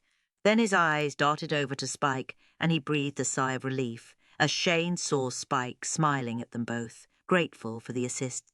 It looks like we've got something of a plan. Howe said. So, are we going to do this? Whatever this is? You still want to help? Amelia asked hesitantly. It's either do this now and attack while we have the element of surprise on our side, or wait until he knows we're coming. Howe said as he looked around at everybody. I vote now, so? Yeah, I'm in. I agree. Drake said. I'm in, too. Well, you guys wouldn't stand a chance without me, so I have to say yes now. Shane quipped. Everyone turned to look at him, and he shrugged in reply. What? You wouldn't? Amelia smiled at him and said softly, No, we wouldn't. Shane blushed hard at her response, and for the first time in a long time had no comeback. Chapter 30. Amelia gave everyone their assignments, then changed her appearance back to the way it was before she entered the room. Being able to communicate on their private channel at will was going to be extremely helpful in keeping tabs on what was going on with everyone at any given time. It definitely gave them an advantage. Howe asked her what story she was going to give Jax about where they had been. She told him she was going to tell him the truth. Simply put, it was easier that way. It would be a Cliff's Notes version of the truth, but the truth nonetheless. And in case Jax double-checked her story, on the off chance he didn't already know the truth, no one would get in trouble for a lie. Howe couldn't dispute her logic, and she was right. It did make it easier for everyone. Lies were tough to keep up with and even harder to hide. Amelia had him drop them off at the far back side of the park, the furthest corner away from their apartment. It was also a blind spot. No cameras covered that area, so they could come and go without any issues. They had spent less than 2 hours at the Black Door. She wasn't ready to give up their privacy just yet, especially since Jax was so ready and willing to cut them some slack, due to her supposed physical condition and mental state. She had something special in mind for her and Spike, and wanted it to be a surprise for him, especially after what she had just put him through. She had scouted the area previously and discovered a small, family-owned motel with no ties or connections to the Consortium. It was quaint, well-maintained and clean, a nice gem in the middle of an urban area. They went in and got a room, paid for in cash, of course, so they couldn't be immediately traced, posing as a young couple passing through town. When they got to the room, Spike opened the door with a flourish, but Amelia, always aware and cautious, scanned the room before they went in to make sure there were no hidden cameras or microphones. She wanted to be sure they had complete privacy, something they hadn't had since the morning she had turned off the cameras in their apartment. Due to the forced celibacy imposed upon them by the Consortium, closeness and intimacy had not been an option. Usually physical needs and desires weren't an issue, given the immense dampening blanket of constant fear of punishment hanging over them. However, Spike and Amelia had gotten a taste of what was possible. Since then, all their passions and desires had to be kept bottled up, locked inside them, making a difficult situation just that much more intense, given the closeness of constantly being together and living together. They both plopped down on the big king-size bed, and Amelia turned to look at Spike. He was lying on the bed on his back, with his hands behind his head, looking at her and grinning. Not that I'm complaining, mind you, but how are we going to explain this away? He asked. Simple, she replied, as she started undressing herself. I was weak and tired after meeting with the guys, but I wanted to stay in the park for a while longer, because I was enjoying it so much. But I couldn't make it back to the apartment like I thought I could. You saw the motel and brought me here to rest before we went back. Once we're ready to leave, I'll unblock our phone signal so you can send a quick text to Jax, letting him know where we are and that we're all right. Then he'll send the stormtroopers to get us. He'll interrogate us, and that will be that. Oh, that will be that, huh? Yup, Amelia said as she lay next to him on the bed, already having unglamoured herself. Or we could just leave now. It's totally up to you, she said with a mischievous grin. Spike looked her over from top to bottom, completely enjoying the view. This section has been removed to comply with YouTube policy. They knew they'd spent all the time they could in the room. As they sat together, they looked at the bed and at themselves, realising if the stormtroopers came in, they'd know without a doubt what they'd been doing in there. Instead, they cleaned themselves up and got dressed. Then Amelia re-glamoured herself and they left, walking slowly back to the apartment. Amelia uncloaked their phones so signals could get through, enabling Spike to send a quick text to Jax. He let him know they were all right and heading back to the apartment from the park. Almost immediately, a large number of missed texts and calls came through on both Amelia's and Spike's phones from when the signals had been blocked. They looked at each other, and Spike said, Uh-oh. Someone's not a happy camper. No worries, Amelia told him. I've got it covered. They shared one last deep kiss before heading back. Jax paced back and forth in Wells' private study, which was now his private study. It had been almost 4.5 hours since he lost contact with Spike and Amelia, and even though he had a good idea where they were and who they were with, it didn't help his state of mind that things had gotten this far out of his control regarding the situation. Those policemen were wily ones, and he had underestimated them, a mistake he wouldn't make again. He knew they would probably take precautions against eavesdropping and spying, but he had not considered the possibility they would completely remove Spike and Amelia from the controlled environment he had set up. He should have anticipated that, and it was unlike him to make a mistake of that magnitude. Not only that, it took some serious juice and equipment to block their phones from being tracked. He knew they were on because Amelia and Spike would never allow them to be turned off. They knew the punishment for that. The only other alternative was that some heavy-duty equipment was being used to block their phones from sending and receiving signals. Of course, Hal worked for the FBI and he had access to that kind of technology, so it wasn't out of the realm of possibility. He just didn't think they would actually go to the trouble of doing that, especially since Jax had allowed them to see Spike and Amelia without an escort. Well, without a visible escort, anyway. When Spike's message finally came through, Jax immediately sent a car to pick them up and bring them directly to him. He needed to find out exactly what had happened, but he needed to be careful. He needed to calm down. He couldn't appear unnerved and make the mistake of upsetting Amelia, especially if she'd had a good day. That was the last thing he needed. So when Spike and Amelia arrived in his office, he was all smiles and happy thoughts, perfectly calm and composed, and it appeared Amelia had indeed had a good day. She appeared happier and more rested than he'd seen her in days, and it looked like the outing had done her a world of good. He didn't want to ruin that, but he did need some answers. How was your day, Amelia? Did you have a good time? Jax asked. Yes, thank you. It was a very good day. The best I've had since... It's been a good day, she replied, appearing unsure of how to answer the question without getting in trouble. Good. I'm glad you had a good time, and I'm sorry to pull you in like this, but you two had me a bit worried. It seems Agent Hal pulled a sneaky trick and took you off somewhere I wasn't expecting. Do you remember where he took you? Did I do something wrong? Amelia asked nervously. No, you did nothing wrong, Amelia. It's just I wasn't expecting Agent Hal to take you anywhere. I thought he and the other 2 policemen were going to meet you in the park. It was only Agent Hal at the park, so we got in his car to go meet Drake and Shane. They were at a bar waiting for us. Spike signed to Jax, Black Door Bar. Oh, Jax replied, surprised and yet not surprised. Anyone who worked off the books and needed privacy knew about that place. I see. And what did you do there? We went to a room inside the bar, Amelia replied. There was a table and chairs, and they had drinks and snacks. Drake and Shane were waiting for us. We sat down and talked and visited with each other. Then she added softly, They were very nice to us. Well, that's good. I'm glad. They should be nice to you. So, what questions did they ask you, Amelia? They wondered why I looked so sick.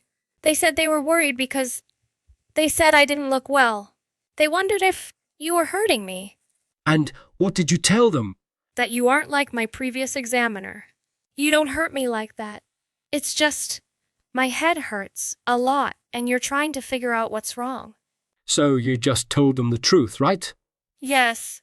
Okay, what did you do after you left the bar? Where did you go? Agent Hal dropped us off at the park. It was such a nice day, and I don't get to go outside much anymore. So I wanted to stay outside, but my head started hurting again, and I got very tired. Spike found a place where I could rest, and when I woke up, we left to go back to the apartment. But then your car came and picked us up and brought us here instead. That's it? Jax asked. Yes. Do you feel strong enough to walk home now? Yes, I think so. Okay, let me talk to Spike for a moment. Then you can go home, all right? Thank you, Amelia, Jax said, as he motioned for her to leave the office and wait outside for Spike. After Amelia left his office, Jax turned to Spike and asked, Did you have your cell phones on the entire time? Did they try to make you turn them off? Spike signed to Jax. Hal asked if we had our phones. I told him yes. He flipped some switches in his car. Did they stop our signals? Yes, Jax told him.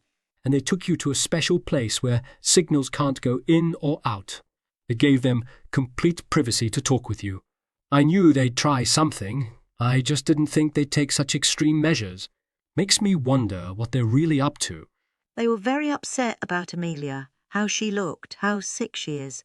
They kept asking what you're doing to her. They know something isn't right, Spike signed back. Well, they are right about that.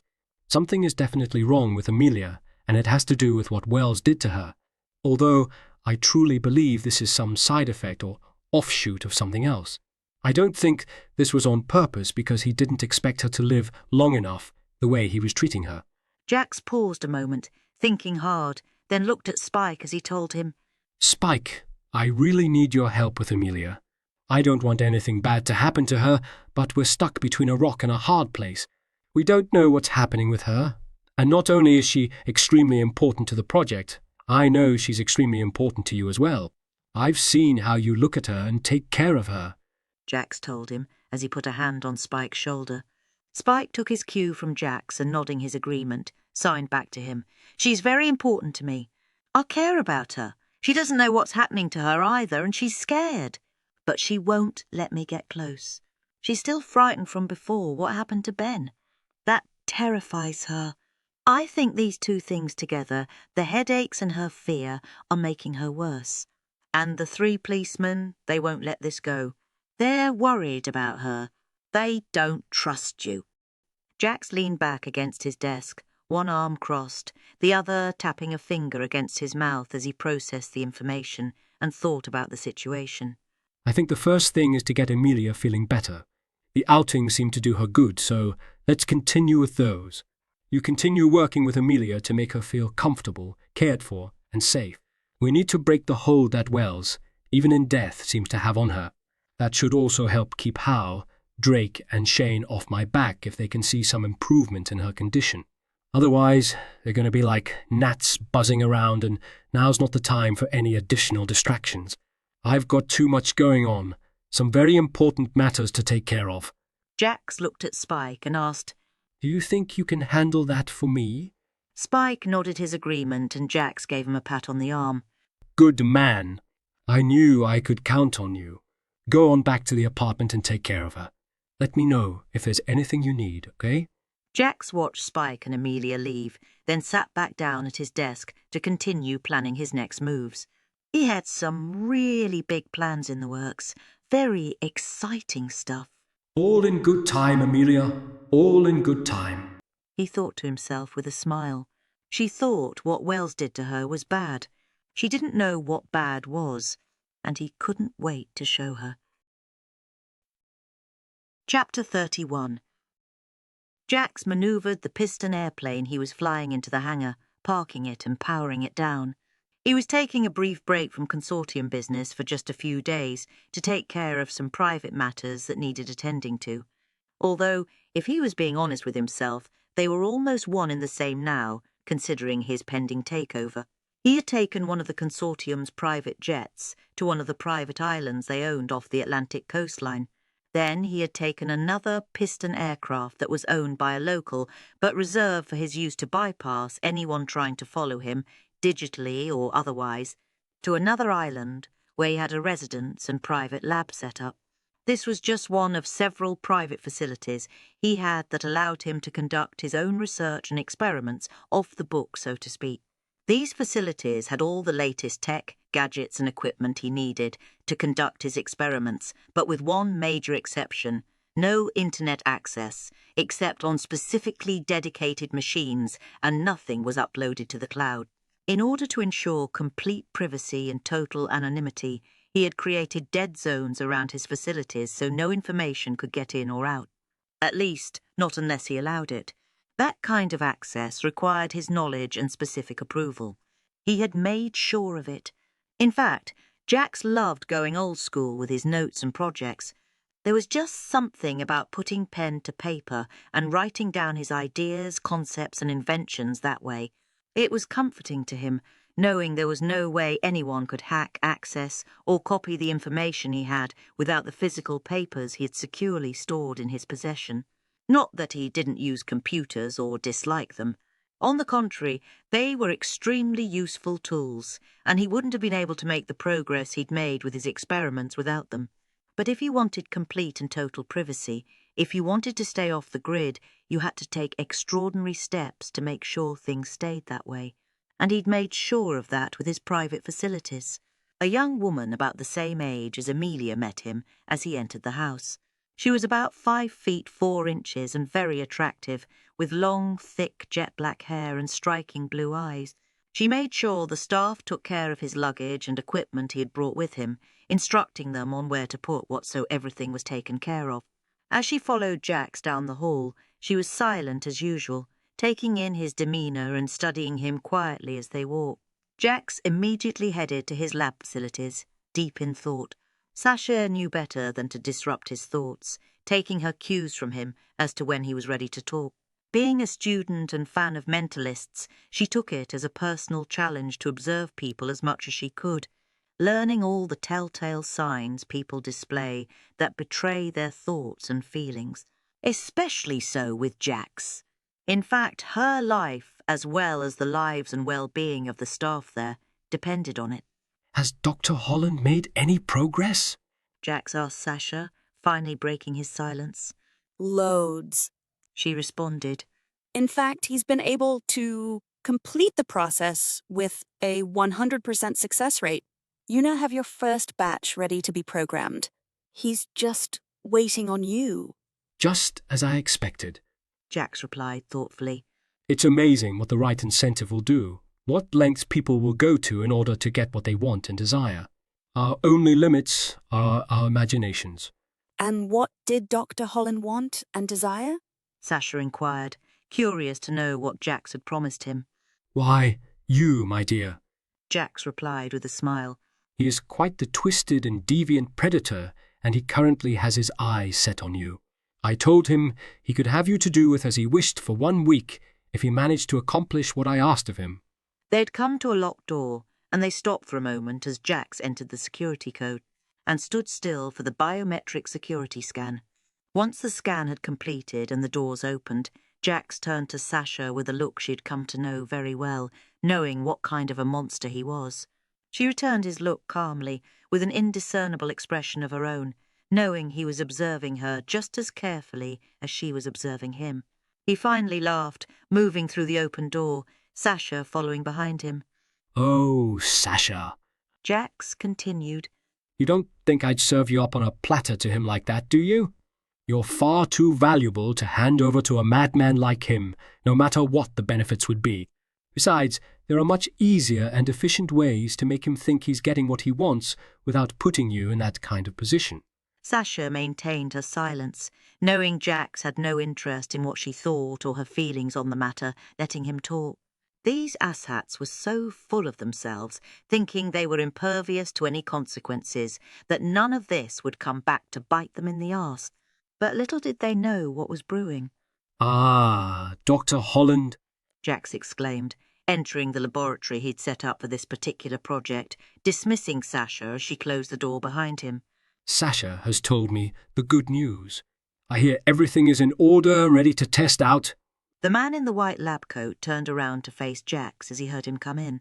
Dr. Zachary Holland was an average-looking man, of average height and build, not particularly handsome or ugly, just your average Joe kind of fella. But that's where the word average stopped applying to him. Not only was his IQ extraordinarily high, he was an exceptionally skilled and adept serial killer, as well as a prodigiously talented scientist. Think Joseph Mengele on steroids. There was nothing too bizarre, too horrific, too monstrous for him to consider taking on.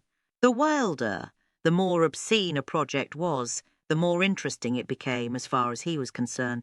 Anything and everything else bored him. When Jax approached him with his idea, he jumped at the opportunity. It was just too good to pass up, especially since Jax had given him carte blanche as to how he accomplished the task. Of course, Dr. Holland was also a member of the Consortium, like Jax. Also like Jax, he viewed the old farts on the Consortium Council as outdated and useless. While he appreciated the opportunities an organisation like the Consortium offered, their ideas and goals of pure science bored him.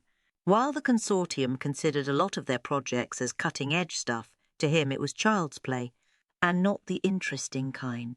When Jax talked to him about participating in this project, he was immediately intrigued, especially given the fact it was off the books and privately funded. Not to mention the bonus Jax had offered if he was able to actually accomplish and complete the project. That had made it irresistible and too good to pass up. See for yourself, Holland replied, pointing to another door in the lab. They're all in there waiting for you. All you need to do is program them with what you want them to do, and you'll be set. Wonderful, Jax replied, handing Holland a couple of thumb drives. Let's start with this and see how it takes. I'm sure we'll need to do some tweaking here and there to get them where they need to be. I want to be sure we're at 100% before we put them into action fully. I'd rather not be trying to fix things on the fly. That could get messy, and I don't like messy, especially with what I have planned. And what do you have planned? Holland asked nonchalantly as he took the thumb drives from Jax and plugged one into one of the computers on the desk. You've never said what you're going to use them for. No, I haven't, Jax confirmed as he watched Holland access the information on the thumb drive. All will be revealed in due time, when I'm ready. As Holland perused the information on the thumb drive, a grin spread across his face and he couldn't help commenting. This looks like it's going to be fun. Jax's expression mirrored Holland's as he watched the information flow across the monitor. Oh, you have no idea, Jax replied softly. And this is just the beginning. The two men grinned at each other before turning their attention back to the screen in front of them. Have they begun? Trixie asked Sasha quietly as they worked together, putting away Jax's laboratory supplies he'd brought with him from the mainland. The other house staff had taken care of Jax's personal belongings, while Sasha and Trixie were left with the task of taking care of everything else. Yes, Sasha replied just as quietly, moving around Jax's private laboratory, putting away his things. He and Dr. Holland are putting the finishing touches on now. Do you think it will be too much longer? Trixie asked, trying to still her nervousness and apprehension. Sasha gave Trixie a look, telling her she knew better than to ask those questions out loud, especially in the room they were in. Trixie acknowledged the unspoken message Sasha was giving her, replying with an apologetic look of her own in response. Stop asking questions you shouldn't be asking and concentrate on the task at hand, Sasha said out loud for the benefit of the cameras Jax had in the room, knowing they were being watched and recorded. Yes, of course, Trixie replied contritely, adding a quick, I'm sorry. Trixie was a relatively new addition to the staff there at the island house. She was diminutive and petite in stature, with blonde hair and green eyes. Trixie was shy but a bit inquisitive, and Sasha was doing her best to make sure she stayed out of trouble. Like her, Trixie was special, having developed some unique abilities from some of the experiments that had been performed on her. Jax had found out about that and acquired her before she was disposed of, adding her to his collection of inductees he had stashed there. Not surprisingly, Jax had an eye for spotting inductees that were special, like Sasha and Spike, inductees that never should have been, but were, as well as inductees that had developed particular side effects from the experiments that had been conducted on them. Given some of their specialized talents, he had made sure to acquire as many of them as he could, keeping them in his private facilities so he could use them for his own purposes. The ones the Consortium had knowledge of were easy enough to acquire once the examiners were done with them, because they were viewed as abnormalities. Jax knew these other examiners would simply dispose of them like garbage when they were through with them. This meant the special gifts and abilities they had would have been wasted and discarded instead of being utilized as he was doing. That's not to say Jax didn't do his own brand of experimentation with them. He was a scientist after all. He just made sure the type of research he did kept them alive and useful versus killing and discarding them. After all, that was just plain wasteful, and Jax didn't like waste. It was unnecessary. In fact, that was something his latest project took full advantage of. After Sasha and Trixie finished putting away Jax's laboratory supplies and equipment, they moved on to their other duties, attending to the household and various other tasks as needed and required of them. Needless to say, Jax ran a tight ship, and it fell on Sasha's shoulders to make sure it stayed that way. Sasha had been one of Jax's first special inductees he had acquired, and once he realized what he had in her, it wasn't long before he installed her as his primary servant in one of his private facilities. Jax was aware of some of Sasha's abilities, but not all of them. She'd been able to keep some of the more important abilities under wraps, and she planned on keeping it that way until the appropriate time came to reveal what she was truly capable of. Like Spike, she had been able to pass through the conditioning phase without raising any red flags, even though she'd not been properly conditioned. This was something Jax wasn't aware of, but he did know about her special abilities. Due to that fact, and out of curiosity, Jax had run some specialized experiments on her to see if he could bring out even more abilities. Of course, those experiments were quite painful and unpleasant for Sasha, but that didn't really concern Jax. However, those experiments did wind up producing some of the desired results he'd been hoping for, and being the survivalist she was and not having been properly conditioned, Sasha knew better than to reveal everything those experiments brought out. She made sure to keep the juicier talents to herself, only letting some of the minor ones show through to appease Jax. What Jax was not aware of and never even considered was Sasha's intelligence quotient. She was pretty high on the scale herself, but probably due to her background and environment growing up, that thought never entered his or any of the other Consortium members' mind, which meant that they, along with Jax, greatly underestimated her and what she was capable of. And that was something she planned on using to her benefit. Not just for her, mind you, but the other inductees Jax was also using in his facilities as his personal playthings. Suffice it to say, Jax wasn't the only one that had plans in the works. Later that evening, when everything and everyone had settled down, and Jax was busily working away and engrossed in his private lab with his projects, Sasha and a handful of other staff members, the special ones, had gathered together in the kitchen as they wound down for the night. As far as the cameras and microphones were concerned, they were simply doing chores and preparing for the next day. But what the cameras, mics, and more specifically, Jax didn't see or know about was this was their time to communicate freely and privately with each other, telepathically, of course, just to be on the safe side. It wasn't just Jax they needed to be cautious about. They also needed to keep their conversations away from the other staff members in the household, especially the non-inductee staff. Just in case. No need to take unnecessary risks or chances, especially in that house with that examiner. They all knew better and they had the scars to prove it. Literally. What's the latest scoop, Sasha? Bryce asked as he busied himself with stocking the pantry and kitchen supplies. Any updates as to what Dr. Evil and his sidekick are doing now? Looks like Jax is going to make his move soon, Sasha replied as she cleaned, neatened and tidied things up for the benefit of whoever was watching.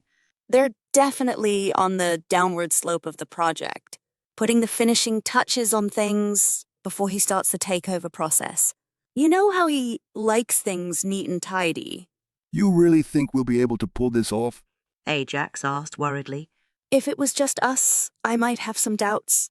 Maybe, Sasha replied. But it's not just us. Considering what Amelia is capable of and what she plans on doing, we've got a real shot at coming out on top of this.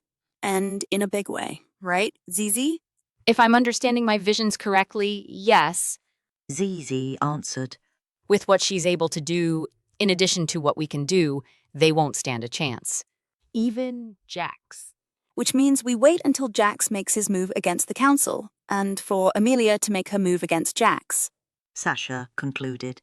Then we make our move. You think we can hold out that long? Especially you, Sasha, with what he's planning on doing? Ajax questioned, casting a worried glance in her direction. Sasha lowered her head so the smile on her face would be hidden as she responded to Ajax, telling him, Don't you worry about me. I can take care of myself. That's for sure, Bryce commented with a snicker, also trying to keep from smiling too much. I know I wouldn't want to be on the receiving end against Sasha, and that's a fact. They all quickly glanced at each other with knowing looks, their expressions showing their agreement with Bryce's comment as they finished up and headed to their rooms for the night. As Sasha got ready for bed, her mind was churning with thoughts and ideas, scenarios and possible outcomes, as well as potential fixes for the problems they might encounter as things progressed with Jax's plans for them and the Consortium. Once she was finished with her nightly ablutions, she got into bed with her hands clasped behind her head as she stared up at the ceiling, deep in thought. They had a good idea of what was going to happen from Zizi's visions. However, what Zizi saw wasn't etched in stone. Time was fluid and things had a way of changing. Also, what Zizi saw was open to interpretation, depending on a person's perception and how things were presented, quite often out of context. What she saw happening could wind up being completely different from what they thought was going to happen when everything was said and done, so that was another issue. However, there were some things they knew for sure. Between the advanced knowledge they had from Zizi's visions, combined with the plans Jax had in store, they were definitely ahead of the game. And that was very important. There was one thing that was really bothering Sasha, though, and that was the inductee Jax had assigned to Amelia as her keeper. He was an unknown variant and could potentially wind up being a big problem for them. Sasha knew him from Jax's faction on the mainland. Jax had made it a point to introduce them when he had taken her there. The main problem she had with this inductee was that she couldn't get a read on him. Not then and not now. He was a blank to her for some reason, and that bothered her, especially in this situation. She knew about some of the assignments he had carried out for Jax before Jax had assigned him to Amelia as her keeper. The fact he had been able to carry out those assignments the way he did without any issues or problems made her wonder whose side he would be on when the time came to choose. Not to mention what he had done to her. It was obvious Jax trusted him as one of his henchmen, a brute that had no issues or concerns in what he was ordered to do. And Jax didn't trust very many people, but he treated this particular inductee as one of his right-hand guys. Of course, being an inductee, he didn't really have a choice, but at the same time he didn't seem bothered by what Jax had him doing either. And the fact he was as close to Amelia as he was, that could turn into an issue. One way or another, they were going to have to find a way to separate them so they could get Amelia on their side without any interference from her keeper. That much was clear. But one problem at a time. They would cross that bridge when they came to it. As Sasha turned on her side and closed her eyes, she did her best to still her mind as she tried to get some sleep.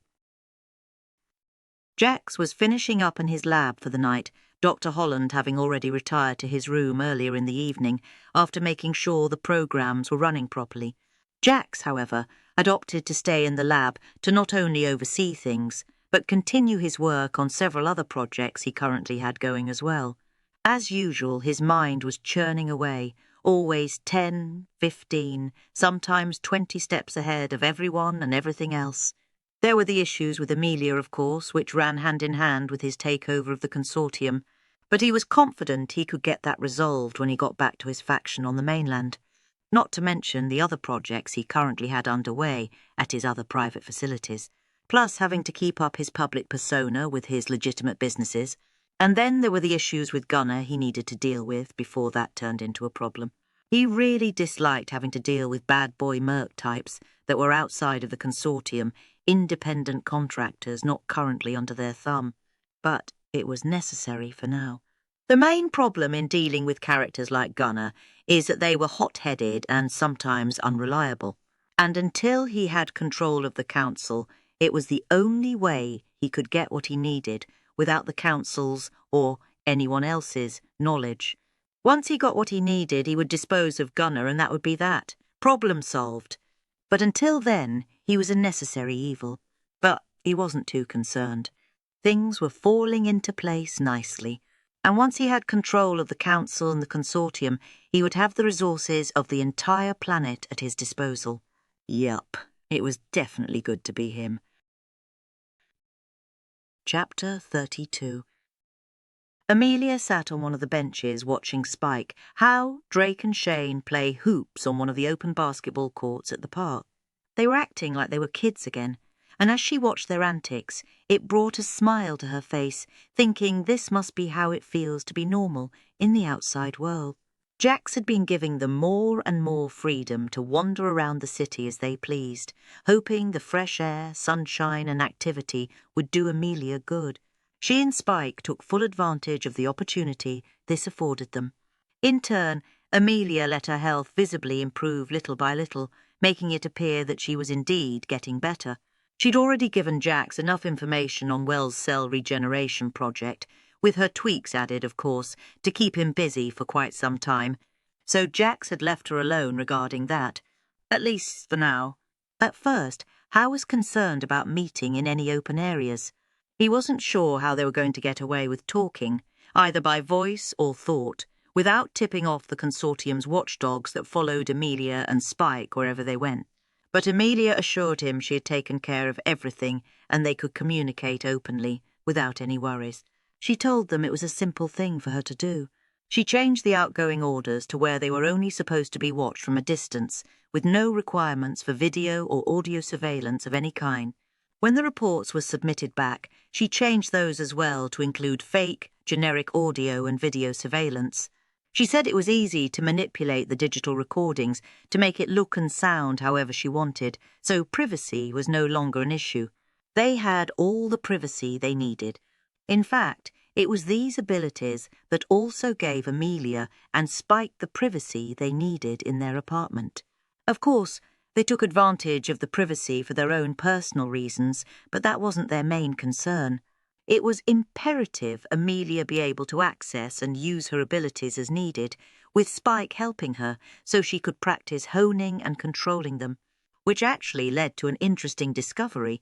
While they were practicing one day, Amelia went a little overboard with one of her abilities, and Spike stopped her in her tracks, keeping the situation under control as he lit up with the same energy field she emitted.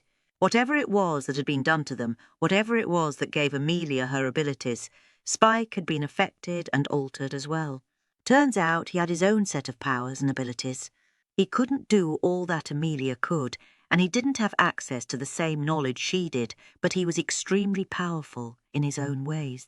Once they discovered this, they wasted no time in developing and practicing with his gifts too.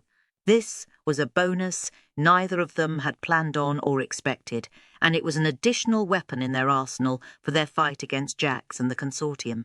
Not surprisingly, the cracks in the Consortium had spread as Amelia had predicted they would, and many had already become rather large crevices. Not only were the older inductees starting to resist their conditioning, but they had found ways around it. For example, figuring out how to communicate with each other on the down low through body language, expressions and mannerisms like the inductees did in Amelia's faction. It turns out that while the conditioning process did away with the inductees' original emotional responses, when continuously pushed to the extreme as many of them were, new emotions were created that replaced what had been there previously. This was something the scientists of the Consortium had not thought about or considered, the inductees adapting to their new lives in a way that created fresh, additional, and not necessarily good, emotional responses that replaced the ones that had been stripped from them. It was one of their survival techniques, one that had spread throughout the various factions like a virus, infecting almost all of the inductees, and it was something they had no intention of letting the Consortium know about. However, Jax had seen the writing on the wall. All that was needed now was to push the right people over the edge of those crevices, and Jax would be in charge of it all. The heads of the Consortium would never see it coming until it was too late. The council members had become lazy and lax, and had allowed their egos to blind them as to what was going on right in front of them. After all, who would dare challenge them? Jax's plans to overthrow the council were ready to be executed. It had taken a few months to get everyone and everything in place. After all, it took time to seed his people throughout hundreds of factions across the country. It had helped, of course, that a great many of those factions had been run by ruthless madmen like Wells, which made their factions ripe for takeover by Jax. And the inductees in those factions welcomed Jax with open arms, as well as open minds. Amelia continued watching the guys as Hal came over to the bench to sit down with her and catch his breath. He was leaning forward with his arms resting on his legs for a couple of minutes. Then he leaned back against the bench before he spoke. Don't do it. Don't shut him out. It's the wrong thing to do. Hal commented as he sat there with Amelia. She glanced at him, then back to the guys as they continued playing as she replied, "You're good. I didn't think I had such obvious tells." I have a friend that's a master mentalist. He's extremely talented at reading people, and I learned a lot from him. It's helped me a great deal in my work with the FBI. Amelia smiled and said, "Yes, I know who you're talking about. The Consortium has a rather large file on him." Hal busted out in a rare smile and laughed at her comment as he told her, Yeah, well, there's a lot of agencies that have rather large files on him, so I'm not surprised. Amelia looked at Hal thoughtfully, then told him, I'm not the one that's going to take him out of the equation. Jax is planning to do that, to hurt me. I'm just going to let him, is all. It will be better. Safer that way. I won't have to worry about him getting hurt. Hal looked back at her steadily and asked, And what about us? You going to take us out of the equation as well, or are you going to let us help you? Amelia refused to look at him, her face betraying her uneasiness with his question, unwilling to give him an answer. This is our fight too. Hal continued. This affects us just as much as it does you. We want to be involved. We volunteered for this, remember? And we're fully aware of the risks. We have the right to protect our way of life and what we believe is just and fair. It's why we became cops, to serve and protect. We signed up for this kind of thing. You didn't. It's what we do, so let us do our jobs, okay? This caused Amelia to look back at him, and she gave him a smile in response. Wow, you're good, she told him, impressed with his speech. Yeah, I know. Hal quipped back in his usual stoic manner. Then they both looked at each other and broke out into smiles and laughter. Wow, he's laughing. Amelia, I think you broke him. Shane exclaimed as they came over to the bench to join them, finished with their game. Hal got all stone-faced again and crossed his arms over his chest. He looked at Shane, back to his usual expressionless self as he said, No, not broken. There's just some people I prefer to be around more than others. Drake pulled a Kelso in response as he put one hand to his mouth and pointed at Shane, saying, Oh, burn! Shane, in mock distress, put his hand to his chest and replied back, How? Dude, how could you hurt me like that? You've wounded me to my very core. I'm in agony. They were all enjoying the playful banter when 4 of Jax's men came up to them. Jax wants to see you, one of them said in an authoritative tone. Now. Amelia and Spike got up to leave, but the man who had spoken stopped them and said, No, he wants to see all of you, motioning to Hal, Drake and Shane as well. They all looked at each other, alarmed at the sudden command from Jax for their presence as the men surrounded them. They had a very bad feeling about where this was headed. However, they were left with no choice but to follow and accede to his wishes. Amelia, any idea what's going on? Hal asked on their channel. No, and that worries me. I haven't seen any changes to his plan, or that he's made his move yet. The council is still there, so I'm not sure what this is about. I'm sorry, guys. Wish I had more to tell you, but I don't. Amelia replied. That's all right. Whatever it is, we'll handle it together. Right, babe? Spike said as he smiled and took her hand. Amelia tried to smile back to reassure them, but she knew this wasn't right. This wasn't right at all. Jax waited patiently in his office for them to arrive, secure in the knowledge everything was in its place and ready to go. He couldn't wait to see the looks on their faces when they realised what was really going on and how out of their depth they truly were in trying to thwart his efforts. It was ridiculous, really. How in the world did they think they could stop him? The idea was simply ludicrous. Jax knew something was up after Amelia's first outside visit with the policeman, when they had taken her and Spike to the black door. There were several things that nagged Jax about that, and he took it upon himself to review some of her videos. There were things that just weren't adding up. He was missing something and he didn't like it when that happened. It was a puzzle and he didn't have all the pieces, and that was just downright irritating.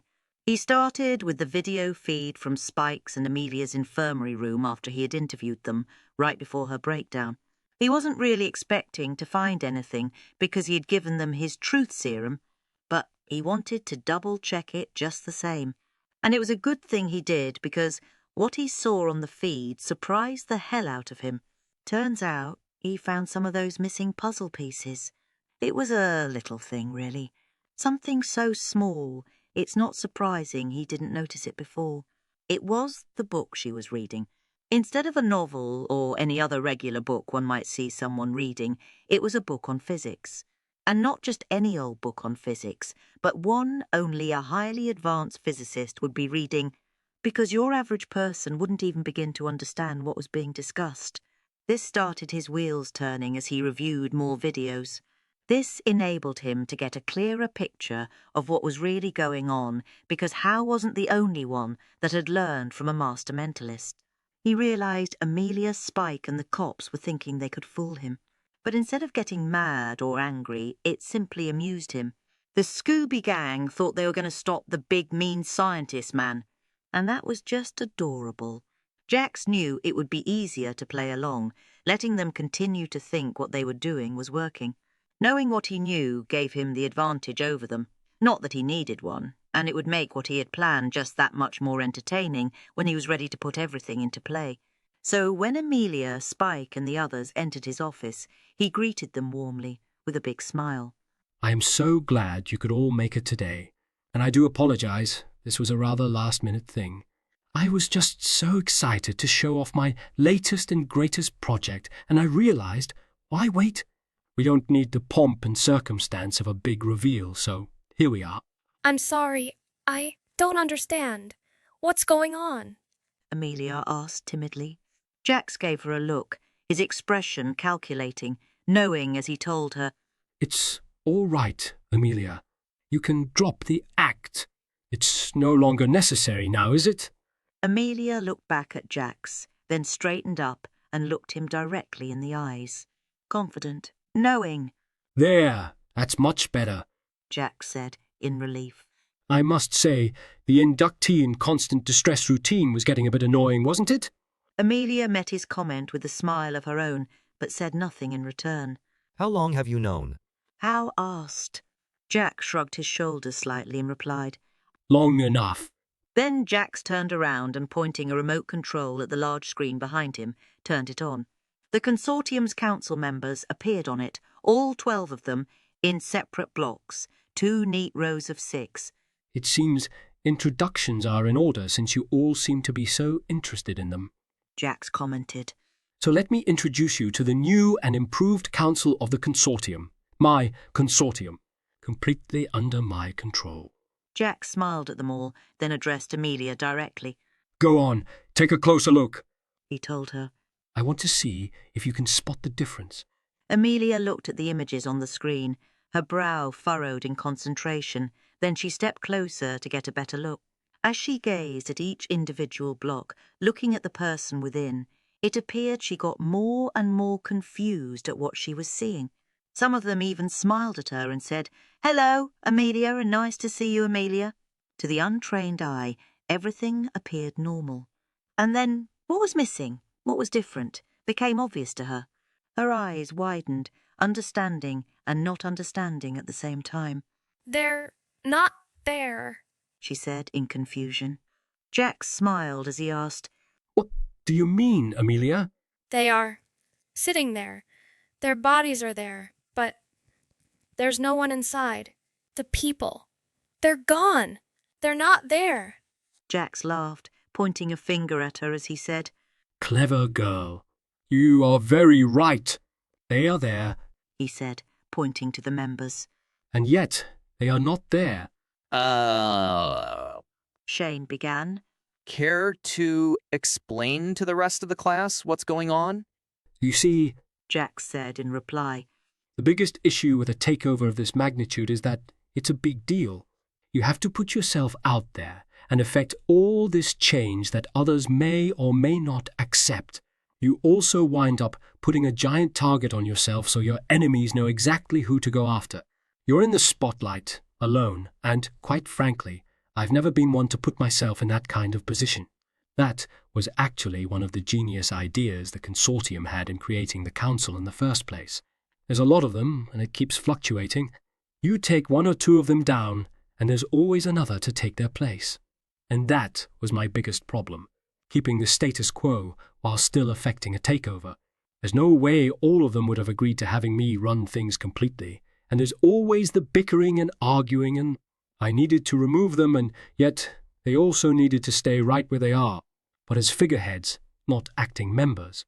Creating the illusion of a full working council in charge, but leaving only you pulling the strings. That's it, exactly, Agent Howe. Jax exclaimed. You nailed it right on the head. How'd you do it? Howe asked. Well, it's funny, actually, Jax said, laughing a bit to himself. moving to stand in front of his desk. I got the idea from one of the seasons of Buffy from way back in the day. Not one of their better seasons, but it did get me started down the right path. Jax pointed to Shane and asked, The season with Adam, do you remember that one? The colour drained from Shane's face as he answered Jax. Oh, please, tell me you did not go there. Amelia's face got very pale as well, as she was finally able to put the pieces together, shaking her head and moaning, Oh, no. Just the basic concept, people. The rest of that is pure drivel and nonsense. Jax snapped back. The idea of bringing the dead back to life has been around for ages. But it's only been recently we've gotten to the point where we actually have the technology and knowledge to make it, well, somewhat of a reality. Of course, we can't bring people completely back from the dead, but I have been able to reanimate corpses to a certain extent depending on the damage that's been done and how fresh they are. And, as it turns out, they're perfect for my purposes. Jax leaned back against his desk, folding his arms across his chest comfortably as he continued talking. You see, we're born with the basics for survival, breathing, eating, sleeping, and so forth. That's our root boot-up system, to put it in the simplest terms. That much can be rebooted or restored. The rest of the brain, not so much. A few random memories may remain, depending on the strength of those memories, but there's no emotion behind them. No emotions whatsoever. No anger, fear, joy, love, hate, absolutely nothing. And as it turns out, our emotions are what make us, us. You take away our emotions, and you wind up with, well, that, Jax said, as he pointed to the screen at what was left of the council. And that, my friends, he continued, was the biggest problem with the Consortium's inductee program. No matter what they did, no matter how much punishment was heaped upon those poor souls, most of them found a way to cope, to work around the system. If there's one thing most of us are good at, whether we realize it or not, it's problem solving. Of course, some of us are better at it than others, but when it comes down to survival, you'd be surprised at what we can come up with to adapt to our surroundings in order to survive. It's innate in all of us, and the inductees are no exception. Of course, some inductees were subjected to so much trauma, so much pain and torture that they broke, and understandably so. There are limits as to how much we can endure, and those limits are unique to each individual. In fact, here he paused, walking over to Amelia with his hands crossed behind his back, observing her closely as he continued saying, I'm surprised at how much you were able to withstand, my dear. What Wells heaped upon your shoulders was, quite frankly, obscene in its ferocity and duration. And when I reviewed the videos, it appeared you did have a breakdown, but somehow something pulled you out of it. What was it? I'm curious to know. Amelia sighed, remembering what Jax was referring to, and told him, A book. It was a book I was given to read. What book do you remember? Jax asked. It was written by Stephen King. I don't remember the title. What? Stephen King, the horror writer?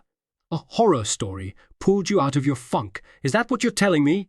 Oh, that's priceless. I honestly don't know what to make of that. Horror? No, it wasn't a horror story at all. It was about survival, people trying to survive what was being done to them by the government. Scientific experiments that had been done to them, turning them into something they were never supposed to be. About escaping and finding out what they were capable of.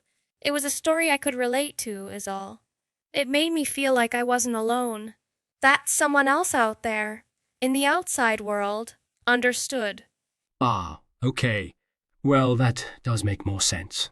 Oh, well, doesn't really matter, I was just curious. Anyway, Jax continued, back to the point I was making. The inductee system is obviously broken. You've all seen that for yourselves. Inductees were finding ways around the conditioning, and some, like my friend Spike here, weren't even supposed to be inducted in the first place and were able to get around the conditioning completely. In fact, I found out when going through all the different factions, the worse the examiners were to their inductees, the bigger the cracks were in the system, because emotions were involved. The inductees in those types of factions were more receptive to getting a new and, well, better examiner. But the better an examiner treated their inductees, Leaving out the cruelty, for example, the conditioning worked as intended. The inductees in these types of factions could care less either way. But even in those inductees, the potential for emotional behavior is still there, which is the main problem in all inductees because emotions can flip on a dime. The behavioral sciences have taught us we simply can't depend on or predict how emotions will affect anyone at any given time. There are simply too many variables involved, and quite frankly, that's not something I want to have to deal with. And now, I don't have to. I have found a better way, a more efficient way. This will be the new generation of inductees. Inductees with absolutely no emotions to deal with, that are real puppets, simply doing as they're told or what they're programmed to do. They'll have enough residual memories left over to function, but no emotions to cause any problems. The perfect solution. Drake shook his head, hardly believing what he was hearing. What you're telling us is, you're building an army of zombies to what? Take over the world? We're all going to eventually become one of your zombie puppets? And we're supposed to be okay with that? Not exactly that cut and dried, I'm afraid. Jax answered. I'm not making a zombie army per se. They're simply being created as the supply allows. And actually, I have Amelia to thank for that. What? Amelia gasped. Well, yes, my dear. It was the changes you made to the cell regeneration project that led to our breakthrough. Tu and I were able to make the necessary adjustments and rebuild the machine. It's infinitely more efficient and the pain is minimal. We can't have our esteemed clientele suffering like you and Ben did. That just wouldn't do at all. And honestly, the pain you two suffered? Completely avoidable. That was a little extra special bonus from Wells just for you two, unfortunately. The bad news is we still need host givers to heal the receivers. And that does have the unfortunate side effect of literally draining the life from the givers. So when a giver is all used up, we simply reanimate them, give them the proper programming, and voila, there you have it. A new generation inductee, all ready to go. No muss, no fuss, no waste. How awesome is that? Have you learned nothing from what every zombie story ever created has taught us? Shane asked, completely exasperated by Jax's attitude. What's that? Jax asked in amusement. This never ends well for anyone. Ever. Shane declared, rolling his eyes. You're missing the point. Jax responded back. Which is... These are not your typical Hollywood zombies. They don't eat flesh or brains. They don't have any kind of contagion that spreads to others. They eat regular food. They breathe, sleep, sit, walk, stand. They simply do as they're told. They're humans, but without emotions or conscious thought or free will. They simply exist. That's it. They're not dangerous at all. Unless I want them to be, of course. Shane sighed heavily as he asked, So why does that not make me feel any better? Because that's what the mad scientist usually says just before everyone starts getting killed. Drake replied easily. Oh, yeah. Good point, Shane commented. Why couldn't I find any of this? There are no records of this kind of project in any of the Consortium's files. I don't understand, Amelia said, shaking her head. That's because I went old school, my dear. Totally off the books. No digital trails whatsoever. Pen and paper records only in a separate facility. I do have my own personal facilities, you know. It's a project I wanted to keep all to myself. You understand, completely private. So, what now? Amelia asked cautiously. What now? Jax repeated. Well, that's up to you, Amelia. Me? Amelia asked. What do you mean? I see why Wells was so fascinated by you, obsessed even. Jax told her. There's just something about you that makes me want to pick you apart, just to see what makes you tick. Jax paused for a moment, looking at both Amelia and Spike. Then he addressed both of them, saying, And I have to admit, you two have done a splendid job of hiding your true feelings for each other. That can't have been an easy thing to do, being so close all the time. But you do have some obvious tells. Especially you, Spike. Like when I told Amelia I wanted to pick her apart to see what makes her tick. Ah, there it is again. The clenched jaw, twitching muscles, fists so tight your knuckles are white. And if I said something along the lines of, let's say, wanting to hurt her, for example. And Spike took 2 steps forward to where he was standing beside and partially in front of Amelia. Ah, yes, exactly the response I was expecting to see. Unfortunately for you, Spike, that was the wrong response. I needed to know who you would choose if you had to choose between me and Amelia. And I'm afraid I just got my answer. Spike signed to Jax. There was never any doubt who I would choose. Yes, well, I guess that's true. The heart wants what the heart wants. I understand. But that does mean I'm going to have to replace you as her keeper. I need someone with her I can trust, and that, my friend, is no longer you. Jax turned towards the door and called out, Ben, you can come in now. Amelia's waiting for you. And in through the door came Ben, or rather, what used to be Ben. His body had been regenerated, and there was enough residual memory left he remembered Amelia, but not much else. Amelia, Ben said as he slowly and methodically made his way toward her. Amelia, horrified, started backing away from him, shaking her head, not wanting to believe what she was seeing. This prompted Spike to step between them, blocking the way between Amelia and Ben. At Spike's response, Jack started to say, Oh, I wouldn't do that if I were you. He's been programmed to protect Amelia. And Ben, seeing Spike as a danger to Amelia and in his way, took his fist. This section has been removed to comply with YouTube policy. Then Amelia felt hands on her shoulders as she heard a familiar voice in her head. Amelia. Spike said to her softly, You need to stop. Why? She demanded to know. He hurt you. He was going to keep hurting you. I know, but he has information we need, and he needs to be alive so we can get it.